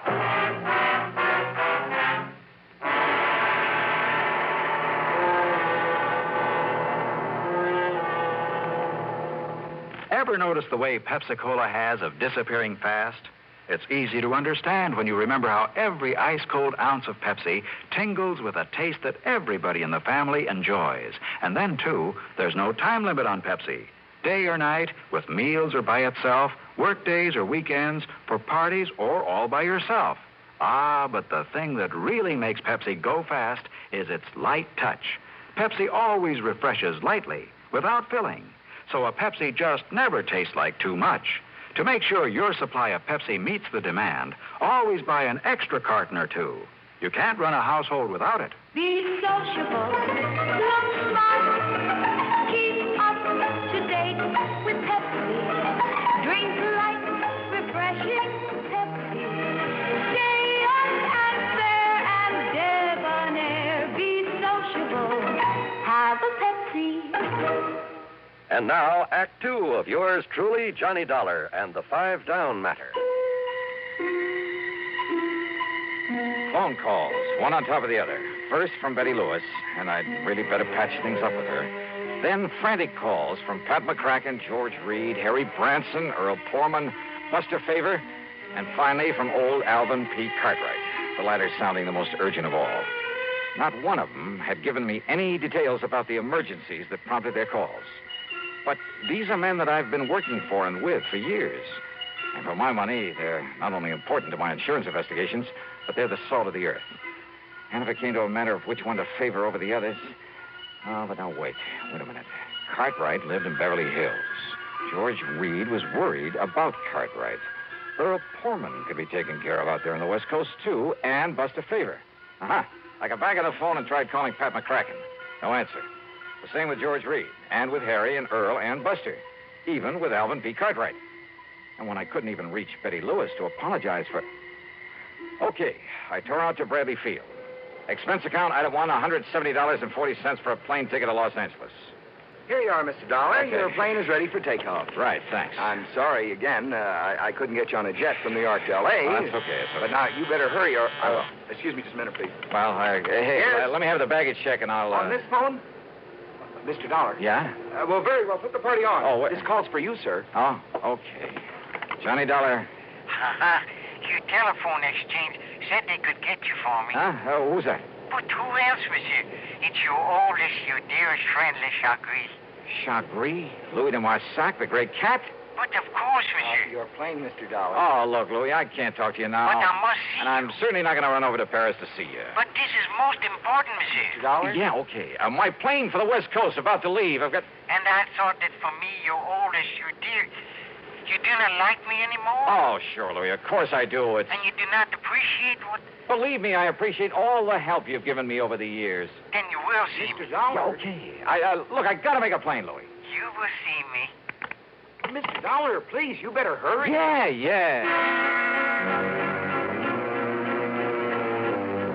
What? The real stopper came in New York when I changed for a plane to the coast, and with barely time to make it. Yeah. Another of my old pals. Another one I didn't want to turn down. Lieutenant Randy Singer of the 18th Precinct. But under the circumstances and with only seconds to spare. But, Johnny, you've got to handle this one for me. I'm sorry, Randy. It's down on the West Coast in California. Which is exactly where I'm heading if I make the plane. Well, that's good. So let me tell you where to go when you Randy, please. I'll miss the plane. Send me a wire or something, huh? This your plane right here? Yes, it is. Well, then maybe I better climb aboard with you. No such luck. This flight is full up. All right, here you are. Here's my ticket. Fine, sir. Get right aboard. Thanks. Well, I can beat you out there on one of the jets. No space on them either. I tried it. Want to bet? Please, will you get aboard, sir? Right. So long, Randy. Yeah. See you, Johnny. Yeah, pretty shabby, I guess. I mean, the way I treated some of the best friends I had. But what would you have done under the circumstances? Well, during the brief stop in Chicago, I sent telegrams to all concerned, telling them I'd call them the minute I could. Even a very long wire to Betty Lewis, promising just about everything. Short of marriage, that is. Then finally, when I pulled into L.A. and started to pick up my baggage and look for a taxi... Johnny. Couldn't believe it. My old contact from the underworld. Yeah. Smoky. Yeah. Smoky Sullivan. Yeah, I'll take your bag. I got a car right over here. You were expecting me? You? Yeah, and a kind of poor old Cartwright. Oh, hey, what's happened to him? What's this all about? Johnny. Yeah? Johnny, I hate to say this. Yeah? Knowing how much you really care for that old man. Yeah. And after all the pretty awful crimes I've saw before I went straight. Come on, Smoky. But what you'll see at Cartwright's place, oh, Johnny, you'll never believe it. Constipation is something people don't talk about much, but it can be a problem for anyone, even doctors. And when constipation occurs, it's interesting to see just what doctors consider important about a laxative they might use or recommend. Well, a majority of the doctors we heard from had this to say. A laxative should be effective, gentle, close to natural acting. A medicine that can be used with complete confidence. Now, X-Lax has been popular with many doctors and millions of people over the years because pleasant-tasting chocolated X-Lax is effective. Overnight, it helps you toward your normal regularity. X-Lax is so gentle, so close to natural acting, there's no upset. That's why many doctors and millions of people use X-Lax with complete confidence. X-Lax, the laxative that helps you toward your normal regularity gently, overnight. Now, Act 3 of yours truly, Johnny Dollar. On the drive into the Beverly Hills address of Mr. Cartwright, I tried to make Smoky Sullivan tell me what it was all about. But he had only one answer for me. Oh, Johnny, you'll never believe it. When we finally pulled up in front of the beautiful home on North Roxbury Drive, I jumped out of the car and tore on up to the front door. All right, come on. What do you think you're trying to do? Break in this house? Oh, Johnny. Mr. Cartwright. Oh, Johnny, I've been frightened to death. What about, sir? What about? I was afraid you wouldn't make it. That's what it's all about. When all those bodies inside Bodies? there... Where? in the library, Johnny. Come. I'll show you. Yeah, I think you'd better. All over the floor. Just wait till you see them. Well, here. Isn't this the library? Yes, sir. Oh, dear, Johnny. All right, now. Wait now. Well, your gun? That's right. Okay, now. Okay, now. Oh, no.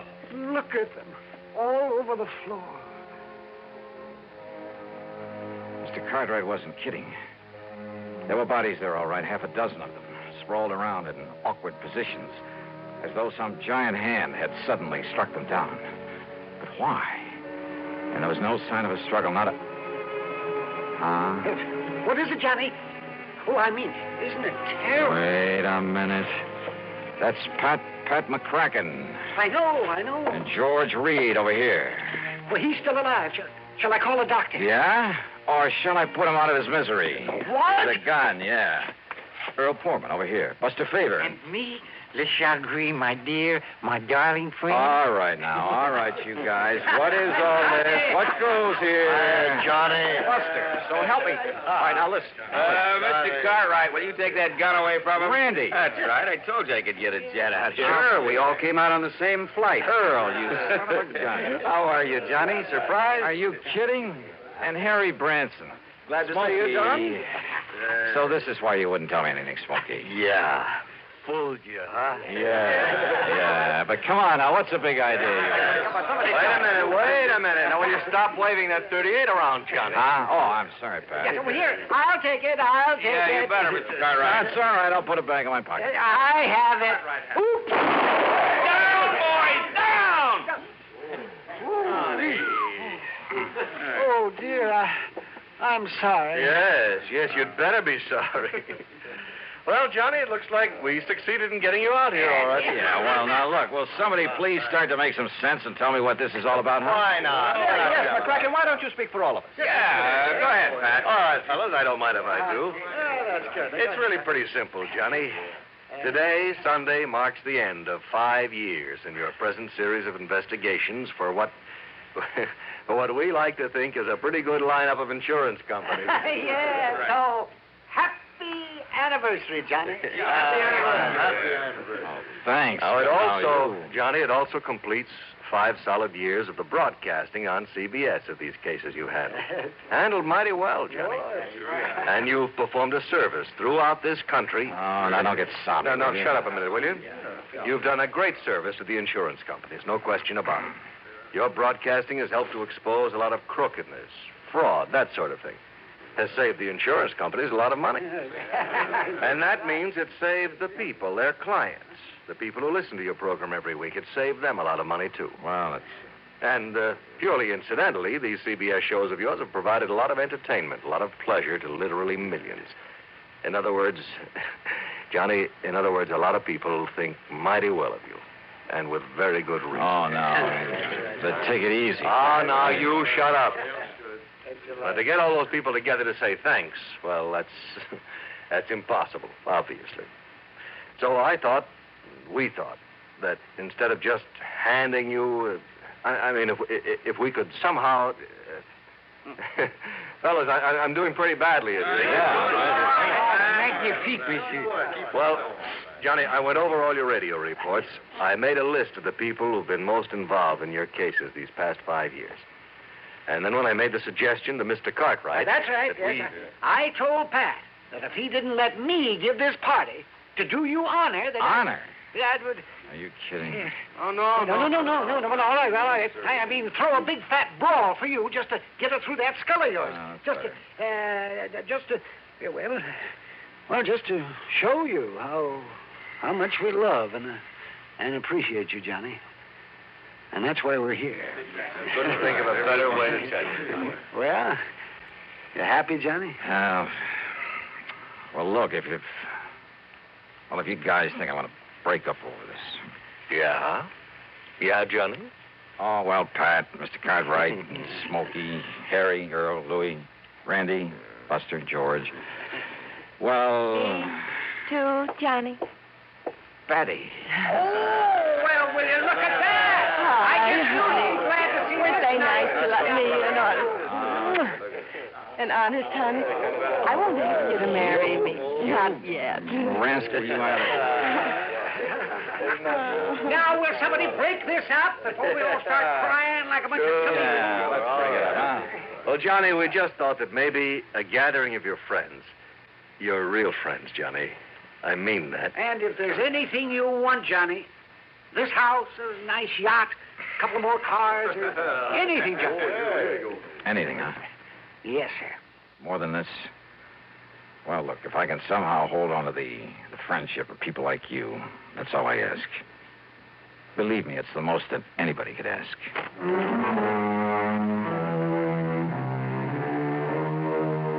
Oh, mighty wonderful people, all of them. Some others, too. I mean, behind the scenes in the job of bringing you these radio reports week after week. The associate directors on the show, Kenny Hodge, Bob Shue, the announcer, Johnny Wall, a mighty wonderful technical crew, Bob Chadwick, Bill James, Tom Henley, and I mean Jack Johnstone, our producer and director, who, well, he's the guy who makes it... Time is up, Jack? Okay. But give them a lot of credit, huh? Because believe me, they deserve it. Yours truly, Johnny Dollar.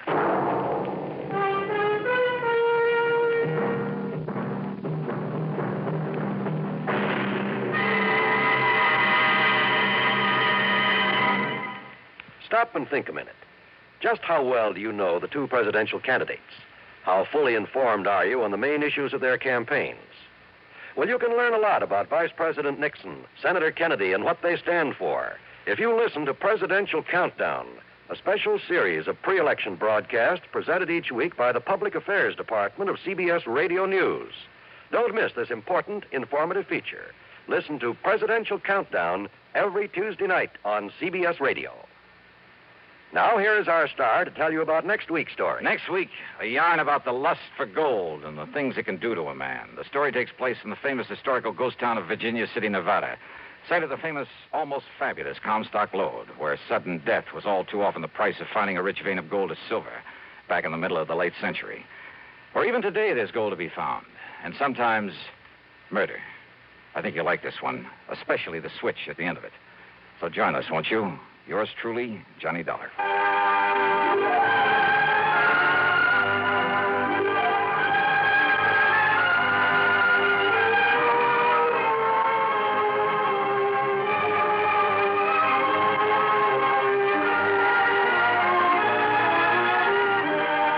Yours truly, Johnny Dollar, starring Bob Bailey, originates in Hollywood and is written, produced, and directed by Jack Johnstone.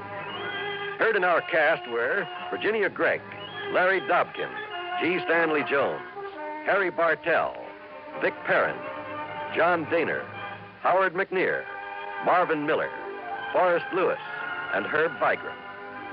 Be sure to join us next week, same time and station, for another exciting story of yours truly, Johnny Dollar. This is John Wald speaking.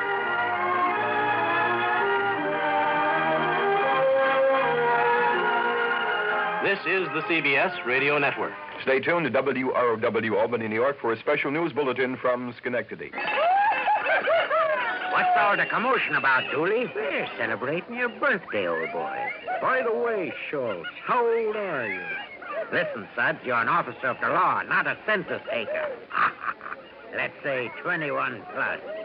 I'd like to propose a toast. Pipe down there.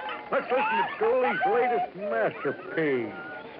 Here's to the mug who is full of good cheer. Here's to his favorite, natural beer. Darling of drawing room, pantry, and pub.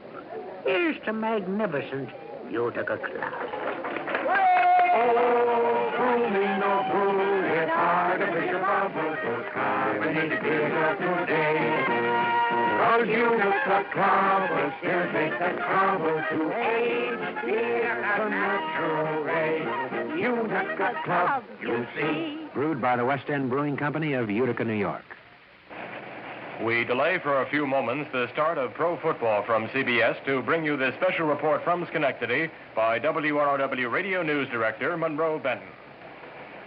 This is Monroe Benton reporting from IUE Hall in Schenectady. Nearly 9,000 members of IUE Local 301 here in Schenectady have just voted not to strike against the General Electric Company. The vote counting was completed just a short while ago and showed 5,033 in favor of accepting the latest company offer, 2,895 rejecting the company offer, 17 ballots were void. Therefore, a total of 7,945 members participated in the vote here at IUE Local 301 in Schenectady. The actual balloting was conducted on Thursday and Friday, but the votes were not tabulated until today and announced at an unusual Sunday news conference held here at the IUE Hall on Erie Boulevard, Schenectady. The vote again, 5,033 to accept the latest GE offer, 2,895 rejecting the latest company offer. Now, also this afternoon, the results of the balloting for the members of the IUE at the Capel Knowles Atomic Power Laboratories, both in Niskayuna and in West Milton and Saratoga County. The vote there was just the opposite, 172 in favor of striking, 104 against a strike. That is the result of Local 301 AE, members at the Knowles Atomic Power Laboratory in both Niskayuna and in West Milton. A total of 276 members voted there out of the total union membership of 368 at Capel. The vote here was counted under the supervision of 3 clergymen and announced at this news conference. However, this vote at Schenectady does not mean there will be no strike against GE, or for that matter, that there will be one when the contract expires next Saturday, October the 1st. Negotiations will continue in New York for the rest of this week, and on Friday, the IUE GE Conference Board will meet to review the votes taken by all the IUE locals at GE across the country, and on that basis make up its mind on whether to call a walkout. Schenectady IUE, being the largest of all the locals, will naturally carry a lot of weight, but today balloting is also being conducted in at least 2 other key areas, Lynn and Everett, Massachusetts, and Pittsfield, Massachusetts. Earlier this week, employees at Waterford GE voted in favor of a strike, or putting it the other way, rejecting the company offer. Therefore, despite the vote here in Schenectady, the results of the Pittsfield and Everett and Lynn balloting must be reported, plus that of such large locals as the 6,000-member Louisville, Kentucky local, before the conference board makes its decision next Friday. The GE IUE Conference Board is made up of elected delegates from each of the union locals. They are elected on a representative membership basis, but each local is limited to a maximum of 4 board members. These delegates are bound to vote at the conference board meeting the way the locals have instructed them to vote. On this basis, the 3 largest GE plants in the Northeast, Schenectady, Lynn, and Pittsfield, have a total representation of 12 delegates, although they represent about 1/3 of all the IUE members in the GE chain. It also should be noted that the IUE Constitution states that when the conference board determines to strike to obtain national agreement, all union locals are bound by such action. In 1958, Schenectady, Pittsfield, and Lynn voted against a walkout when Louisville, Kentucky voted in favor. Of course, there was no walkout then. And speculation is that with Schenectady voting no strike today, and if Pittsfield and Lynn vote the same way, the National Union is not likely to call a strike, or at least conduct one successfully, without the support of these 3 major northeastern locals. The coming week will tell, because there are still 5 more days of negotiations in New York. Repeating again the results of this vote here in Schenectady this afternoon, accepting the company offer, 5,033, rejecting the offer, 2,895. The Capel vote again, in favor of a strike, 172, against a strike, 104. Leo Jandro, the business agent of Local 301, issued a statement just a few minutes ago, and it says in part, the result of the secret ballot vote shows that a majority of the members of IUE Local 301 have chosen to accept the final offer of GE. However, Jandro continues, the fact that a substantial number of the Schenectady Local 301 members voted to reject the offer reflects strong dissatisfaction caused by a number of reasons. First, the offer did not adequately meet the demands, or rather the needs, of every group of employees. Also, the outside interference of the UE and its misrepresentation of the company's offer spread misunderstanding and confusion amongst many of our members. Unquote from Leo Jandro. That's the report here from Schenectady. Repeating again, IUE Local 301 votes to accept the GE offer. However, the IUE AE Local over at Knowles Atomic Power Laboratories, both in Niskayuna and in West Newton, vote to walk out 172 to 104. The vote in Schenectady again, 5,033 accepting, 2,895 rejecting. Monroe Benton from Schenectady, back now to WR. Johnny Dollar. This is George. Who? George, I said. George Reed, Floyd's of England? Floyd's of England, huh? What? That's the big insurance company sent you out to nail down Felix Kane. That's right, but now who are you? Yeah, that was a couple of months ago. All right, what about it? Do you mind telling me who you are? That insurance company must have paid you a lot of money for that job, Dollar. Not only for clearing up the robbery, but for nailing Felix Kane. Maybe, maybe not. But you still haven't told me who you are. Maybe even gave you a nice big bonus, huh? Because when it was all over, Felix was dead. Who are you? George who? That's killing for money, isn't it? And remember, it was Felix's girl, that little redhead, here in New York? You had somebody trick her into telling you where to find him. So now she's doing a stretch because she was in with him. So? I remember when you tagged Felix here in New York? He fell on top of his own gun, killed himself. Isn't that the way you said it happened? Now, you listen to me, mister. Yeah, that's what you said. That's what you said then. Who are you? And nobody could prove otherwise. Because nobody else was there. All right, look. Now, you listen So now to me. what I say now is that you were pretty lucky then. You didn't know how lucky you were. That's so? Yeah. You see, the only reason you got away with that was because Felix's brother wasn't there. Because he was on the lam. He was out on the West Coast when it happened. Kane's brother, huh? Yeah, they were awful close, Felix and his brother. All their life. Ever since they were kids. You didn't know that, huh? Keep talking. Somebody did something to one of them. The other one helped him out. Or got even for him. All their life, Dollar. Go on. So now that Felix is dead, you ought to know what that means. Because it means the other one is going to get even for him. That means get even with you. With you and anybody else. All right, you. Now, wait just a minute. Oh, you're wising up now. Yeah, I think I am. George, huh? Yeah, that's right, Dollar. My name is George. George Kane. Felix's brother.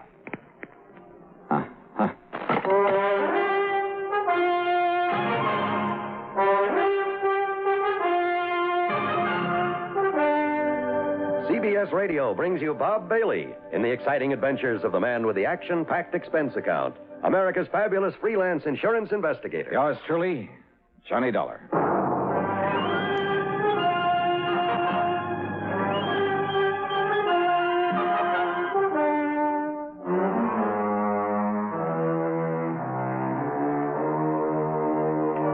Expense account submitted by Special Investigator Johnny Dollar to Floyd's of England, North American Office, Hartford, Connecticut. Following is an account of expenses incurred during my investigation of the Killer Kin matter.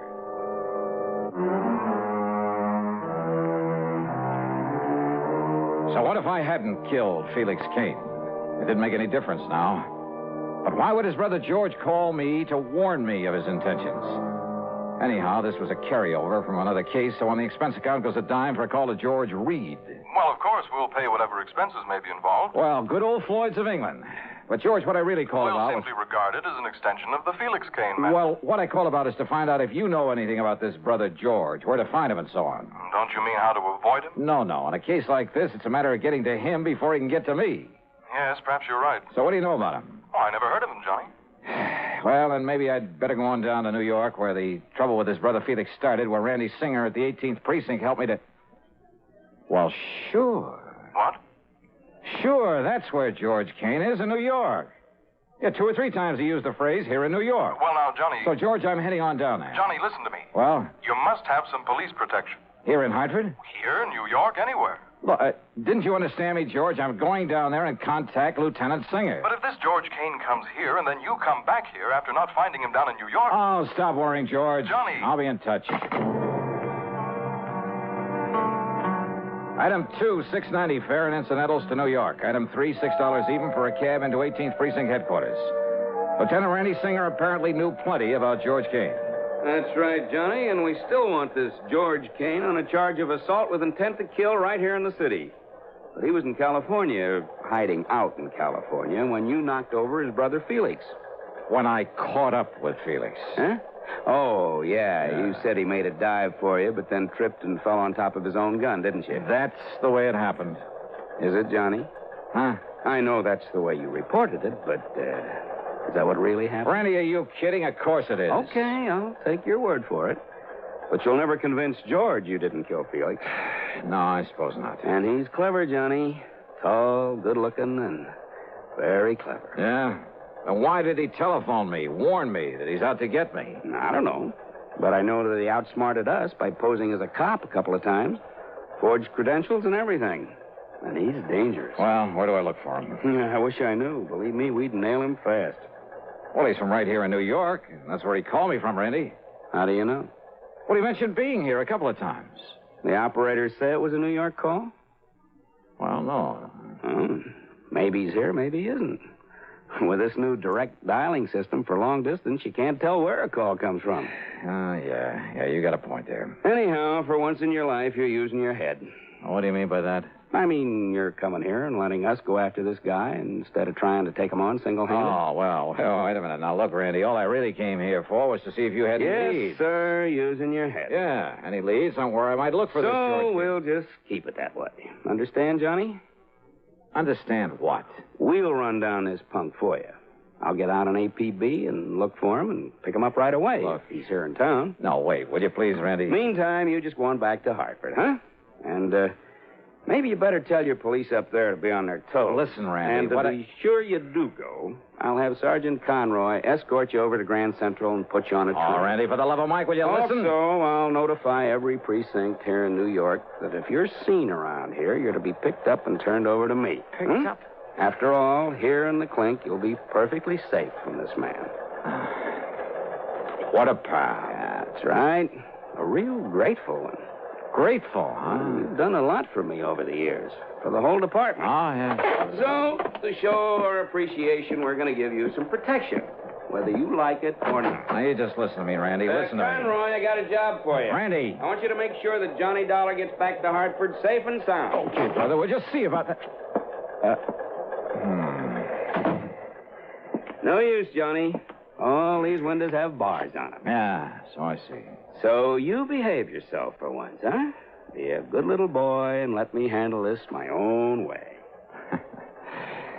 Okay, Randy, okay. Oh, and listen. Yes? Sergeant Conroy is quite a fan of yours. Oh? So you can tell him all about some of your wild adventures on the way home. Thanks, pal.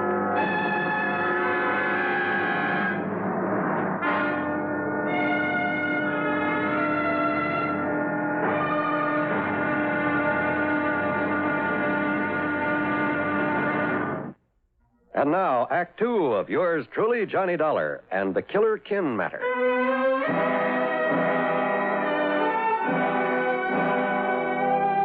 Sergeant Conroy not only drove me over to Grand Central Station, but insisted on riding all the way to Hartford with me, even to my apartment, at my expense. That's item 3, 1255, train fares and taxi. And what if it is a little irregular, Mr. Dollar, me coming up here to Connecticut? Oh, will you finish up what you was telling me on the train about the deadly debt matter you worked on last week? You just got to the part. So, item 4 is 70 cents for his phone call to Randy, telling him he delivered me safely home. And item 5 is about $3 for the good Scotch whiskey that he drank there at my apartment before I could send him on his merry way back to New York. Then, less than 5 minutes after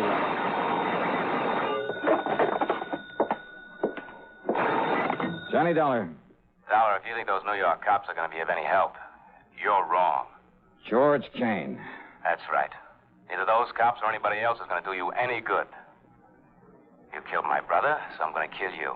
Kane? And you remember what I said about you or anybody else? Now, you listen, you're wasting your time. Or what I meant about anybody else. You're scarce, Stefan. All right, Georgie boy. Whether Randy Singer likes it or not, I'm heading back to New York to get your picture, your description from him. And if I have to comb that city by myself, street by street, Hello. Well, it's about time, honey. Huh? This is Betty.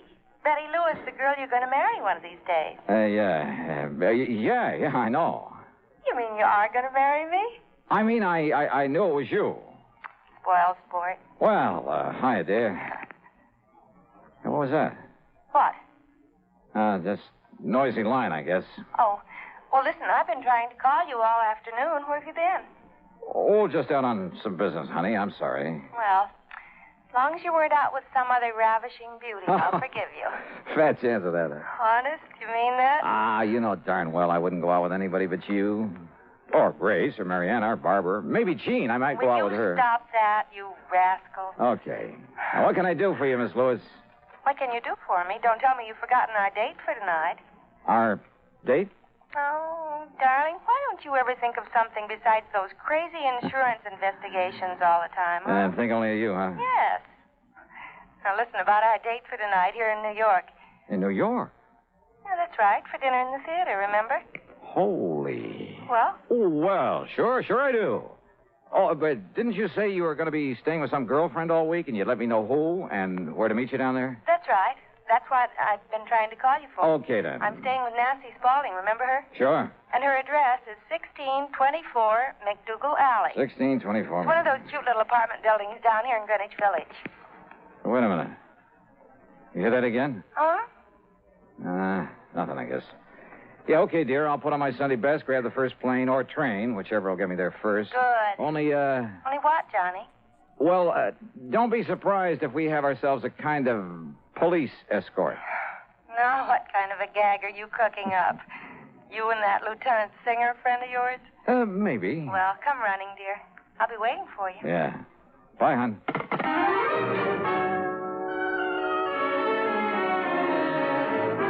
The plane schedule told me I barely had time to shave, shower, and get dressed. But as I finished and was about to head for the door... Yeah? Yeah, who is it? Mr. Perry, the building super. Oh. Yeah, what's up, Mr. Perry? Kind of funny thing, Mr. Dollar, and I kind of thought you ought to know about it. Know about what? You mind if I close this door? No, go ahead. Well? Well, you know that young man rented the little one-room next door for the week? No, I don't. I thought it was vacant. No, sir. I haven't heard anybody in there, so... Well, I guess he heard you all right. What? He rented the place for a week, starting last night. Yeah? So when he left in such a hurry a few minutes ago, well, I sort of come up to take a look, see what he might have thought was wrong with it. Well?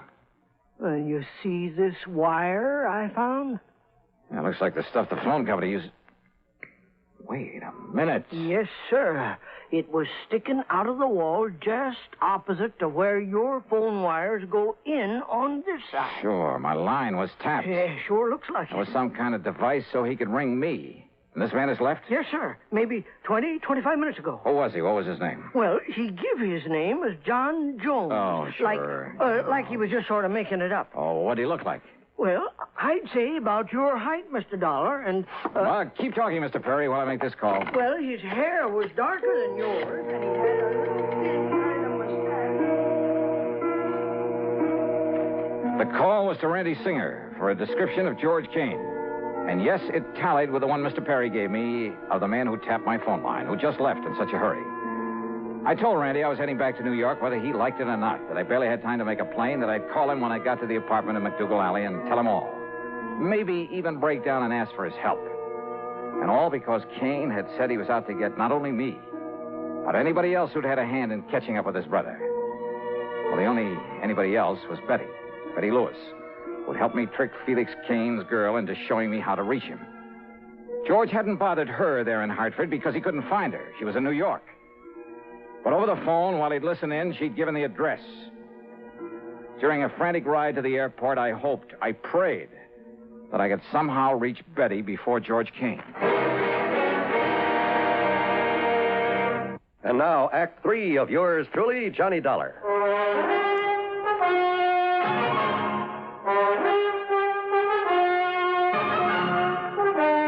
Expense account item 5, $20 even for a plane to New York and a cab to the little apartment in McDougal Alley.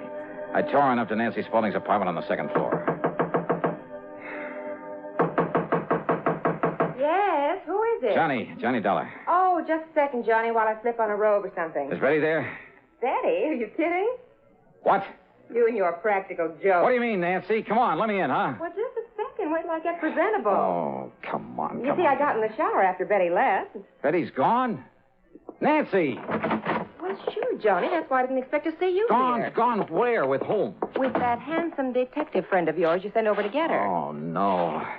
About my size, black hair, mustache? That's right. Nancy. Gee, why couldn't you have arranged a double date so I could trace Nancy, along with him?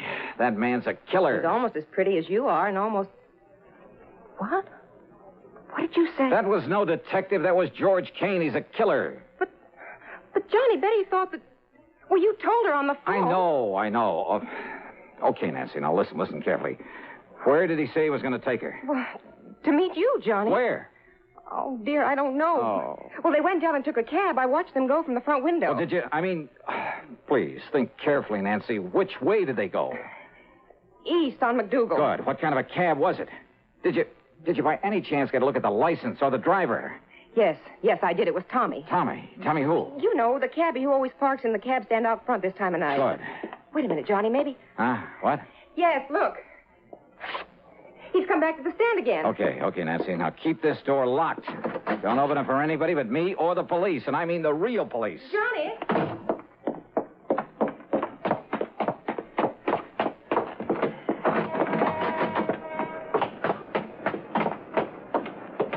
Tommy.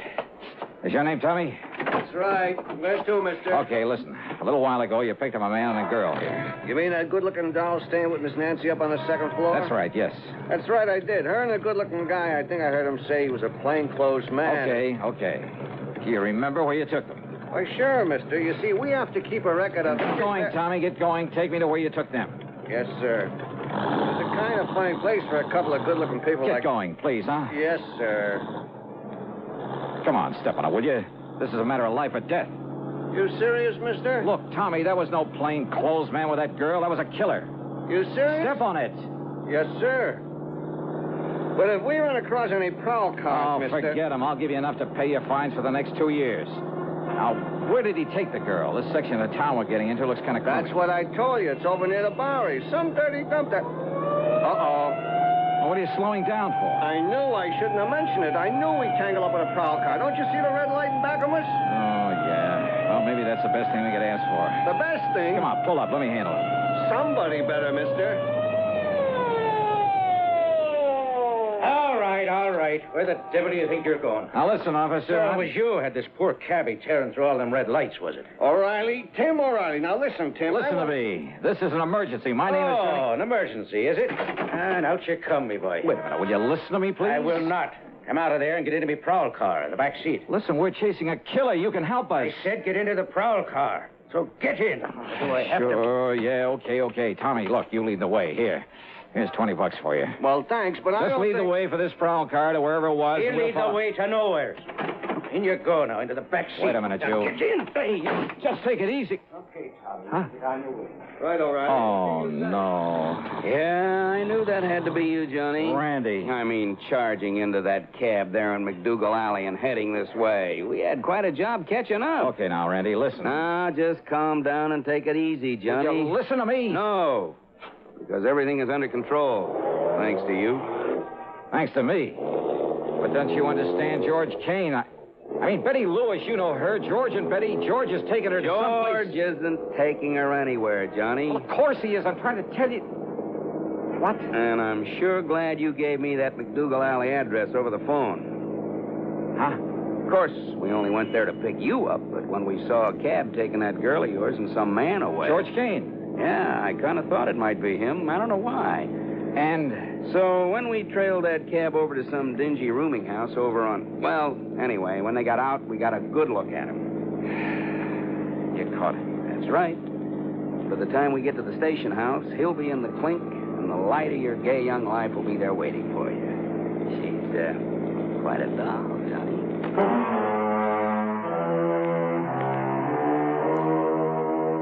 The expense account? Forget it. Forget all of it. I only hope that someday, somehow, I can repay Randy Singer. Over his dead body, though, because all he cared about was getting his hands on Kane. And for some silly reason, he seemed to think that I'd been helping him. What a guy. Yours truly, Johnny Dollar.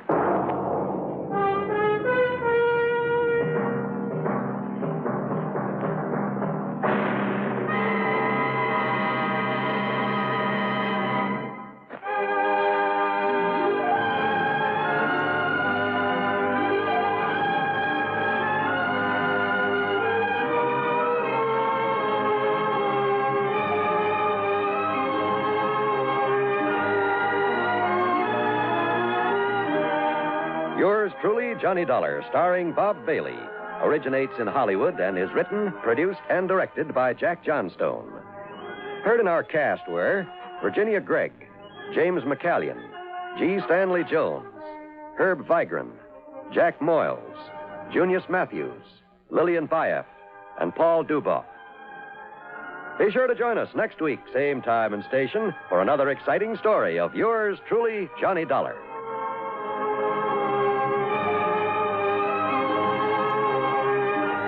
This is John Wall speaking. Johnny Dollar has come to you through the worldwide facilities of the United States Armed Forces Radio and Television Service.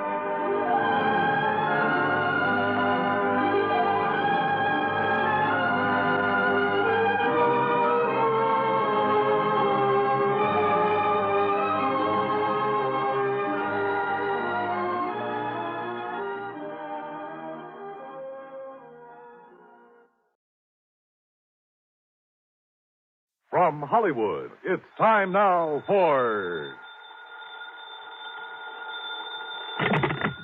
Johnny Dollar. Marty Bruce, Johnny, at Worldwide Mutual. Oh, hi, Marty. How are you? Did you ever hear of the Mei-Ling Buddha? Nope, I'm afraid I never. It's probably the most valuable piece of jade there is. A little statue not more than 3.5 inches high, made during the Mei-Ling dynasty. And you've insured it? Yes. For how much? $40,000. So what's happened to it? I don't know. I don't know if anything's happened to it. Well, if nothing's happened to it. I'm not even sure of that. Huh? That nothing's happened to it. Come on over here and let's talk about it, huh? Yeah, I think I'd better.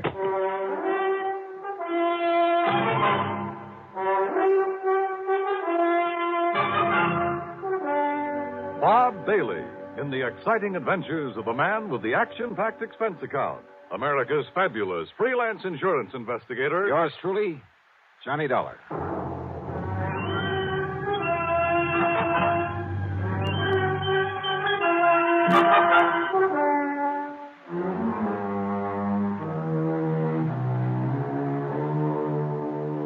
Expense account submitted by Special Investigator Johnny Dollar to the Worldwide Mutual Insurance Company, Home Office, Hartford, Connecticut. Following is an account of expenses incurred during my investigation of the Mei-Ling Buddha matter.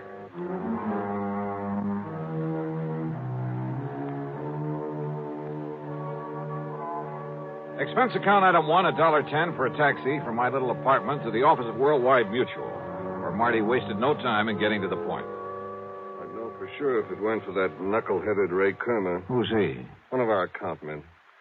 Got back from a European vacation just this morning. For being so stupid, I ought to fire him. He knew we'd insured that jade Buddha. And when he saw it over there in Paris a couple of weeks ago, he should have looked into it. Found out what it was doing there. Doing just exactly where, Marty? In a dingy little antique shop, somewhere on the Rue de la something or other. He didn't even have sense enough to get the address or the name of the place. Oh, where was it supposed to be? Locked up in the home of the late Darrell Harcourt up in Boston. And, of course, it isn't. Well, that's the point. I don't know. There's been no report of a theft. Well, if somebody's seen it in Paris... Is that Buddha pretty well known among collectors and so on? I told you. It's probably the most valuable piece of jade in the whole world. Then let me use your phone. Sure, here. But if we don't even know what shop or where it is in all of Paris... Just leave it to me. My phone call was to a slimy little character whose name is de Marsac, but who calls himself the Chat Gris, the gray cat, who knows the Paris underwear like the back of his hand. He'd been a lot of help to me some months before in locating a painting that was stolen from my good friend and the actor and art collector Vincent Price. Certainement, Monsieur Dollar. If you are willing to pay me well. If you can dig up the information I want, I'll mail you a check for $100 American immediately. Oh, no, Johnny. Only 200? What you call bucks for my inestimable services? Oh, Monsieur. Okay, 200. Now listen. There's a little idol, the Mei-Ling Buddha. Yes, I know it well. Oh? I saw it only this morning, here in Paris. Where? At the shop of Monsieur Dubuisson on the Rue des Pas de l'Amour. Yes, it was smuggled in only a few weeks ago. And the price on it? Well, for such a rare and exquisite piece, most reasonable. How much? 32 million francs. That's around $80,000, so it must be the McCoy. You wish me to, shall we say, obtain it for you? You mean steal it? But of course, monsieur. But for a price. No, thanks. I'll send you a check. You're giving him $200 just for that? A lot cheaper than my flying over there. Well, yes. So now I'd better check at the home of this, what'd you say the name is? Darrell Harcourt in Boston. I'll put down the address for you. Died about 2 years ago. Home's in charge of his old housekeeper, Mrs. Mary Haskell. And I take it his property hasn't been disposed of yet. His fine old tapestries and furniture, yes, will to various museums here. Thanks. Everything but the contents of Mrs. Haskell's room and the study. The latter he willed to a nephew, Charles Curtis, to be given to him the day he finishes at Harvard. Well, that's a funny sort of arrangement. Harcourt was a funny man. The Buddha was the only thing of real value in that room. And he figured it was enough to get his nephew started in a business of some kind. I see. This Curtis boy get the house, too? No. That goes to Mrs. Haskell after Curtis gets the contents of that one room. Well, looks as though I'd better hie myself up to Boston and make sure that Buddha's really gone.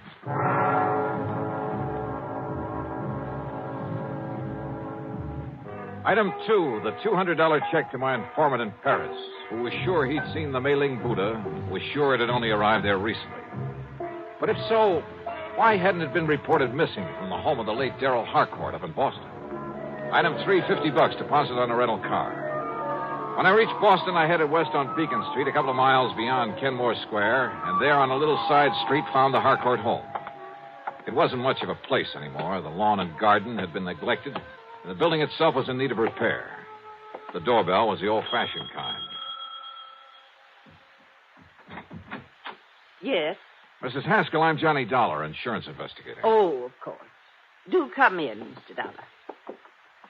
Rather dismal, desolate, isn't it? You live here all the time?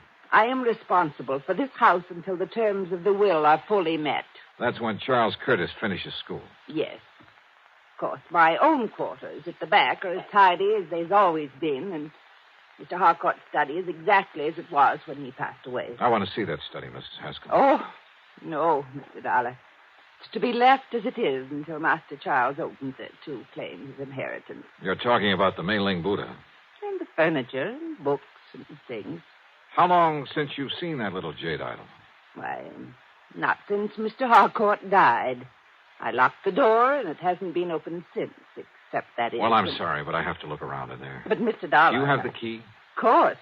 I keep it on this chain about my neck at all times. Let me have it, please. But, Mr. Dollar... Listen, I can get a court order if necessary, but it would only waste time. But how am I to know if you're even... Well, that is... Here, my credentials. I'm a fully authorized agent of the company that insured that Buddha. But I'm responsible. Has it occurred to you, Mrs. Haskell, that the Mei-Ling Buddha might possibly have been stolen? That's impossible. Is it? Okay, where's the study? I'll go with you. By all means. And I'll open the door. Here, now. This door looks a couple of inches thick. Just like the one to the library, where Mr. Harcourt kept all his lovely tapestries. Oh, dear, look at all that dust. Dust is right. It was on everything, the accumulation of a couple of years.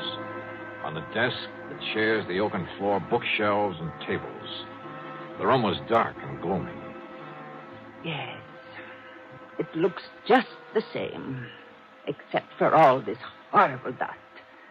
But as I told you, Mr. Dollar, this is the first time the door has been opened. Yeah.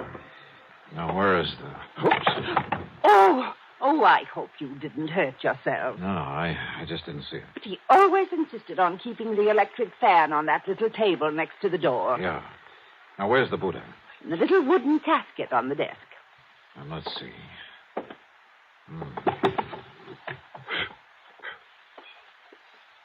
Now,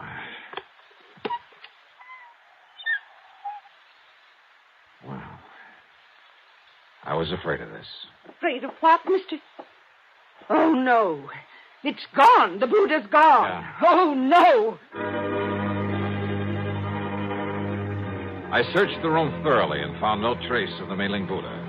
Somehow, someone had got in that locked room and stolen it. It must have happened recently. A piece as valuable as that wouldn't be allowed to lie around for long. The Barsock had told me it arrived in Paris only a few weeks ago, and I had no reason to doubt it. But how could anyone possibly have got in there without leaving marks in the dust that swirled about our feet every time we moved, that showed a clear imprint of every step we made, that left a mark on everything I touched? Oh, dear, Mr. Dollar, this is terrible. You're sure you have the only key to this room, Mrs. Haskell? Yes, it was entrusted to me to prevent this very thing. Oh, dear. What about the nephew, Charles Curtis? No, I'm sure he's never had one. You think he could have got hold of yours and had a copy made? No, impossible, Mr. Dollar. Oh, dear. Where is he? At school at Harvard. I think I'd better see that boy. Well, certainly you can't think that Master Charles did this. I don't know what to think yet. Tell me, you're absolutely sure you've let no one in here since Mr. Harcourt died? You can tell by the dust over everything that no one has been in here. Not for years. You're sure of that? Absolutely. Well, except for the federal tax man, of course, the appraiser for the estate. Oh? When was that? A month or so after Mr. Harcourt passed away. And yet the piece showed up in Paris only a few... I was with him, Mr. Dollar, and so was the attorney. Who is the attorney? Mr. Howard Bancroft in town. Do you have his address? His office is just off Copley Square. Uh-huh. Then I've got two people to see, Charles Curtis and Howard Bancroft. Mr. Dollar, about Master Charles. He's a good boy. Oh, yeah, I'm sure. You simply can't think that he... And anyhow, no one could have gotten here without leaving a trail. Mr. Dollar... Now, look, I want you to close up this room again and leave it closed. I'll be back. Please, Mr. Dollar, about Charles, listen to me. Maybe later, Mrs. Haskell. Later? Yeah. After I've talked to him.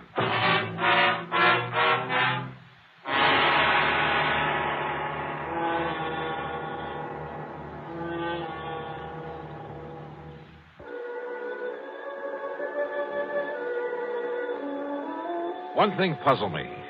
If young Charles Curtis did steal the Buddha, why did he do it? After a few months more at Harvard, he'd get it anyway.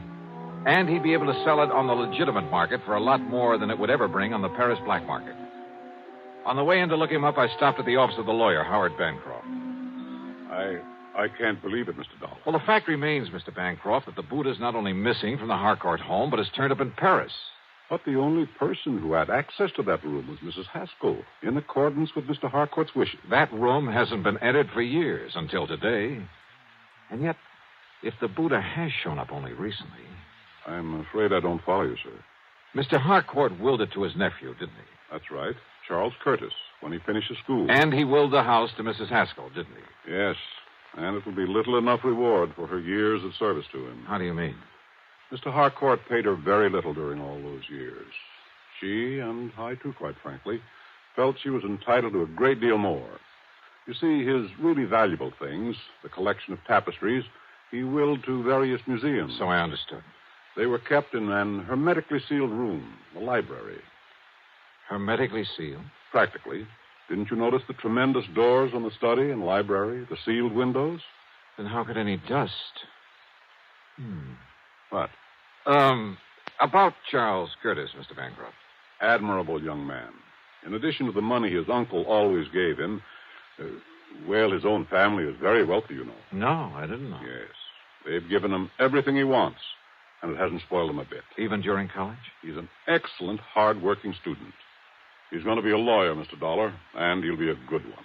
And maybe my thinking about him has been wrong. Oh, definitely. Why, Mr. Dollar, he's planned to donate the Mei-Ling Buddha to a museum when it comes into his possession. So you see... It's just that after handling more or less straight insurance cases for so many years, I almost instinctively suspect anyone close to the problem at hand. In this case, young Charles Curtis. Even Mrs. Haskell. Maybe even you. I beg your pardon. But I guess I'd better just shake the dust out of my brain and tackle this as a plain, ordinary... Wait a minute. Dust. Eh? It's a little matter of dust that really has me stopped. It makes it impossible for that room to have been entered since... Tapestries, you said. I mentioned them. Of course. How blind can I be? Eh? Look, You better get ready for some legal action on behalf of your client, the late Mr. Darrell Harcourt. What? I'm going to play a hunch, Mr. Bancroft. Maybe it's all wrong. Maybe it's crazy. But I'm going to play it to the hilt.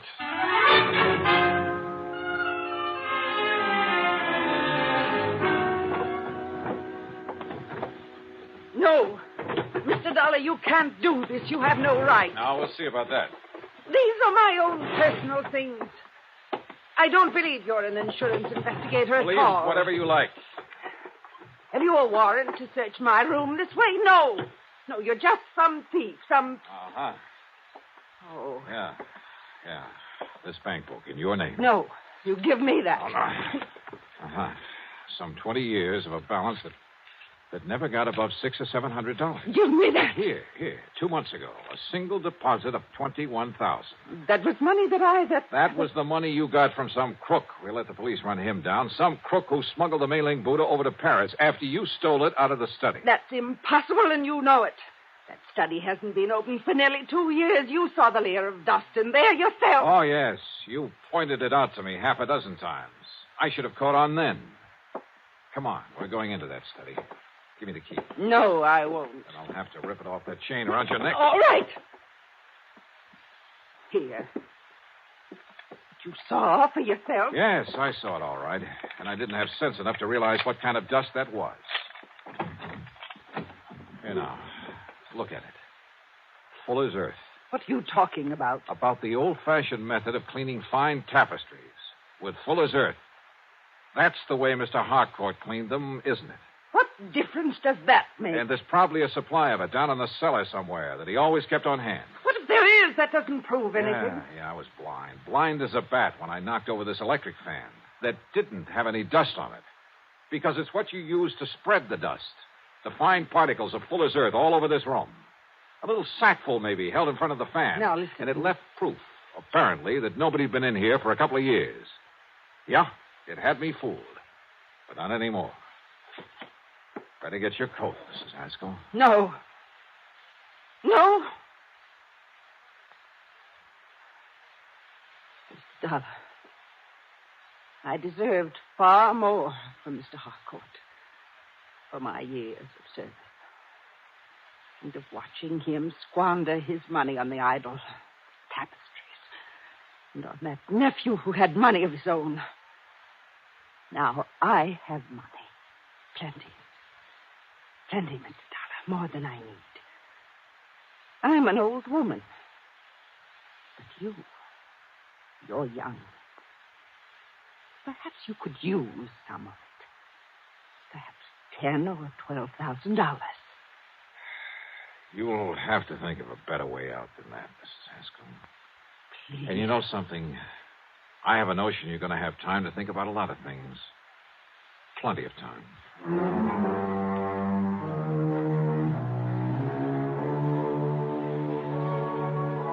Yeah, I know. The Mei-Ling Buddha still has to be brought back from Paris. Maybe I'll get the assignment. Maybe it'll go to one of our regular foreign investigators. As for Mrs. Haskell, well, I'm sure Mr. Bancroft will lose no time in taking whatever steps are necessary. So, expense account total, including mileage on my rental car and a few incidentals, well, call it $300 even. Yours truly, Johnny Dollar.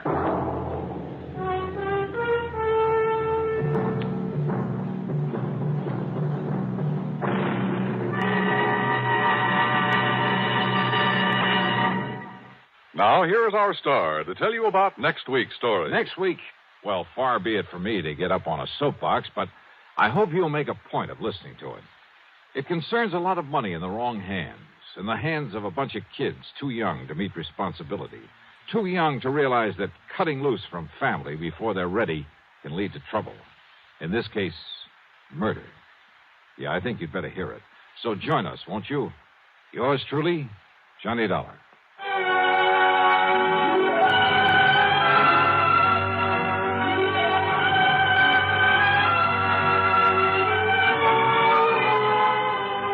Yours truly, Johnny Dollar, starring Bob Bailey, originates in Hollywood and is written, produced, and directed by Jack Johnstone. Heard in our cast were Virginia Gregg, Paul Duboff, Will Wright, and Forrest Lewis. Be sure to join us next week, same time and station, for another exciting story of yours truly, Johnny Dollar.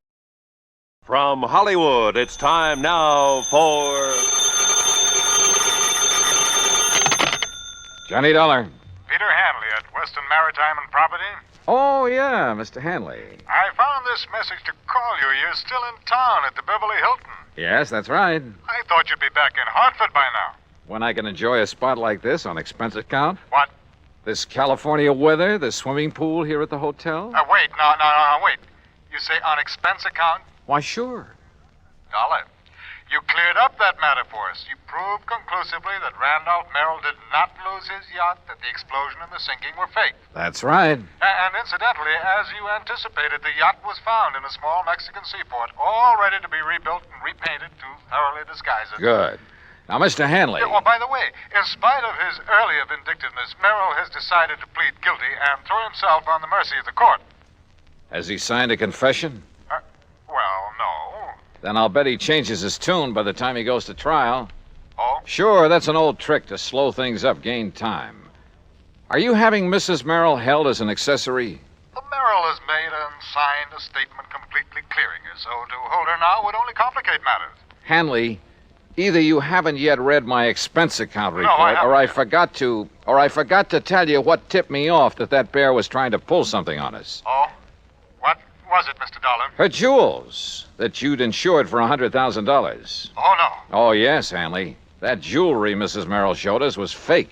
Paste. Heavens, Dollar? You still think I ought to go back to Hartford? No, not until you found out where the real jewels are. Can you come down to the office, Mr. Dollar, right away? Sure, if you like. No. I'll drive out there to your hotel. Whatever you say. Yes, I'll drive out there. I'll be there right away. Scotch and soda be all right? Yeah, what? You suddenly sound as though you could use a drink.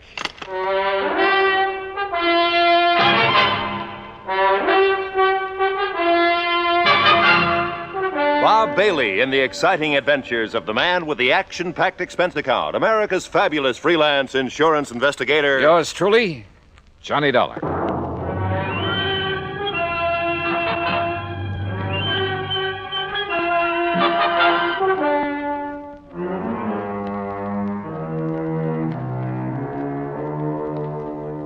Expense account submitted by Special Investigator Johnny Dollar to the Western Maritime and Property Insurance Company, Los Angeles, California. Following is an account of expenses incurred during my investigation of the Wayward Diamonds matter.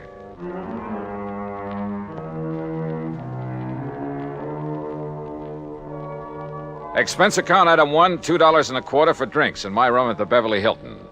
By the time room service had delivered them, collected the tip, and left, Peter Hanley arrived. Yeah, come in.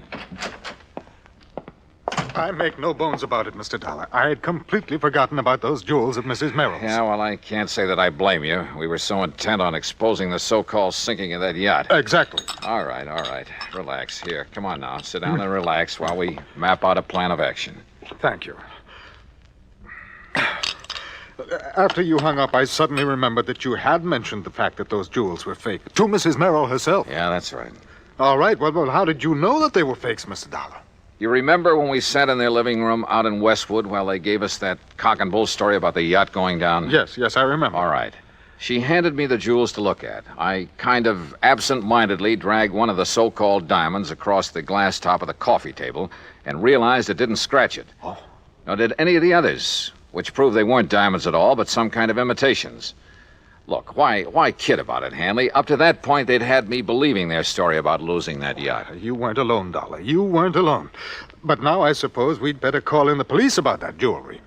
Why the police? Well, to see if they can find the originals. Oh, now, look. The Merrills are a clever pair. They proved that when they almost got away with a $150,000 claim against you for a boat that didn't sink after all. Very true, Dollar. Very true. So you can be pretty sure they didn't take the diamonds out of that jewelry and just hand them over to some fence around here. Yes, you're right.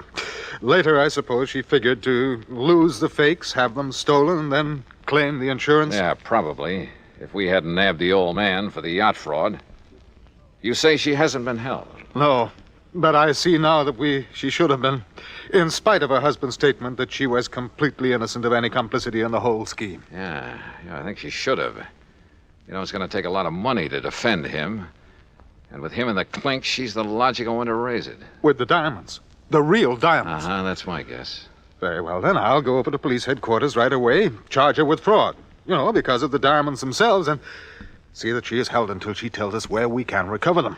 Hadn't you better get evidence of fraud first? Well, the mere fact that she substituted paste for the real diamonds in that jewelry dollar. Well, a lot of people do that. Never wear the real stuff in public unless they have a lot of guards around. Well, even so... No, Hanley.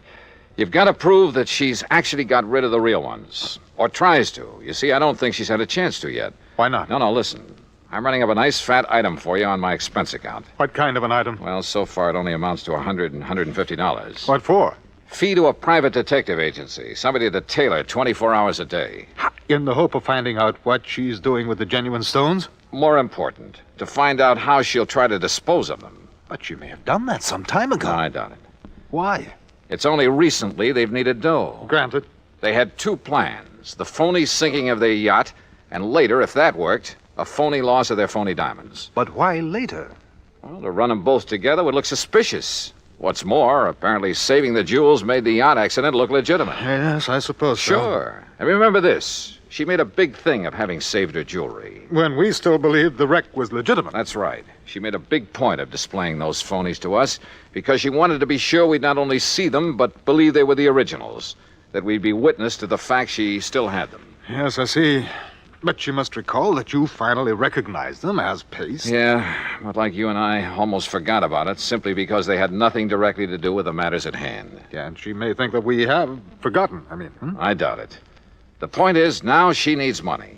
He saw to it that she stayed free to raise it. And the diamonds are probably her only way of getting it. Which is why I put a detective on her. Oh, excuse me. Johnny Dollar. Yeah? What? Well, how did...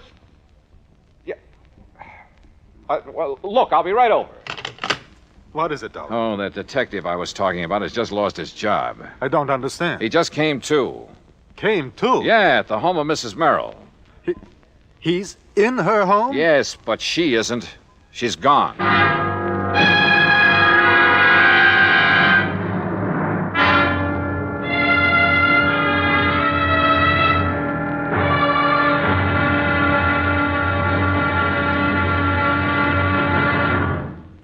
Act two of yours truly, Johnny Dollar, in a moment. Although most men by nature don't feel in a combat mood much of the time, there are some who just can't get enough of a good fight, particularly if there's a good, sound reason for it. In July 1900, when American fighting men were protecting the rights and liberty of their fellow countrymen during the Boxer Uprising, the battle was a furiously fought affair. Army Private Robert H. von Schlick, serving with Company C of the 9th United States Infantry Division, was in the thick of the fracas. Although he had been wounded previously while carrying a wounded comrade to a place of safety, he rejoined his command, which partly occupied an exposed position on a dike. Private von Schlick remained there after his company had been withdrawn and, in spite of the hail of bullets around him, single-handedly continued to fire into the enemy ranks. Oblivious to the fact that he was a conspicuous target, he refused to leave the fight until he was literally shot off his position by the enemy. Private Robert von Schlick earned the Medal of Honor for valiant devotion to duty and added heroic background to the code of conduct of American fighting men. And now, Act two of yours truly, Johnny Dollar, and the Wayward Diamonds Matter.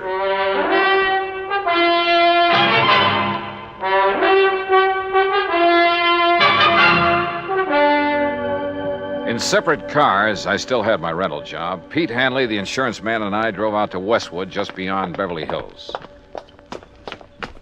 You're sure that detective was here at the Merrill home when he called you? Well, that's what he said. But if he was supposed to simply tail... Come on. Mr. Dollar? Yeah, that's right. And I take it you're Sam Bench... Holy smoke, what happened to you?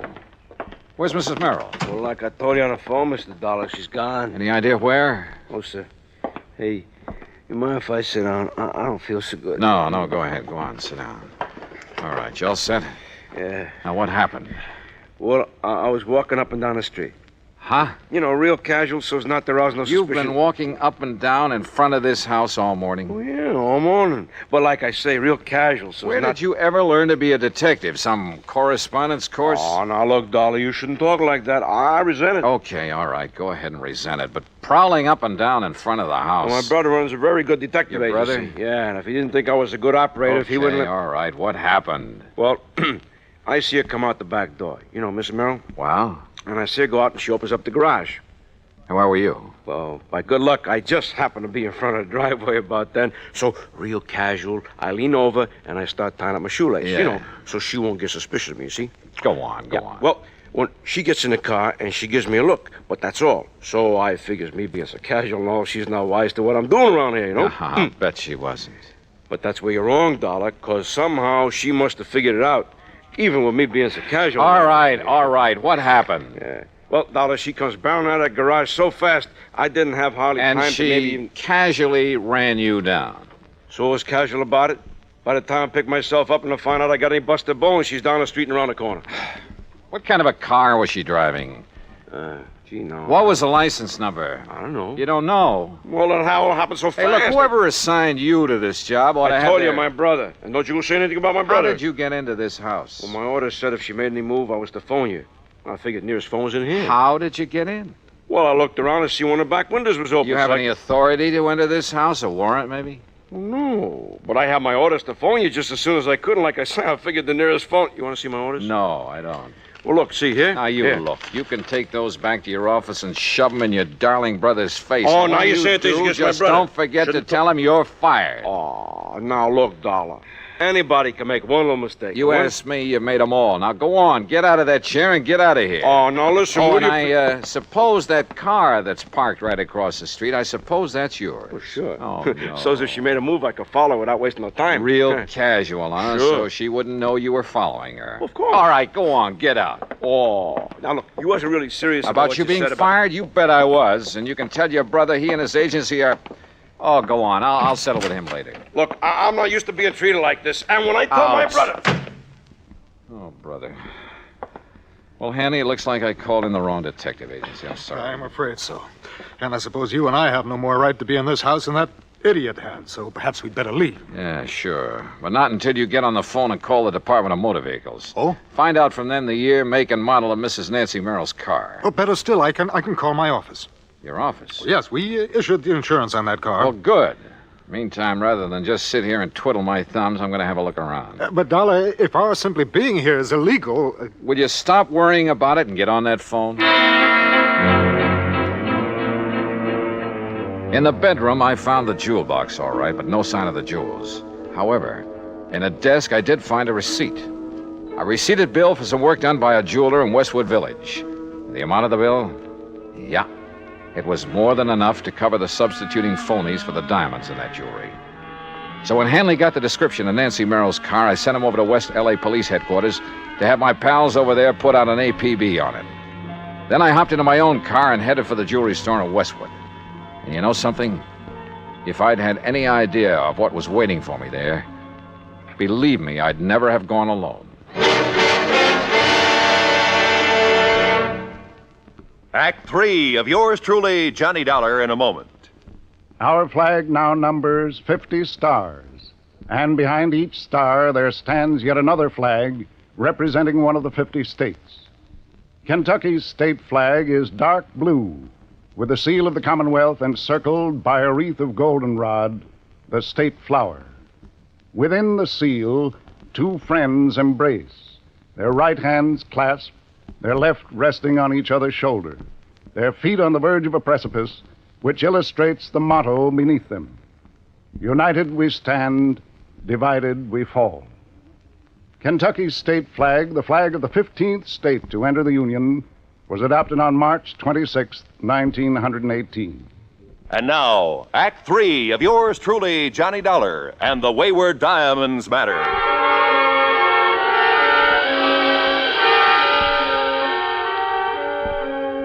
Howard's Hillcrest Jewelry is a small but very exclusive shop on Weyburn Avenue in the Westwood Village section of Los Angeles. There, with the help of a receipt I'd found in Nancy Merrill's desk, I hoped to get on the track of the missing diamonds. I entered the snooty little shop and asked for the owner. I'm sorry, my good man, but Mr. Howard is engaged with one of our important clients. Well, I'm here on rather important business. Well, if you care to leave your name and he wishes to see you, perhaps we shall call you. Ah, Mrs. Smythe Kenworthy. Hey, look, Buster. How delightful to see you said... again. And did little Chi-Chi like the jeweled collar we selected for him? Chi-Chi. Such a lovely puppy. You know, he's the favorite of all my doggy friends. Just as you're my favorite. Maybe I'd better look for this Howard myself. Mrs. Smythe Kenworthy, you have no idea how it brightens the day to have you drop in. Oops, Now, wrong department. What can I show you today? Some little trinkets for your pussycat, perhaps?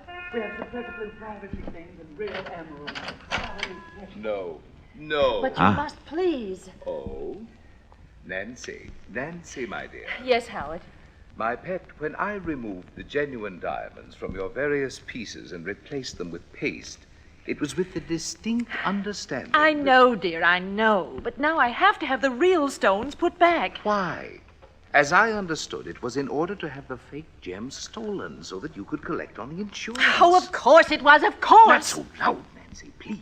Howard, our plan to claim that the yacht exploded failed. Randolph is in jail. He didn't involve you in that, I must say, rather foolish plot. Oh, no, but I have to go through the motions of getting him legal help. Excellent, my dear. I hope they keep him in jail. Howard. Randolph has stood in the way of our romance too long, my pet. Howard, please, listen. Because of the yacht, they sent an insurance investigator out here. Investigator? Yes, a Mr. Johnny Dollar. Dollar? Good heavens. You know him? I know about him. I don't like this. And he found that these jewels I have now are paste. Now, you've got to put the original stones back so that when he sees them again, he'll think he was mistaken. Impossible. I've already disposed of them through various connections. Why did you show him those fakes? Well, I thought...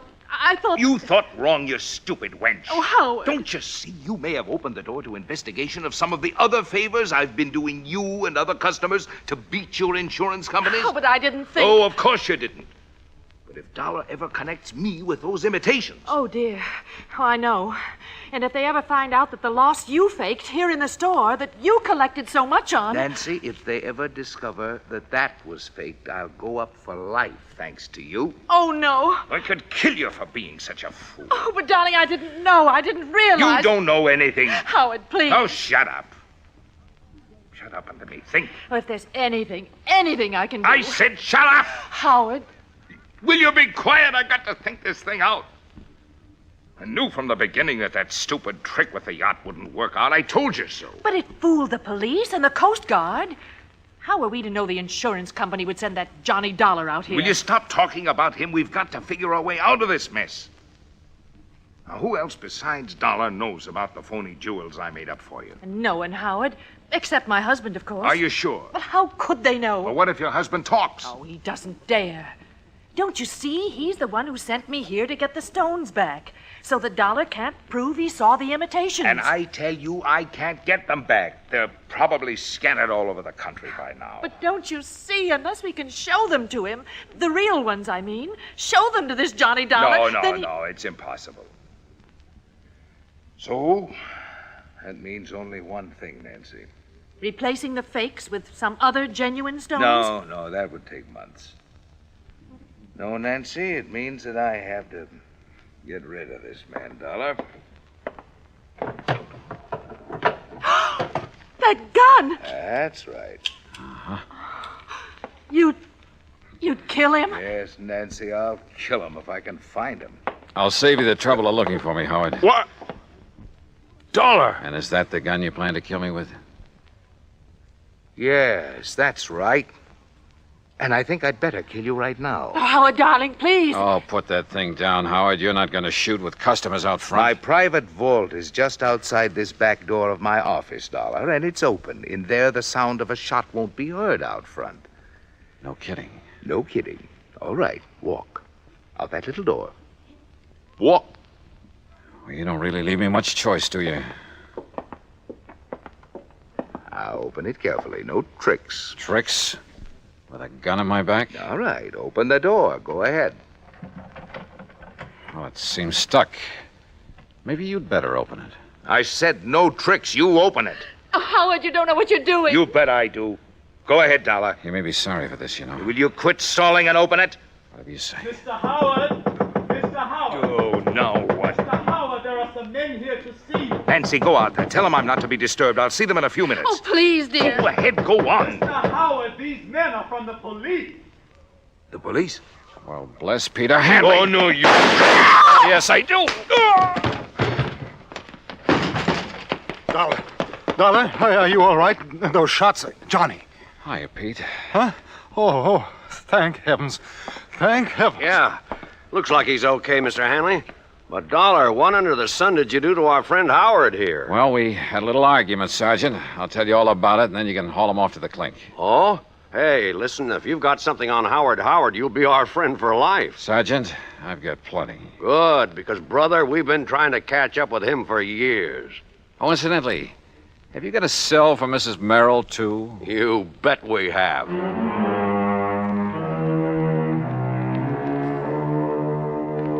Expense account item 2, $50 in legal fees to make a deposition so I won't have to hang around for a trial or 2 or 3. And I have a sneaking suspicion that Howard and Merrill and his wife are going to have a long, long time to think things over. Expense account total, including additional mileage on my rental car and the trip back to Hartford, $218 even. Yours truly, Johnny Dollar.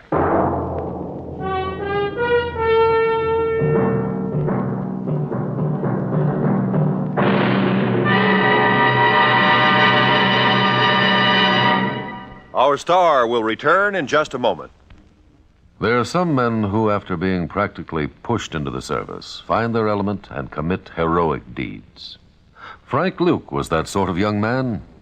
Soon after the United States entered World War I, Luke was taunted by his patriotic family into joining up.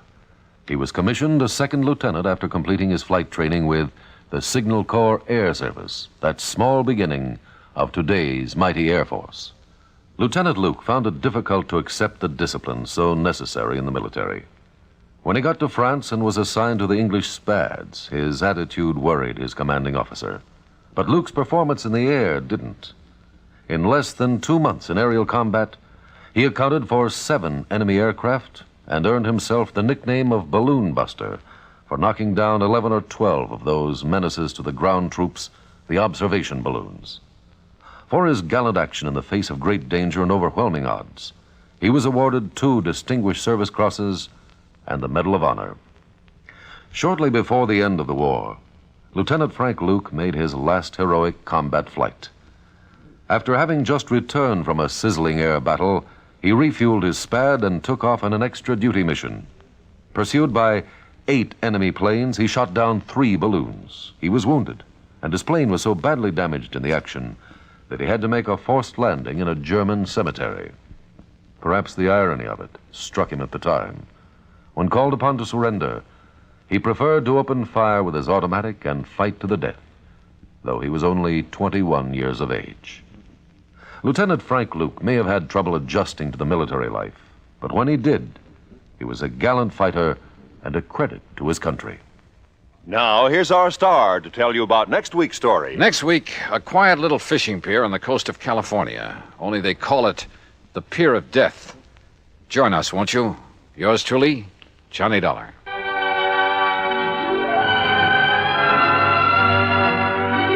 Yours truly, Johnny Dollar, starring Bob Bailey, originates in Hollywood and is written, produced, and directed by Jack Johnstone. Heard in our cast were Paula Winslow, Ben Wright, Jack Crucian, Jack Edwards, Marvin Miller, and Joseph Kearns. Be sure to join us next week, same time and station, for another exciting story of yours truly, Johnny Dollar. This is Roy Rowan speaking.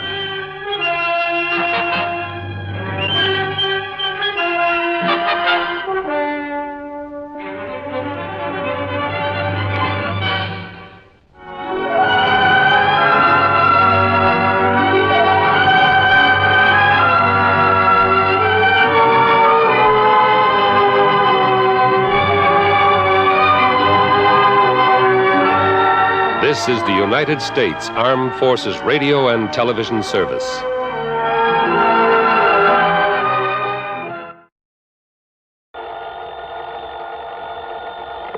Johnny Dollar. Art Engels, International Life and Casualty. How you doing, Art?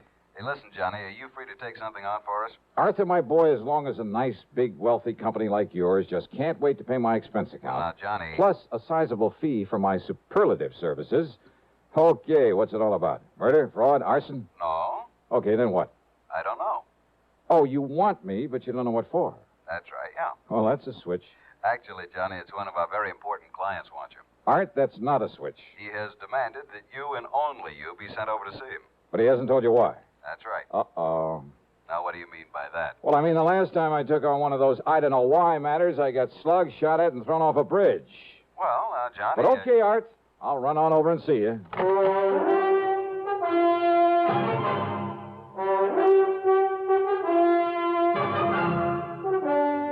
CBS Radio brings you Bob Bailey in the exciting adventures of the man with the action-packed expense account, America's fabulous freelance insurance investigator. Yours truly, Johnny Dollar.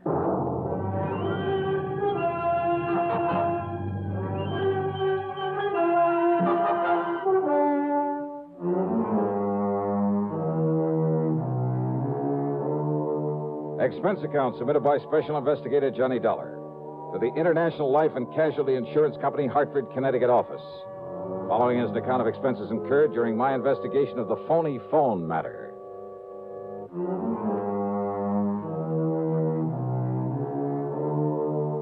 I don't really go for these vague assignments, but International has always paid off pretty well. So expense account item 1, $1.25 for a taxi over to the office of Art Ingalls. He was waiting outside the building for me in his car. We took off and headed back across town again. Where to, Art? Mr. Wendell's office is in the Clay building. Wendell? J. Ransom Wendell, the important client I told you about, who wants to see you right away. But who hasn't told you why he wants to see me? He hasn't told me. How important, Art? Well, he owns and runs the Crown Lithograph operation. Never heard of it. When he inherited that plant, it must have been, 40 years ago. It was just a small outfit, not worth more than $400,000 or $500,000. Oh, you call that small? And now it's worth millions. Then Wendell is loaded. He certainly is, Johnny. And that means he carries a lot of insurance. One of our biggest accounts. Life insurance on himself. How much? $500,000. Wow. Insurance on his wife for the same figure. Policies on his home, his cars, plant, personnel. Well, I make no bones about it. Even if his calling for you is only to satisfy some sort of a whim, we can't afford to turn him down. Some sort of a whim? Yeah. You mean it could be? Yeah. Johnny, he's so used to having his own way. You know, because of all his money. Oh, wait now. Hold everything. Yeah. J.R. Wendell. Alimony Wendell? That is our boy. Married 5, 6, 7 times? Add 1. And always to some delectable dish he picked out of the chorus line of a nightclub on some Broadway show? That's the one, Johnny. Marries him, finds out all they want is his money, pays him off, then goes ahead and does the same thing all over again. Oh, brother. But according to the newspaper stories a couple of years ago, he swore he was through with those gold diggers, that he'd never again pay off another one of them. Mm-hmm. So what happened? What happens? 9, 10 months ago, he puts a ring on that dancer, Lavon Laverne. Yikes. Whereupon she promptly puts a ring in his nose and starts making the usual dent in his bank account. Oh, now, you don't think his wanting to see me has anything to do with his trouble with this Lavon Laverne? Oh, now, Art, I want to... We'll soon find out, Johnny, because this is his office building.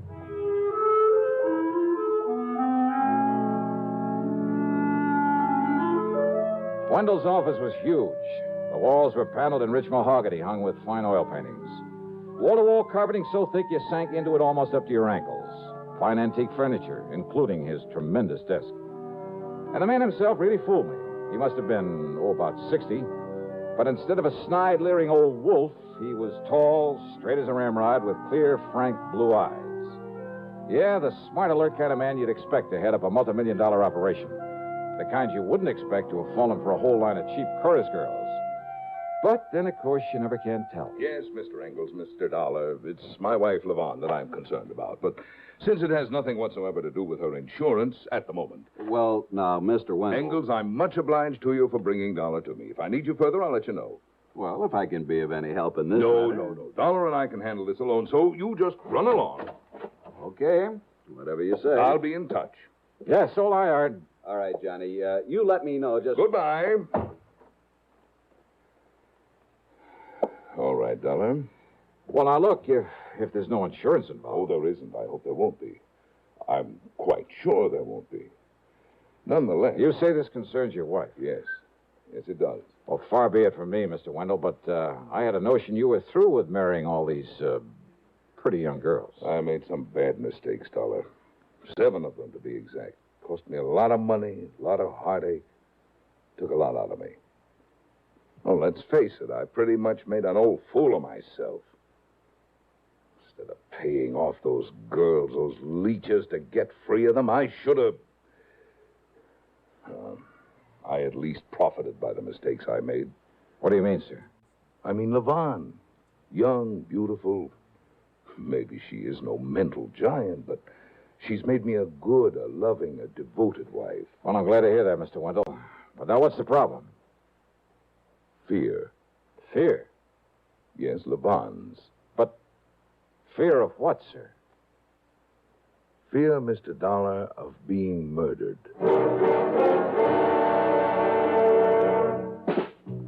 Smoking more now, but enjoying it less.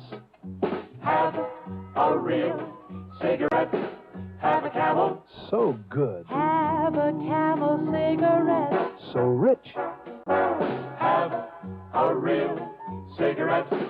Have a Camel. So mild. Have a Camel cigarette. And here's the reason why. Best tobacco makes the best smoke. Have a Camel cigarette. You can say that again. Best tobacco makes the best smoke. Have a Camel cigarette.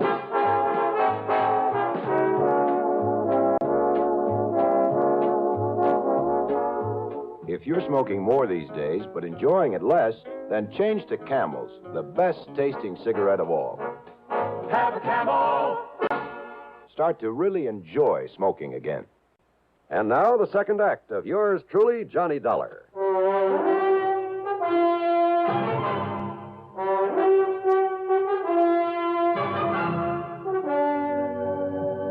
Now, wait, Mr. Wendell. Your wife, Levon, she's been threatened with murder. Threatened? No. I'm afraid I don't understand. But, Dollar, she's fearful that someone is going to kill her. It's been going on for several weeks now. Why? I don't know. All I know is that she's become terribly upset over this idea, this fear. I've called on you to see if you can determine for me if there are grounds for all this apprehension. What if she hasn't received any direct threats? She hasn't, at least none that I know of. Well, she says that she hasn't. Well, no, look, Something wait. has gotten her into this unfortunate state of mind. I don't know what it is. But I hope you can find out for me. You sure you shouldn't have called in a psychiatrist? Have one of those stupid, money-grubbing head shrinkers ask her a lot of silly questions. Oh, no, wait. Some of them are pretty good. Can do a lot of good in a situation like this. Dollar. Because I know, Levon. I know what her reaction would be. She's nervous and upset enough about these fears as it is. But you, posing as an old friend, as our guest there at the lodge. Your lodge, Mr. Wendell? Yes, over on the Peekabuck River above Farmington. It's a little place we keep as a sort of retreat, a place to get away from it all. I see. When I left the house here in town a few minutes ago, I told Levon we'd meet her there for lunch and start the weekend a little early. We, huh? I told her you're an old friend. Come east for a bit of a vacation. Oh, from where? Los Angeles, Hollywood. Oh. You are familiar with the West Coast, I hope. Oh, enough to talk about it intelligently. Good. Well, then why don't we leave right away? Mr. Wendell... We'll stop at your apartment so you can pick up some clothes, then we'll head on up to the lodge. Excuse me. But now, look here, yes, sir, Mr. Wendell? Miss Barker, have my car brought around, please. Yes, sir. I'll be gone until Monday. Have a pleasant weekend, Mr. Wendell. Thank you. Well? Well, I still don't quite understand what you expect me to do up there at your lodge. Dollar, I have known about you for years. I have great respect for your talents. Not only as a crime investigator, but because of your ability to deal with people. Get very close to them. Ah. People like your charming and beautiful wife, Mr. Wendell? Oh, no. I'm very serious, Dollar. You have a knack of inspiring confidence, of getting things out of people that... Well, you see, I follow the reports of your cases on the radio very closely. Yeah, well... I'm convinced that you can be of more help than any psychiatrist could possibly. And also, and let's be frank about this. Yes? That is, If your wife's fears are justified. Well? You also think I might be handy to have around as a bodyguard, right? Yes, Dollar, that's right. We drove over to my place and I packed a couple of bags. I also picked up the old faithful 38 caliber limit squeezer. We drove east on Route 4 to Farmington, and then north along the western side of the Peekabuck River, and finally east again on a private road. Meantime, as we drove along, I questioned Mr. Wendell further. No, Dollar, I can think of no one who might want to harm her, of whom she ought to be worried or afraid. Well, there must be some basis for this fear of hers. Of course, before I met Levon and married her, when she was dancing in nightclubs, and I'm afraid not always the better ones. Well, a lot of those joints are run by racketeers. Yes.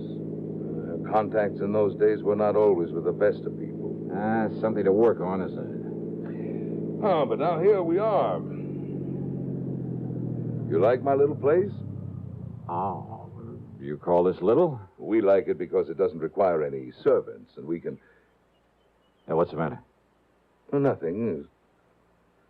Only it's well after noon, and I don't see Levon's car anywhere. Well, maybe she's been here and left to do some shopping or something. Come along, Dollar. Let's go in and see.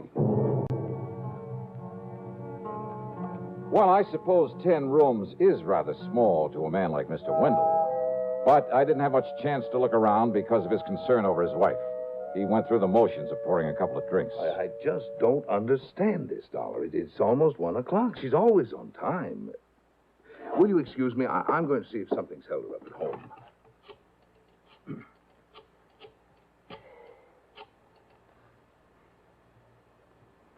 Oh, Levon.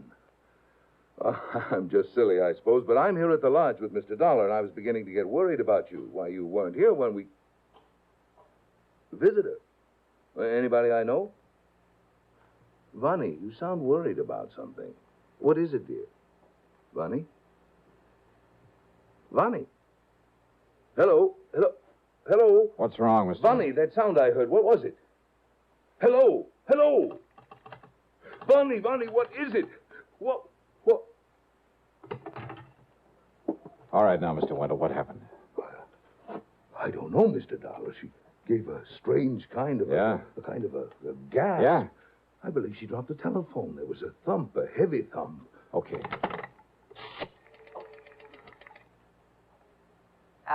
Operator, get me police headquarters in Hartford. Make it a homicide.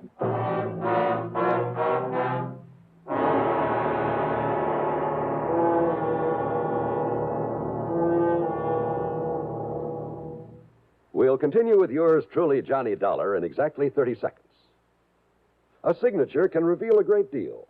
Take, for instance, one that you hear every day, the highly respected signature CBS News. That's the name that stands behind every news broadcast heard over this network. It's your assurance that you're hearing the very latest news and that you're hearing it reported with scrupulous accuracy. Remember that. CBS News. The first word in swiftness, the last word in accuracy. You can depend on it. Fight cancer with a checkup and a check. Today's reminder from the CBS Radio Network. Now, back to yours truly, Johnny Dollar, and the Phony phone matter. By the time we got back to Wendell's home in Hartford, the police were there, Lieutenant Billy Walker in charge. The body of Levon Wendell lay sprawled on the floor next to a sofa. The telephone had fallen to the floor beside her. One of Walker's men was dusting it for prints. Another, obviously the medic, had removed a rather gruesome-looking knife from the middle of her back. Wendell had slumped into a chair, and he sat there staring as though he couldn't quite believe it. His face was white, and he kept clenching and unclenching his hands with such force I was sure his palms were bleeding. The only sound he made was an occasional half-smothered sob. Must have killed her instantly, Dollar. Doc here says the knife went clear through into her heart. Yeah. Think you can trace that knife, Lieutenant? Oh, I don't have to. Came from that collection up there over the fireplace. Johnny, that could indicate it was done by somebody she knew that she let in here. You mean somebody who came unprepared to kill her? Right. Oh, the back door was left ajar, by the way. Any servants in this place? We're way ahead of you. What? Well, to begin with, they're an old couple. Neither one of them could have had the strength to do this. Oh, where are they? They were given the weekend off. How do you know that? One of the boys who knows them saw them at the station early this morning. Oh. Said they were heading down to New York to see some relatives. Yes.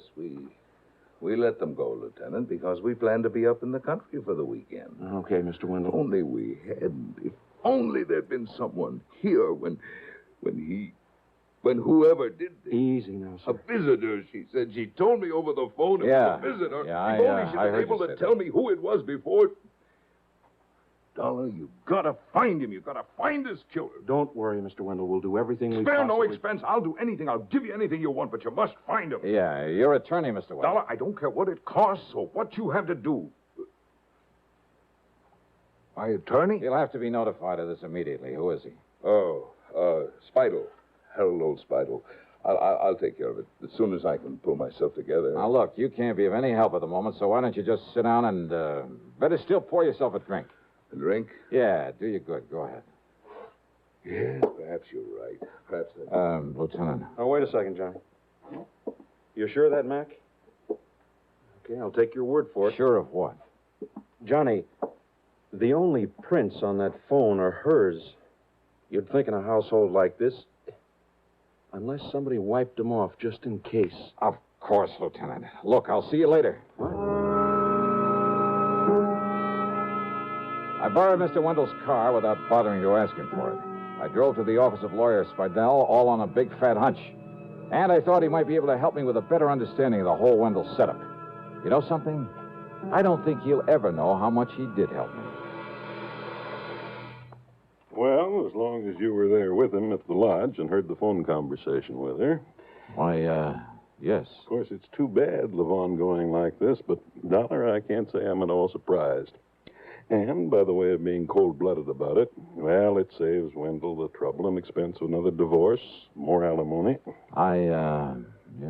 Dollar, he is one of the most clever, the most ruthless businessmen I've ever known. Yet these girls, one after another, have been able to take him for so much. And you don't think this one would have lasted? Huh? I'm certain of it. But I thought he and Levon were getting along pretty well. Oh, I suppose he may have thought so. I don't see why, though. Oh, what do you mean? Some of the others were pretty expensive while he was married to them. They all were afterward, but none of them compared with Levon. Did you ever see one of her lavish nightclub parties? No. Why, the other night, last Tuesday, I just happened to be in the Purple Cat over in... Now, mind you, I'm not a nightclub habitué. Mr. Spidell, I think I'd better be going. Oh? But I thought perhaps I could be of help to you. Oh, you've been plenty of help. After all, I know the names of many of the gangsters with whom this girl was formerly associated. Oh, I'm sure you do. Any one of whom might be a possible suspect. More so than Mr. Wendell himself? Wendell himself? Think that over. But you were with him there at the lodge. You heard him talking to her on the phone when it happened. That's so? Of course. You yourself are his perfect alibi. Am I? Yeah. That telephone conversation. So item 2 on the expense account is 10 cents for a phone call to my favorite gal friend, Betty Lewis. As I expected, she was willing to go along with a little stunt I had in mind that might blow this whole murder case wide open. By the time I got back to Wendell's home, the police and his wife's body were gone. And he'd calmed down all right. There were several empty glasses at his elbow. You were right, Dollar. I've pulled myself together enough to realize that what's happened has happened. Oh, I forgot to call my attorney, as you suggested. I'll do it right away. No. Wait, I want to talk to you. Yes? Besides, I'm expecting a call myself on that phone.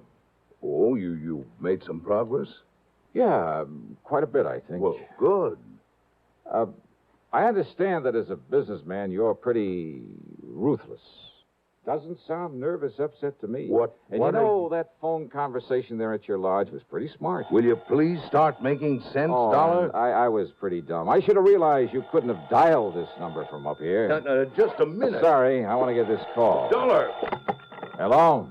Hi, hon. This is Betty. Yeah, this is Johnny Dollar. Oh, then it is for you. Now, do I gotta hang up and leave you with an empty line the way you said I should? Yes.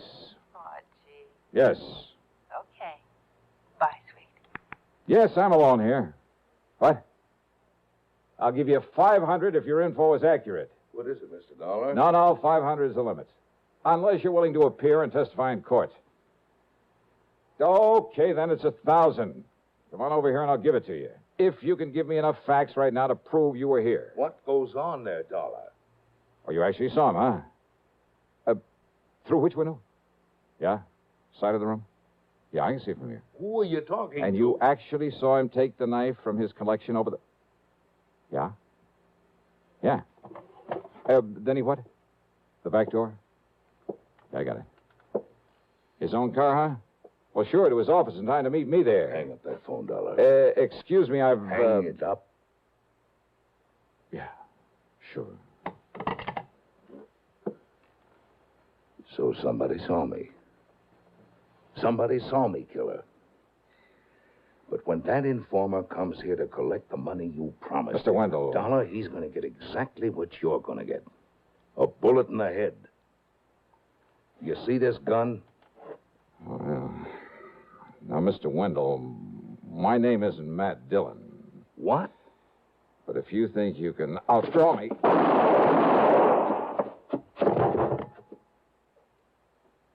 Wow.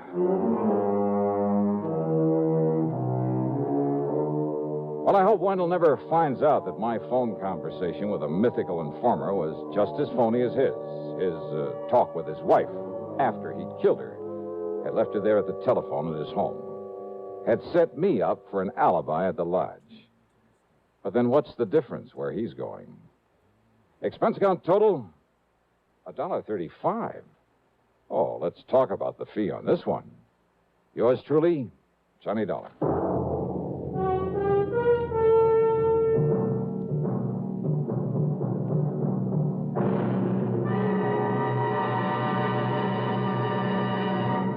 Constipation can be a problem for anyone, even doctors. And when constipation occurs, it's interesting to see just what doctors consider important about a laxative they might use or recommend. Well, a majority of the doctors we heard from had this to say. A laxative should be effective, gentle, close to natural acting. A medicine that can be used with complete confidence. Now, X-Lax has been popular with many doctors and millions of people over the years because chocolated X-Lax is effective. Overnight, it helps you toward your normal regularity. X-Lax is so gentle, so close to natural acting, there's no upset. That's why many doctors and millions of people use X-Lax with complete confidence. X-Lax, the laxative that helps you toward your normal regularity, gently, overnight. Now, here is our star to tell you about next week's program. Next week, one of my ever-loving gals comes into the case. And believe me, things get complicated. Join us, won't you? Yours truly, Johnny Dollar.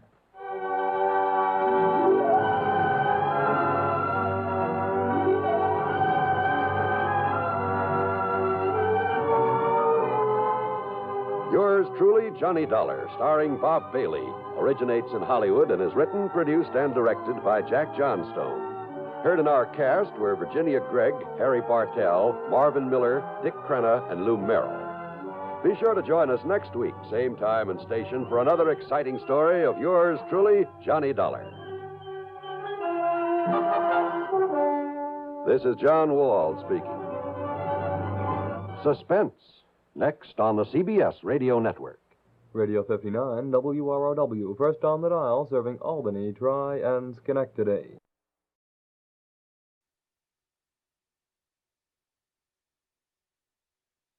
WROW in Albany, New York.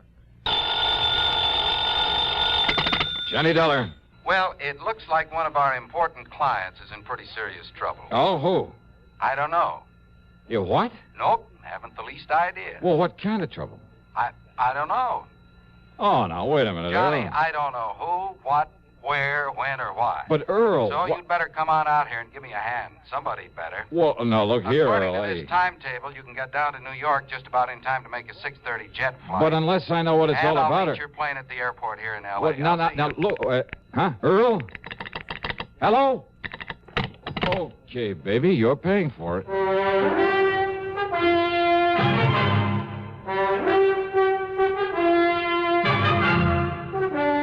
CBS Radio brings you Bob Bailey in the exciting adventures of the man with the action-packed expense account, America's fabulous freelance insurance investigator. Yours truly, Johnny Dollar.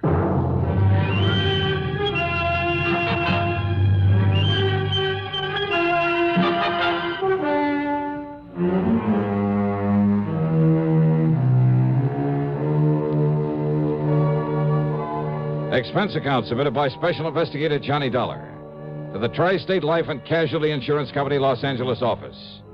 Following is an account of expenses incurred during my investigation of the What Goes matter. Expense account item 1, $183.40, cab to Bradley Field, a plane to New York, and one of the jet flights to Los Angeles.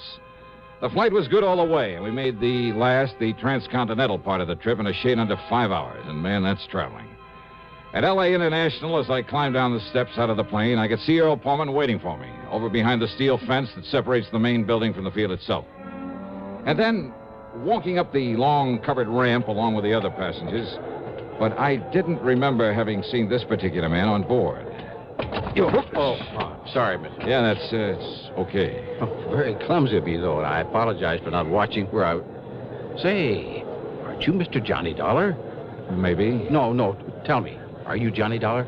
Well, now, look... Are you? Please, tell me. Well, yeah, but who are you? Come on, Mr. Dollar. Come along with me. Yeah, where and why? This is hardly the place to talk.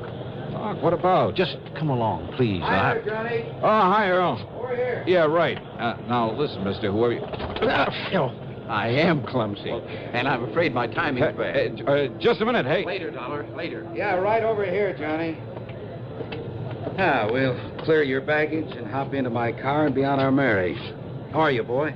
Well, all right, I guess. Yeah, fine, Earl, fine. You don't look it.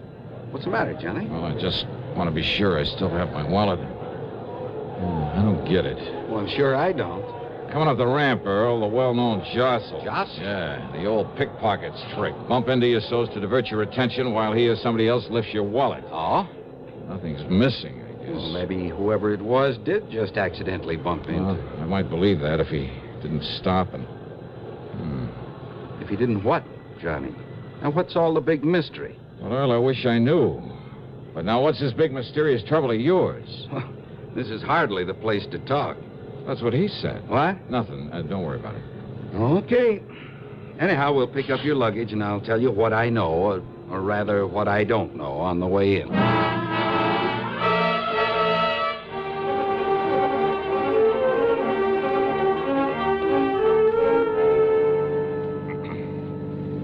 Oh, yeah, we'll love it out here, Johnny.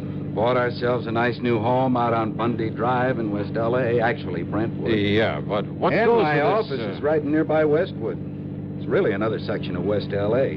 So tell me what and goes. Of course, Mike said to tell you that she'll expect you to park yourself in our guest room. Unless you have other plans? Well, it depends. It depends on what it is you've called me out here for. Well, I really don't know. Johnny, I got this phone call early this afternoon. Now, he wouldn't give me his name. But he swore by all that's good and holy that he's a client of ours. He? Said that we wrote his life insurance policy. That was before I came out here, of course, for $350,000. Oh? Yes. And he was so sincere and so worried about something that I was sure it wasn't just a gag. Well, I guess that's pretty obvious since I wasted no time in calling you and asking you to come all the way out here. Yeah, well, what else did he tell you? Cigarette? No, thanks. I have some of my own. Oh, here, smoke one of these. Oh, okay. Thanks. Light? Here you are. Thanks. But now, what else did he say? Only that if I didn't send for you immediately, have you come out here and see him, we might very shortly lose him. You mean he expects to die? I mean, be killed by somebody? Well, what do you think? And that's all he'd say. And he wouldn't tell you who he was? No. But I wonder why. And if he expects me to go to him... Or maybe, of course, he plans to contact you some way now that you're here. Hey, that man back at the... Huh? But look, if his life is in danger, something like that, well, what if I hadn't come? Or what if I'd come too late? Now, look, what goes, Earl? It just doesn't make any sense. Okay, so maybe it was a gag. Maybe I did fall for a gag. Well, it's not a very likely sort of a gag. And if that man at the airport, I mean, if whoever this client is does know that I've come here... What? And yet, if he is in danger, I mean, if he was the man who called you...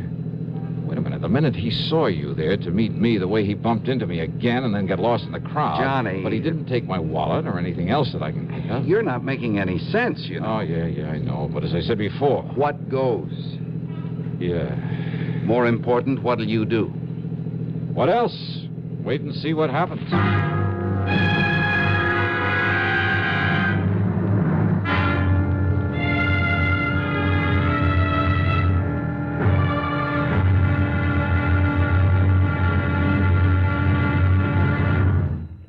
How are your children going to dress up this Halloween? As clowns, ballet dancers, skeletons, hobos, cowboys? Whatever their costumes may be sure you snap their picture before they go out as well as when they're making their rounds through the neighborhood.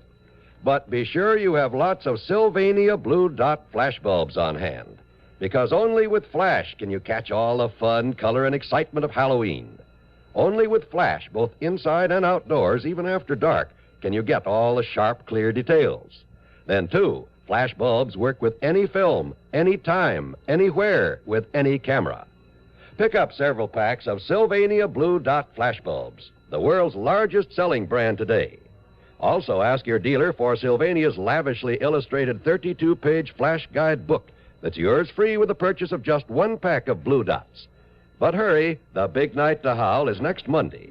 Have your camera and Sylvania Blue Dot flashbulbs ready and waiting. Now, Act Two of yours truly, Johnny Dollar. Earl and his wife, Mike, that's right, Mike, have a mighty nice little house there on Bundy Drive in West Los Angeles. As usual with the Pormans, I felt completely at home, especially after cocktails, conversation, and a late but very good dinner. But I still wondered if I'd come out here on a wild goose chase. What goes? Yeah. Well, now, wait a minute, Johnny. You mean that you think I made all this up just to get you out here to see us? Well, I wouldn't put it beyond you, either of you. Well, if he did, he certainly didn't tell me. Yeah, but if he did, Mike, so help me, I'll hand him an expense account that'll stagger him. No, really, Johnny, I swear to you. And listen. Yeah. If this unknown client of ours actually is in some kind of trouble... Yeah, well, why didn't he tell you on the phone? And why didn't he give you his name? Why insist that only I get on the job? I don't know, but now listen. Oh, I'm listening. If somebody is out to kill him, well, maybe that man who bumped you out at the airport, who tried to get you to go along with him... Until he spotted you in the crowd when you called to me. But if he's one of your own clients... Look, I haven't met 1/10 of our clients since I took over the office out here. And besides, what I'm trying to say is that maybe the man you saw out there isn't. Huh? Isn't what, dear? Isn't the one who called me on the phone. Oh? What if he's the one who's out to get our client, who somehow knows you've come here to protect him, whose first job, then, will be to get you out of his way? Oh, Johnny, if that's true... Brother, what an imagination. But, Johnny, it is a possibility. You too, Mike? Well, all I have to say is I hope you got a good look at that man out there. Well, I did. Because if he is gunning for you, Johnny... I'll get it. Excuse me. I'm perfectly serious, Johnny. Well, don't Hello? be. What? Who is it? What? Huh? Well, yes. I said yes. Yes, he is on... Is that for me? Just hold on a minute. Well, who is it, Mike? Well, it's for you, Johnny. Okay. But it's the funniest... Like he's trying to disguise his voice. Johnny Dollar. You're sure? What? That you're really Johnny Dollar? You swear it? Well, sure, of course I'm sure. All right. I'll have to chance it. What? And listen, please. Well, now, let's get one thing straight, mister. Are you the man at the... Yes, the man who bumped you at the airport. And I'm the one who called Poorman and begged him to have you come out here. Who are you? You must promise me that you won't tell him. Why? Because he doesn't know me. He doesn't know about me. And if he calls the police... Well, now, why would he do that? Because of my connection with the... No, listen, there isn't time. Oh, wait, look, listen. I thought that you'd be over here to see me before now. Yeah? Yes. Will you mind telling me how when I haven't the least idea who you are or where you are? But when I bumped into you out there, Well, you see, I had anticipated that you might be met by someone, that I wouldn't have time to tell you why you... Well, when I bumped you that second time just before leaving you... You mean you haven't looked? What? You haven't looked in your... Hello? Hello? What is it, Johnny? Yeah, what Well, goes? this just doesn't make any sense at all. Or maybe it does. Huh? He didn't hang up that phone. It didn't sound like an ordinary disconnect. If those wires were cut... Yeah. And you thought I was kidding you. Well, and did he tell you who he is? Same one who phoned you. Same one I met there at the airport. I mean his name. No, he didn't. Johnny, Don't you think we ought to call the police? That's the one thing he doesn't want. He doesn't want the police in on this whatever it is. Any ideas, Johnny? I mean, about where to go from here? Well, how can I when I don't even... give me a cigarette, huh? Yeah, sure. Oh, no, wait. I have some in the pocket of my top coat. Oh, here. Smoke these. Okay, thanks. Hey, Earl. Yeah? There's something very wrong here.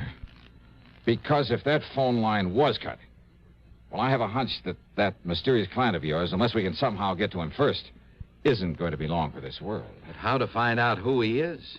Well, look, let's go on down to your office, go through your files on people who carry a lot of life insurance. There may be hundreds of them, Johnny. Well, if you do, wear your top coat, Johnny. I'll get it for you. Yeah, Show sure. it out there tonight. Thanks. You said $350,000, Earl? Well, that's what he told me. Also, in spite of the fact you didn't write the policy, he was apparently afraid you might know him, or at least his name, who he is. So? So he was afraid you might call the police. But if he is in danger now... Well, come on, let's get to your office. So we went, and I poured through the files. Finally finished up about 2 in the morning. And there was nearly a dozen of Earl's clients in the $350,000 policy class. And the only way to find out which of them was in danger, needed protection, was to call them up, rouse them out of bed if they were at home, and talk to them. You know something? We could have saved a lot of time, maybe kept a killer from doing his work. If only I'd realized I'd been carrying the clue to our man's identity all the way from the airport. And if only I'd stopped bumming cigarettes from Earl Pullman. Yeah, figure that one out.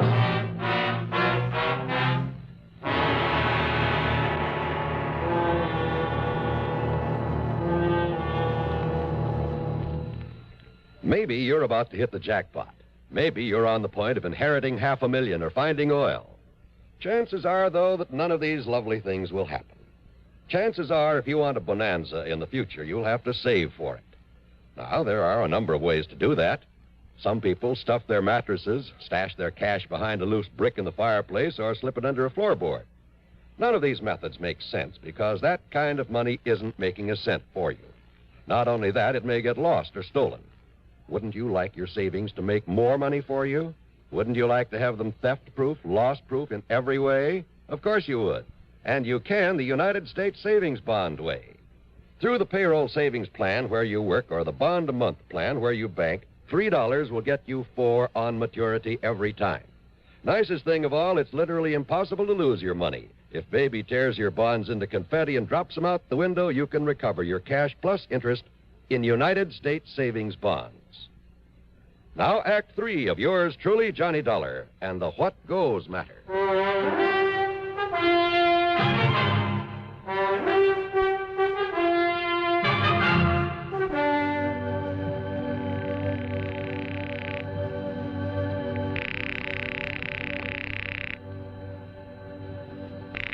No answer, Johnny? No, I guess not, Earl. Either the Branfords aren't at home or they're too sleepy to get up. Branford? J. Morton Branford? Is that who you're trying to call? Yeah. I should have remembered. They're always in Florida this time of year. All right, then that leaves just one more on this list of big policy holders I made up. Let's see. I was afraid this wouldn't get us anywhere. Seelegger. Except to annoy a lot of our rather... What'd you say? Bernard Seelegger. Barney Seelegger? Barney the Bum? Barney the who? Alias Barney the Butcher, alias Sea Legs Brown, alias half a dozen other things. Let me see that. You know him? Who he is? That's the one, all right. Johnny, the cops have been trying for months to locate this man. No kidding. Yes, in connection with a lot of narcotics running over the Mexican border. Uh-huh. So if he's our man wanting protection, just forget him. If somebody's out to knock him off, it'll be the greatest public service. What? Yeah. Yeah, it looks as though your predecessor handed him insurance for $320,000. Why, he must have been crazy, insuring a man like that, and for that amount. And look, only about 6 months ago. Yeah? You'd rather see him dead and let the company pay off? Well, you're darn right. Well, no, of course not. We've got to find him, Johnny, and somehow we've got to... But how and where? Wait. Yeah, Lieutenant Spaulding, Jim Spaulding. What? He's an old pal of mine, narcotics squad. Here, let me have that phone. By the time they got Jim Spaulding out of bed and put him on through the switchboard, a lot of precious time had been wasted. but that just couldn't be helped. You're right, Johnny. And listen, Barney Seeliger tried to call me earlier in the day, only I was down near the border. He tried calling you? Well, nobody knows it, least of all the regular police. Well, that's the reason he didn't want Earl Foreman to know. We don't dare take a chance on any leaks. But wait, look. But Barney is of more help to us in this narcotics racket than any man alive. And if somebody's trying to knock him off... look, did he give you his present address? No. Well, then I'll have to dig it up. Oh, when you do, give it to me, huh? Yeah, I'll have one of the boys call you back after I'm on my way. Okay, the number here is... Hello? Hello?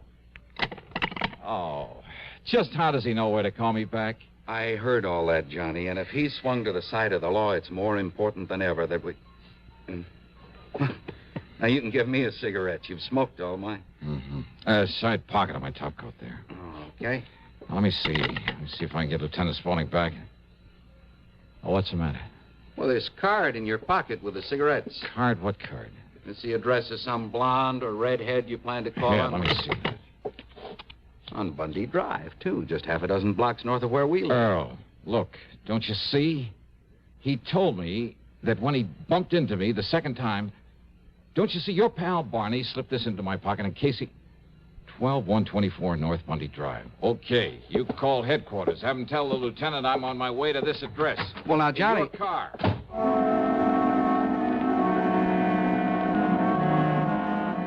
12124 North Bundy was a small, solid-looking house almost hidden by the remains of a neglected orange grove. There were no lights on, but I went up to the front door and knocked.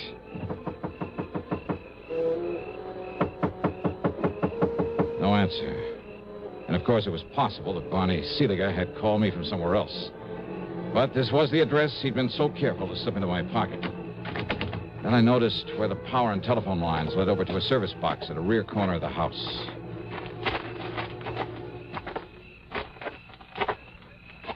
Yeah, that's right. No, don't move. So who's moving? So I cut the phone line so he couldn't call for help in case he seen what I was... A gun, huh? Thanks. Maybe I can use an extra one. Maybe on you. So, who are you? Oh, I'm just out for a moonlight stroll. You care to join me? Wise guys! Oh, keep them hands up over your head. Oh, sure. You a copper? No. Huh? I asked you. Oh, maybe you are. Maybe I'll give you the same treatment that Stooley's getting inside there. You want to see? You want to see what you got coming after I'm sure he's dead?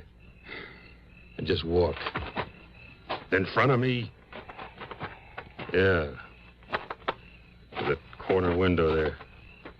And he showed me one of the most ingenious and diabolical instruments of murder I've ever seen. In the window was a small, compact air conditioner. But instead of pumping air in through it, he'd blocked it off, except for a small aperture. And leading to this was a piece of pipe, a pipe connected to a gas line. So instead of taking in air, it was pumping raw gas into that room. That's right. He's sound asleep. In the other window, I seen him take a couple of sleeping pills like he always does when he's scared. When he's dead. I disconnect this line and nobody knows the difference. No. The air conditioner cleans out the air, and by the time they find that Stooley's dead body, nobody knows how it happened to him. Locked up there inside his own... Oh, no, you don't. I can try, maybe. I'll kill you.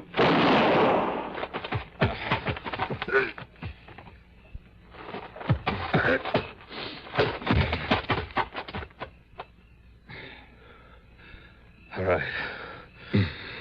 All right now, mister. You should have known better. Yeah? Well, you just listen. Yeah? Because now I'm going to kill you with your own gun. Now!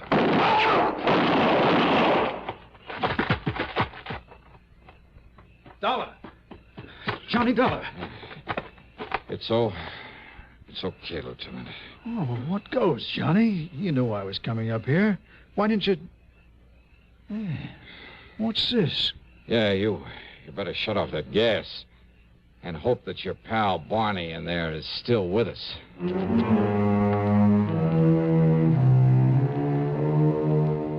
Yeah, Barney was still alive, but barely. Which is more than you can say for his would-be assassin. One of the lieutenant's bullets had caught him square in the head. So, that is that. Expense account total, including incidentals, and the trip home to Hartford, $368.50. Yours truly, Johnny Dollar.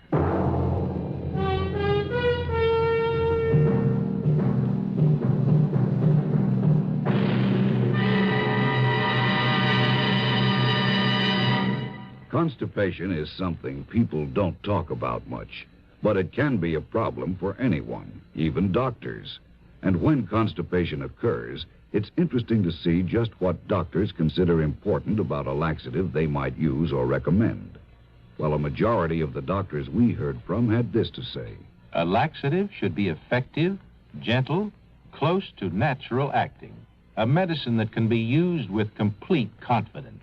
Now, X-Lax has been popular with many doctors and millions of people over the years because pleasant-tasting chocolated X-Lax is effective. Overnight, it helps you toward your normal regularity. X-Lax is so gentle, so close to natural acting, there's no upset. That's why many doctors and millions of people use X-Lax with complete confidence. X-Lax, the laxative that helps you toward your normal regularity gently, overnight. Now, here is our star to tell you about next week's story. Next week, a super salesman selling death. But he's not the only one doing a selling job. You've heard the expression, it takes a crook to catch a crook. Well, I'm afraid that's exactly what gets me into trouble on this one. I mean, on account of in order to catch him, I try a little selling myself. I mean, after all, when the potential customer is a beautiful blonde, who wouldn't? That is, until a killer comes in. Then trouble and nothing else but. So join us, won't you? Yours truly, Johnny Dollar.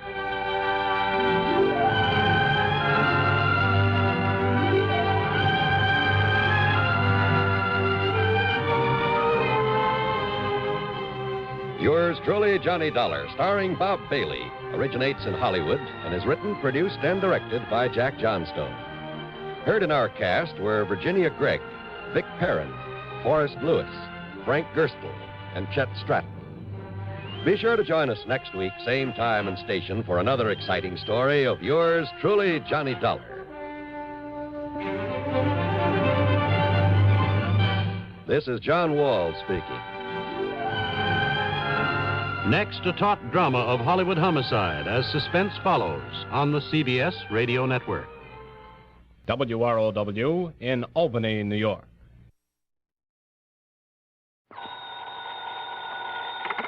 Johnny Dollar. This is Mr. Ernest L. Whiteman, Providential Assurance Company. Providential Assurance? That's right. You've heard of us, of course. No, sir, I can't say that I have. But what's on your mind, Mr. Whiteman? Embezzlement. Don't try it. What? Liable to get yourself into a lot of trouble. I beg your pardon. I'm sorry. I was just trying to make it funny. Oh, yes. Yes. Well, now, if you care to look into this for us... Sure, why not? Then I suggest you come here to my office and I shall give you the details. I take it there's a fee here in addition to my expenses? If you recover the money, something over $200,000, you can practically name your own fee. Great. That is up to, say, $5,000. On a $200,000 loss? That's right. Oh, well, then maybe I'd better figure on padding out my expense account. Now, just a minute. Oh, stop worrying, Mr. Whiteman. But if you have any intention of Just keep your shirt on. I'll be over to see you.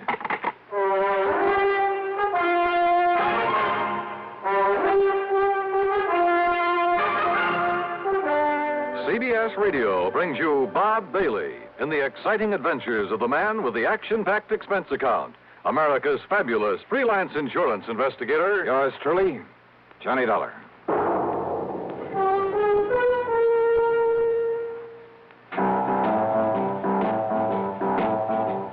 Talk about best-selling records. Here's a familiar tune about America's best-selling filter cigarette, Winston.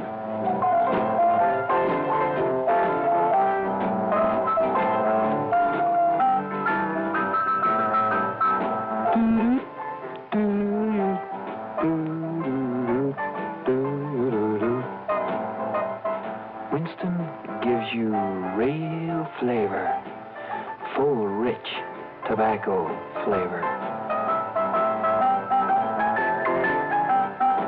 And you know, that's because only Winston has filter blend up front. Choice, flavorful tobaccos, specially selected and specially processed for filter smoking. No wonder Winston tastes good. like a cigarette should. Smoke, Winston. And now, Act One of yours truly, Johnny Dollar.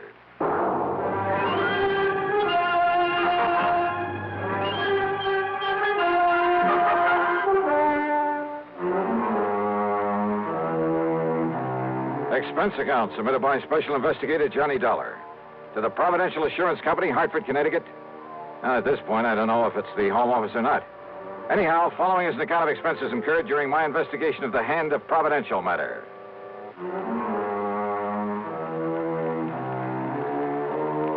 For some reason or other, dealing with a new company usually spells trouble for me. But expense account item 1, $1.25 for a taxi to the offices of Providential down on the square. When I say offices, I mean exactly 2 with a connecting door. I'm very glad to see you, Mr. Dollar. I'm Ernest L. Whiteman. Mr. Whiteman? And this gentleman, Mr. Dollar... I'm the man that had Ernie Whiteman send for you. Yes, this is... Name is Elwood Sprague, Dollar. I'm the owner of this business. The sole owner, Mr. Sprague? That's right, son. Providential Assurance is all mine, lock, stock, and barrel. I see. Made a lot of money in oil down in Texas. Couldn't find any way to spend it all, so I started this here.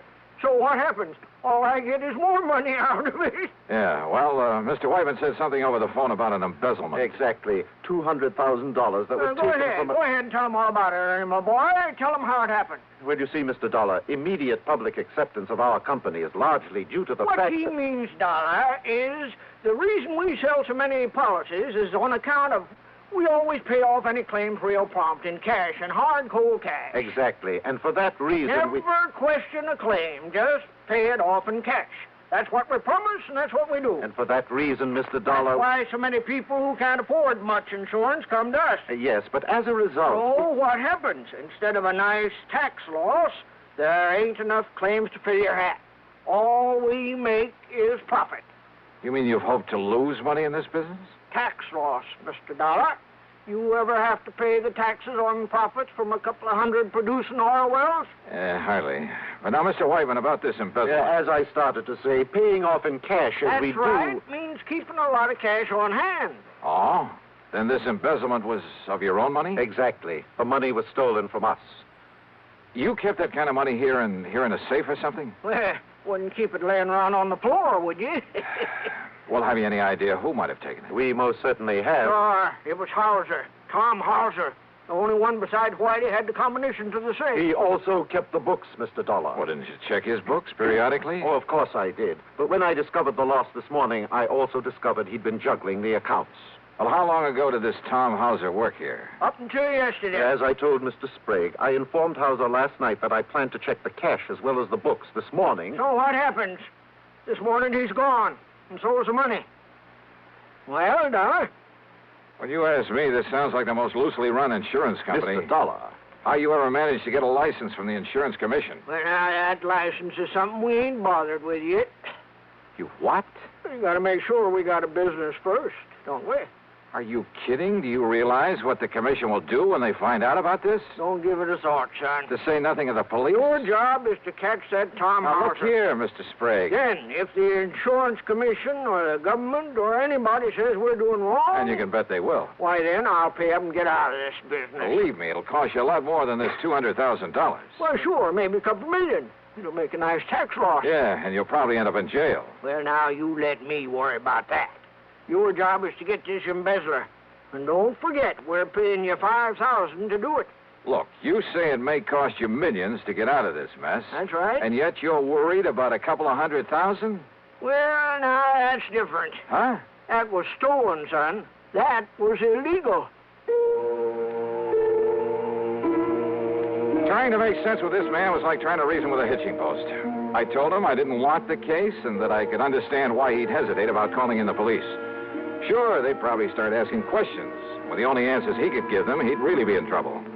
I told him that my only duty, as far as I could see, was to notify the commission of this whole operation. Sure, son. If your conscience hurts you, go ahead and notify him. After you got this money back first. After? Well, I don't know much about investigation, but seems to me that with him gone only a few hours, well, if I was you, I wouldn't be wasting any time. Yeah, you got a point there. Sure, sure. And don't you forget that $5,000 that's waiting for you when you bring that money back. Well, I ask you, what would you have done? And with a fee of $5,000 dangling in front of your eyes. Yeah, that's what I did. I took the case.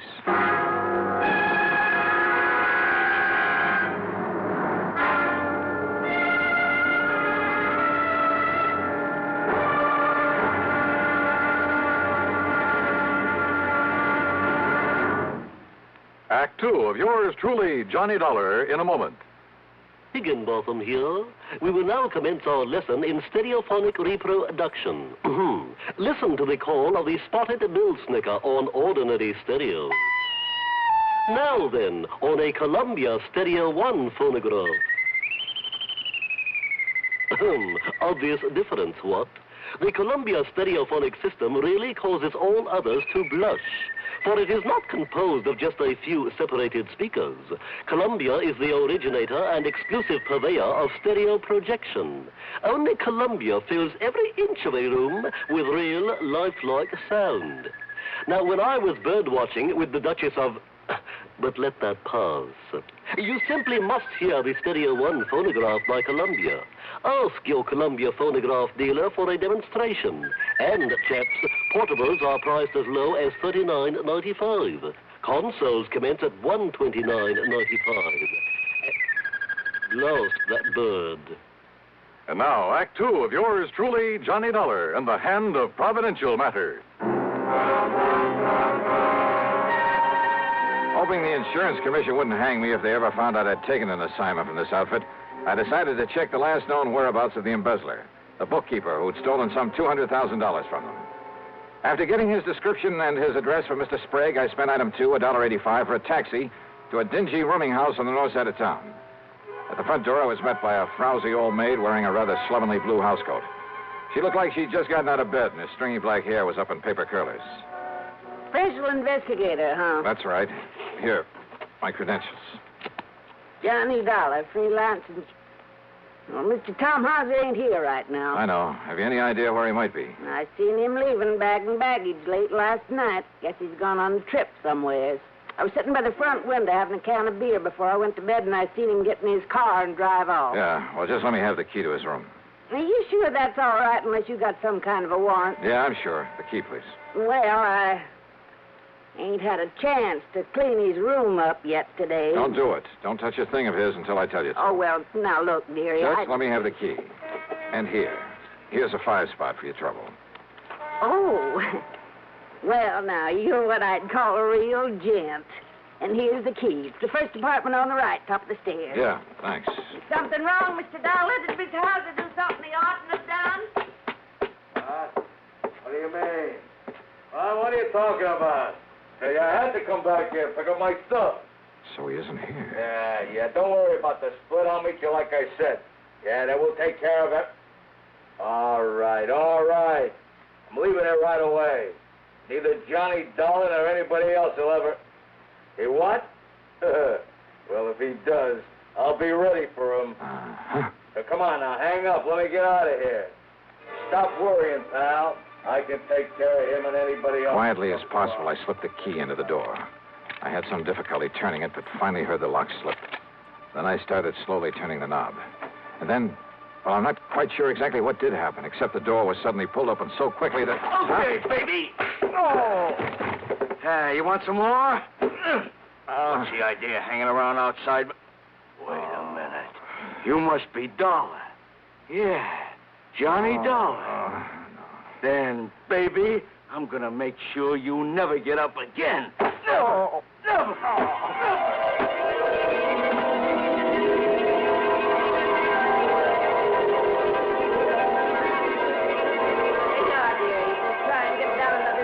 Out of this bottle. Just leave that wet rag laying there on your forehead. It'll make you feel better. What do you... Oh, holy... Yeah. You just stay there on the floor until you feel better. Where'd he go? Oh, dearie. Who done this to you? Didn't you see him? I heard a big noise up here, and when I run up the stairs, he must have heard me and run away. You was just a-laying here bleeding this way. That window. What's outside that window? Only the fire escape. Look, dearie. Yeah.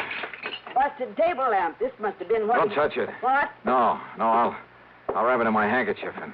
But who could have come here and done this to you? I can't imagine. Well, I can. Tom Hauser. Item 3, $1.20 for a cab to police headquarters. Anybody but Sergeant Ed Wilson would have asked a lot of questions that I didn't feel like answering. Ed simply took the lamp, told one of the boys in the lab to check, and if he found any prints on it, to classify them, then send a teletype to Washington. Item 4, $1 even for a cab to my apartment. After a long, cool shower, I felt somewhat better. I just got back into my clothes when the phone rang.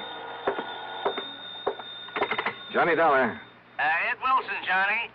Those prints on that lamp. Yeah, Ed. Thomas Harker, alias Tim Hosker, alias Tommy Hauser, alias just about everything else you can think of. Johnny, that boy is one of the 10 most wanted. No kidding. And for everything from safe-cracking to murder. You got any kind of a lead on him? Only that rooming house where he slugged me. Then he may be 100 miles away by now. I wouldn't bank on it. So, Ed. Yeah? You'd better put out that good old dragnet. Oh, don't worry, Johnny. But listen, just remember one thing about him. Like what? If that boy thinks you recognize I didn't even get a look at him. Maybe he doesn't know that. And if he finds out he didn't kill you, Johnny... Well? He'll be back to finish the job.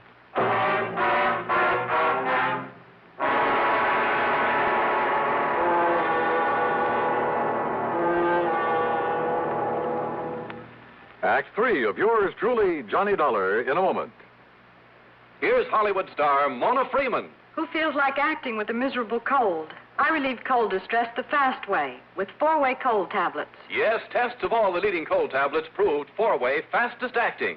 Amazing 4-way starts in minutes to relieve muscular pains and headache, reduce fever, calm upset stomach, also overcomes irregularity. When a cold strikes, do what I do. Take 4-way cold tablets. It's the fast way to relieve nasty cold distress and feel better quickly. 4-way, only 29 cents. Now, here's a word about another fine product of Grove Laboratories. Does dandruff dull your hair, leave scalp itchy? Get Fitch Dandruff Remover Shampoo and get rid of unsightly dandruff in 3 minutes. 3 minutes with Fitch regularly is guaranteed to keep embarrassing dandruff away forever. Apply Fitch before wetting hair, rub in 1 minute. Add water, lather 1 minute. Rinse 1 minute. Every trace of dandruff goes down the drain. 3 minutes with Fitch, unsightly dandruff's gone. Fitch can also leave your hair up to 35% brighter. Fitch Dandruff Remover Shampoo. And now, Act 3 of yours truly, Johnny Dollar.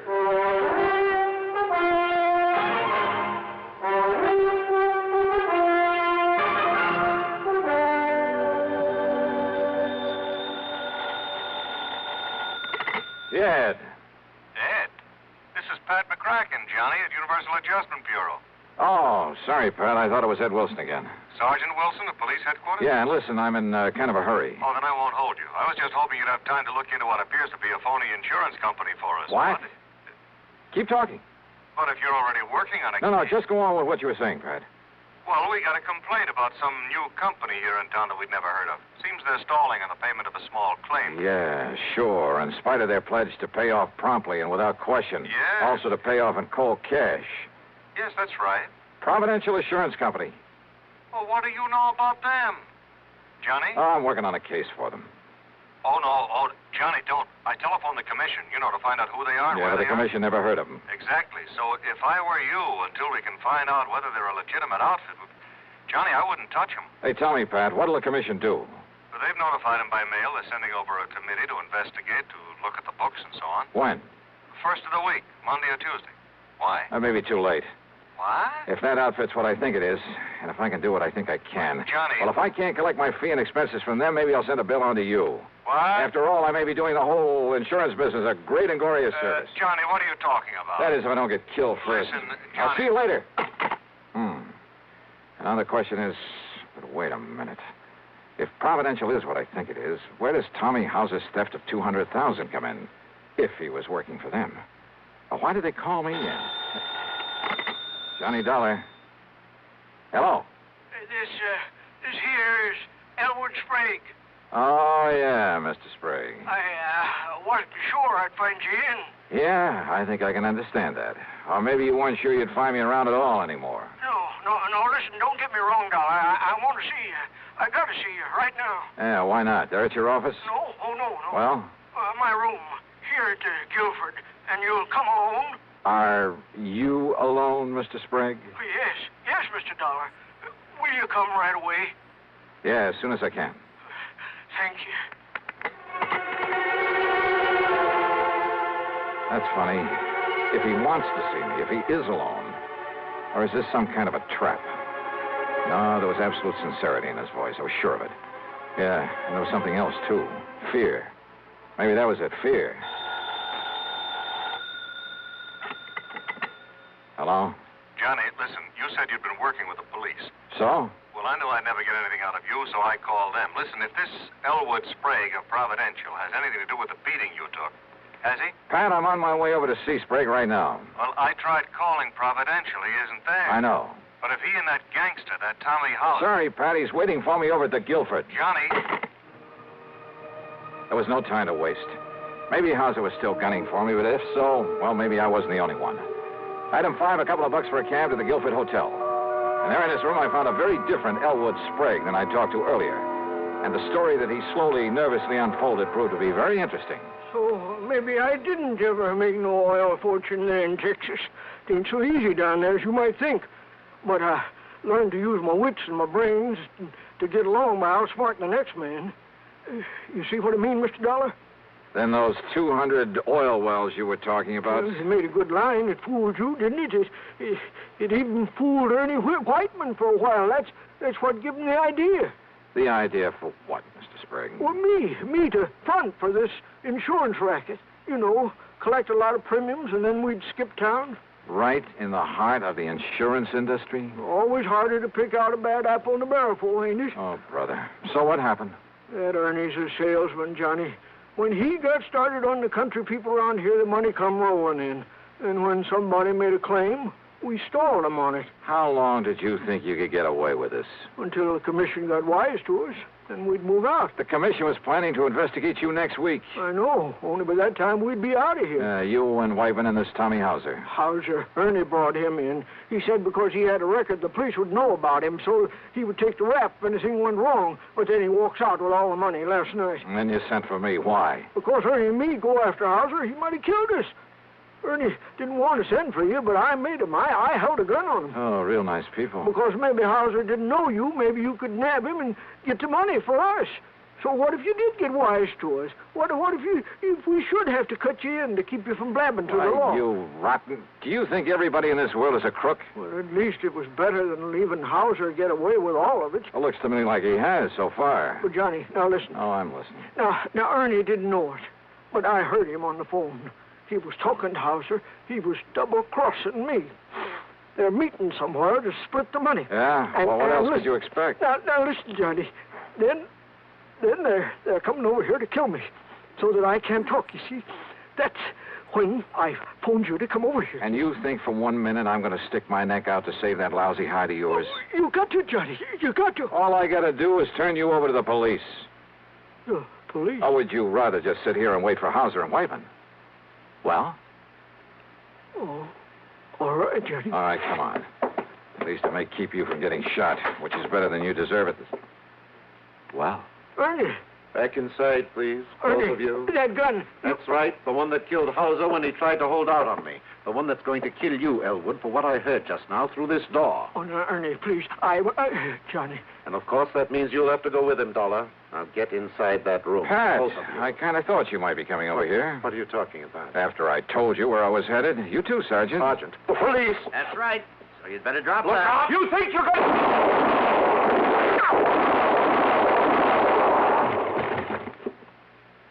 Well, Johnny? Well, thanks, Ed. You too, Pat. Oh, and Ed. Yeah, Johnny. Maybe you'd better put a pair of cuffs on Mr. Sprague here. You know, to keep him out of any more trouble.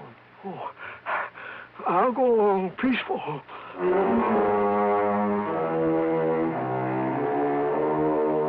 So the big fat fee that was promised doesn't get paid to me after all. And I'm sure I may as well forget the expense account for a change. But you know something? It doesn't matter. Because the important thing was to have had some small part in wiping out this dirty racket. Me? I feel good. Yours truly, Johnny Dollar.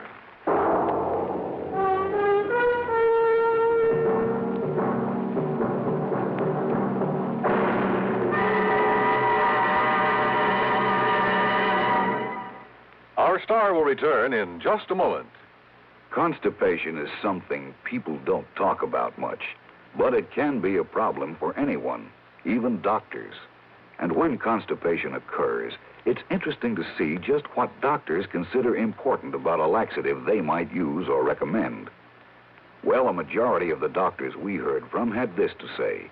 A laxative should be effective, gentle, as close to natural acting as possible, and a medicine that can be used with complete confidence.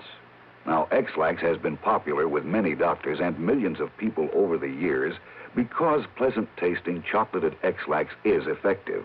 Overnight, it helps you toward your normal regularity. X-Lax is gentle. Next morning, it gives you the closest thing to natural action.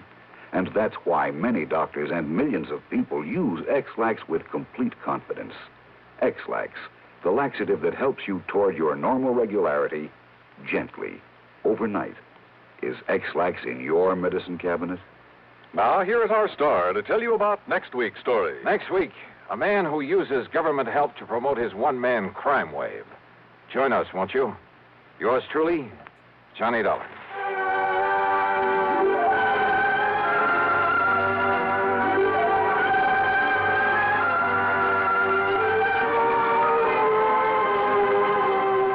Yours truly, Johnny Dollar, starring Bob Bailey, originates in Hollywood and is written, produced, and directed by Jack Johnstone. Heard in our cast were Virginia Gregg, Edgar Barrier, Junius Matthews, Jerry Hausner, and Lawrence Dobkin. Be sure to join us next week, same time and station, for another exciting story of yours truly, Johnny Dollar. This is Dan Coverly speaking. Next, the nerve-tingling progress of a man hurled into space from Suspense on the CBS Radio Network. Citizens of Troy, this is Neil Kelleher, the Republican candidate for mayor of Troy. I'm taking this brief opportunity to tell you that a Republican city administration will restore garbage collection and disposal to an efficient level. The Democratic administration, having burned out the municipal incinerator, has now returned to the ancient system of garbage and refuse disposal by depositing it on an open dump. I shall take steps immediately to restore the incinerator and eliminate the threat of stench and smog that will surely be blanketing the northern section of our city as soon as the refuse piles get deep enough and the underground fires begin to burn. I intend also to eliminate the noisy collection of garbage in residential areas in the middle of the night so that Trojans can get their sleep. If you approve of the foregoing proposal, may I suggest that you can assure its becoming a reality by voting row A all the way, Election Day. Johnny Dollar. Earl Poorman, Johnny, down here in Sarasota. Earl, you're a dog. What? A couple of weeks ago, when you dragged me down there to Florida, I thought you were going to take me out in the Gulf for some of those kingfish. Well, now, Johnny, Instead, we ended up fishing a body out of the bayou. Well, now, you don't think I planned that? Oh, no, I was only kidding. But if you're calling me about going down there for some fishing this time, well, are you? Well, maybe we can get out in the Gulf while you're down here. While I'm down there for what? To find out what's happened to a policyholder of ours. Uh-oh. Another one of those mysterious disappearance things? No. I want you to find out, if you can, whether it was suicide or murder. Oh. I'll grab the first plane I can.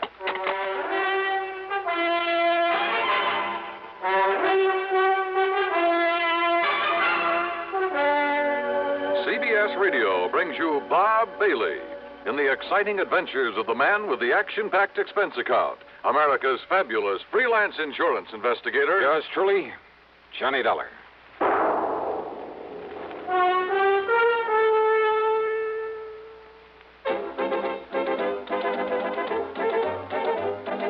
Winston tastes good like a cigarette should. Winston tastes good like a cigarette should. Winston gives you real flavorful, rich tobacco flavor. Winston's easy drawing too. The flavor comes right through to you. Winston tastes good like a cigarette should. A modern filter? Sure, Winston has it. But that's only the beginning of a Winston. Up front, up where it really counts, Winston packs exclusive filter blend. Light, flavorful tobaccos, specially selected and specially processed for filter smoking. Filter Blend. That's why it's fun to smoke Winston, America's best-selling filter cigarette. Winston tastes good like a cigarette should. And now, Act One of yours truly, Johnny Dollar.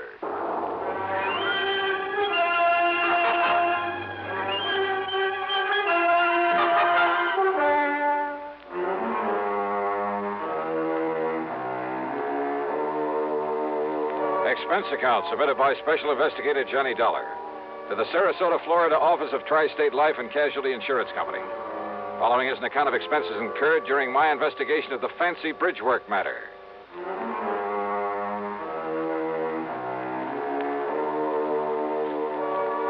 Expense account item 1, $79 even, plane fare and incidentals, Hartford to the International Airport at Tampa.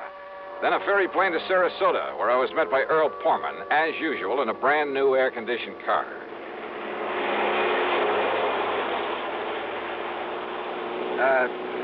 You know something, Johnny? If I'd had any sense, I'd have met you in Tampa. Oh? Why do you say that, Earl? Well, because this murder, if it really was a murder, occurred on the Sunshine Skyway Bridge, about 28 or 29 miles north of town. Yeah, I wondered why we were heading north on the Tamiami Trail. But you say if it was murder. Well, if it was suicide, Johnny, if you can prove it, well, it'll take the company off the hook for some $40,000. Uh-huh. Who was the victim, the insured? A worthless tin-horn gambler by the name of Alfie Garber. Tin-horn, huh? What? Well, he must have had something to pay the premium on $40,000 worth of insurance. He paid exactly one of those premiums, Johnny. Well, what happened? You remember the dog racing track south of town? Yeah, my pocketbook still carries a couple of scars from it. Well, Alfie's been losing his shirt out there night after night.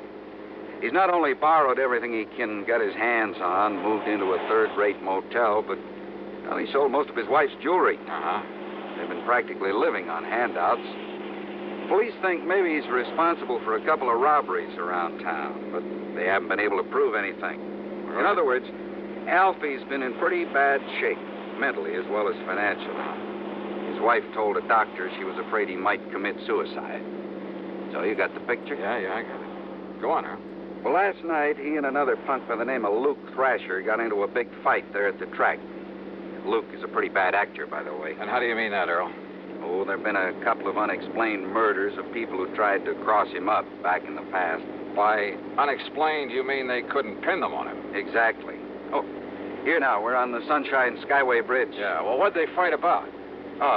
Seems Alfie had welched on a bet, a big one. And Luke told him if he didn't get out of town, he'd kill him. So? 3 or 4 o'clock this morning, Alfie's wife was at police headquarters asking him to please find her missing husband. He hadn't come home from the track. No message from him, nothing. Is she the beneficiary of this policy? Yeah, she is. And Johnny, she's just about as worthless a character as her husband. Uh-huh. Todd Swam down at the Chamber of Commerce has been trying to figure some legitimate way to get them both out of Sarasota. Well, is there any reason to think Alfie didn't take the hint and just leave town? He was pretty scared of Luke Thrasher, made no bones about it. And you ask me, he had reason to be. So when she reported him missing, the police hauled Luke off to the clink. Figured he'd carried out his threat, huh? Until this morning, just before I called you. Oh, what happened? Ah, now here we are, coming to the center span of this bridge. Yeah, I see. Yeah. Well, look, what made the police change their highest span of any bridge in the state, Johnny. So I've heard. But, look, you didn't answer my question. Bridge is 15 miles long and over 100 feet high up there. Yeah, I see that. Several suicides off this thing, Well, Johnny. what has that got to do with Alfie Garber? You see the police car parked just ahead? Wow. The reason they're looking things over is because that car in front of theirs is Alfie Garber's, right where he left it. And they figure he took the jump. A fishing boat down below found his hat and his jacket floating around in the bay. Oh, well, that doesn't prove suicide, Earl. Doesn't prove murder, either. Keep moving there, mister. Keep moving. Hi, Lieutenant. What? Oh, you, Mr. Foreman. I kind of thought you'd be out here for a look at things. Lieutenant Dodge, this is Johnny Dollar. He's a special investigator. Sure, Mr. Doll. I'm glad to see you again. Yeah, hiya, Lieutenant. Well, looks like now we got something to work on around here. You will work with us, won't you? Why not? Well, wait a minute. What did you mean, Lieutenant? Mr. Pullman, we haven't found the body yet, but the evidence, mostly a torn piece of shirt and some blood we found here on one of the girders. Blood? Yeah, and a lot of scuff marks and things. Oh, there's no question there was a struggle before Garber was tossed off into the bay. A big one. Murder, huh? No question about it, Mr. Dollar. Well, then, Earl, it looks like your company's going to have to pay off the beneficiary. And my expense account, of course. Oh, now, why bring that up? But as long as I'm here, do you mind if I look at that evidence you mentioned, Lieutenant? Help yourself, Dollar.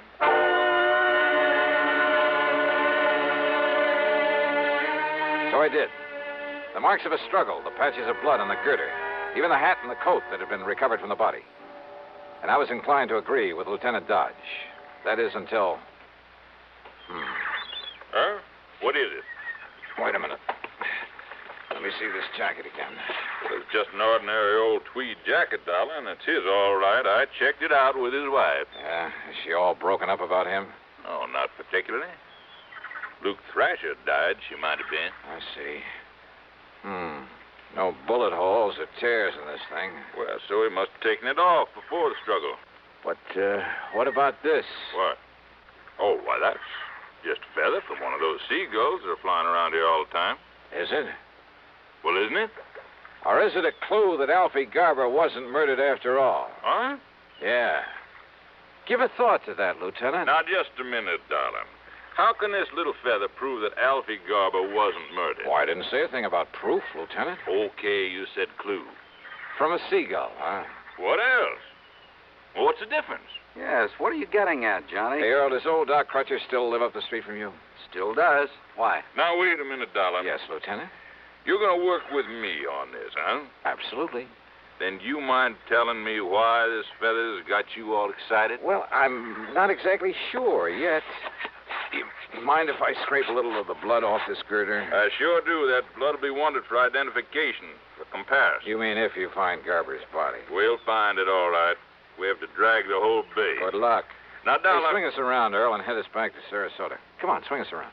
A, U-turn in the middle of this bridge? Mr. Pullman's right, Dollar. Go right ahead, Earl. I'm sure the lieutenant will be glad to hold back the traffic for us. Whatever you say, John. Okay, make a U-turn. I'll hold things up for you. But, Dollar... Attaboy. But if I didn't like you, I didn't think you could help me with it.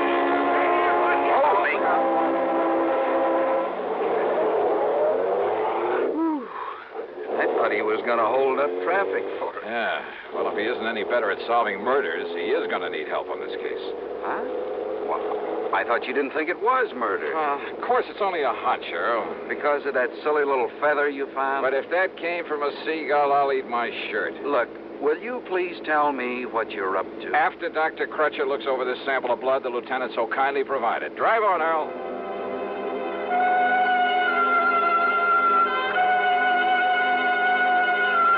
Dr. Les Crutcher, there on St. Armand's Key, is one of the most able men with a microscope I've ever known. He poured us a couple of drinks, took the blood sample, and retired to the tiny laboratory there at the back of his house. Then, after about 15 minutes... Now, Johnny, listen to me. Relax, Earl, relax, and enjoy your drink. We may have to do some traveling around when the doc gets through with that specimen. Well, like where? If my hunch is right, that is. Well, Doc, what'd you find out? Johnny, putting that under a lens took me back to the old days before I got my MD, when I thought I was going to spend the rest of my life as a veterinarian. Chicken blood, huh? What? That's right. Though whatever made you think it was... Well, then that feather was a chicken feather? I kind of thought maybe it was, Earl. Now I'm sure. Well, then Alfie Garber wasn't murdered at all. Those marks of a struggle, the blood up there on that bridge, his hat and his coat, they were just planted there. Alfie planted them there. Which means the police can forget their earlier suicide theory, too, doesn't it? Right. Alfie staged the whole thing to make it look like murder so his wife could collect his insurance. Kind of looks that way, doesn't it? So all his wife has to do is collect the insurance, then meet him somewhere, and they'll be $40,000 richer. At least that's what she thinks. Only she's wrong. They're both wrong. Right, Johnny? One sure way to prove it out, Earl. Yes? How? Sure. Find Alfie Garber.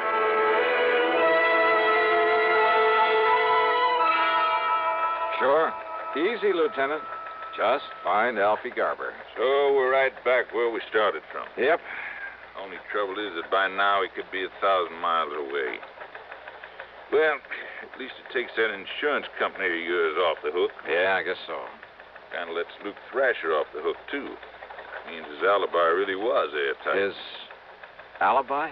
Yeah, Luke had witnesses to prove he was here in town at the time Alfie's car was left up on that bridge. Oh, I see. So I'd better arrange for Luke's release, I guess. Only hope he doesn't make trouble over being locked up. Well, now, those kinds seldom do, Lieutenant. They're usually smart enough to try to keep peace with you boys. He is a smart one, all right. Maybe if I butter him up a bit. Hey, look. I borrowed one of Earl Pullman's cars. When you let Luke Thrasher out, tell him there's a car and chauffeur waiting to take him anywhere he wants to go. Okay, Johnny. Thanks. As I drove Luke to his little motel out south of town near the track, I hoped he might come up with some kind of a lead on Alfie Garber. After all, he followed the same route year after year, made the same contacts. But I didn't get much help from him. Quite the contrary. Dollar, if I knew where to look for that punk, I might go after him myself. Oh? Why, Luke? I could kill that cheap little Welcher. Only, what's your interest in him? His attempt to defraud an insurance company? Oh. Slow down. Sure. What are you, anyway? I'm a special investigator for the insurance company. Stop the car, Dollar. What? I said stop the car. What's the matter, Luke? Private investigator, huh? That's right. That means you're a cop, and me, I don't like cops, public, private, any kind. So keep away from me, Dollar, if you want to stay healthy. Oh? Yeah. Listen, Dollar. I'm listening. You ever hear that maybe I killed a couple of guys one time and got away with it? I heard. What about it, Luke? Just remember that, Dollar. Just remember that. Act 2 of yours truly, Johnny Dollar, in a moment. Meet star Stuart Irwin. Nothing's worse for an actor than a nasty cold. To feel better quickly, I take wonderful 4-way cold tablets, the fast way to relieve cold distress. Right. Tests of all the leading cold tablets proved 4-way fastest acting. 4-way starts in minutes to relieve muscular pains, headache, reduce fever, calm upset stomach, also overcomes irregularity. Take my advice. For your next cold, take 4-way cold tablets, the fast way to relieve those cold miseries. 4-way, only 29 cents. Now, here's a word about another fine product of Grove Laboratories. To get rid of embarrassing dandruff in 3 minutes, change to Fitch Dandruff Remover Shampoo. 3 minutes with Fitch regularly is guaranteed to keep unsightly dandruff away forever. Apply Fitch before wetting hair, rub in 1 minute. Add water, lather 1 minute. Then rinse 1 minute. Every trace of dandruff goes down the drain. 3 minutes with Fitch and embarrassing dandruff's gone. At the same time, Fitch can brighten hair up to 35%. Get Fitch Dandruff Remover Shampoo today. And now, Act 2 of yours truly, Johnny Dollar, and the fancy Bridgework Matter.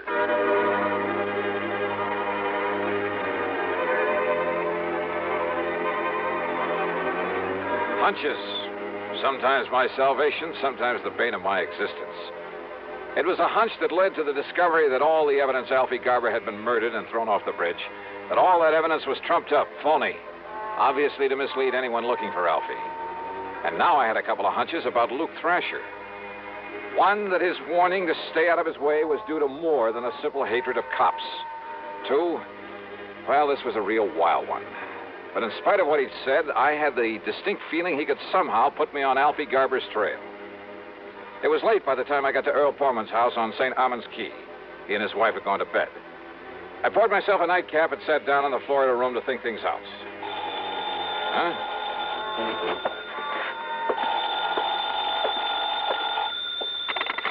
Hello? Earl, is Johnny Dollar there with you? Who's that? Oh, Johnny? Yeah. Well, this is Doc Crutcher. Oh. Listen, there was something about that blood specimen you brought me, that chicken blood. Yeah? I wasn't sure at the time, so I put it back under the microscope. And I found traces in it of a trypanosomus virus. Very seldom found here in the South. So what about it, Doc? So I checked with some of the local vets to see if any of them knew whose poultry flock might have it around here. I thought such information might be of help to you. You were so right. And, Johnny, that chicken could only have come from the farm of Andrew Palucci out on Bee Ridge Road. Good for you, Doc. Mr. Palucci is about to have a late visitor.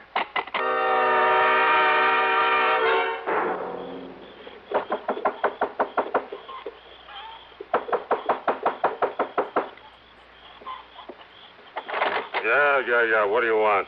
Don't you know what time it is? Yeah, and I'm sorry to get you out of bed. Oh, sure. Look, my name is Johnny Dollar. I want to know if a man named Alfie Garber bought a chicken from you yesterday. Huh? You waking me up in the middle of the night and tell me, did he? No, he didn't. No, it was his wife. She bought the chicken. Oh, his wife? That's right. Her and that man, What man? That'll Luke. That's all right, Luke. So what's your business you come around this way? Just don't worry about that. Don't worry, huh? You get me out of bed, you wake my chicken. Hey, look, I said I'm sorry. Oh, sure, wiser guy. Now, wait a minute. What do you I get ought to report you to the cops. You come around this way. Well, why don't you do just that? Good night, Mr. Palucci. You think I wouldn't? You wiser guy?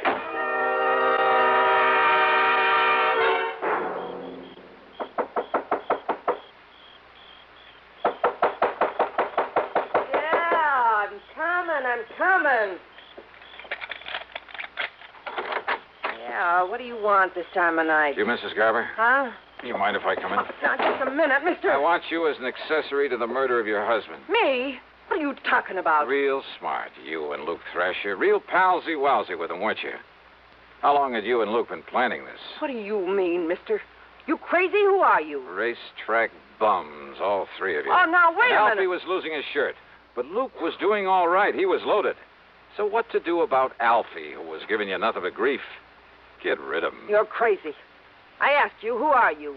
You made it known that Alfie was in bad shape, that he talked about committing suicide. And that's probably what gave you the idea for the Sunshine Skyway Bridge. There have been several suicides from it. That's what the cops said, isn't it? Alfie took the jump. Wrong. Because making it look like suicide would keep you from collecting his insurance. Now, listen, so it had to be a clear case of murder. That's why you spilled the chicken blood around when you left his car up there. You, Mrs. Garber, yeah, you. After making sure that Luke Thrasher had an alibi, could prove he was in town at the time you left the car on the bridge. You're making a crazy guess, that's all. Oh, pretty good guess, isn't it?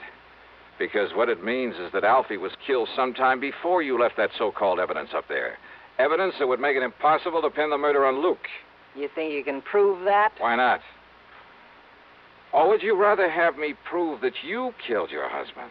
Me? Well... No, listen. They've told me Luke is mighty clever, maybe even clever enough to have made you commit the murder. No, I didn't. I swear it. You can't say you didn't have plenty of opportunity. Mister, listen to me. Yeah? Well, go on. Tell me. How did you kill him? Where did you put his body? No, I didn't do it. Then if you don't want to burn for it, you got to prove that. Can you? Well? Yeah, because Luke killed him. Luke did it. Can you prove that? Now, where's the body? I'm sure it wasn't dumped off the bridge, because if they'd find the body, they might be able to find the bullet holes or some other mark that would lead them to Luke Thrasher. So where'd he hide the body? Come on, baby, you better talk. What? Alfie Garber's body is right where yours is going to be, Dollar. Huh? Take his gun away from him, Lena. Oh, yeah, sure, Luke. I got it. You know so much it's got to be curtains for you, Dollar. Yeah, in tight in the middle of your back so it don't make any noise. Go on, Luke, kill him. Yeah, right. Hey, Luke, drop the gun. You better drop it, Luke, or so help me, I'll pull this trigger. You two, sisters, go ahead. All right, you want to pick him up, Johnny? Indeed I do, Lieutenant. Okay, now you two up against the wall. Hands up high and against the wall. That's the stuff, Johnny. And just what brought you around here? A complaint by one of our citizens. Seems that one Andy Palucci owns a poultry farm. Well, he was a little bit annoyed by the way you got him out of bed a while ago just to find out that these two bought a chicken from him yesterday. So he called us up to report you. Just like you suggested to him. Bless Andy Palucci. Now, if you'll just help me climb in this window, I'll take care of these two for you.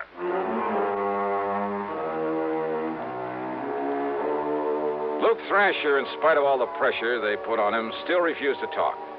So it was Lena Garber who finally broke down and told the police where they could dig up Alfie's body. And yeah, the bullets in him came from the gun that Luke had held on me.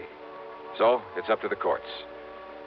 Expense account total, including the trip back to Hartford? Well, call it $200. And you know something? I finally managed to get in some of that real great fishing in the Gulf with Earl Portman. Really great. Yours truly, Johnny Dollar.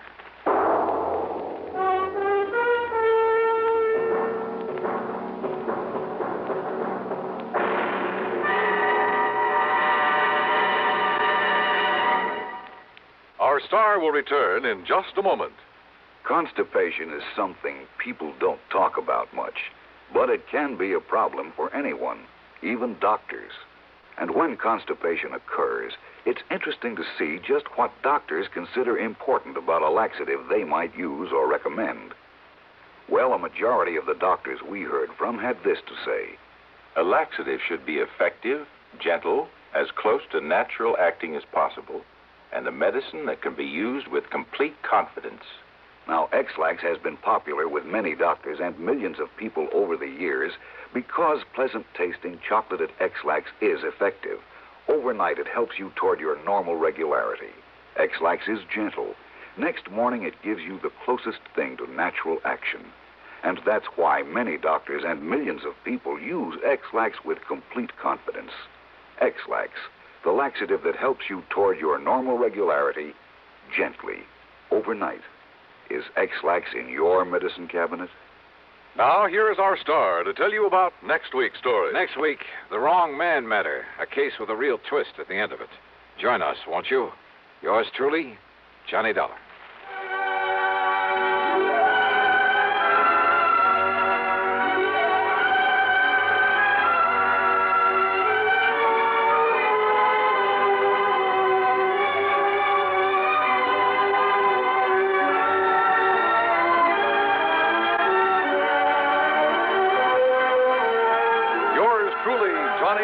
Starring Bob Bailey, originates in Hollywood and is written, produced, and directed by Jack Johnstone. Heard in our cast were Virginia Gregg, Vic Perrin, Barney Phillips, Edgar Staley, Peter Leeds, and Frank Gerstle. Be sure to join us next week, same time and station, for another exciting story of yours truly, Johnny Dollar.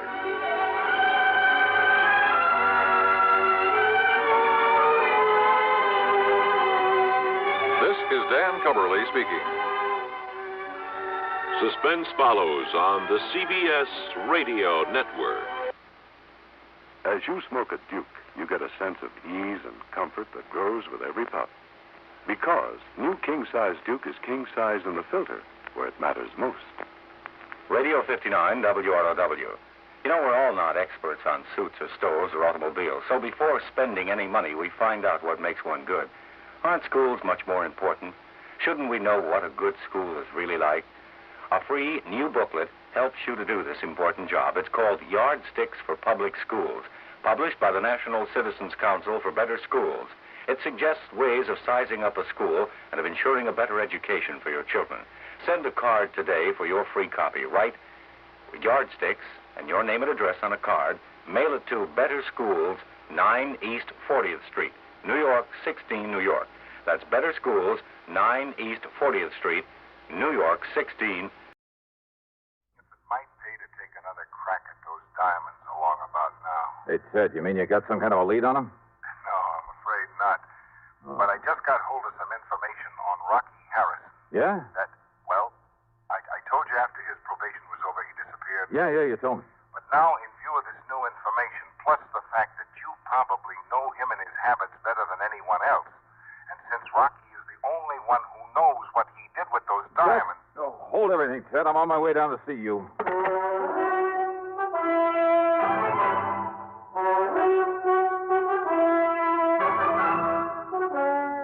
CBS Radio brings you Bob Bailey in the exciting adventures of the man with the action-packed expense account, America's fabulous freelance insurance investigator. Yours truly, Johnny Dollar.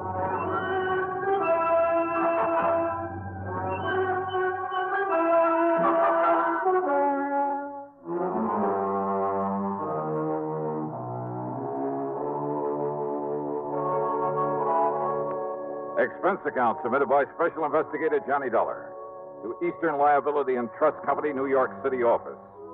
Following is an account of expenses incurred during my investigation of the man who waits matter. Sure, I and I alone could take the credit for Rocky Harrison's trip to Sing Sing over 7 years ago. But the fact I'd not been able to recover the Olney diamonds really stuck in my craw. So what if I was still fairly new in the business at the time? There was no excuse. Okay, then. Expense account item 1, $3.95, a taxi to the station, then train fare to New York. I walked over from Grand Central to Ted Bessam's office at 500 Fifth Avenue. You know, I thought the mention of Rocky Harrison would bring you here in a hurry. Sit down, Johnny. Yeah, sure, thanks. Use a little drink? No, thanks. Cigarette? No, just tell me what you know about Rocky and why you think I might be able to get on the track of those jewels again. Well, during his trial, Rocky played it smart. He knew you'd pinned a robbery on him, so in order to draw a light sentence, he admitted everything. Except what he did with those diamonds. Well, apparently he and his lawyer managed to convince the jury. Oh, that cock and bull story about his having had them stolen from him, that's a lot of hogwash. You know it, and I know it. Rocky was far too smart for anything like that, and too dangerous. And if that servant there in the Olney household who caught him blasting that wall safe, if that servant fell down the staircase accidentally, I'll eat my shirt. Rocky killed him, Ted. I'm sure of it. Same as he tried to kill me. The fact remains he wasn't held for murder. The jury believed his tale about losing the diamonds, and he got away with a short term. All right, now let's... During his 2 years probation, he behaved like an angel. He got himself a job, worked hard, lived modestly, saved his money, and he was a big disappointment to the police, who hoped he might lead them to the stone. But, of course, he didn't. Right. And I'm afraid by now even the cops believe his story about what happened to him. Yeah, well, I don't. Anyhow, probation over. He dropped out of sight. Yeah, so you said over the phone. The cops apparently figured he'd moved somewhere else and breathed a sigh of relief. But you figured otherwise, Ted? I guess I think the same way you do, Johnny. Probably because of my work in narcotics before I got into the insurance business. Yeah. And sometimes we'd hunt for years all over the country for some character, only to find he was right underfoot all the time. Couldn't see him for falling over him, as the saying goes. Yeah, I know what you mean. Well, anyhow, I figured that instead of making himself conspicuous in some small town, the best place for a man like that to get lost, the best place in the world, would be the biggest place in the world. Right here in New York. I can't argue with you. So when I got wind that Rocky disappeared, well, you know as well as I do, Johnny, that most of these cases aren't solved by any Sherlock Holmes kind of scientific deduction. No, hardly. No, sir, they're solved on information. One good stool pigeon is worth all the clues in the world, right? Well... So when I found out he disappeared, I got in touch with one of my paid informants from the old days. An old character by the name of Soder. Soder. Soder. Don't think I ever heard of him. Whiskey Soder, they call him. I told him I'd pay him well if he'd locate Rocky Harrison for me. You've heard from Soder? He called me this morning. Told me that he's seen Rocky here in town, just as I thought he would. Where? Well, he wouldn't say over the phone, so I told him I'd send you down to see him. Here, Johnny, I'll scribble his address down for you. Yeah, do that. Cheap rooming house down near the Brooklyn Bridge. There you are. Good. Okay, Ted, I'll go see him. Just a minute, Johnny. Yeah? Soder made one thing clear. I don't know just how or why. I guess the why is obvious enough. Yeah? But apparently, Rocky has somehow changed his appearance so much that even his own mother wouldn't know him. But Soder recognized him. Yeah. And one other thing, Johnny. Yeah, what's that? I'm sure you know Rocky well enough to be careful. Sure. Yeah. Watch your step. All right, so what if there was a little risk involved? Here was my chance to make up for having done only half a job some 7 years ago. Also, I figured I knew enough about Rocky to be well prepared for almost anything he might try. The main thing was to find out what he'd done with the Olney diamonds, and of course, get my hands on them. Expense account item 2, $1.70 for a cab to Whiskey Soda's address. It was the kind of place I'm sure the City Planning Commission will be glad to tear down.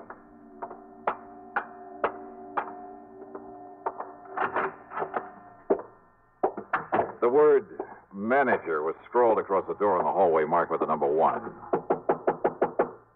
And as for the manager... Yeah, what do you want? My rooms are all filled up. Well, now, what's a gent like you doing around here? I'm looking for a man named Soder. Ha! That whiskey-smelling old... You'll find him down the hall in number... Hey, he's getting real popular today. Well, now, what do you mean by that? You're the second gent's been here to see him. Oh? Who was the first? Well, I didn't get a good look at him, but I heard him go on back towards Which his is Soder's room? What's the number? Number 7 down the hall. Okay, thanks. Didn't see the man leave, though. Maybe he's still in there with... Now, who left that window open there at the end of the hall? All right, number 7. Maybe I better close it. Hey, you sure that Soder didn't leave? Sure, I'm sure. Well, then come on. Let me have your key. Come on, come on. Key to his room? Now, just a minute. Okay, mister. don't bother. Well, just a minute, you. Who do you think you are, busting down this butt? Oh. Yeah. He's dead. Yeah. Somebody shot him. Right through the side of the head.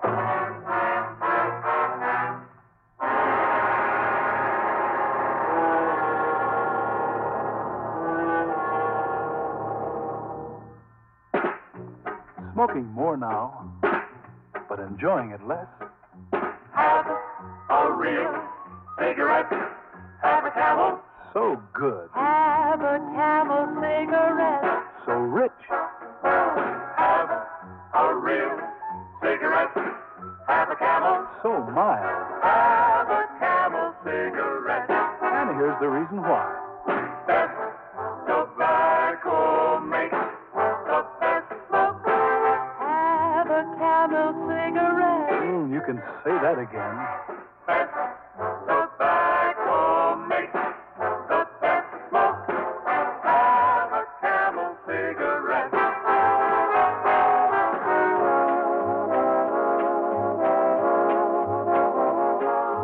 If you're smoking more these days, but enjoying it less, then change to Camels, the best tasting cigarette of all. Have a Camel. Start to really enjoy smoking again. Now, Act 2 of yours truly, Johnny Dollar, on The Man Who Waits Matter.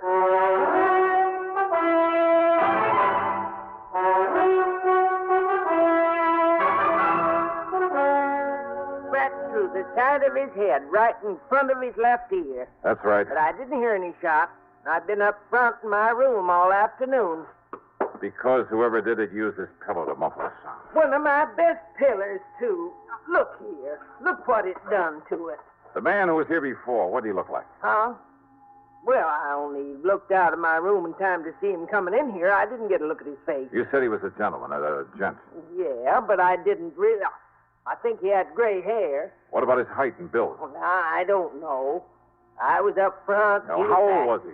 Look, I told you, mister. I don't know. Okay, here. There's a 5-spot for your trouble. And for calling the police.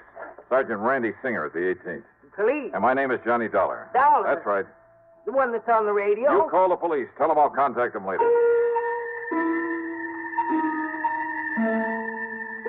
Rocky Harrison had changed his appearance once before, 7 years ago. He'd never known how I'd got on his trail. The only one who did was Randy Singer at the 18th Precinct. But I'd found him by using the same corny trick that he had used. Maybe that trick might work again, if he'd return to his old haunts. All right, then, item 3, a bucket of quarters at the nearest drugstore for some goop to plaster down my hair. Item 4, $1 for some black hair dye. Item 5, 78 cents for a jug of peroxide. Getting rid of the tan I usually have took time, was a lot of work, but it gave me a few days to raise a small mustache. I dyed that black also. Item 6, $20 for some clothing, including a couple of aprons. In some of these joints, you have to furnish your own. Then, item 7, $31 for a pair of thick glasses that I could see through all right, but that gave me a headache. But it was the waste of time that got me down. Working there 4 solid nights, hoping nobody gets suspicious of me.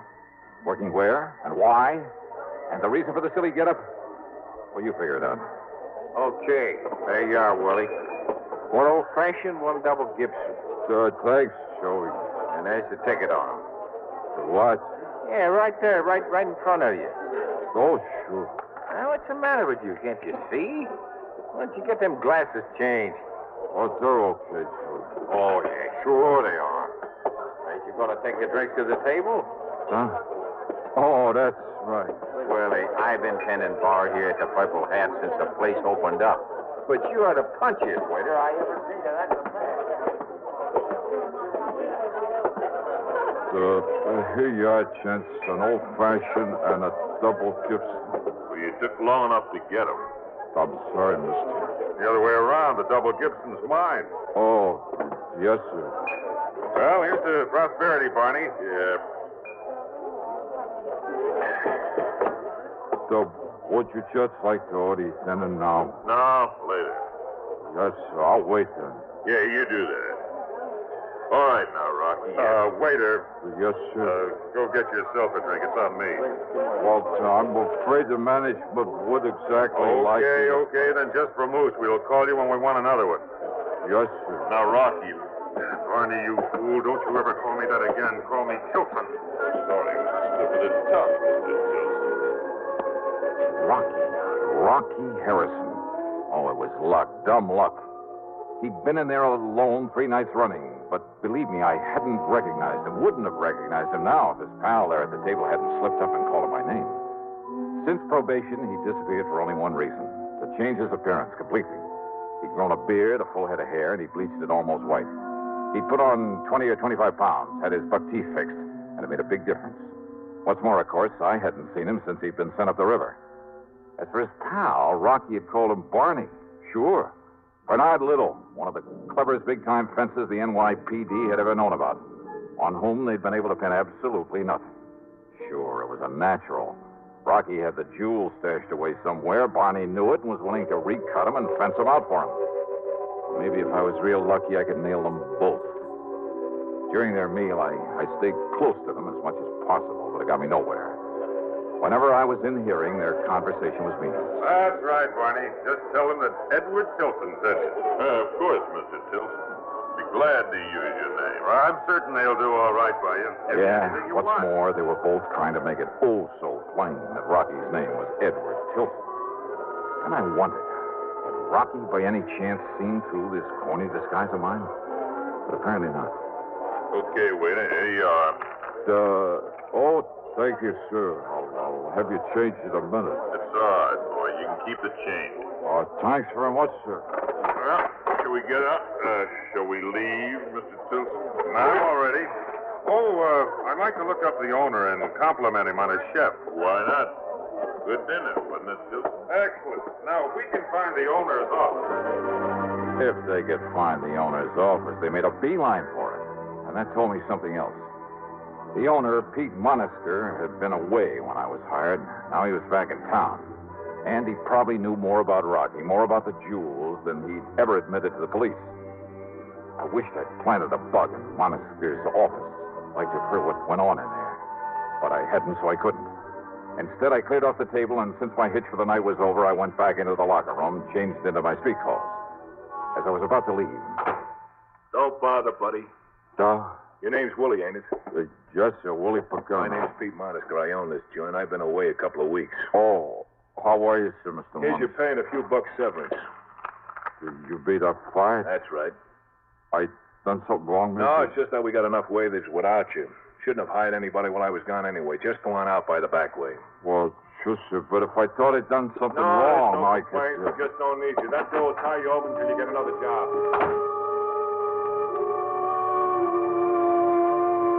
I should have known, but I didn't. Not at the moment. Not until I left by the back door, started out through the long, dark alley.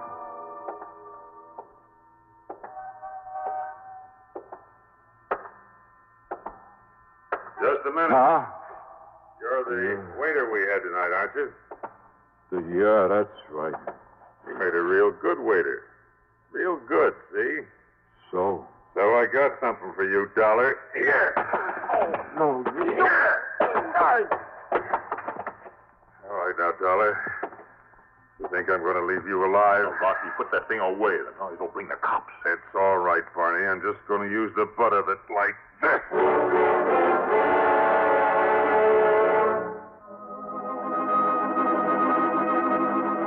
I vaguely remember something crashing down on my head.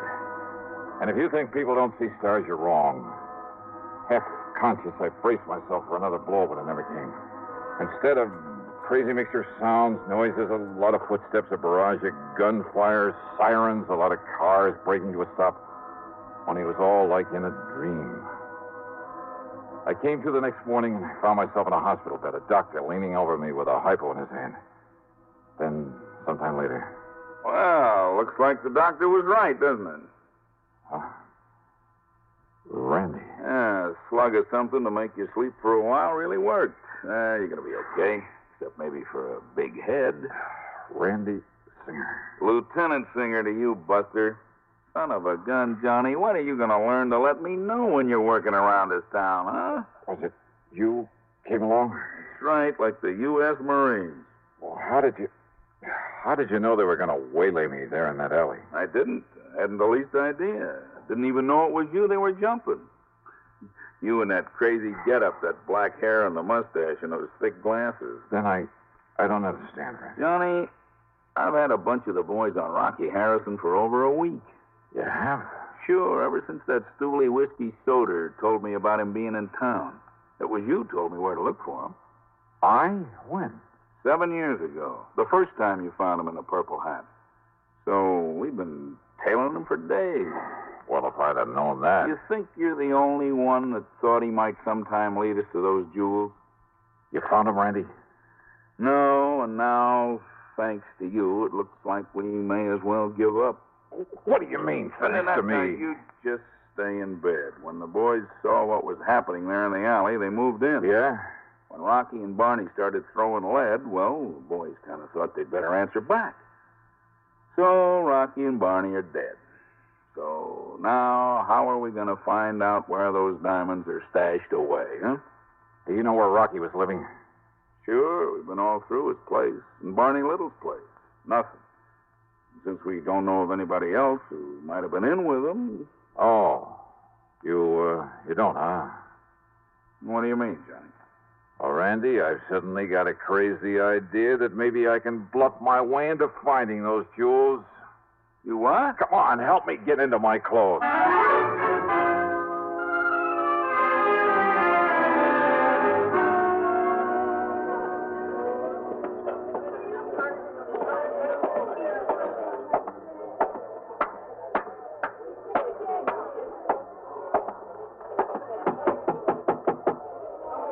Yeah, who is it?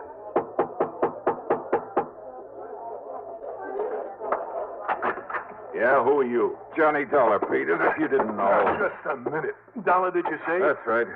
Well, there's something a little familiar about you. Oh, come off it, Pete. Oh, waiter. Oh, that stupid waiter I fired last night. Rocky Harrison told you who I was. If you're wondering how I know that, just look at that bug fastened to the underside of your desk. A bug? A microphone? Why, I don't believe it. Hold it, Pete. You try opening one of those drawers, reaching for a gun, I pull this trigger. Okay, Dollar, okay. I also heard them tell you when to let me go out into that dark alley. Oh, look, how was I to know what they wanted you out there for? I also heard enough to know where the only jewels are. Open up that safe, Pete. Oh, yeah? Open it. You crazy? Now, listen, Dollar, put down that gun for a minute. Open it up. Now, look, maybe we can make a deal. 7 years of hunting for him, Pete. So it's become an obsession with me. Maybe it has made me a little crazy. Now, listen, yeah, I was crazy enough to put on that phony disguise to get into this place to find Rocky Harrison. Listen, Dolly, all right. So I'm crazy enough to blast you down and blow that safe if I have to. You understand that? And there's nothing, you or anything else, is going to keep me from getting those jewels. First you go. No. Yes.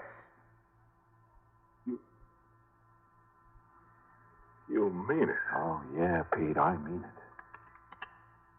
Well. Okay, Dollar. I'll get you the rocks.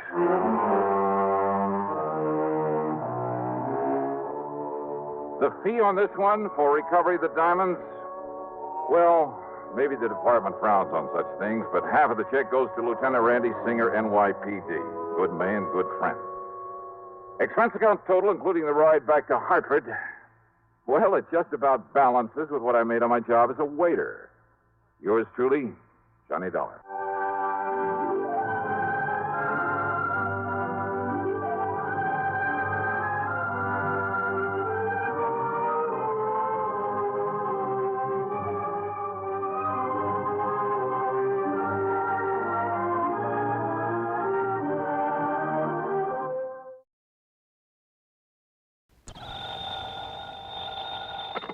Johnny Dollar. Dollar, the investigator? That's right, insurance investigator. Then you're the man I want, the man I need, immediately. Well, it just happens I'm late for an appointment, Mr. What did you say your name is? I didn't, but it's Lynch. Walter E. Lynch. And you must come out here right away, Mr. Dollar. Protect me. Protect you? Yes. I live over here in Manchester. Manchester, Connecticut? Yes, that's right. My address is 13421 Peachtree Lane. 13421 Now, can you come out here right away? Well, I told you I have an appointment to keep. Then I hope it's a brief one. You'll come here as soon as you're through with it? Well, that depends, Mr. Lynch. What seems to be the trouble? Well, I thought I made it clear to you, Dollar. My life has been threatened. Well, isn't that something for the police to handle? The police? After all, unless there's insurance involved. Why, of course there is. My own. Oh, what company, Mr. Lynch? Company? Yeah, that's right. Well? Now, what is the matter with you? What difference does it make? If my life is in danger, I need your protection. Okay. Who made this threat against your life, and why? Oh, good heavens, man, do I have to go into that sort of detail on the telephone? Well, unless I know what this is all about, and, look, you didn't answer my question, Mr. Lynch. Have you told the police about this? Do you think I'd call on you if I had? But if your life has been threatened, the thing And I to do... tell you it has. What is the matter with you? All right, then. Call in the police. Now, you listen to me, Dollar. Meantime, if I find any legitimate reason why I should make an investigation, Don't you understand? I'm not asking for investigation. I'm asking for protection. And I tell you, the people for you to call... You have my name, you have my address. Now, you get on over here. But don't you see? I can't shall be waiting for you. Mr. Lynch. Okay, mister, go ahead and wait. Of all the crackpots. I wonder, though. Yeah? Johnny? Yeah, that's right. Pat McCracken, Johnny, Universal Adjustment. Oh, say, Pat, will you find out for me what company, if any, holds a policy on a Walter E. Lynch over in Manchester? Sure, Johnny. But listen, I thought you were going to be here in my office at 10 o'clock sharp. Pat, I'm sorry, but this phone... I need your signature on a deposition for that arson matter you covered last week. I know. And I've got to have it right away. See, one of our men will take it with him out to the coast on the 10:30 plane. And, Johnny, it's 8 minutes after right now. Yeah, I see it is. Pat, I'll be there in 3 minutes flat. Okay. Meantime, look up that Walter Lynch for me, will you? Okay. Just get on over here. Right.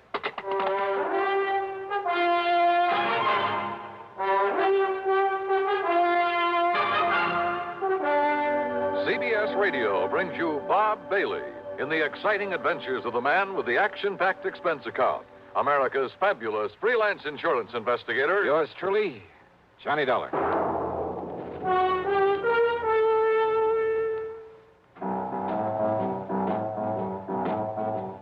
Talk about best-selling records. Here's a familiar tune about America's best-selling filter cigarette, Winston.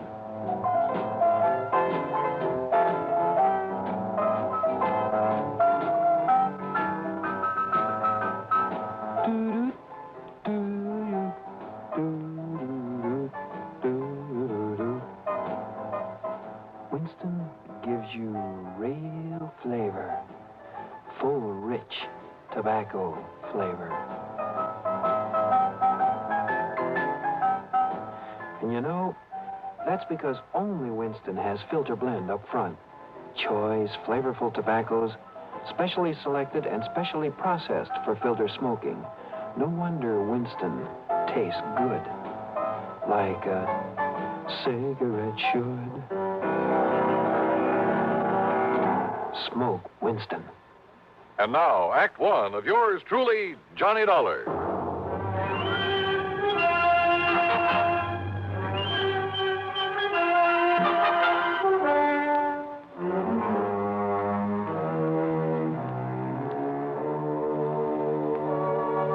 Expense account submitted by Special Investigator Johnny Dollar to Eastern Trust and Insurance Company, Home Office, Hartford, Connecticut.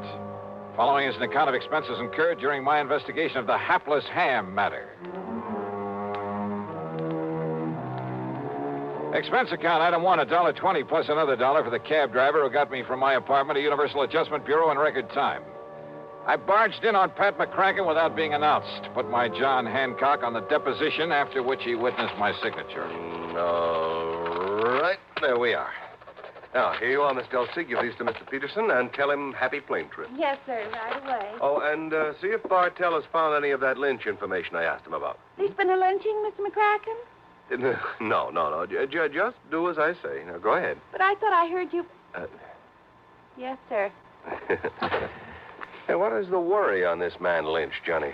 Well, Pat, he sounded like a crackpot. He called me on the phone just before you did, said his life is being threatened. Oh, another one of those things, huh? Yeah. Who was threatening him? Oh, I don't know. He was a bit evasive about it, same as he was about naming his insurance company. Well, I know I never heard of him.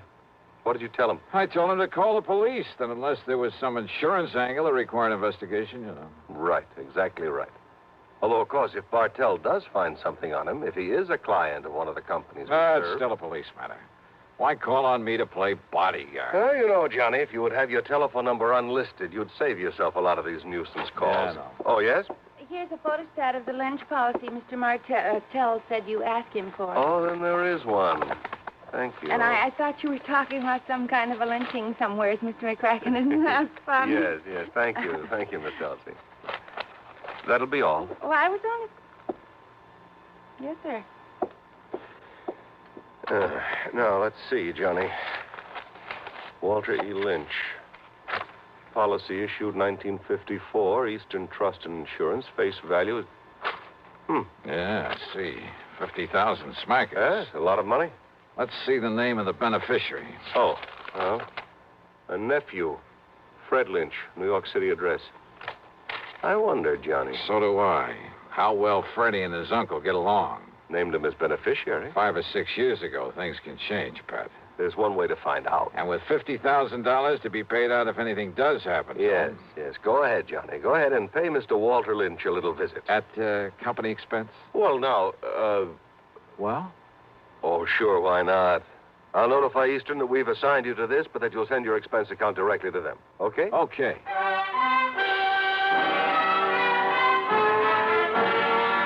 It was only about 13 miles from my place to Manchester, and I used my own car, but I saw no reason for not using the old expense account, so item 2 was $4.60 for a tank full of gas.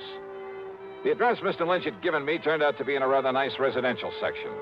The house was a small but attractive Cape Cod affair, surrounded by stately elm trees. And then I saw them in the shade of the elms at the front of the place. A couple of police cars.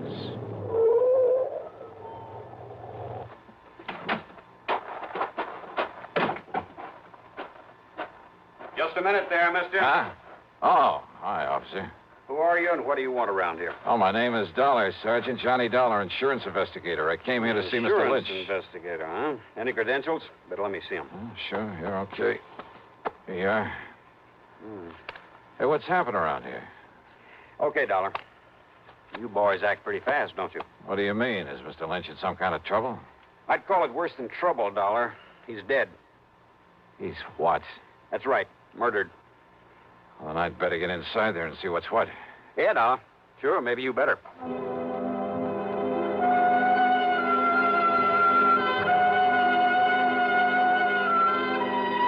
Inside the Lynch home, the police medico and my own eyes confirmed what Sergeant Beakley had told me outside. Walter E. Lynch was dead, all right, and there was no question about his having been murdered. As you can see, Mr. Dollar, the knife, obviously a long, very sharp one, plunged into his body here, directly back of the heart. Yeah, Doctor, I see. No doubt penetrated that organ. Death must have been virtually instantaneous. Yes. Any sign of the murder weapon? We haven't found any sign of it here in the house, Dollar. Conroy's out back looking for it. And for any footprints that might give us a clue. That little rain we had last night ought to help in the footprints department. Only it doesn't. Now, whoever did this must have come right in the front door. Hi, Dollar. Hi, Conroy. Sergeant, you want me to see what's holding up the boys from the lab? Yeah, I'll give them a call. Right, you are. Meantime, Dollar, if you have any ideas... No, wait a minute. Too late, I guess. What? Or any fingerprints on that telephone. Conroy's probably covered them up. Probably covered up anyway. Huh? Well, it wasn't the killer who called us about this. It was the old character who lives next door, a man named Halsey. Right now, he's back home in his rocking chair at the corner window, muttering to himself, trying to recover from the shock. Maybe when he does recover, he'll be able to give us some help. How did he find out about this? Seems he came over here to talk to Mr. Lynch about his nephew. Fred Lynch. Nobody answered his knock. The front door was wide open, so he walked in here and found this. So he picked up the phone and... You, know about Fred Lynch? I know he's beneficiary of his uncle's insurance. Another good motive gone to waste. What do you mean? You don't know about a couple 3 years ago when Freddie's mother died, left him a pile of money, only made the mistake of leaving it in charge of this one, this stiff we've got lying here? What happened? Well, this old crook finagled that young kid out of every cent of it, so that by the time Fred was 25, entitled to it. That was about 6 months ago. Why, Dollar, Freddie ended up with nothing. His own nephew. That surprise you, Dollar? It's because you don't live here in Manchester. Don't know anything about the Lynch family, what's left of them, which is only Freddie now. What's that supposed to mean? Not one of the Lynch tribe was any good. Ask me, the town will be glad to see this one out of the way. Oh, I get it. Oh, what'd they say, Conroy? Somebody on the way over? Harker will be over as soon as he clears up a hit and run over on the east side. Okay. Well, I guess there's nothing more we can do. Go see who it is. Yes, sir. You about finished, Doc? Sergeant, this knife wound puzzles me greatly. Yes. What do you mean, Doc? Very unusual instrument. Very long, thin, with a two-edged blade. Yeah, both edges very sharp. That's so? Yeah, very unusual. Sergeant, you said a neighbor, Mr. Halsey, found him here? Yeah, did somebody speak my name? Here's the man who was knocking on the door. Oh, Mr. Halsey, come in. I don't know that I want her, Sergeant. With that poor man laying there dead. Mr. Halsey, this is Johnny Dollar, insurance investigator. Eh? Insurance investigator? Yeah, I understand you came over here to talk with Mr. Lynch about his nephew, Mr. Halsey. Freddie. Why, that worthless young wastrel, that... Why do you say that? Well, because he never did a day of honest work in his life. The theater, that's all he cares about. Theater? In New York City, that pit of iniquity spends all his time with sinful people, actors, chorus girls, and the like. I take it you don't have much use for people in show business. Scum of the earth. That's what they are. That's all they are. Yeah, and well... he's one of them. Now, Mr. Halsey, and if you... when I saw him here this morning... What? He was here? No doubt come to beg some money from his uncle. Why didn't you tell me that, Mr. Halsey? Of course his uncle cut him off from the money his mother left him. Wouldn't you have done the same? Mr. Halsey, listen, will you... Yes, well, wouldn't you? Look here now. An actor he is in that sinful city down there. Wait a minute. You say that Freddie was here this morning? Yeah, of course he was. When? That's why I finally made up my mind to come over here and talk to Walter about him. What time was he here? Well, from 9:30 to a few minutes of 10. Doc, have you been able to fix the time of death? Very, very close, Sergeant, yes. By the body temperature. What time would you say, Doctor? About 10 o'clock. Mr. Halsey, are you sure it was a few minutes of 10 when Freddie left here? Well, of course I am. How sure? I was sitting by the window listening to my radio like I always do. Thought you didn't like anything about show business. Radio is different. Oh, thanks. Freddie left this house just before the WDRC announcer gave the time as 10 a.m., and radio time is accurate time. I see what you meant, Sergeant, about a motive going to waste where Freddie was concerned. What are you talking about, Dollar? The doc says death was about 10 a.m. I know. So? And Mr. Halsey, you're sure that Freddie didn't come back here after 10? What's the difference? Of course I am. These eyes of mine may be pretty old, but they never miss anything. Well... What's the difference, Johnny? Freddie's the one that killed him. Lord knows he's the one logical suspect. No, Sergeant. Doc says approximately 10. So, all right, it was a few minutes before Freddie left here. So Freddie killed him. Now, look, everything ties up. Yeah, and the kind of a knot that's going to hang that boy. No, Sergeant, I wish it was that easy. Oh, of course it is. Motive, opportunity, everything. It all spells Freddie Lynch. No. Conroy put a tracer on him. All right, Sergeant. Sergeant, I'm afraid you're wrong. How can I be? That is, if Mr. Halsey is sure of his times. Of course I am. On the radio. Okay, Dollar, why? Because Walter E. Lynch was still alive after 10 o'clock. What are you talking about? How do you know? Because he'd called me on the phone. Because I myself was talking to him at exactly 8 minutes after 10.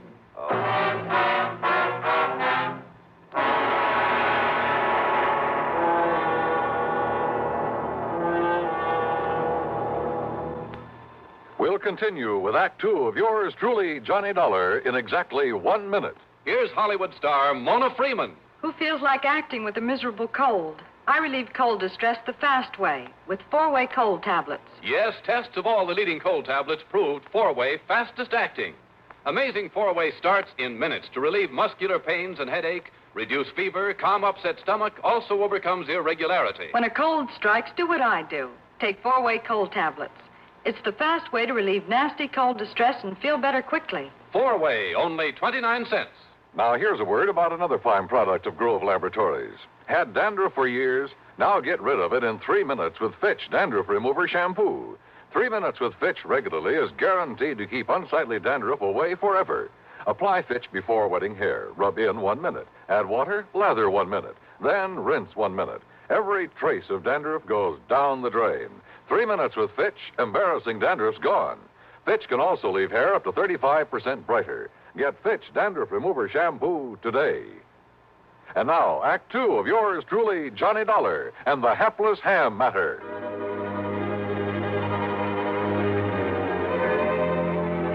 No question about it. I was the perfect alibi for Freddie Lynch. Freddie had left his uncle's house a few minutes before 10. I had talked with his uncle at 8 minutes after 10. Yeah, and when the police checked up, they learned that Freddie had taken a bus to New York at 10:15. On foot, and he was on foot. Old man Halsey had seen that. He had to leave the house before 10 to make that bus. I told you, young man, these eyes of mine may be old, but they never miss a thing. He was on foot, all right, and he left this house before 10 o'clock, and he didn't But now wait a minute. If someone else came in here to commit the murder after Freddie left, why hadn't old man Halsey seen that person? You're right, Dollar. Nobody else came here, so it must have been Freddie killed his uncle. All right, now look, Sergeant. Only how could he? Because if you talked to Mr. Lynch at 8 minutes after, and Freddie was on his way to the bus station, and he had to be... Wait, then Sergeant. it's impossible. Dollar, this really bugs me. All right, listen, the murder weapon. Very unusual. I know, Doc, you told me. It must have been something I'd never seen before. I wouldn't be too sure about that, unless you feel the same way Mr. Halsey does about show business. What? Terrible, sinful, iniquitous, immoral. Yeah, maybe you're right on this one. What are you getting at, Dollar? I'm getting out. Was that an express, that bus that Freddie took to New York? No, it was a local. But I don't see then what... with luck in my own car, I can beat him down there. Do you know where he lives, Mr. Halsey? I certainly do. All right, where? At 1231 West 43rd Street. Good. I'll see you later. Now, Oh, Dollar... and Sergeant, maybe you can fix any tickets for speeding I pick up along the way. Somehow, just lucky, I guess, I managed to reach the address in New York without getting pinched. A $10 bill of the superintendent, that's item 3, got me into the rooms of Freddie Lynch. The walls were plastered with theatrical programs and playbills, most of them from summer playhouses, off-Broadway shows. In a closet, I found some costumes he'd used in various productions. In one corner was a battered shield with a broken spear beside it. Some heavy oriental belts and jewelry. The long robe of an Arabian desert rider with a sort of turban to go with it. Yeah, everything fitted in very nice.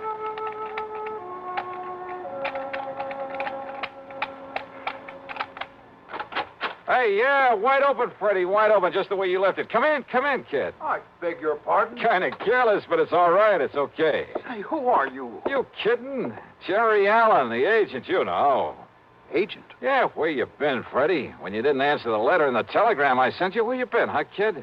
Oh, you're a theatrical agent? What else? Listen, look, hey, kid, get this. I got a part for you, a great part, a great one, a good salary, too. Of course, you got to let me represent you in the deal, but all I want's the usual 10%. Well, how about it, huh, kid? Jerry Allen, you say? Yeah, sure, that's right. Oh, we never been introduced, but I caught you in half a dozen things, and you're good, boy, good, real good. Well, I like to think so. Sure you are. And being it's my business, I got to keep adding to my stable of actors, see what I mean? So if you want this part, well... I don't think so, What? Mr. Allen. What are you talking about? Well, I'm thinking of giving up the theater. Oh, now, wait a minute, kid. You fallen heir to a fortune or something? Why do you say that? Of course, if you don't want the part. No, wait. Perhaps I'd better do another play or two. Good. And you'll let me represent you? Well, Freddie? Oh, why not? Well, if the part is good. Is the part good? It's great, kid. It's great. And if this thing doesn't hit Broadway the first time out... Hey, listen. It's a new play written by Johnstone. You get that? Johnstone. No, I'm afraid I don't recall ever... Oh, sure you've heard of him. Why, man, he's had more hits. Oh, and listen, Freddie, listen to this part. All right. I'm listening. Okay, starts out a young man, just about your age. Second act is 20 years later. Hey, you think you can do it? Why? Of course, my good man. Good. And the third act, well, now that part may be a little tough. You got to kind of make like you're about 60. Why, there's no problem at all, Mr. Allen. No problem at all. Oh, only it's a shaky old man, like he's scared to death all the time. All right. Listen. All fear has clutched me by the throat. The overpowering terror. Willing up. Oh, hey, that's great. Come on, keep it up, Freddie boy. Keep it up. Well, see, of course, if I had a script, Scared, remember? Scared. Say something like, you must come here right away to protect me. You must come here right away to protect me. Oh, that's great. Now, say my life is in danger. I've been threatened, Mr. Dollar. My very life is in What? What? Dollar? That's right. Johnny Dollar. Why, this was all a trick. Yeah, and you fell for it like a ton of bricks. The same voice you faked over the telephone to sound like your uncle. Oh, no, listen. Killed him, left his home knowing that nosy old neighbor would swear as to when you left. Then ran to the bus depot and called me up with that phony voice to make an airtight alibi. To make me ready to swear your uncle was still alive after you left him there dead. But, Dollar, listen. See, I'm his only kin. I'll be coming into a lot of money. His insurance and whatever money or property there is. Oh, why don't you drop dead? I see. But do you see this? So that's what you did it with. Yeah, that's right. Arabian, isn't it? I stand back. Long, thin blade with a double edge. From one of your costume plays? Now stand back, I say. Sure. I don't need to be close to you to use this. Oh, my hand. You've broken my hand. Funny. I didn't think I was that good a shot.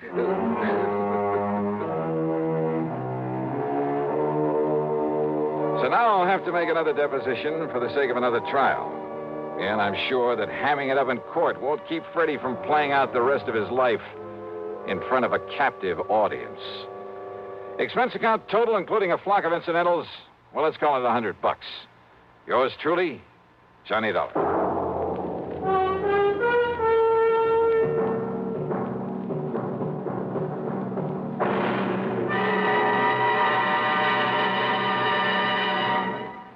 Now, here's a word from our star about the case he'll investigate on next week's program. Thanks, Daniel. It's called the Unholy Two Matter and involves a pair of characters who fit that description perfectly. One of them a killer. And if you're at all curious about what to do when you've got the situation well in hand and then suddenly a gun is shoved into the middle of your back, well, join us, won't you? Right here on your favorite station at the usual time on Sunday. Yours truly, Johnny Dollar.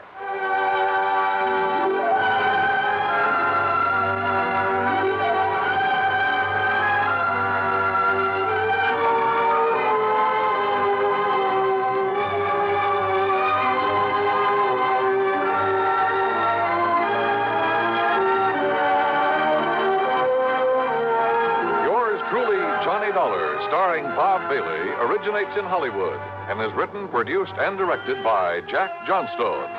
Heard in our cast were Virginia Gregg, Chet Stratton, Lawrence Dobkin, Sam Edwards, Herb Ellis, Ralph Moody, and Junius Matthews.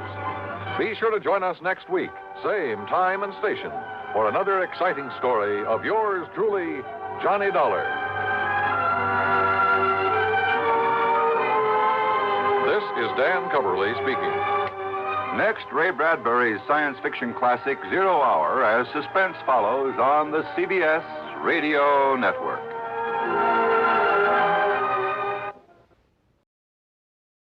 From Hollywood, it's time now for... Johnny Dollar. Hi, Johnny. Who dat? George Reed. Well, Merry Christmas, George. Is it? Oh, what's the matter? You ever hear of Jediah Gillis? Eccentric? Owns about half of Rhode Island? That's the boy. A couple of weeks ago, he wrote a special policy on an item he wanted insured. And it's up and disappeared, huh? How'd you know? Oh, just a wild guess. What did he lose? I hope you're sitting down, Johnny. Yeah? Why? Because the insured item is a mouse. House? Mouse. What?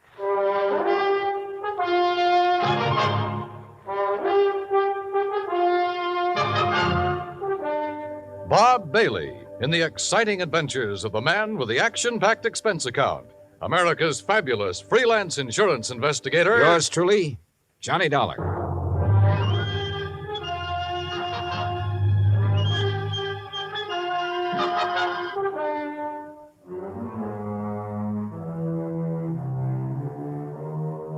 Expense account submitted by Special Investigator Johnny Dollar to Floyd's of England, American Branch Office, 443 North 15th Street, Hartford, Connecticut.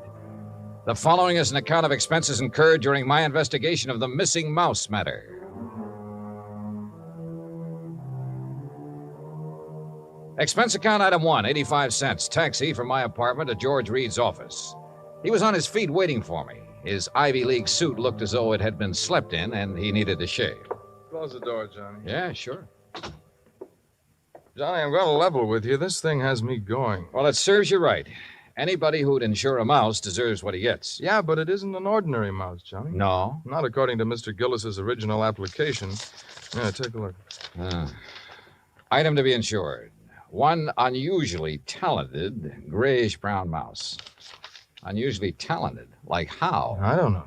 What? I tried to find out, but Gillis wouldn't tell me. And still you issued the policy. You know our company, Johnny. We have a reputation for insuring almost anything, but we have to draw the line occasionally, and we would have here, except for one thing. What's that? And believe me, it better be good. It is. Gillis carries all of his insurance with us. Yeah, but even so. Just one of his several policies is a straight life for $350,000. Wow, wait. King-size premiums, huh? Exactly. So when he called asking us to insure this fellow's mouse for a few weeks... Wait a minute. Gillis doesn't own it? No.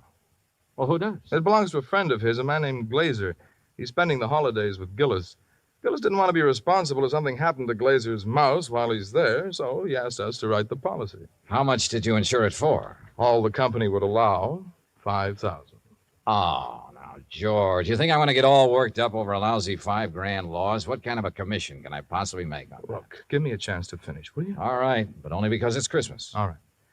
Late last night, I received a call from Gillis. He wanted to know whom we considered the best investigator in this part of the country. When I told him, he told me about the mouse and insisted I send you up to help look for it. No, George, I'm sorry, but I'm going to pass. I've handled some screwy cases in my time, but this is... Please wait till I finish, will you? I told Gillis you wouldn't be interested. That's when he started putting on the squeeze. Squeeze? How do you mean? He said if I didn't get you, he'd cancel his policy. Oh, come on. You don't believe that, do you? I don't know what to believe. Gillis is a screwball of the first water. We've known that for a long time, and frankly, I'd rather not take a chance. Well, you've got to. Maybe not. I've received an okay from upstairs. On this one, you can write your own ticket.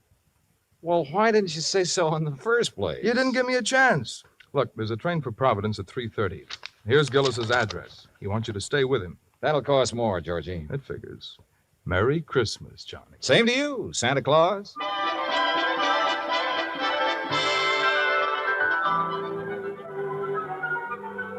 Expense account item 2, 85 cents, cab fare back to my apartment. I was intrigued by what George had told me and by what his company was going to add to my bank account, so I didn't really mind changing my plans for the holidays.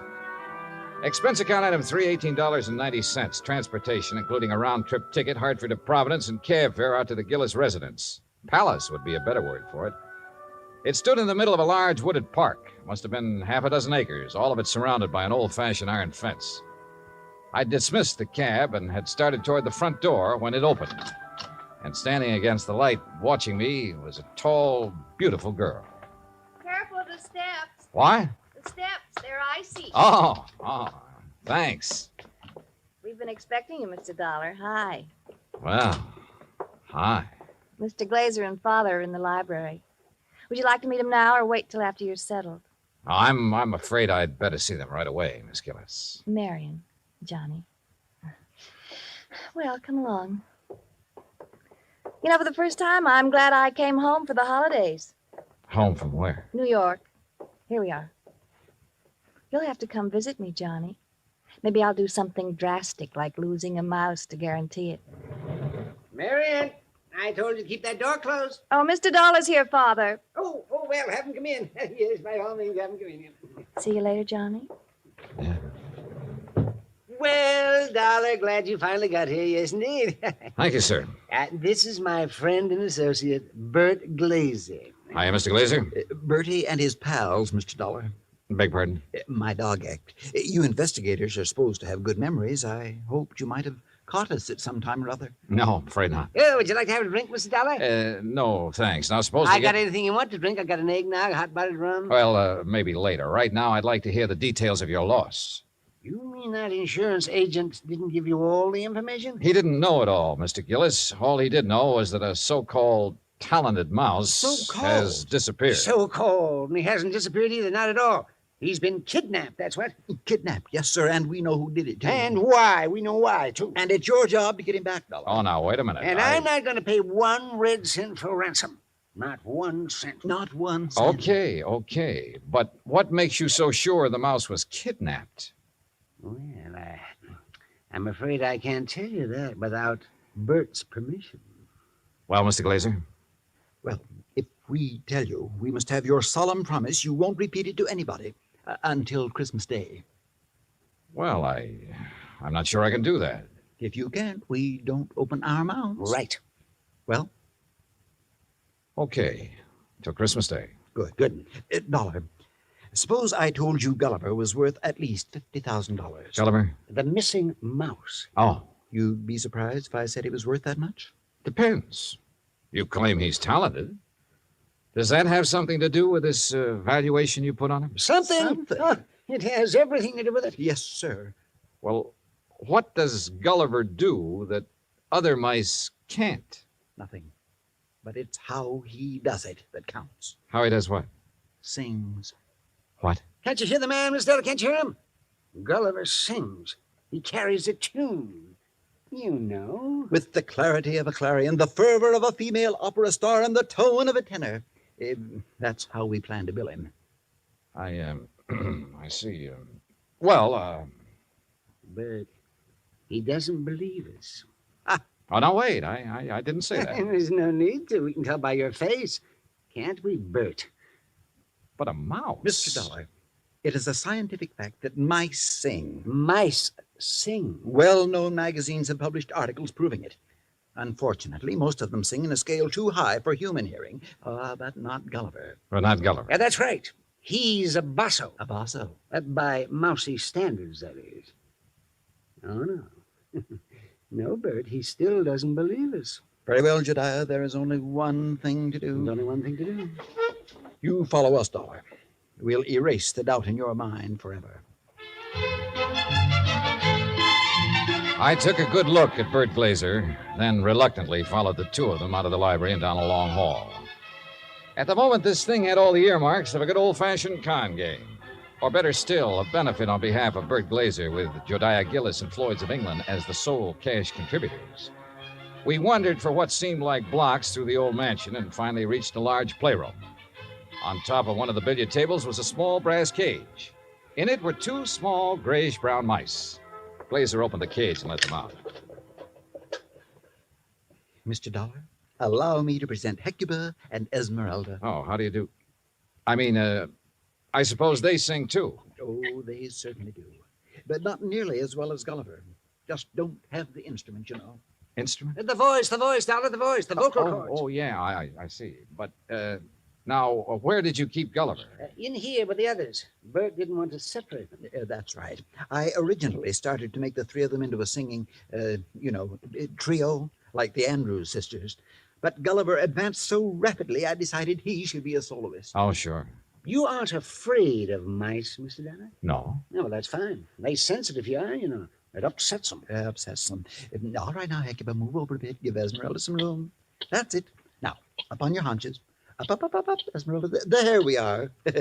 Now, what would you like to hear, Mr. Dollar? Oh, anything at all.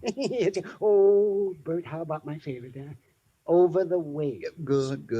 Yeah, da. You got it, Esmeralda? Over the Waves. That's it, Hecuba. All ready then? Good. That'll be fine. Ready now? 1, 2, 3. 1, 2, 3. Oh, that's it. Oh, beautiful, Esmeralda, beautiful. Yeah,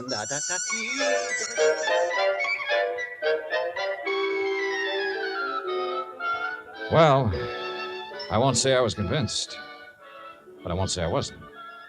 But I will say those mice were singing something, or giving a mighty good imitation of it. We returned to the library, and this time I sampled the eggnog liberally. Is that all right, Dollar? Oh, fine, thanks.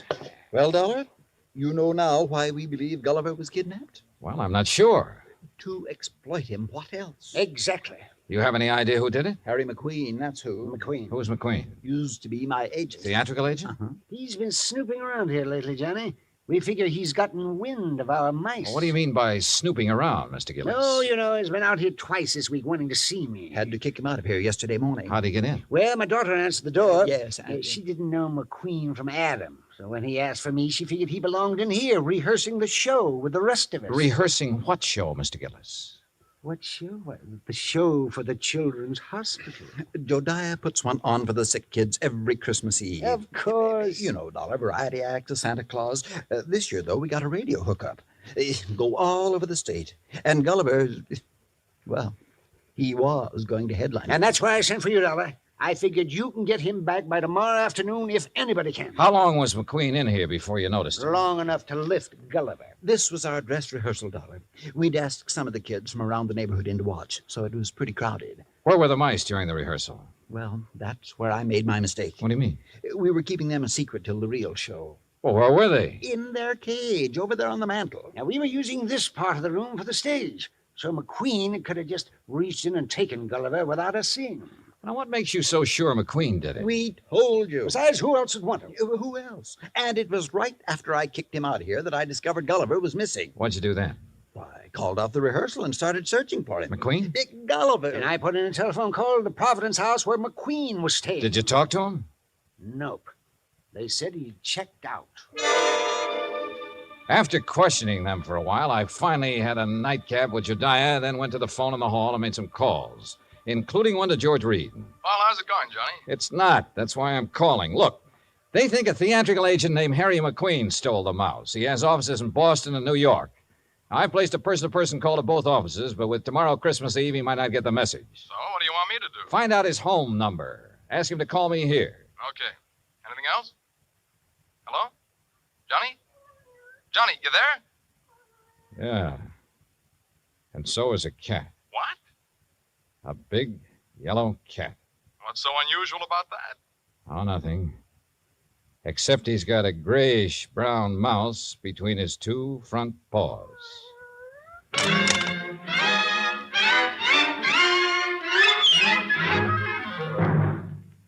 Act 2 of yours truly, Johnny Dollar, in just a moment.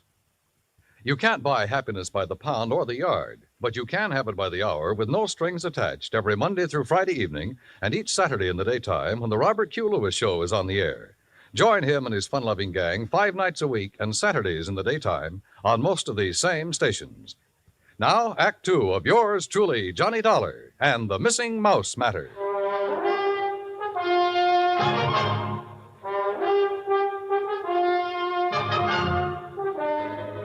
I was standing in the hall of Jediah Gillis's home looking at a big yellow cat that had a mouse between its two front paws. As far as I was concerned, a mouse is a mouse, and this one could be Gulliver. I cut short my phone conversation with George Reed, then started toward the cat. Here, kitty. Here, kitty, kitty. Nice, kitty. Pretty kitty. Here, kitty. Mama, where are you? Here, kitty, kitty. That's a good kitty. Now, kitty, let me have the little mouse. Mama, you naughty cat. Where? Oh. This cannibal belong to you, Marion? Yes, I promised Father I'd... What do you mean, cannibal? Take a look. Oh, no. Oh, yes. And he's very, very dead. Oh. You don't think it's Gulliver, do you? Well, Mr. Glazer will have to identify him. And if he is, well, that's that. Oh, no, no, Johnny. What do you mean? Oh, Johnny, please, you don't have to tell him, do you? Well, sure. If it's Gulliver, this thing's cleared up. If it's not, your Rama gets a reward for being a good mouser. Oh, Johnny, please. Dad almost had a fit when I arrived here with Rama. He made me promise to keep him in my room. This the only time he's been out? Well, no. Oh. He was out for a little while yesterday while they were rehearsing. I didn't notice he was gone till after lunch. Then the corpse could be Gulliver's. Oh, Johnny, if it is, there's nothing we can do about it now. And if you tell my father, besides making him angry, it'll break his heart. All right. I won't say anything until tomorrow night. Oh, thanks, Johnny. Night. Good night.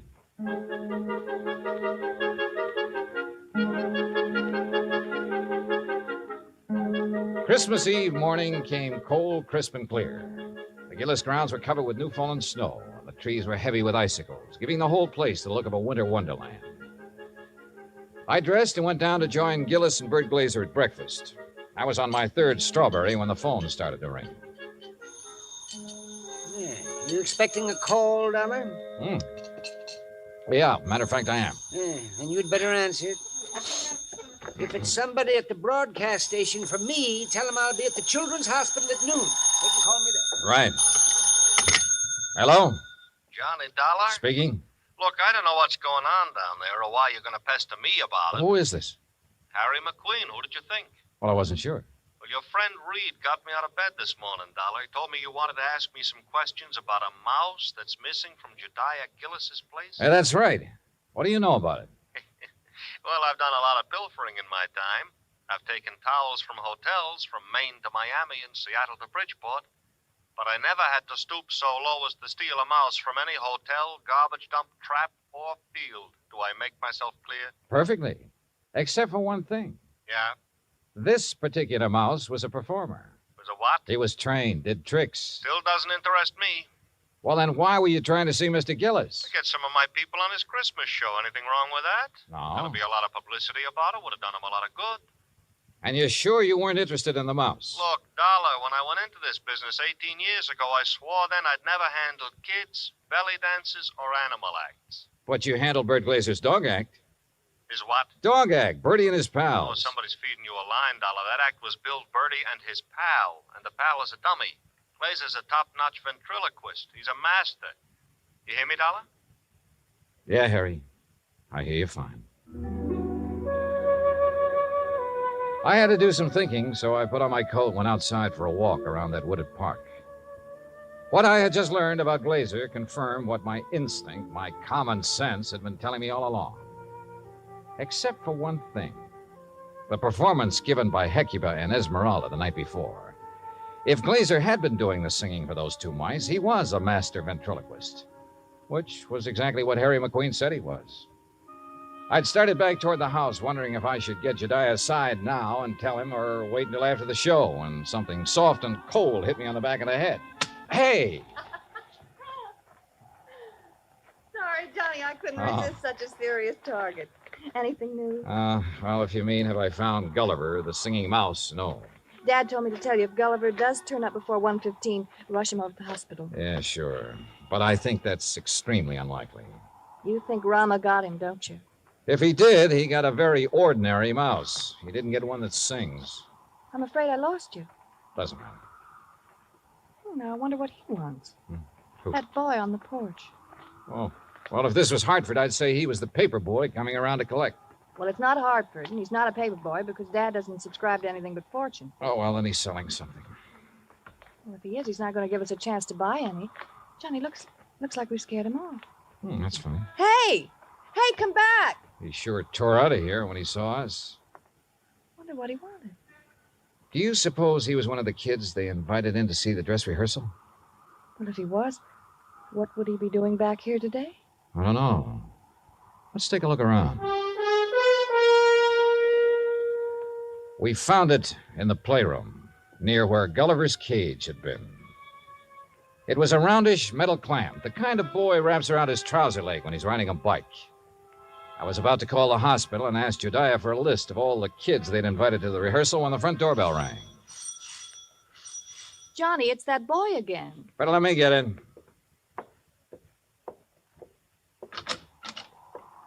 Hi. Hi. I was over here to see the show the other day. Oh? Yeah. You see it? No, I wasn't here then. Oh. Jeez. Sure is calling. Yeah, sure is. Oh, why don't you come in and get warm? Oh, no, that's okay. No, come on. Nobody's here. No? Oh, okay. Yeah, sure, come on. I don't want to bother nobody, you know. I was just riding by, and I thought I'd stop and tell old man Gillis what a swell show they put on. You really liked it, huh? Yeah. All except for that Santa Claus. Oh? What was wrong with him? Nothing. Just that, well, who believes in all that smushy kid stuff? Kids, I guess. How old are you, Bobby Neves. How old are you, Bobby? Almost 11. Well, being that old, I can understand why you weren't impressed with the Santa Claus. All that other stuff, too. You know, like giving presents and singing those hymns and junk like that. You gotta cut it out when you start growing up. You sure do, boy. Yeah. You know, you and my mom, you get along just fine. Oh? Yeah. She feels about Christmas. She feels about Christmas just like you and me do. All right. Yeah. Boy, this log fire sure makes your eyes smart, don't it? Yeah, it sure does. Where do you live, Bobby? Crosstown, Scully Avenue. Well, how'd you happen to be over here the other day? Well, I was riding my bike when I saw this dog. Well, gee, he was... Anyhow, when I tried to catch him, he ran from me. I followed the silly mutt clear over here. Uh-huh. You ever catch him? No. I was about to when this man hollered and asked me if I wanted to see a free show. So I came in. I see. Well, you must like dogs a lot, huh? Sure. You got one? Used to have one when my pop was with us, but we can't have no pets where we're living now. Oh, that's rough. Yeah. You know that poem? Which one? You know, about all through the house not a creature was stirring, not even a mouse. Yeah? Well, that fits our place. Especially now. How do you mean? Well, I didn't think he'd miss it, you know. Man with a house as big as this one and all. So when I saw this cute little fella up in that cage, well, I didn't really mean to take him on holding me, but when he got under my sweater and was real quiet, like he liked me, well, you know what I mean. Yeah, Bobby. I know. But I got to thinking and decided to bring him back. So would you give me the old man to Mr. Gillis for me, please? No, I think you'd better do that yourself. Oh, no, please. He might be awful mad at me by now. No, Bobby. In fact, you're going to get a reward. Yeah? Word of honor. Now, what do you say we go down where Mr. Gillis is putting on that Christmas show and see it? Okay? Oh, sure. Bobby, Yeah? did you notice anything unusual about this mouse? Yeah, I sure did. What was it? He got some white on his right hind foot.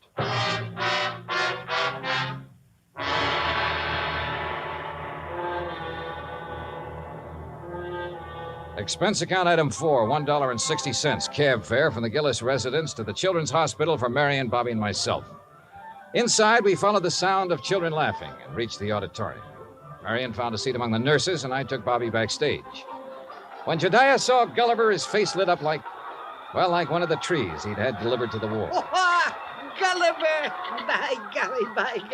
I knew if anybody could do it, you could, Dollar. I didn't do a thing, Mr. Gillis. All the credit goes to Bobby. Oh, to Bobby. Well, I'll speak to you after the show, young man. Yes, sir. Bert, look, he's back.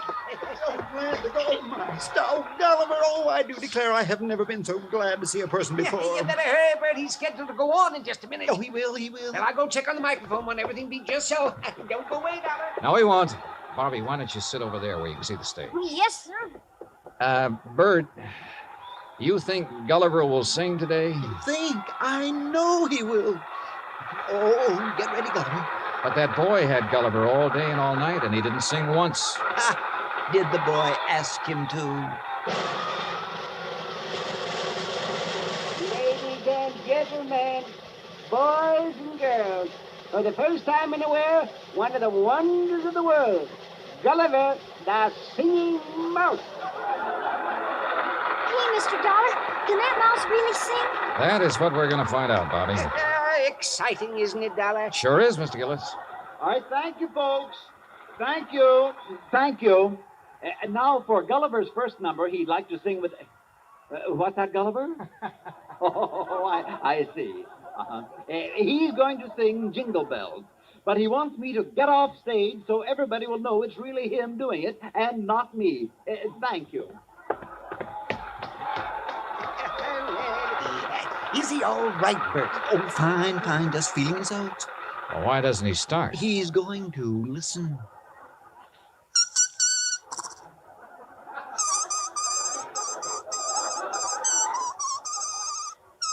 Well, Dollar? Now I have seen everything. Me too. Gee.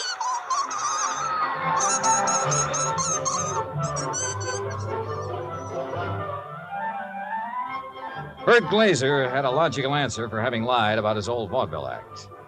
He knew I wouldn't believe the mice could really sing if I'd known he was a ventriloquist. And you know, well, after all, yet sometimes... Expense account total, including cab fare, Hartford Station to my apartment, $38.20. As for my separate and additional fee, as agreed upon before I took this matter, well, there's a boy named Bobby Neves who lives on Scully Avenue over in Providence. See that he gets it, huh? Yours truly, Johnny Dollar.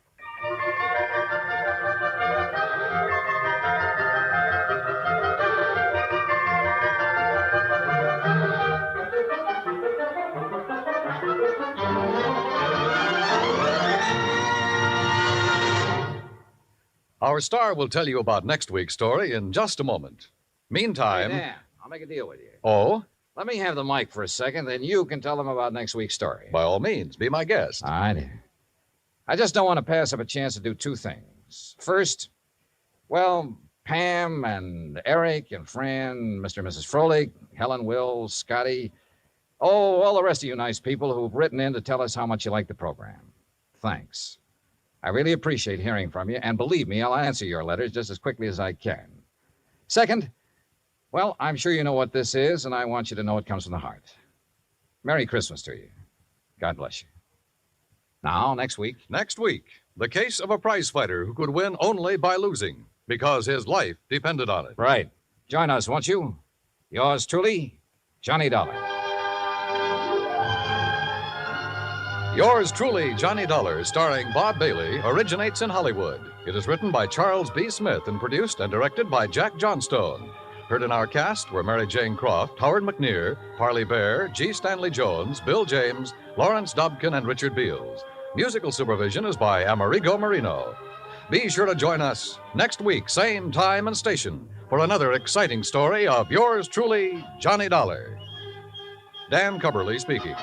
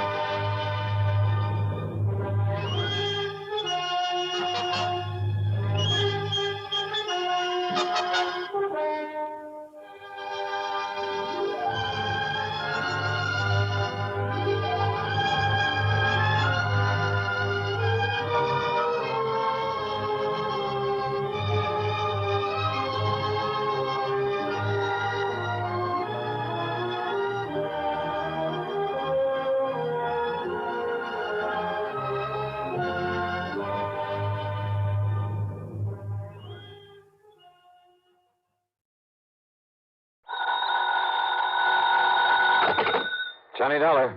Well, now, that's nice. What can I do for you? I beg your pardon? Oh, it's quite all right, and it's granted. Granted. And now, that's all you have to say. No, wait a minute. Who are you? Wait a minute. Well, what for? I'm busy. I'm a busy man. Alvin Peabody Cartwright. Who? You. That's right. Cartwright. Well, what are you calling about, Mr. Cartwright? Calling who? Me. Well, who are you? Johnny Dollar, listen. Oh, well, Johnny, what a fortunate coincidence.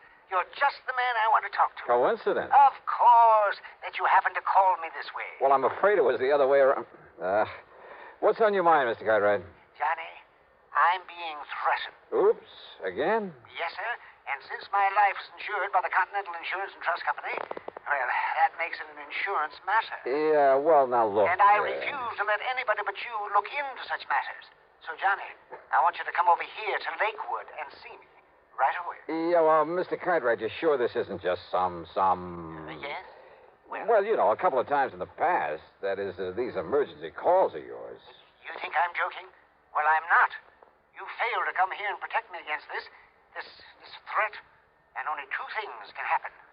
First, I can be murdered. And? And second, I'll cancel all the rest of the insurance I have with that company. After you've been murdered. And so you get yourself on over here right away. Mr. Hello? Well, here we go again. And yet, I wonder.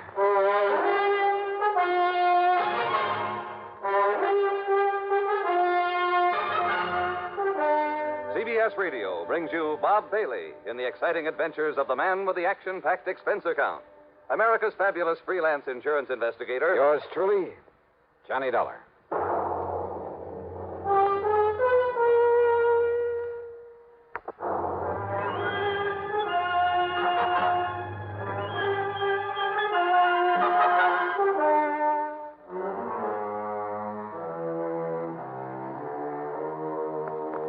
Expense account submitted by Special Investigator Johnny Dollar to the Continental Insurance and Trust Company, Home Office, Hartford, Connecticut. Following is an account of expenses incurred during my investigation of the deadly chain matter.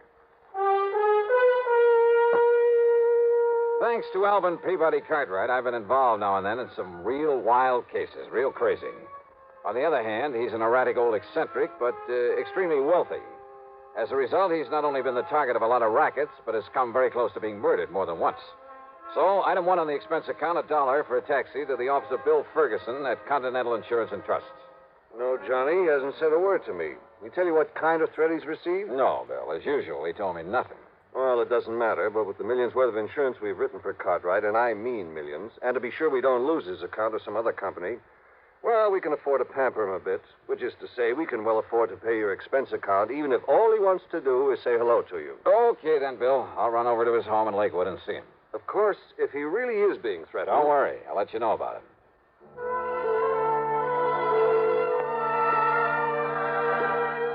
Expense account item 2, $5.70 mileage on my car to Lakewood. For my money, it's one of the prettiest little towns in all of New England, home of a lot of wealthy retired people. The Cartwright place, where the old man lives alone, sits on top of a low hill at one side of the lake, with 2 or 3 acres surrounding the fine old house. Hi, Mr. Cartwright. Johnny Dollar. Oh, well, this is an unexpected pleasure. Unexpected? Come in, boy. Come in. Oh, thanks. Well, sir, how are you this fine July afternoon? Afternoon. It's almost evening. Can't you see that? Well, how are you anyway? Oh, I'm terrible, John. Oh, I'm just terrible. That rainy weather the past couple of days, I've hardly been able to talk. Well, there's been nothing wrong with today. A lot of nice warm sunshine. Today I've been feeling fine. Whatever made you think otherwise? Oh, and tell me, whatever brought you here to Lakewood? A phone call, Mr. Cartwright. Oh? Yeah, from you. You said you wanted to see me right away. I said I wanted to see... Oh, yeah. Oh, of course I did. And you know why?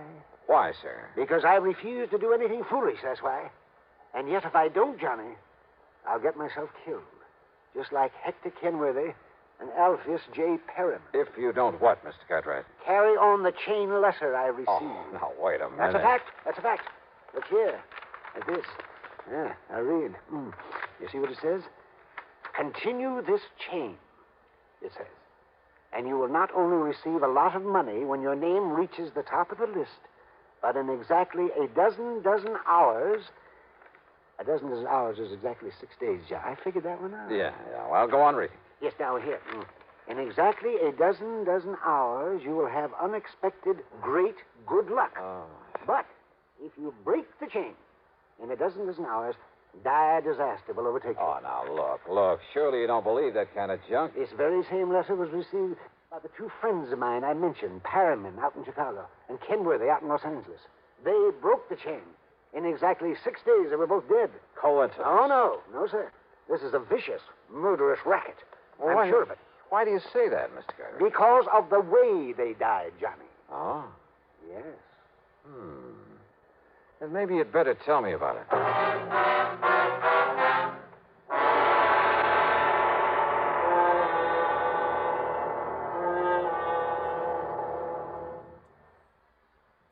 But...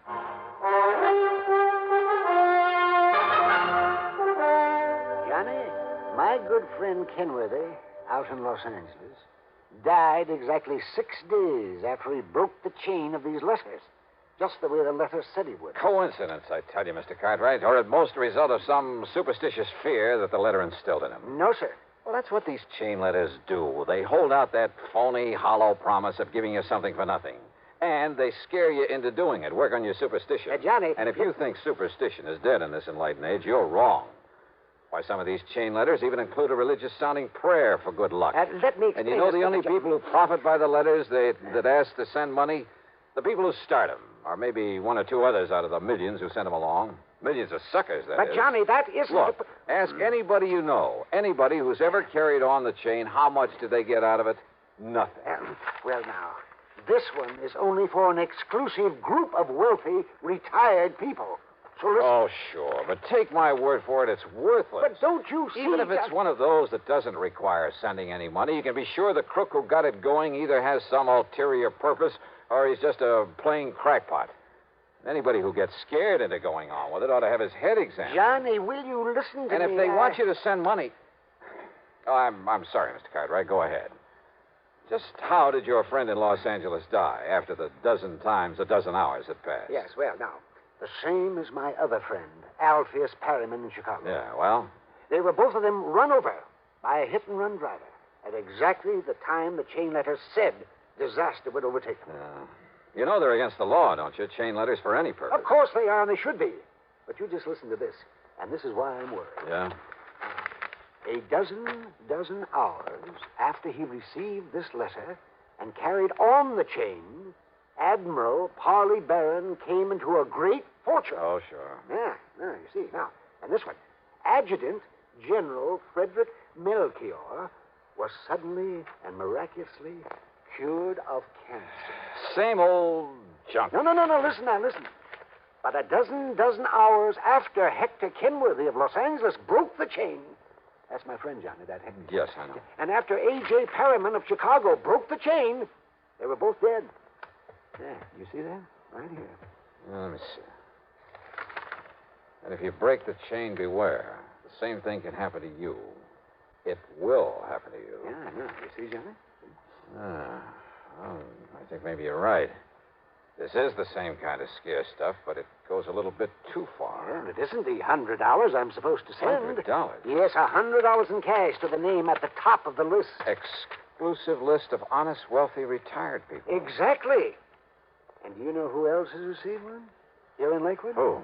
Mrs. Templeman, the rich widow who lives over at Piney Woods, and Wilfred W. Winterbottom, the retired oil millionaire. This name at the top, the one who gets the $100, Mr. Daniel Stringer. Yes, is the address, care of Post Office Box 101, New York, Zone 84, New York. I don't know what part of New York that postal zone is, but believe me, I'm going to find out. You are? What do you mean you're not going to leave me? I'm not just going to sit here. But don't you see? The dozen times a dozen hours are over for me. And you're superstitious, too? Enough to be scared by the threat in this chain letter? Enough to maybe hurt yourself by doing some fool thing or other because you are scared? Oh, well, no, John, no, why, of course not. All right, then. I'm going to get you a bodyguard from the local police. Where's your phone? They're on the stand in the corner. But now, Johnny... Yeah? If the police come around, wouldn't that warn anybody who might be coming here to harm me? Mr. Cartwright. Yes, Johnny? There are times when I think you're... Well, I think a lot of things about you. Oh, sure, I know, yes. Wild and crazy, eccentric old man. To be very blunt about it, yes. Well, maybe I am. A little bit. But when the chips are down, you're no fool. Oh, no, I wouldn't be too sure about that. I've never really given much thought to this chain letter thing before. Sure, I've tossed some of them into the wastebasket. But maybe I should have investigated them, even the little ones, because they all work on the same principle. They all contain a threat, and they all capitalize on fear. Look at that. It says, exclusive list of honest, wealthy, retired people. Yes? Why, a list like that can be bought from 100 sources, from companies that cater to the mail order business. Yes, of course. Oh, maybe I'm all wrong, but suppose somebody bought a list of wealthy people all over the country. Suppose he went to Los Angeles. Yeah, well, where Kenworthy live? All right, yeah. Suppose he rented a post office box. Then he sent out a couple of hundred of these letters, maybe 1,000. A lot of rich people live out there. The letters were all the same, with his name at the top of the list. Then half a dozen fictitious ones. Fictitious? Yeah. Any names on that list that you recognize? Let me see here. No. All right. So maybe only 100 people were scared into sending the money, carrying on the chain. After all, like you said, it isn't $100. You're right, Johnny. And 100 people at $100 apiece. $10,000. Even half of that would make it worth sending out those letters. By the time the 6 days are up, he's collected enough, so he skips town. And people like Kenworthy and Perriman, you think he killed them to carry out the warning? Well, frankly, I doubt it. Just the same, I think I'll call the Lakewood police and have somebody sent out here to look after you. Even though? Even though.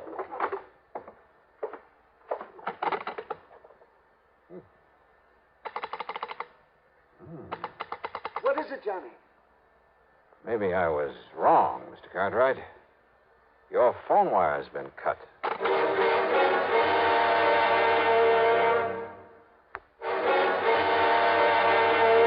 Johnny, the phone. The telephone isn't working. Ask me, Mr. Cartwright. Somebody's cut the wires. Then the threat in that letter. It means that somebody's come here to carry it out. Only one way to make sure. You stay inside here while I go out and take a look around. Maybe that's what they want you to do, go out there in the dark. Huh? Johnny, I'm going with you. No, you're staying right here. I'll be back in a minute. But there may be some danger. Or it may be that your phone is just out of order. We'll see. There was enough moonlight for me to see where the line off the telephone pole led to a connector box at the back end of the house. There wasn't enough light for me to notice a trailing vine as I edged my way along. So what happened? I tripped and fell flat on my face. Before I could get back up on my feet. So you come out to see what was wrong? Oh! You were Mr. Cartwright. Oh! For not reading your mail real good.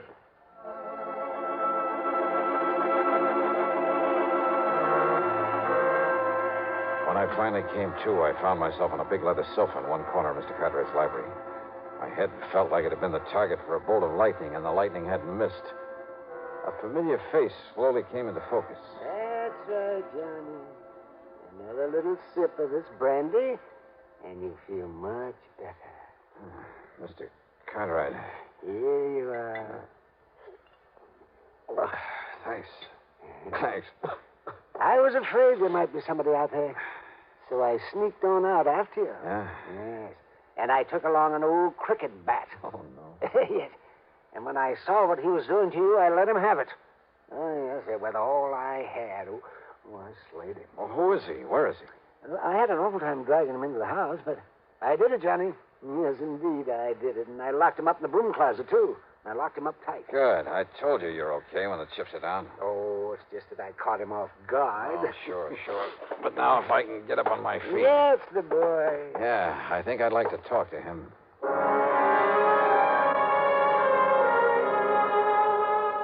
Our visitor turned out to be a pug-ugly gorilla, hardly the brains behind a chain-letter racket. Except for admitting he'd been hired by somebody in New York to come up here and give Mr. Cartwright a beating, then make it look like a burglary job, he refused to talk. So we locked him up again, and I laid my splitting head on a pillow for some much-needed rest. By the time I awoke in the morning, feeling somewhat better, Mr. Cartwright had fixed me a mess of bacon and eggs for breakfast. Sure, Johnny. I just walked down to the corner gas station and called the telephone company. And you know something? They came out here and had that line all connected up again in less than an hour. Good. Yes, just like that. So maybe I'll buy a couple thousand more shares of stock in the telephone company, huh? Just to show them how I appreciate it. Yeah. What about our little pal? I mean, the one who slugged me last night. You know, Sir Johnny, I decided that after the way he behaved last night, he doesn't deserve any breakfast. No, I mean, where is he? He's still locked up in the broom closet. Do you think I ought to call the police to come and get him? No, not yet. Maybe I can beat some information out of him if we need it. Well, of course we need it. Don't we? Now, let's wait and see. First, I'd like to make a phone call.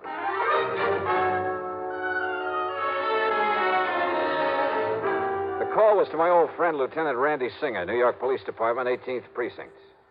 Post office box 101. Yes. Postal zone 84. And if he comes around to pick up his mail, you nab him. On what charges, Johnny? Fraud, sending threatening letters through the mail, anything you can think of. Yeah, okay, I'll dig up something. But I can't hold him for long unless you come down here and prefer something definite against him. And Johnny. Yeah? You still haven't told me what this is all about. And if I didn't know you... Just you grab hold of that box holder if he shows, and I hope he does. Yeah, well, just you be sure and get on down here.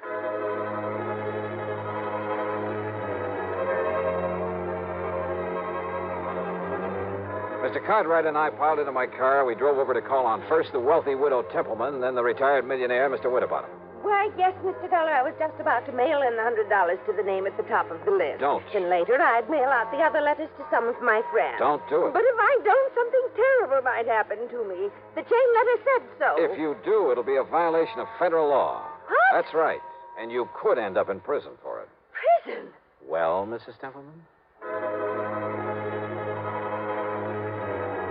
Prison, Mr. Dollar? Yes, sir. Yes. Better do as he says, Mr. Winterbottom. But I didn't realize. I didn't know You do now, sir.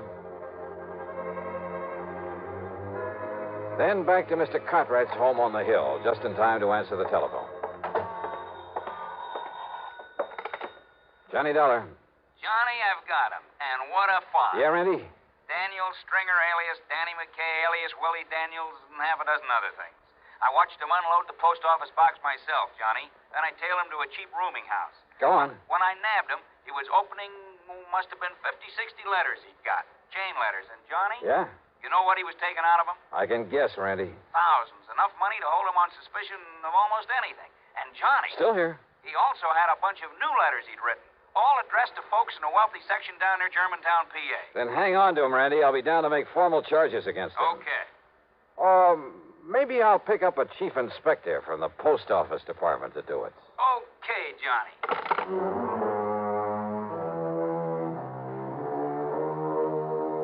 Yeah, maybe some of those chain letters, the little ones, are harmless. But again, maybe they're not. And they're all against the law. But there's only one thing to do. Avoid them like the plague. Or better still, if you get one, take it right down to your local postmaster. He'll know how to go about helping to stamp out this racket. And believe me, that's all it is, a racket. Expense account total, including mileage on my car and the trip to New York and back, $27.35. Yours truly, Johnny Dollar.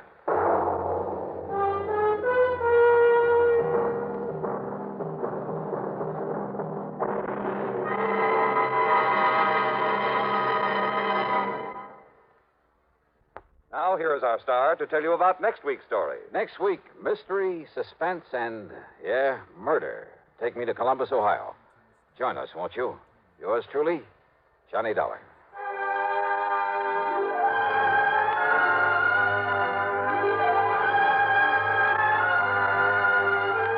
Yours truly, Johnny Dollar, starring Bob Bailey, originates in Hollywood and is written, produced, and directed by Jack Johnstone.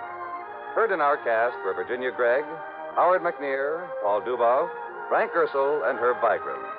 Be sure to join us next week, same time and station, for another exciting story of Yours truly, Johnny Dollar. This is Jim Matthews speaking.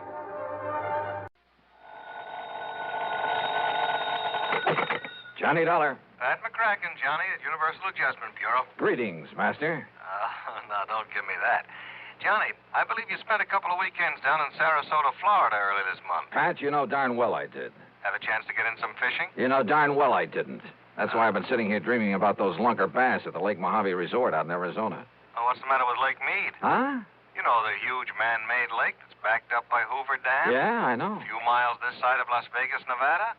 A lot of big ones in that water, I understand. Okay, Pat, you got me all excited. Now, what's it all about? I told you, fishing. Yeah, and? That's all. Except... Yeah, except what? Slight case of murder.